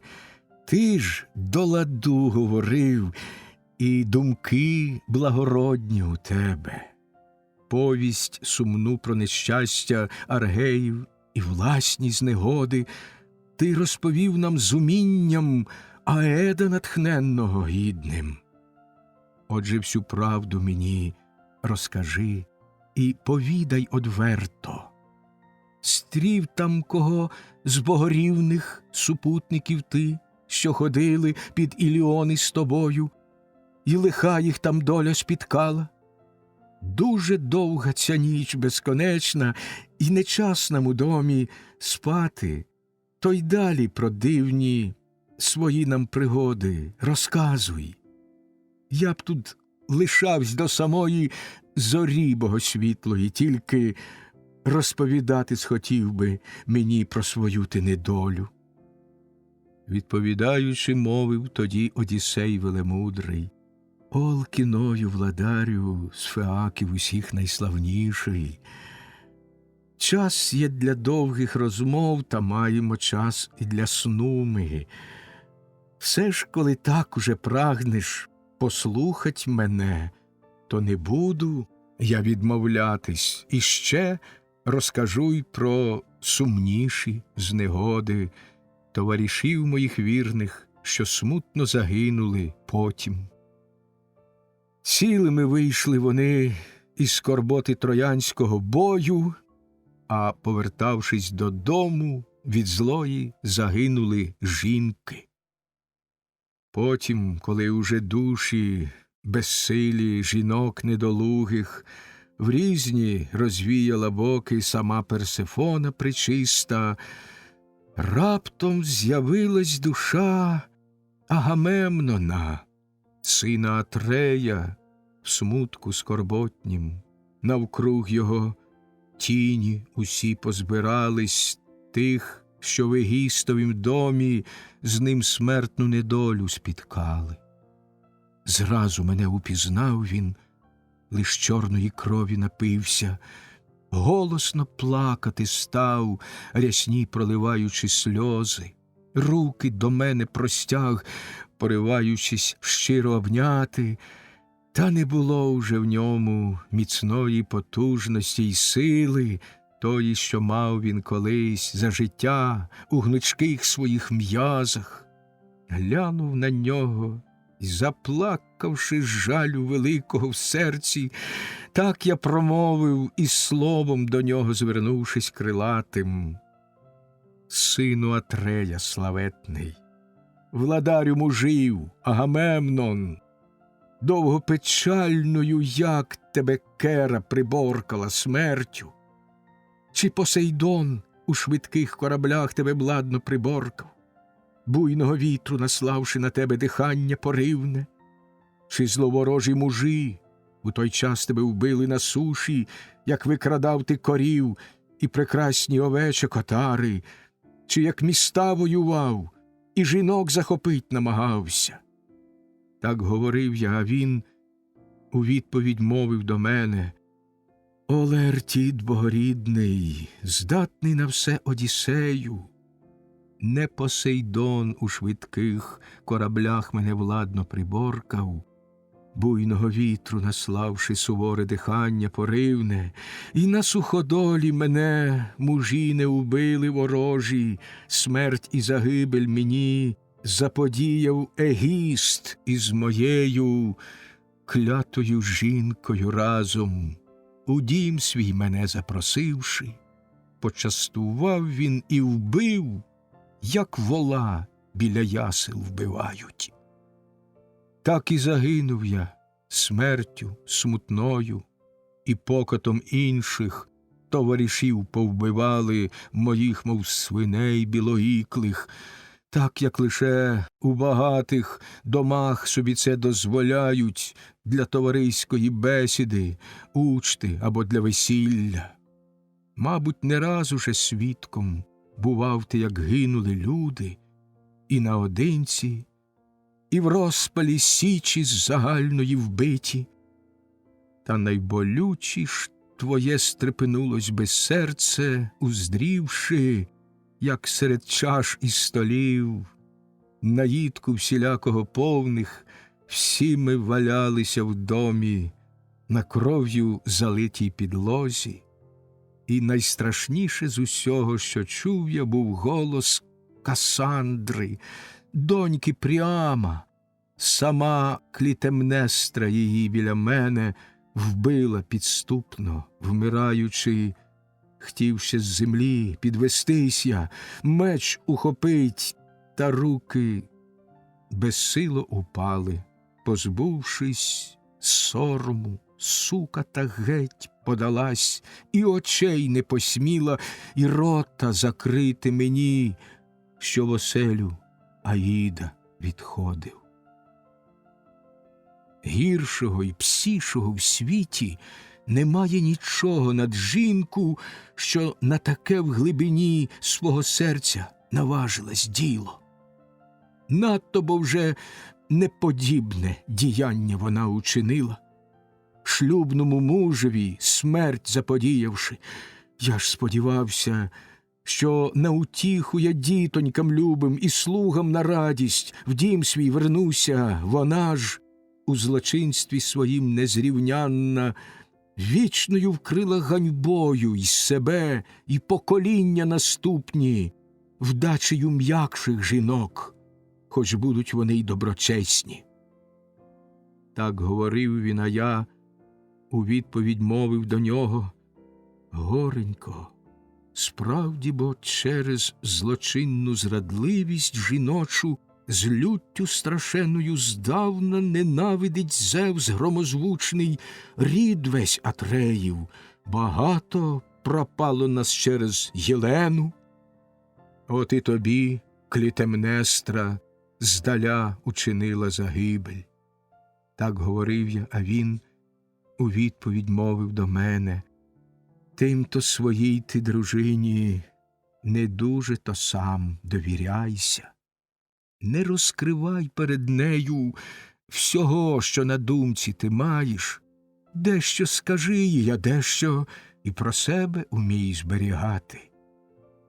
Та не тобі, Одіссею, загибелі ждать від дружини. Надто розумна вона і розсудлива, дуже дбайлива, мудра Ікарія донька, славетна умом Пенелопа. Жінкою ми молодою, в похід на війну виступавши, дома її залишили із сином малим немовлятком біля грудей, а тепер він, напевно, сидить вже, щасливий серед дорослих, з ним любий побачиться батько, вернувшись, і обніматиме батька за звичаєм син його рідний. Тільки мені не дала надивитись на нашого сина власна дружина. Він ще й не підріс, як вона мене вбила. Я тобі й інше скажу, і ти серцем прийми цю пораду.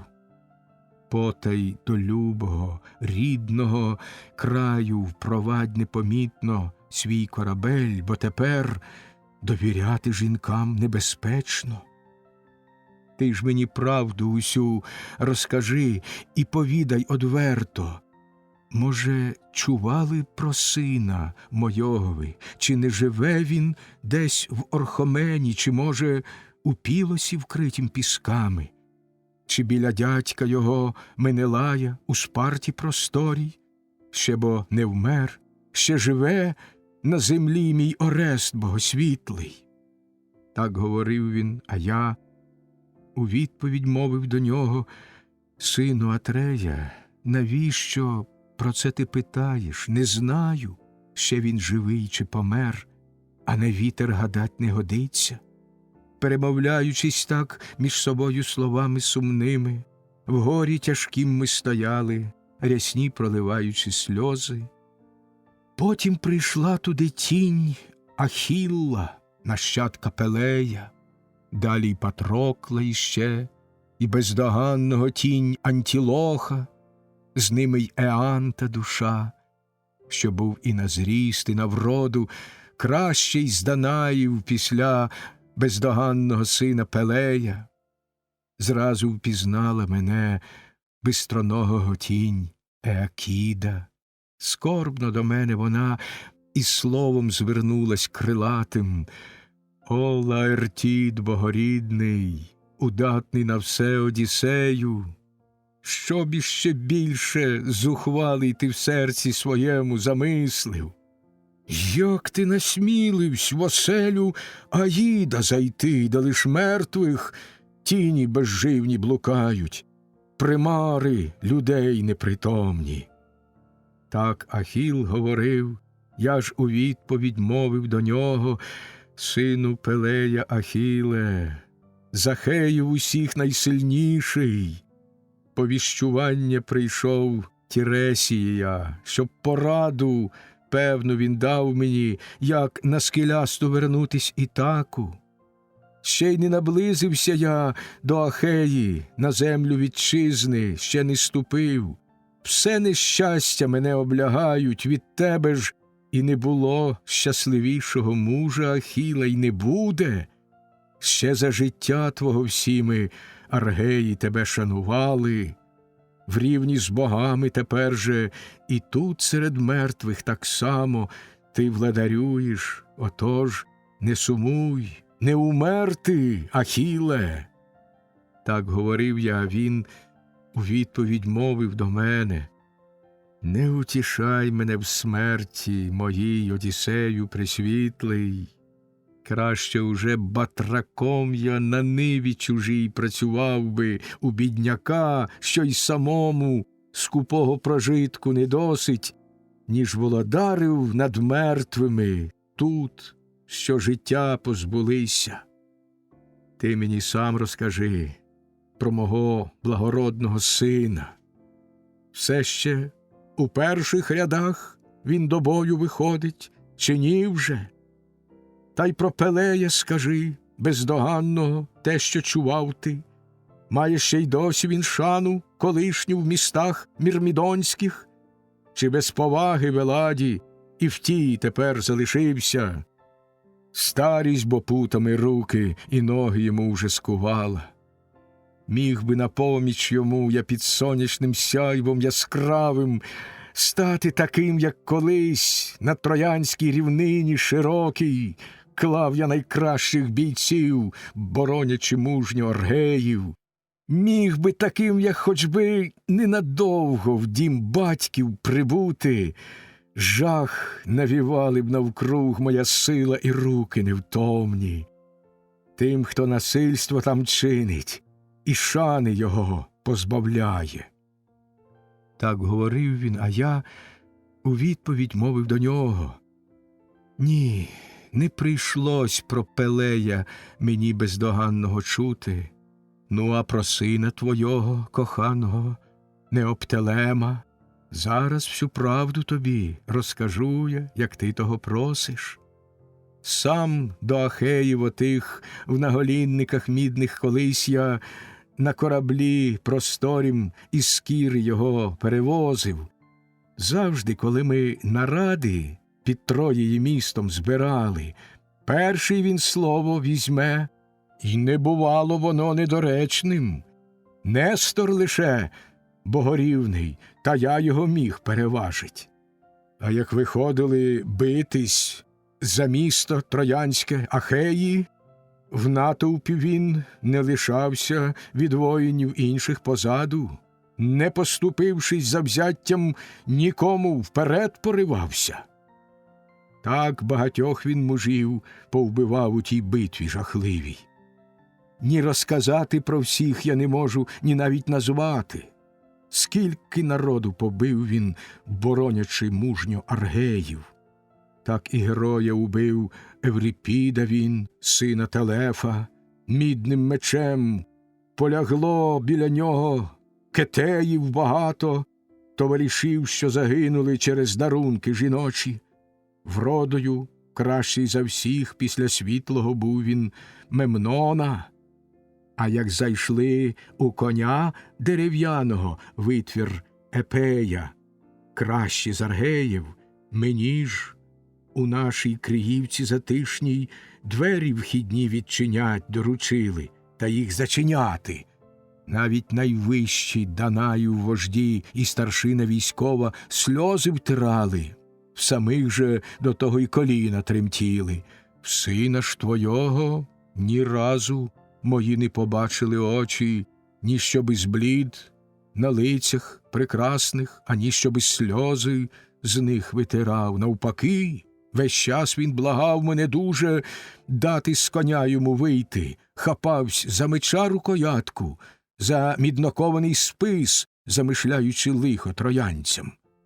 А як уже зруйнували Пріамове місто високе, долю свою й нагороду він цілий повіз і здоровий на кораблі, не поранений гострою міддю ні разу, ні в рукопаш не побитий, як то у походах воєнних завжди буває, коли в них арей без розбору лютує. Щойно промовив я це, бистроногого тінь Еакіда вже подалася лугами, що рясно цвіли асфоделом. Рада з того, що достойним хвали її сина назвав я. Душі всіх інших мерців, що життя позбулися, стояли в смутку, і кожна у мене про власні питала турботи. Тільки Еанта душа, що був Теламоновим сином, мовчки стояла сама на мою іще гнівна звитягу, що на змаганні біля кораблів я від нього звитяжив зброю Ахіла, мені віддала все сама його мати, а присудили троянців сини і Паллада Афіна. Не вигравати у тому змаганні було б мені краще, бо задля нього землею покрито вже голову мужа з іменем славним Еант, що був і на зріст, і на вроду, кращим з Данаїв після бездоганного сина Пелея. Отже, до нього звернувшись, я лагідне слово промовив: «О, Теламона, дитя бездоганне, Еанте, чий мертвий, гніву на мене свого не зупиниш за ту осоружну зброю. Її бо на горе аргеїв боги дарували. Ти ж, наша краща опора, загинув, і от за тобою, як і за сином Пелея, Ахілом, усі ми, Ахеї, тяжко сумуєм весь час.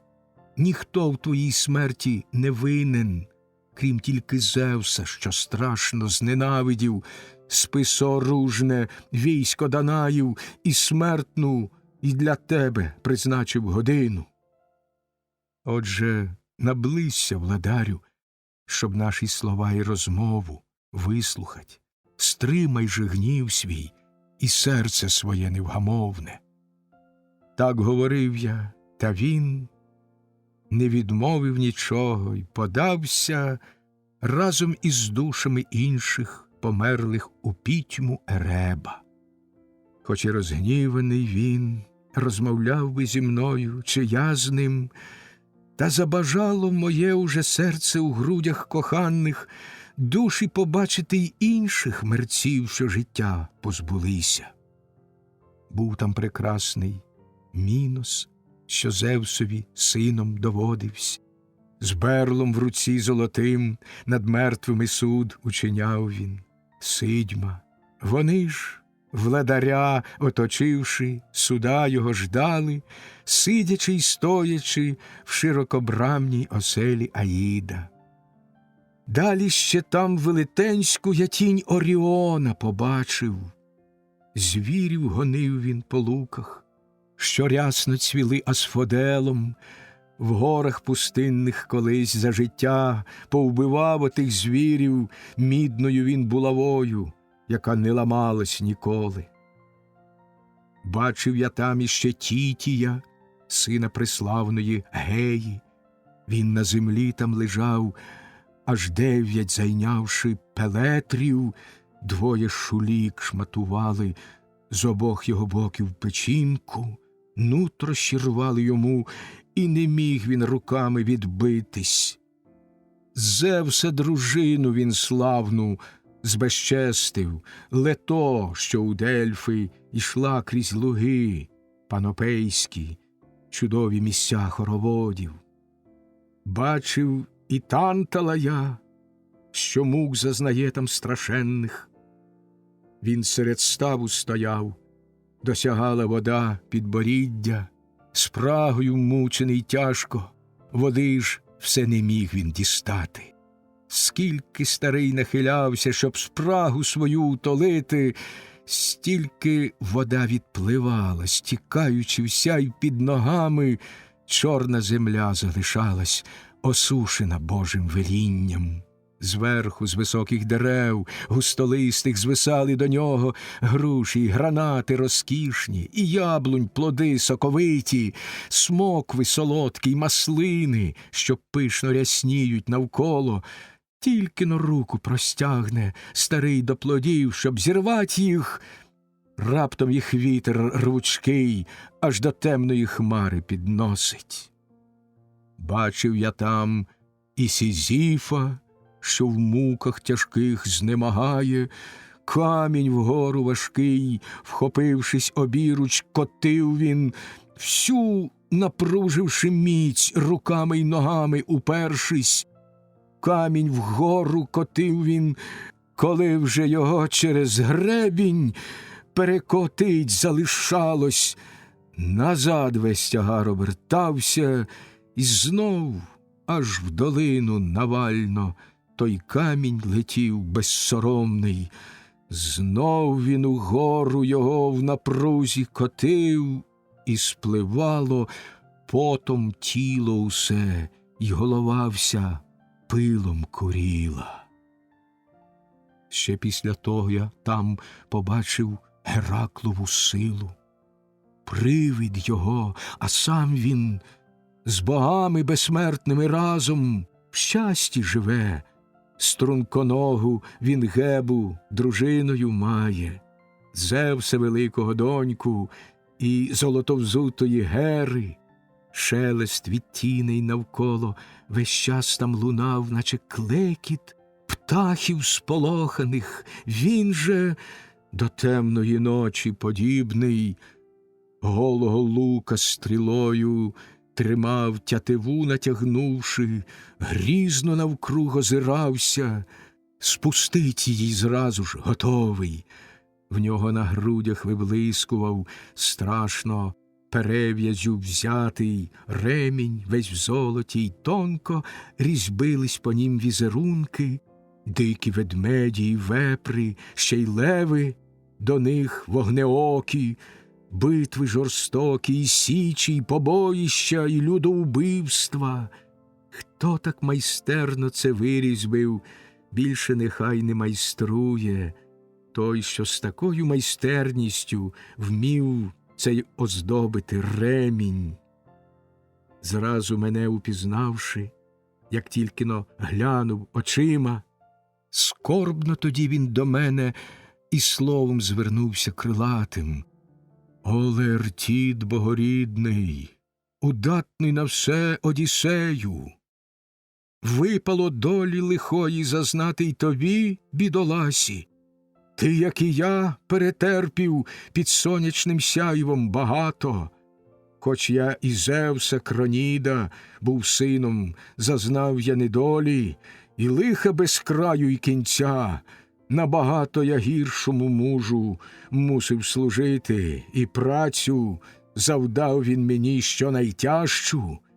Врешті послав він сюди мене, пса принести, вже нічого важчого, думав він, більше не можна мені загадати. Виконав все ж таки й це я, і пса Ізаїда я вивів. Допомогли бо Гермес і Афіна мені ясноока. Мовивши так, в оселю Аїда назад відійшов він. Я ж залишився на місці і чекав, чи не прийде ще інший хтось із героїв мужів, що колись їх спіткала загибель. Міг би, яких мені хотілось, мужів я побачити давніх, і Пірітоя, і Тесея, приславних нащадків богівських. Та позлітались раніше громади мерців незліченні, з криком жахливим, блідий всього охопив мене острах, щоб не послала на мене потворну страшної Горгони, голову з пітьми Аїда, сама Персефона славетна. Зразу ж потому вернувся на свій корабель і супутцям вийти на нього звелів, і причали усі відв'язати. До кочетів вони швидко, зійшовши, усі посідали. Хвиля нас легко несла течією ріки океану, від веслування спочатку, а потім за вітром попутним. Пісня 12. Зміст 12-ї пісні. Вечір 33-го дня. Одіссей закінчує свою розповідь. Повернення на острів Еею, поховання Ельпенора. Кіркея описує Одіссею небезпеки, які мають трапитись йому в дорозі. Він залишає її острів. Сирени, блукаючі скелі, плавання між скель Харіпти і Скілли, яка одразу знищує 6 із Одіссеєвих супутців. Всупереч волі Одіссея, корабель його зупиняється біля берегів Трінакії. Супутці його, затримані на острові супротивними вітрами, вичерпавши всі свої припаси, терплять голод і, нарешті, порушивши дану ними клятву, вбивають биків Геліоса. Роздратований Бог вимагає, щоб Зевс покарав святотатство, і Одіссеїв корабель, що вийшов знову в море, розбито Зевсовими громами. Всі гинуть у хвилях, крім Одіссея, який, ще раз уникнувши Харіпти і Скілли, опиняється на березі острова, де живе Каліпсо. Сирени, Скілла і Харіпта, бики Геліоса. Легко проплив корабель течією ріки океану. Потім по хвилях широкопросторого моря на дальній острів Еею прибув, де Еос, що в імлі народилась, має оселю і веде хороводи, де Геліос сходить. Там корабель на пісок прибережний ми витягли зразу. Вийшли самі на високий бурунами пінений берег, там і поснули усі, на Еос божественну чекавши.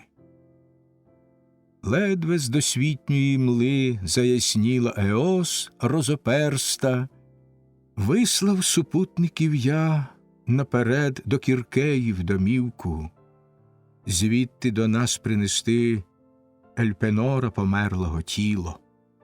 Хворосту вмить нарубавши, де берег стрімкий височіє, ми юнака поховали, омивши гіркими сльозами. Потім, коли і померлий, згорів і уся його зброя, пагорб насипала ми і поставили стовп вікопомний, в землю доладне весло увіткнувши на версі могили. Все відбули ми як слід, не вкрилось проте від Кіркеї те, що з Аїду назад ми вернулись, і гарно убрана вийшла до нас вона, і слідом внесли покоївки багато хліба і м'яса, і посуд з іскристим вином пурпуровим. Ставши всередині, мовила так у богинях присвітла: люди відважні, живими в оселю Аїда зійшли ви, двічі вмирущі, тоді, як усі тільки раз умирають. Нині ж вином утішайтесь, і страви оці споживайте тут цілий день, а завтра, як тільки-но блисне світанок, далі собі попливете, сама вам і путь покажу я, дам і поради напутні, щоб кожна напасть лиходійна вас ні на суші, ні в морі нещастям гірким не спіткала. Так говорила вона, і ми послухали серцем відважним. Так цілий день ми тоді аж до заходу сонця сиділи, м'ясом живилися в волю й солодким питвом утішались.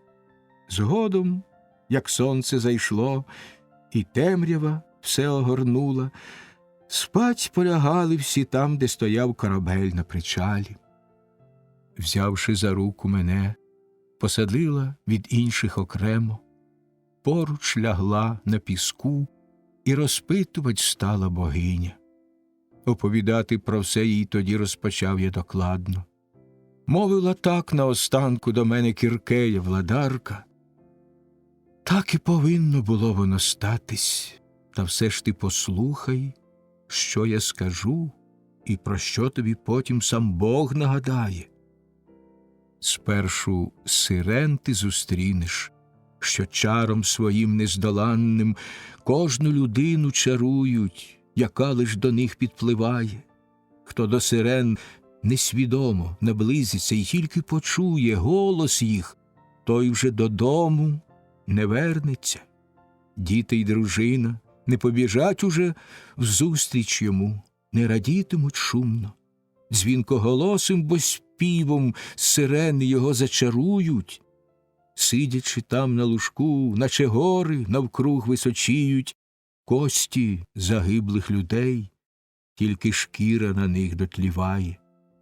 Ти ж повз них пропливи, заліпивши супутникам вуха воском медяним розм'яклим, щоб часом вони не почули співу того, а схочеш ти сам їх послухати пісні. Хай тебе міцно вірьовками стійма прив'яжуть за руки й ноги до щогли швидкого твого корабля, щоб безпечно міг ти від співу сирен усю насолоду відчути. А як благатимеш ти, розв'язати й наказувать будеш, линвами хай до щогли тебе ще міцніше прив'яжуть.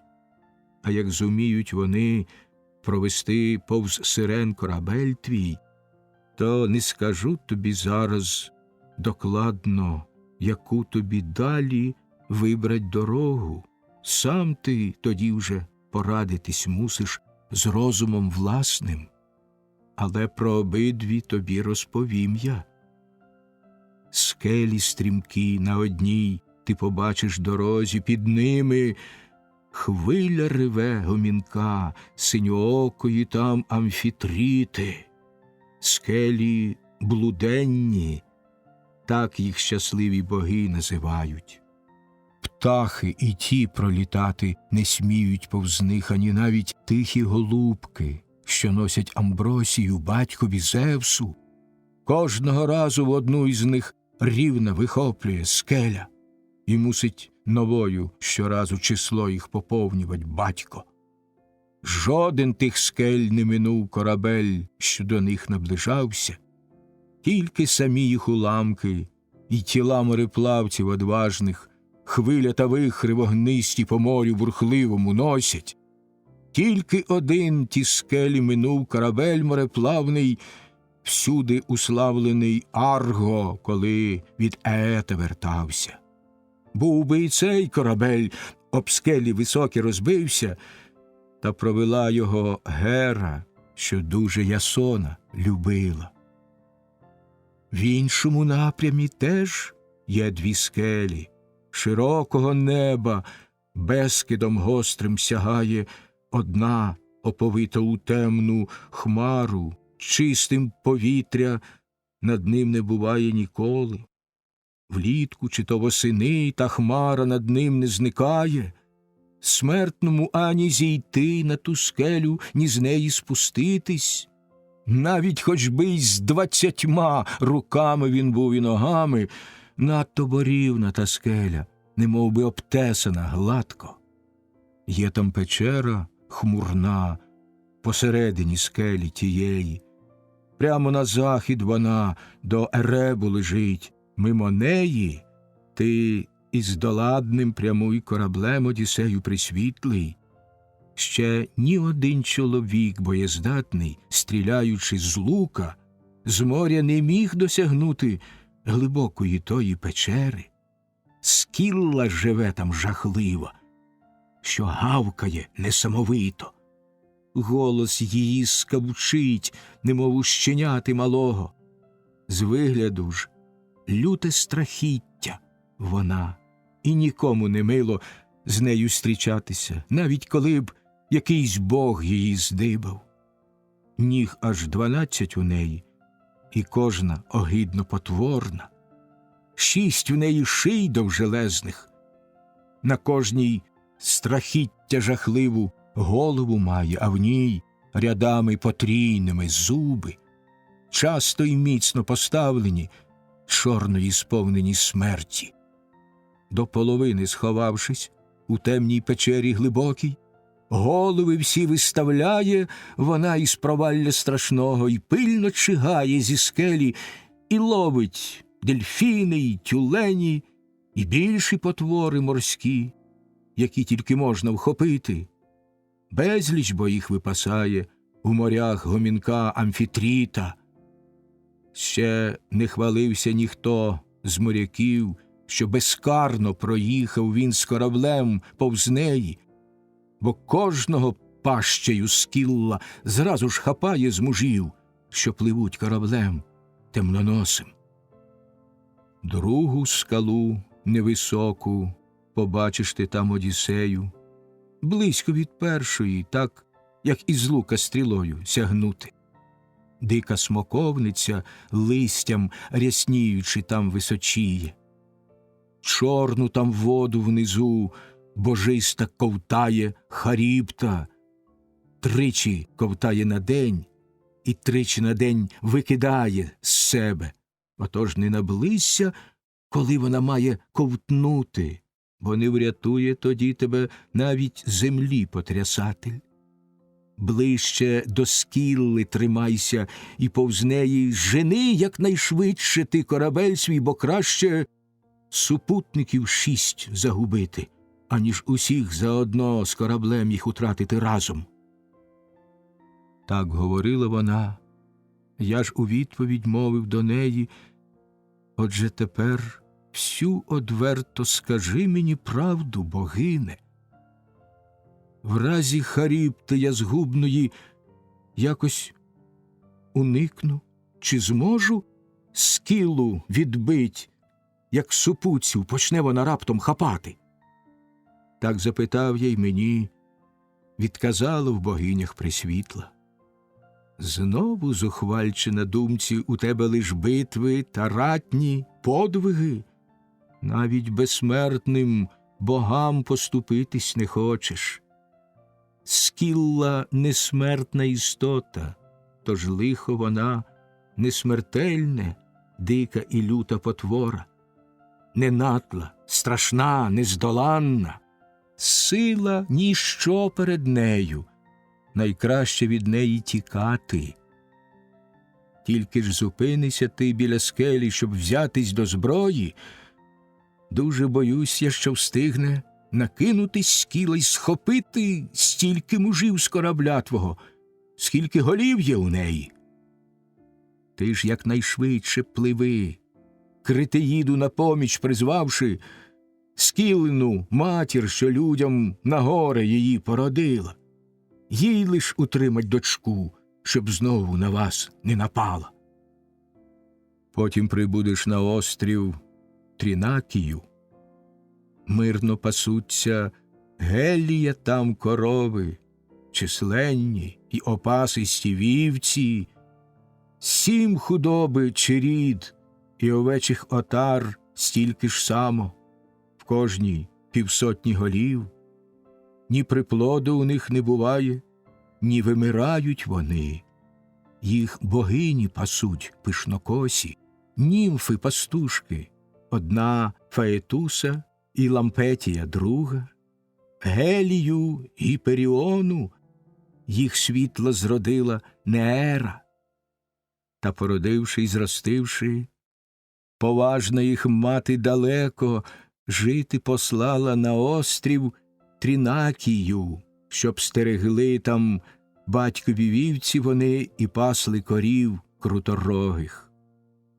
Як не торкнетеся їх, на думці повернення мавши, то хоч зазнаєте лиха багато, відтаку вернетесь. А як торкнетесь, загибель віщую я вам, кораблеві, товаришам твоїм. Сам же ти, правда, врятуйся смерті, і хоч загубивши супутців, не скоро повернешся з лихом. Так вона мовила, і скоро Еос надійшла, злотошатна. Знову на острів вернулася свій у богинях присвітла. Товаришів я тоді розбудив і звелів їм негайно стати на свій корабель і причали усі розв'язати. До кочетів вони швидко, зійшовши, усі посідали, й веслами, сидячи в ряд, по сивих ударили хвилях. А пишнокоса Кіркея, страшна ясномовна богиня, чорному вслід кораблеві, товариша доброго людям, вітер попутний послала, що груди вітрил надимав нам. Снасті тим часом усі, спорядивши на свій корабель ми, сіли, вітер лише та стерничі його спрямували. Смутком на серці тоді до супутників знов я звернувся. Друзі, не я лиш один, і не двоє те знати повинні, що пробістила Кіркея мені в богинях присвітла. Отже, я все розкажу вам, щоб знали, чи смерті нам ждати, чи від загибелі вдасться втекти і від кери умкнути. Передусім уникати вона нам наказує співу богоподібних сирен та їх лук рясноцвітно квітучих. Тільки мені їх послухати вільно, але перед тим ви міцно до щогли мене прив'яжіть, щоб стояв біля неї я нерухомо, путами зв'язаний якнайтугіше. А як благатиму я розв'язати й наказувать буду, линвами хай прив'яжуть до щогли мене ще міцніше. Мовлячи так, докладно супутникам все розповів я, а корабель наш доладний тим часом за вітром попутним швидко до острова, де ті сирени жили, наближався. Згодом і вітер ущух, і раптом настала навколо тиша безвітряна. Бог тоді хвилю морську заспокоїв. З місць повставали супутники, всі, і згорнувши вітрила, склали на дно корабля їх, самі ж посідали рядами до кочетів і веслами пінити хвилю взялися. Взяв тоді воску я круг, подробив його гострою міддю на невеликі шматочки й міцними став м'яти руками. Швидко розм'як він, бо й сила на нього давила велика, й гелія сяйво жарке, державця Гіперіоніда. Товаришам я по черзі тоді позаліплював вуха, потім вони вже за руки і ноги мене прив'язали, стійма до щогли міцної, ще й линвами, туго скрутивши, веслами сидячи в ряд, по сивих ударили хвилях. А на таку вже наблизившись віддаль, що й поклики чути, наш корабель безстрохідний не міг від сирен заховатись, що почали йому навстріч виводити пісні дзвінкої. Гей, Одіссею преславний, ти гордість Ахеїв велика, ну бо спини корабель, щоб послухати нашого співу. Не пропливав тут ніхто на своїх кораблях чорнобоких, поки солодкої пісні із уст він не вислухав наших, нею утішений далі пливе він, дізнавшись багато.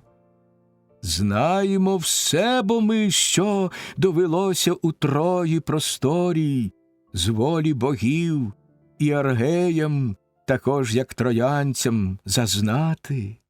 Знаємо й теми, що діється скрізь на землі многоплідній.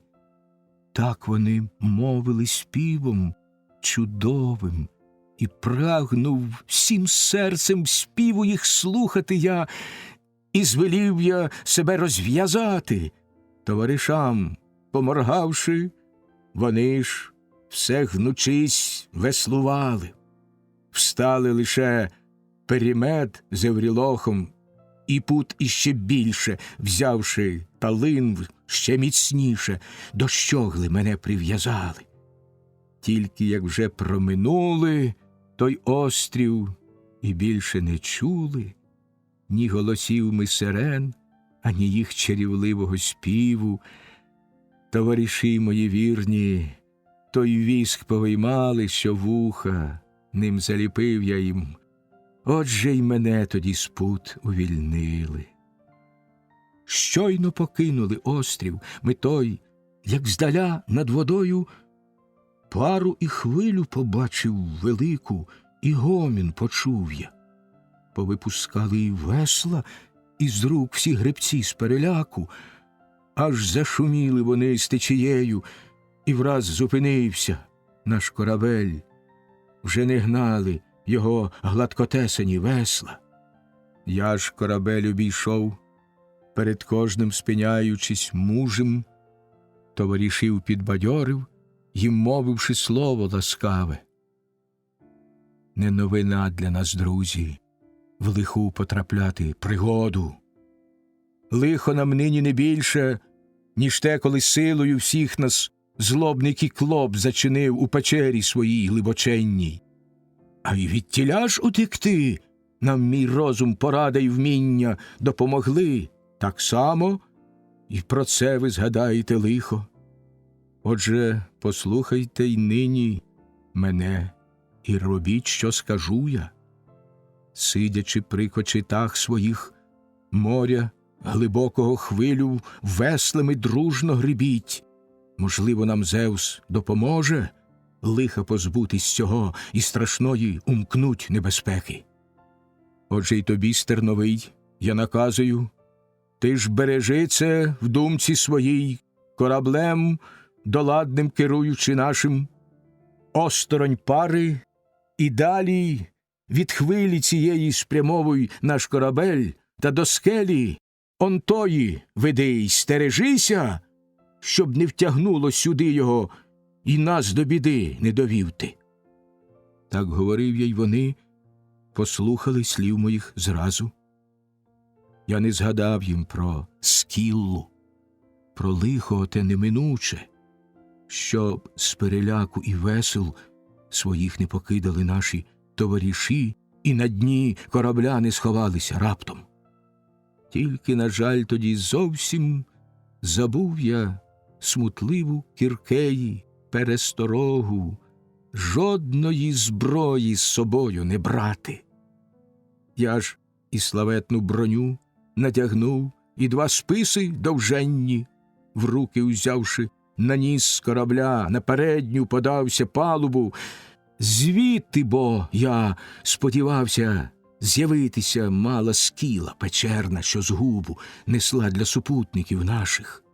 Та не побачив нічого я, тільки втомилися очі, скелю, повиту імлою, з туману весь час виглядати. З стогоном так і плачем ми вузьку пропливали протоку, Скіла, бо там по один бік, по другий божиста Харібда грізно ковтала із моря глибокого воду солону, а як назад викидала, шумливо навкруг клекотіло, мов у котлі на великім вогні, і бризками піна високо вгору злітала, обидві зрошаючи скелі. А як і знову ковтала морську вона воду солону, вся відкривалась вируюча хлань, і скелі навколо грізно лунали, і на дні вже земля відкривалась глибоко, з чорним піском, і блідий охопив всіх супутників острах.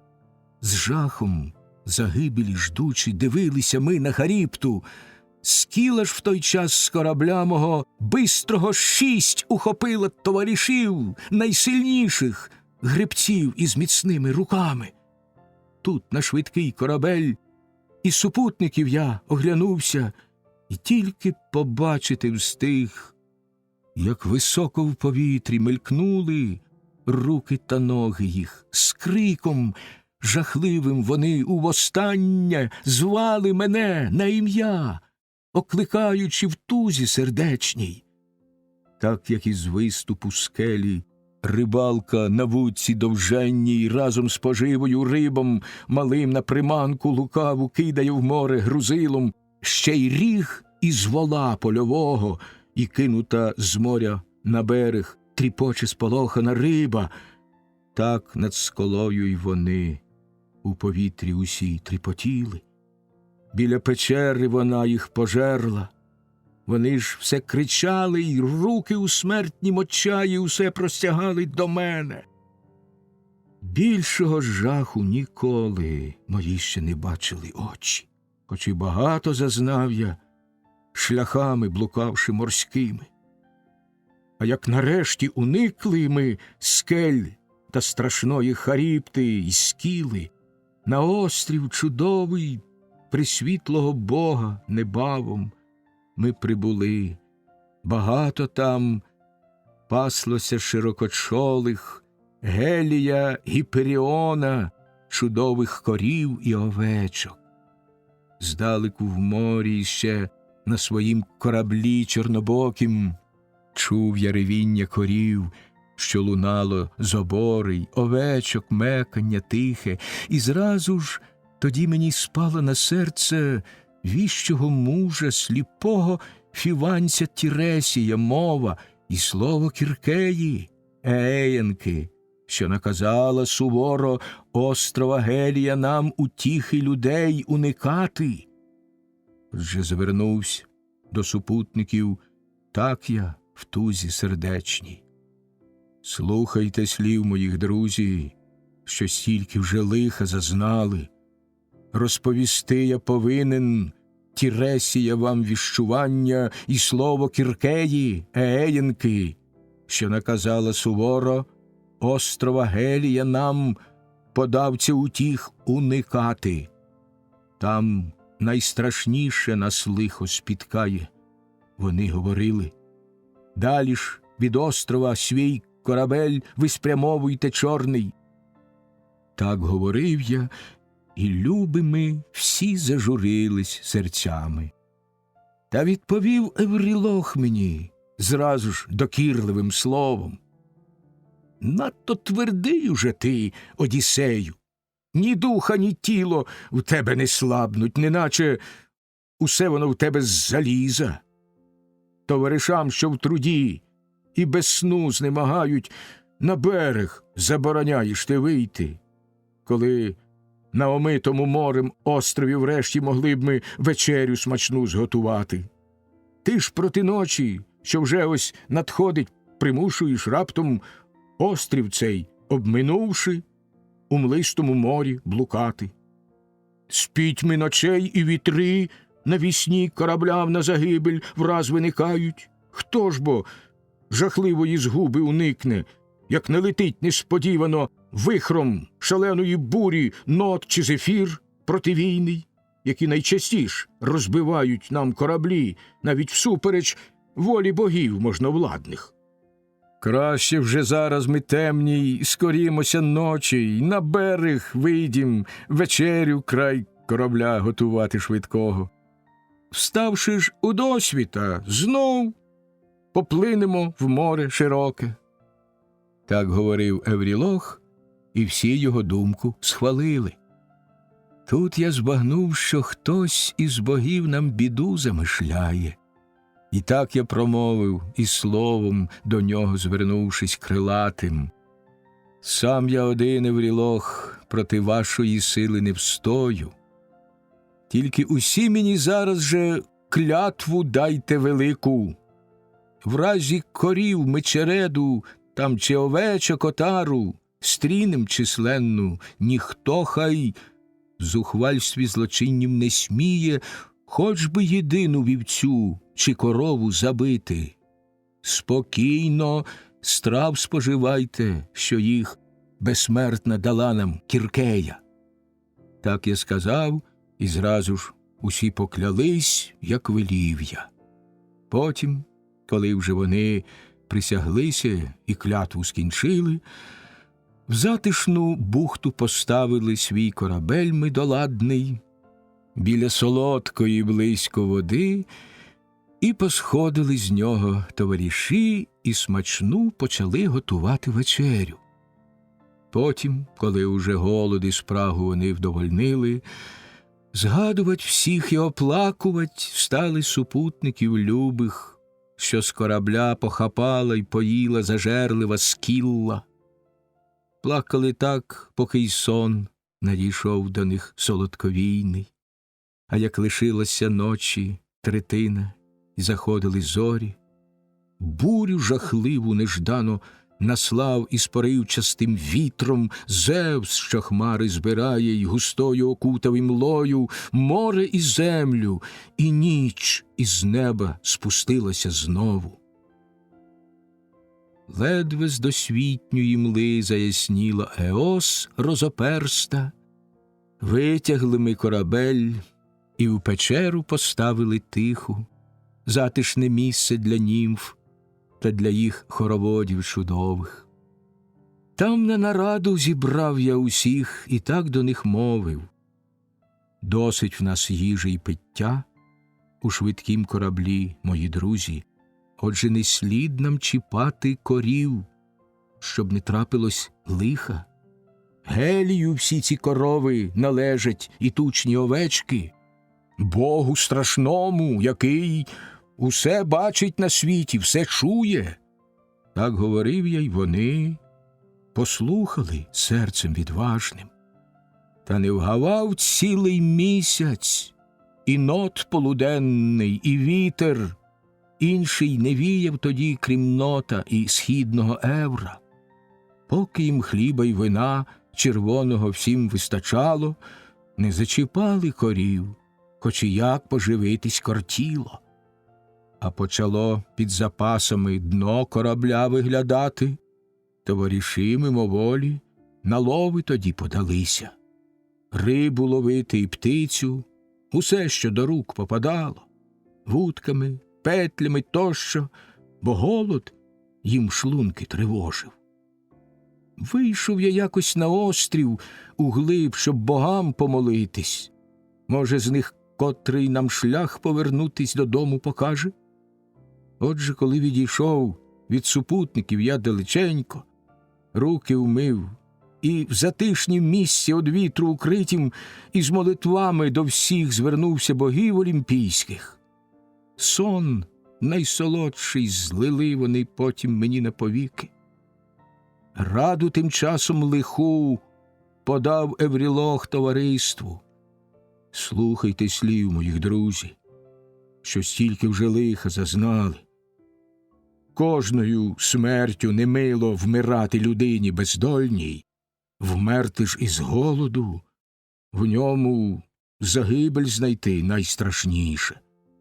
Отже, давайте гелія кращих корів отберімо, і жертву богам принесім, щоб простором небес володіють.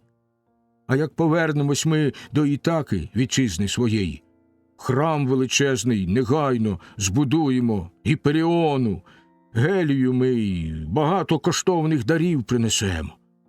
А як у гніві на нас за корів круторогих він схоче наш корабель за згодою інших богів погубити, краще волію в воді захлинувшись загинути зразу, аніж поволі вмирать на пустинному острові цьому. Так говорив Еврілох, і всі його думку схвалили. Зразу ж тоді вони Гелія кращих корів одібрали з стад його, від темноносого, бо корабля недалеко паслися широкочолі корови його круторогі. Їх оточили вони і молитися стали безсмертним, свіже зриваючи листя із високоверхого дуба, білого, бо на швидкім кораблі не було вже ячменю. А помолившись, корів повбивали і шкуру обдерли. Потім, відрізавши стегна, їх жиром обабіч обклали, згорнутим вдвоє, а зверху сирим іще м'ясом накрили. Та не було в них вина поливати палаючі жертви, то покропили водою і нутрощі смажити стали.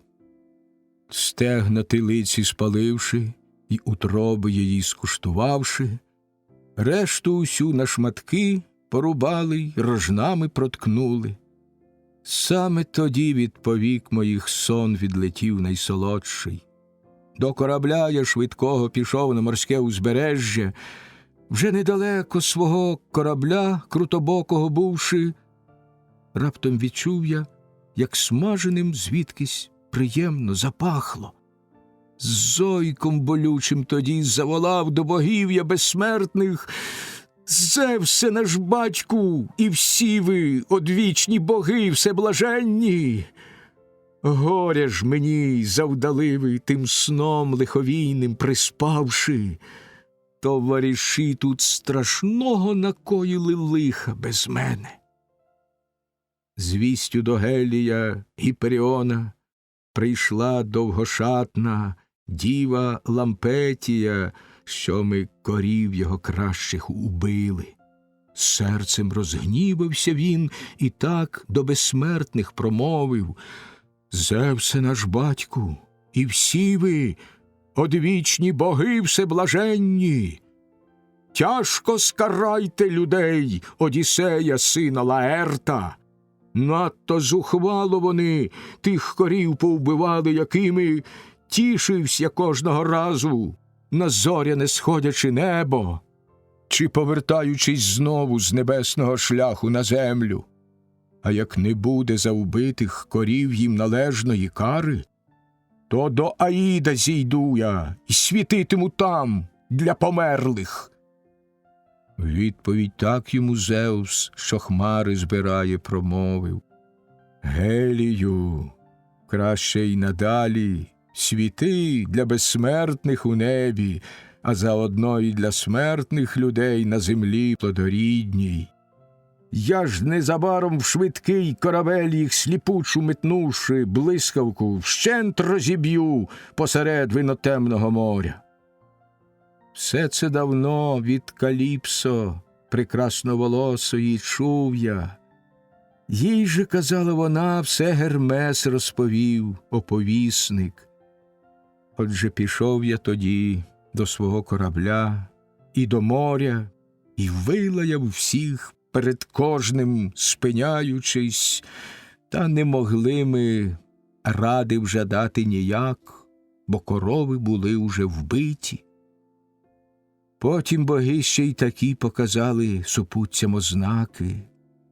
Зняті заповзали шкури, сире на рожнах і печене м'ясо замукало, наче корови живі обізвались. 6 уже днів безустанно мої так супутники любі, учти справляючи, Гелія кращих корів поїдали. Тільки як день надійшов від Зевса Кроніода 7, вітер нарешті затих, і страшна заспокоїлась буря. Вийшли на свій корабель ми, поплинули в море широке, щоглу поставивши й білі, на ній розпустивши вітрила.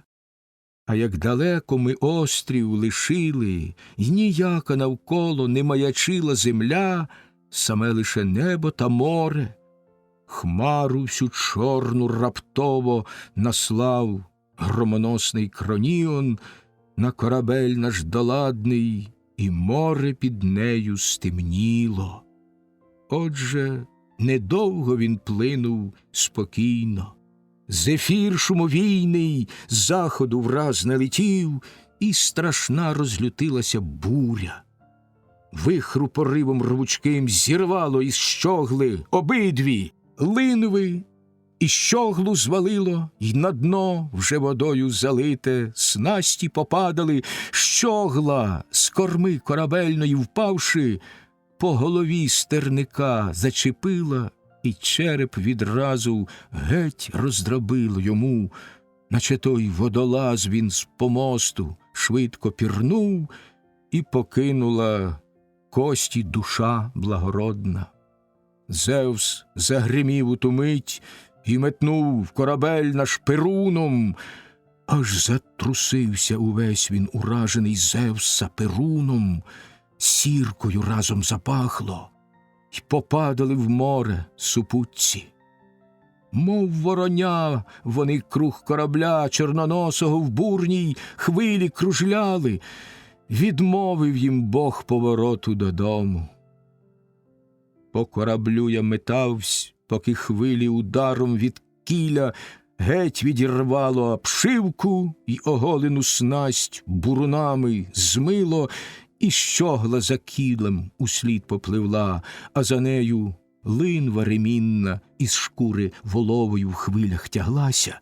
Міцно із кілем я щоглу зв'язав тоді линвою тою, і, сівши на нього, віддався на волю вітрам буревійним. Став затихати зефір, і страшна заспокоїлась буря. Та несподівано нот тривогою в серце повіяв, щоб не погнав мене знов він згубній назустріч Харібті. Так цілу ніч мене вітром носило, як сходило сонце. Знову між скелями скіли я був і страшної Харібти. Саме в ту пору ковтала морську вона воду солону. Скочивши раптом за дику смоковницю, я ухопився, іначе кажан у повітрі повис. І не міг ні ногами я обіпертись на землю, ні вище на дерево влізти. Надто бо низько коріння було, а віття високо. Довге й крислате тінню воно укривало Харібту. Міцно тримався я там, дожидаючи, щоб відригнула кіль вона і щоглу назад. І хоч пізно, а все ж я діждався їх. Аж тоді, як суддя, розібравши на зборах багато позовів юні завзятої, іде вже нарешті вечерять, тільки тоді з уст Харібти з'явилися ті деревини. Враз від смоковниці я відірвав свої руки і ноги і прямо в розбурхану хвилю упав. Деревин недалеко. Виліз на них і руками щосили почав веслувати. Скілі усе ж таки батько людей і богів не дозволив вгледіть мене, не уник би інакше я наглої смерті. 9 днів так тримався я, у пітьмі нічній на 10-й кинутий був на Огігію, острів богами. Каліпсо там пишнокоса живе, страшна ясномовна богиня, що годувала й кохала мене. І навіщо б я знов це мав говорити? Ще вчора все в домі тобі розповів я, і славній дружині твоїй. Та й зовсім мені не цікаво знов говорити все те, що докладно тобі розповів я.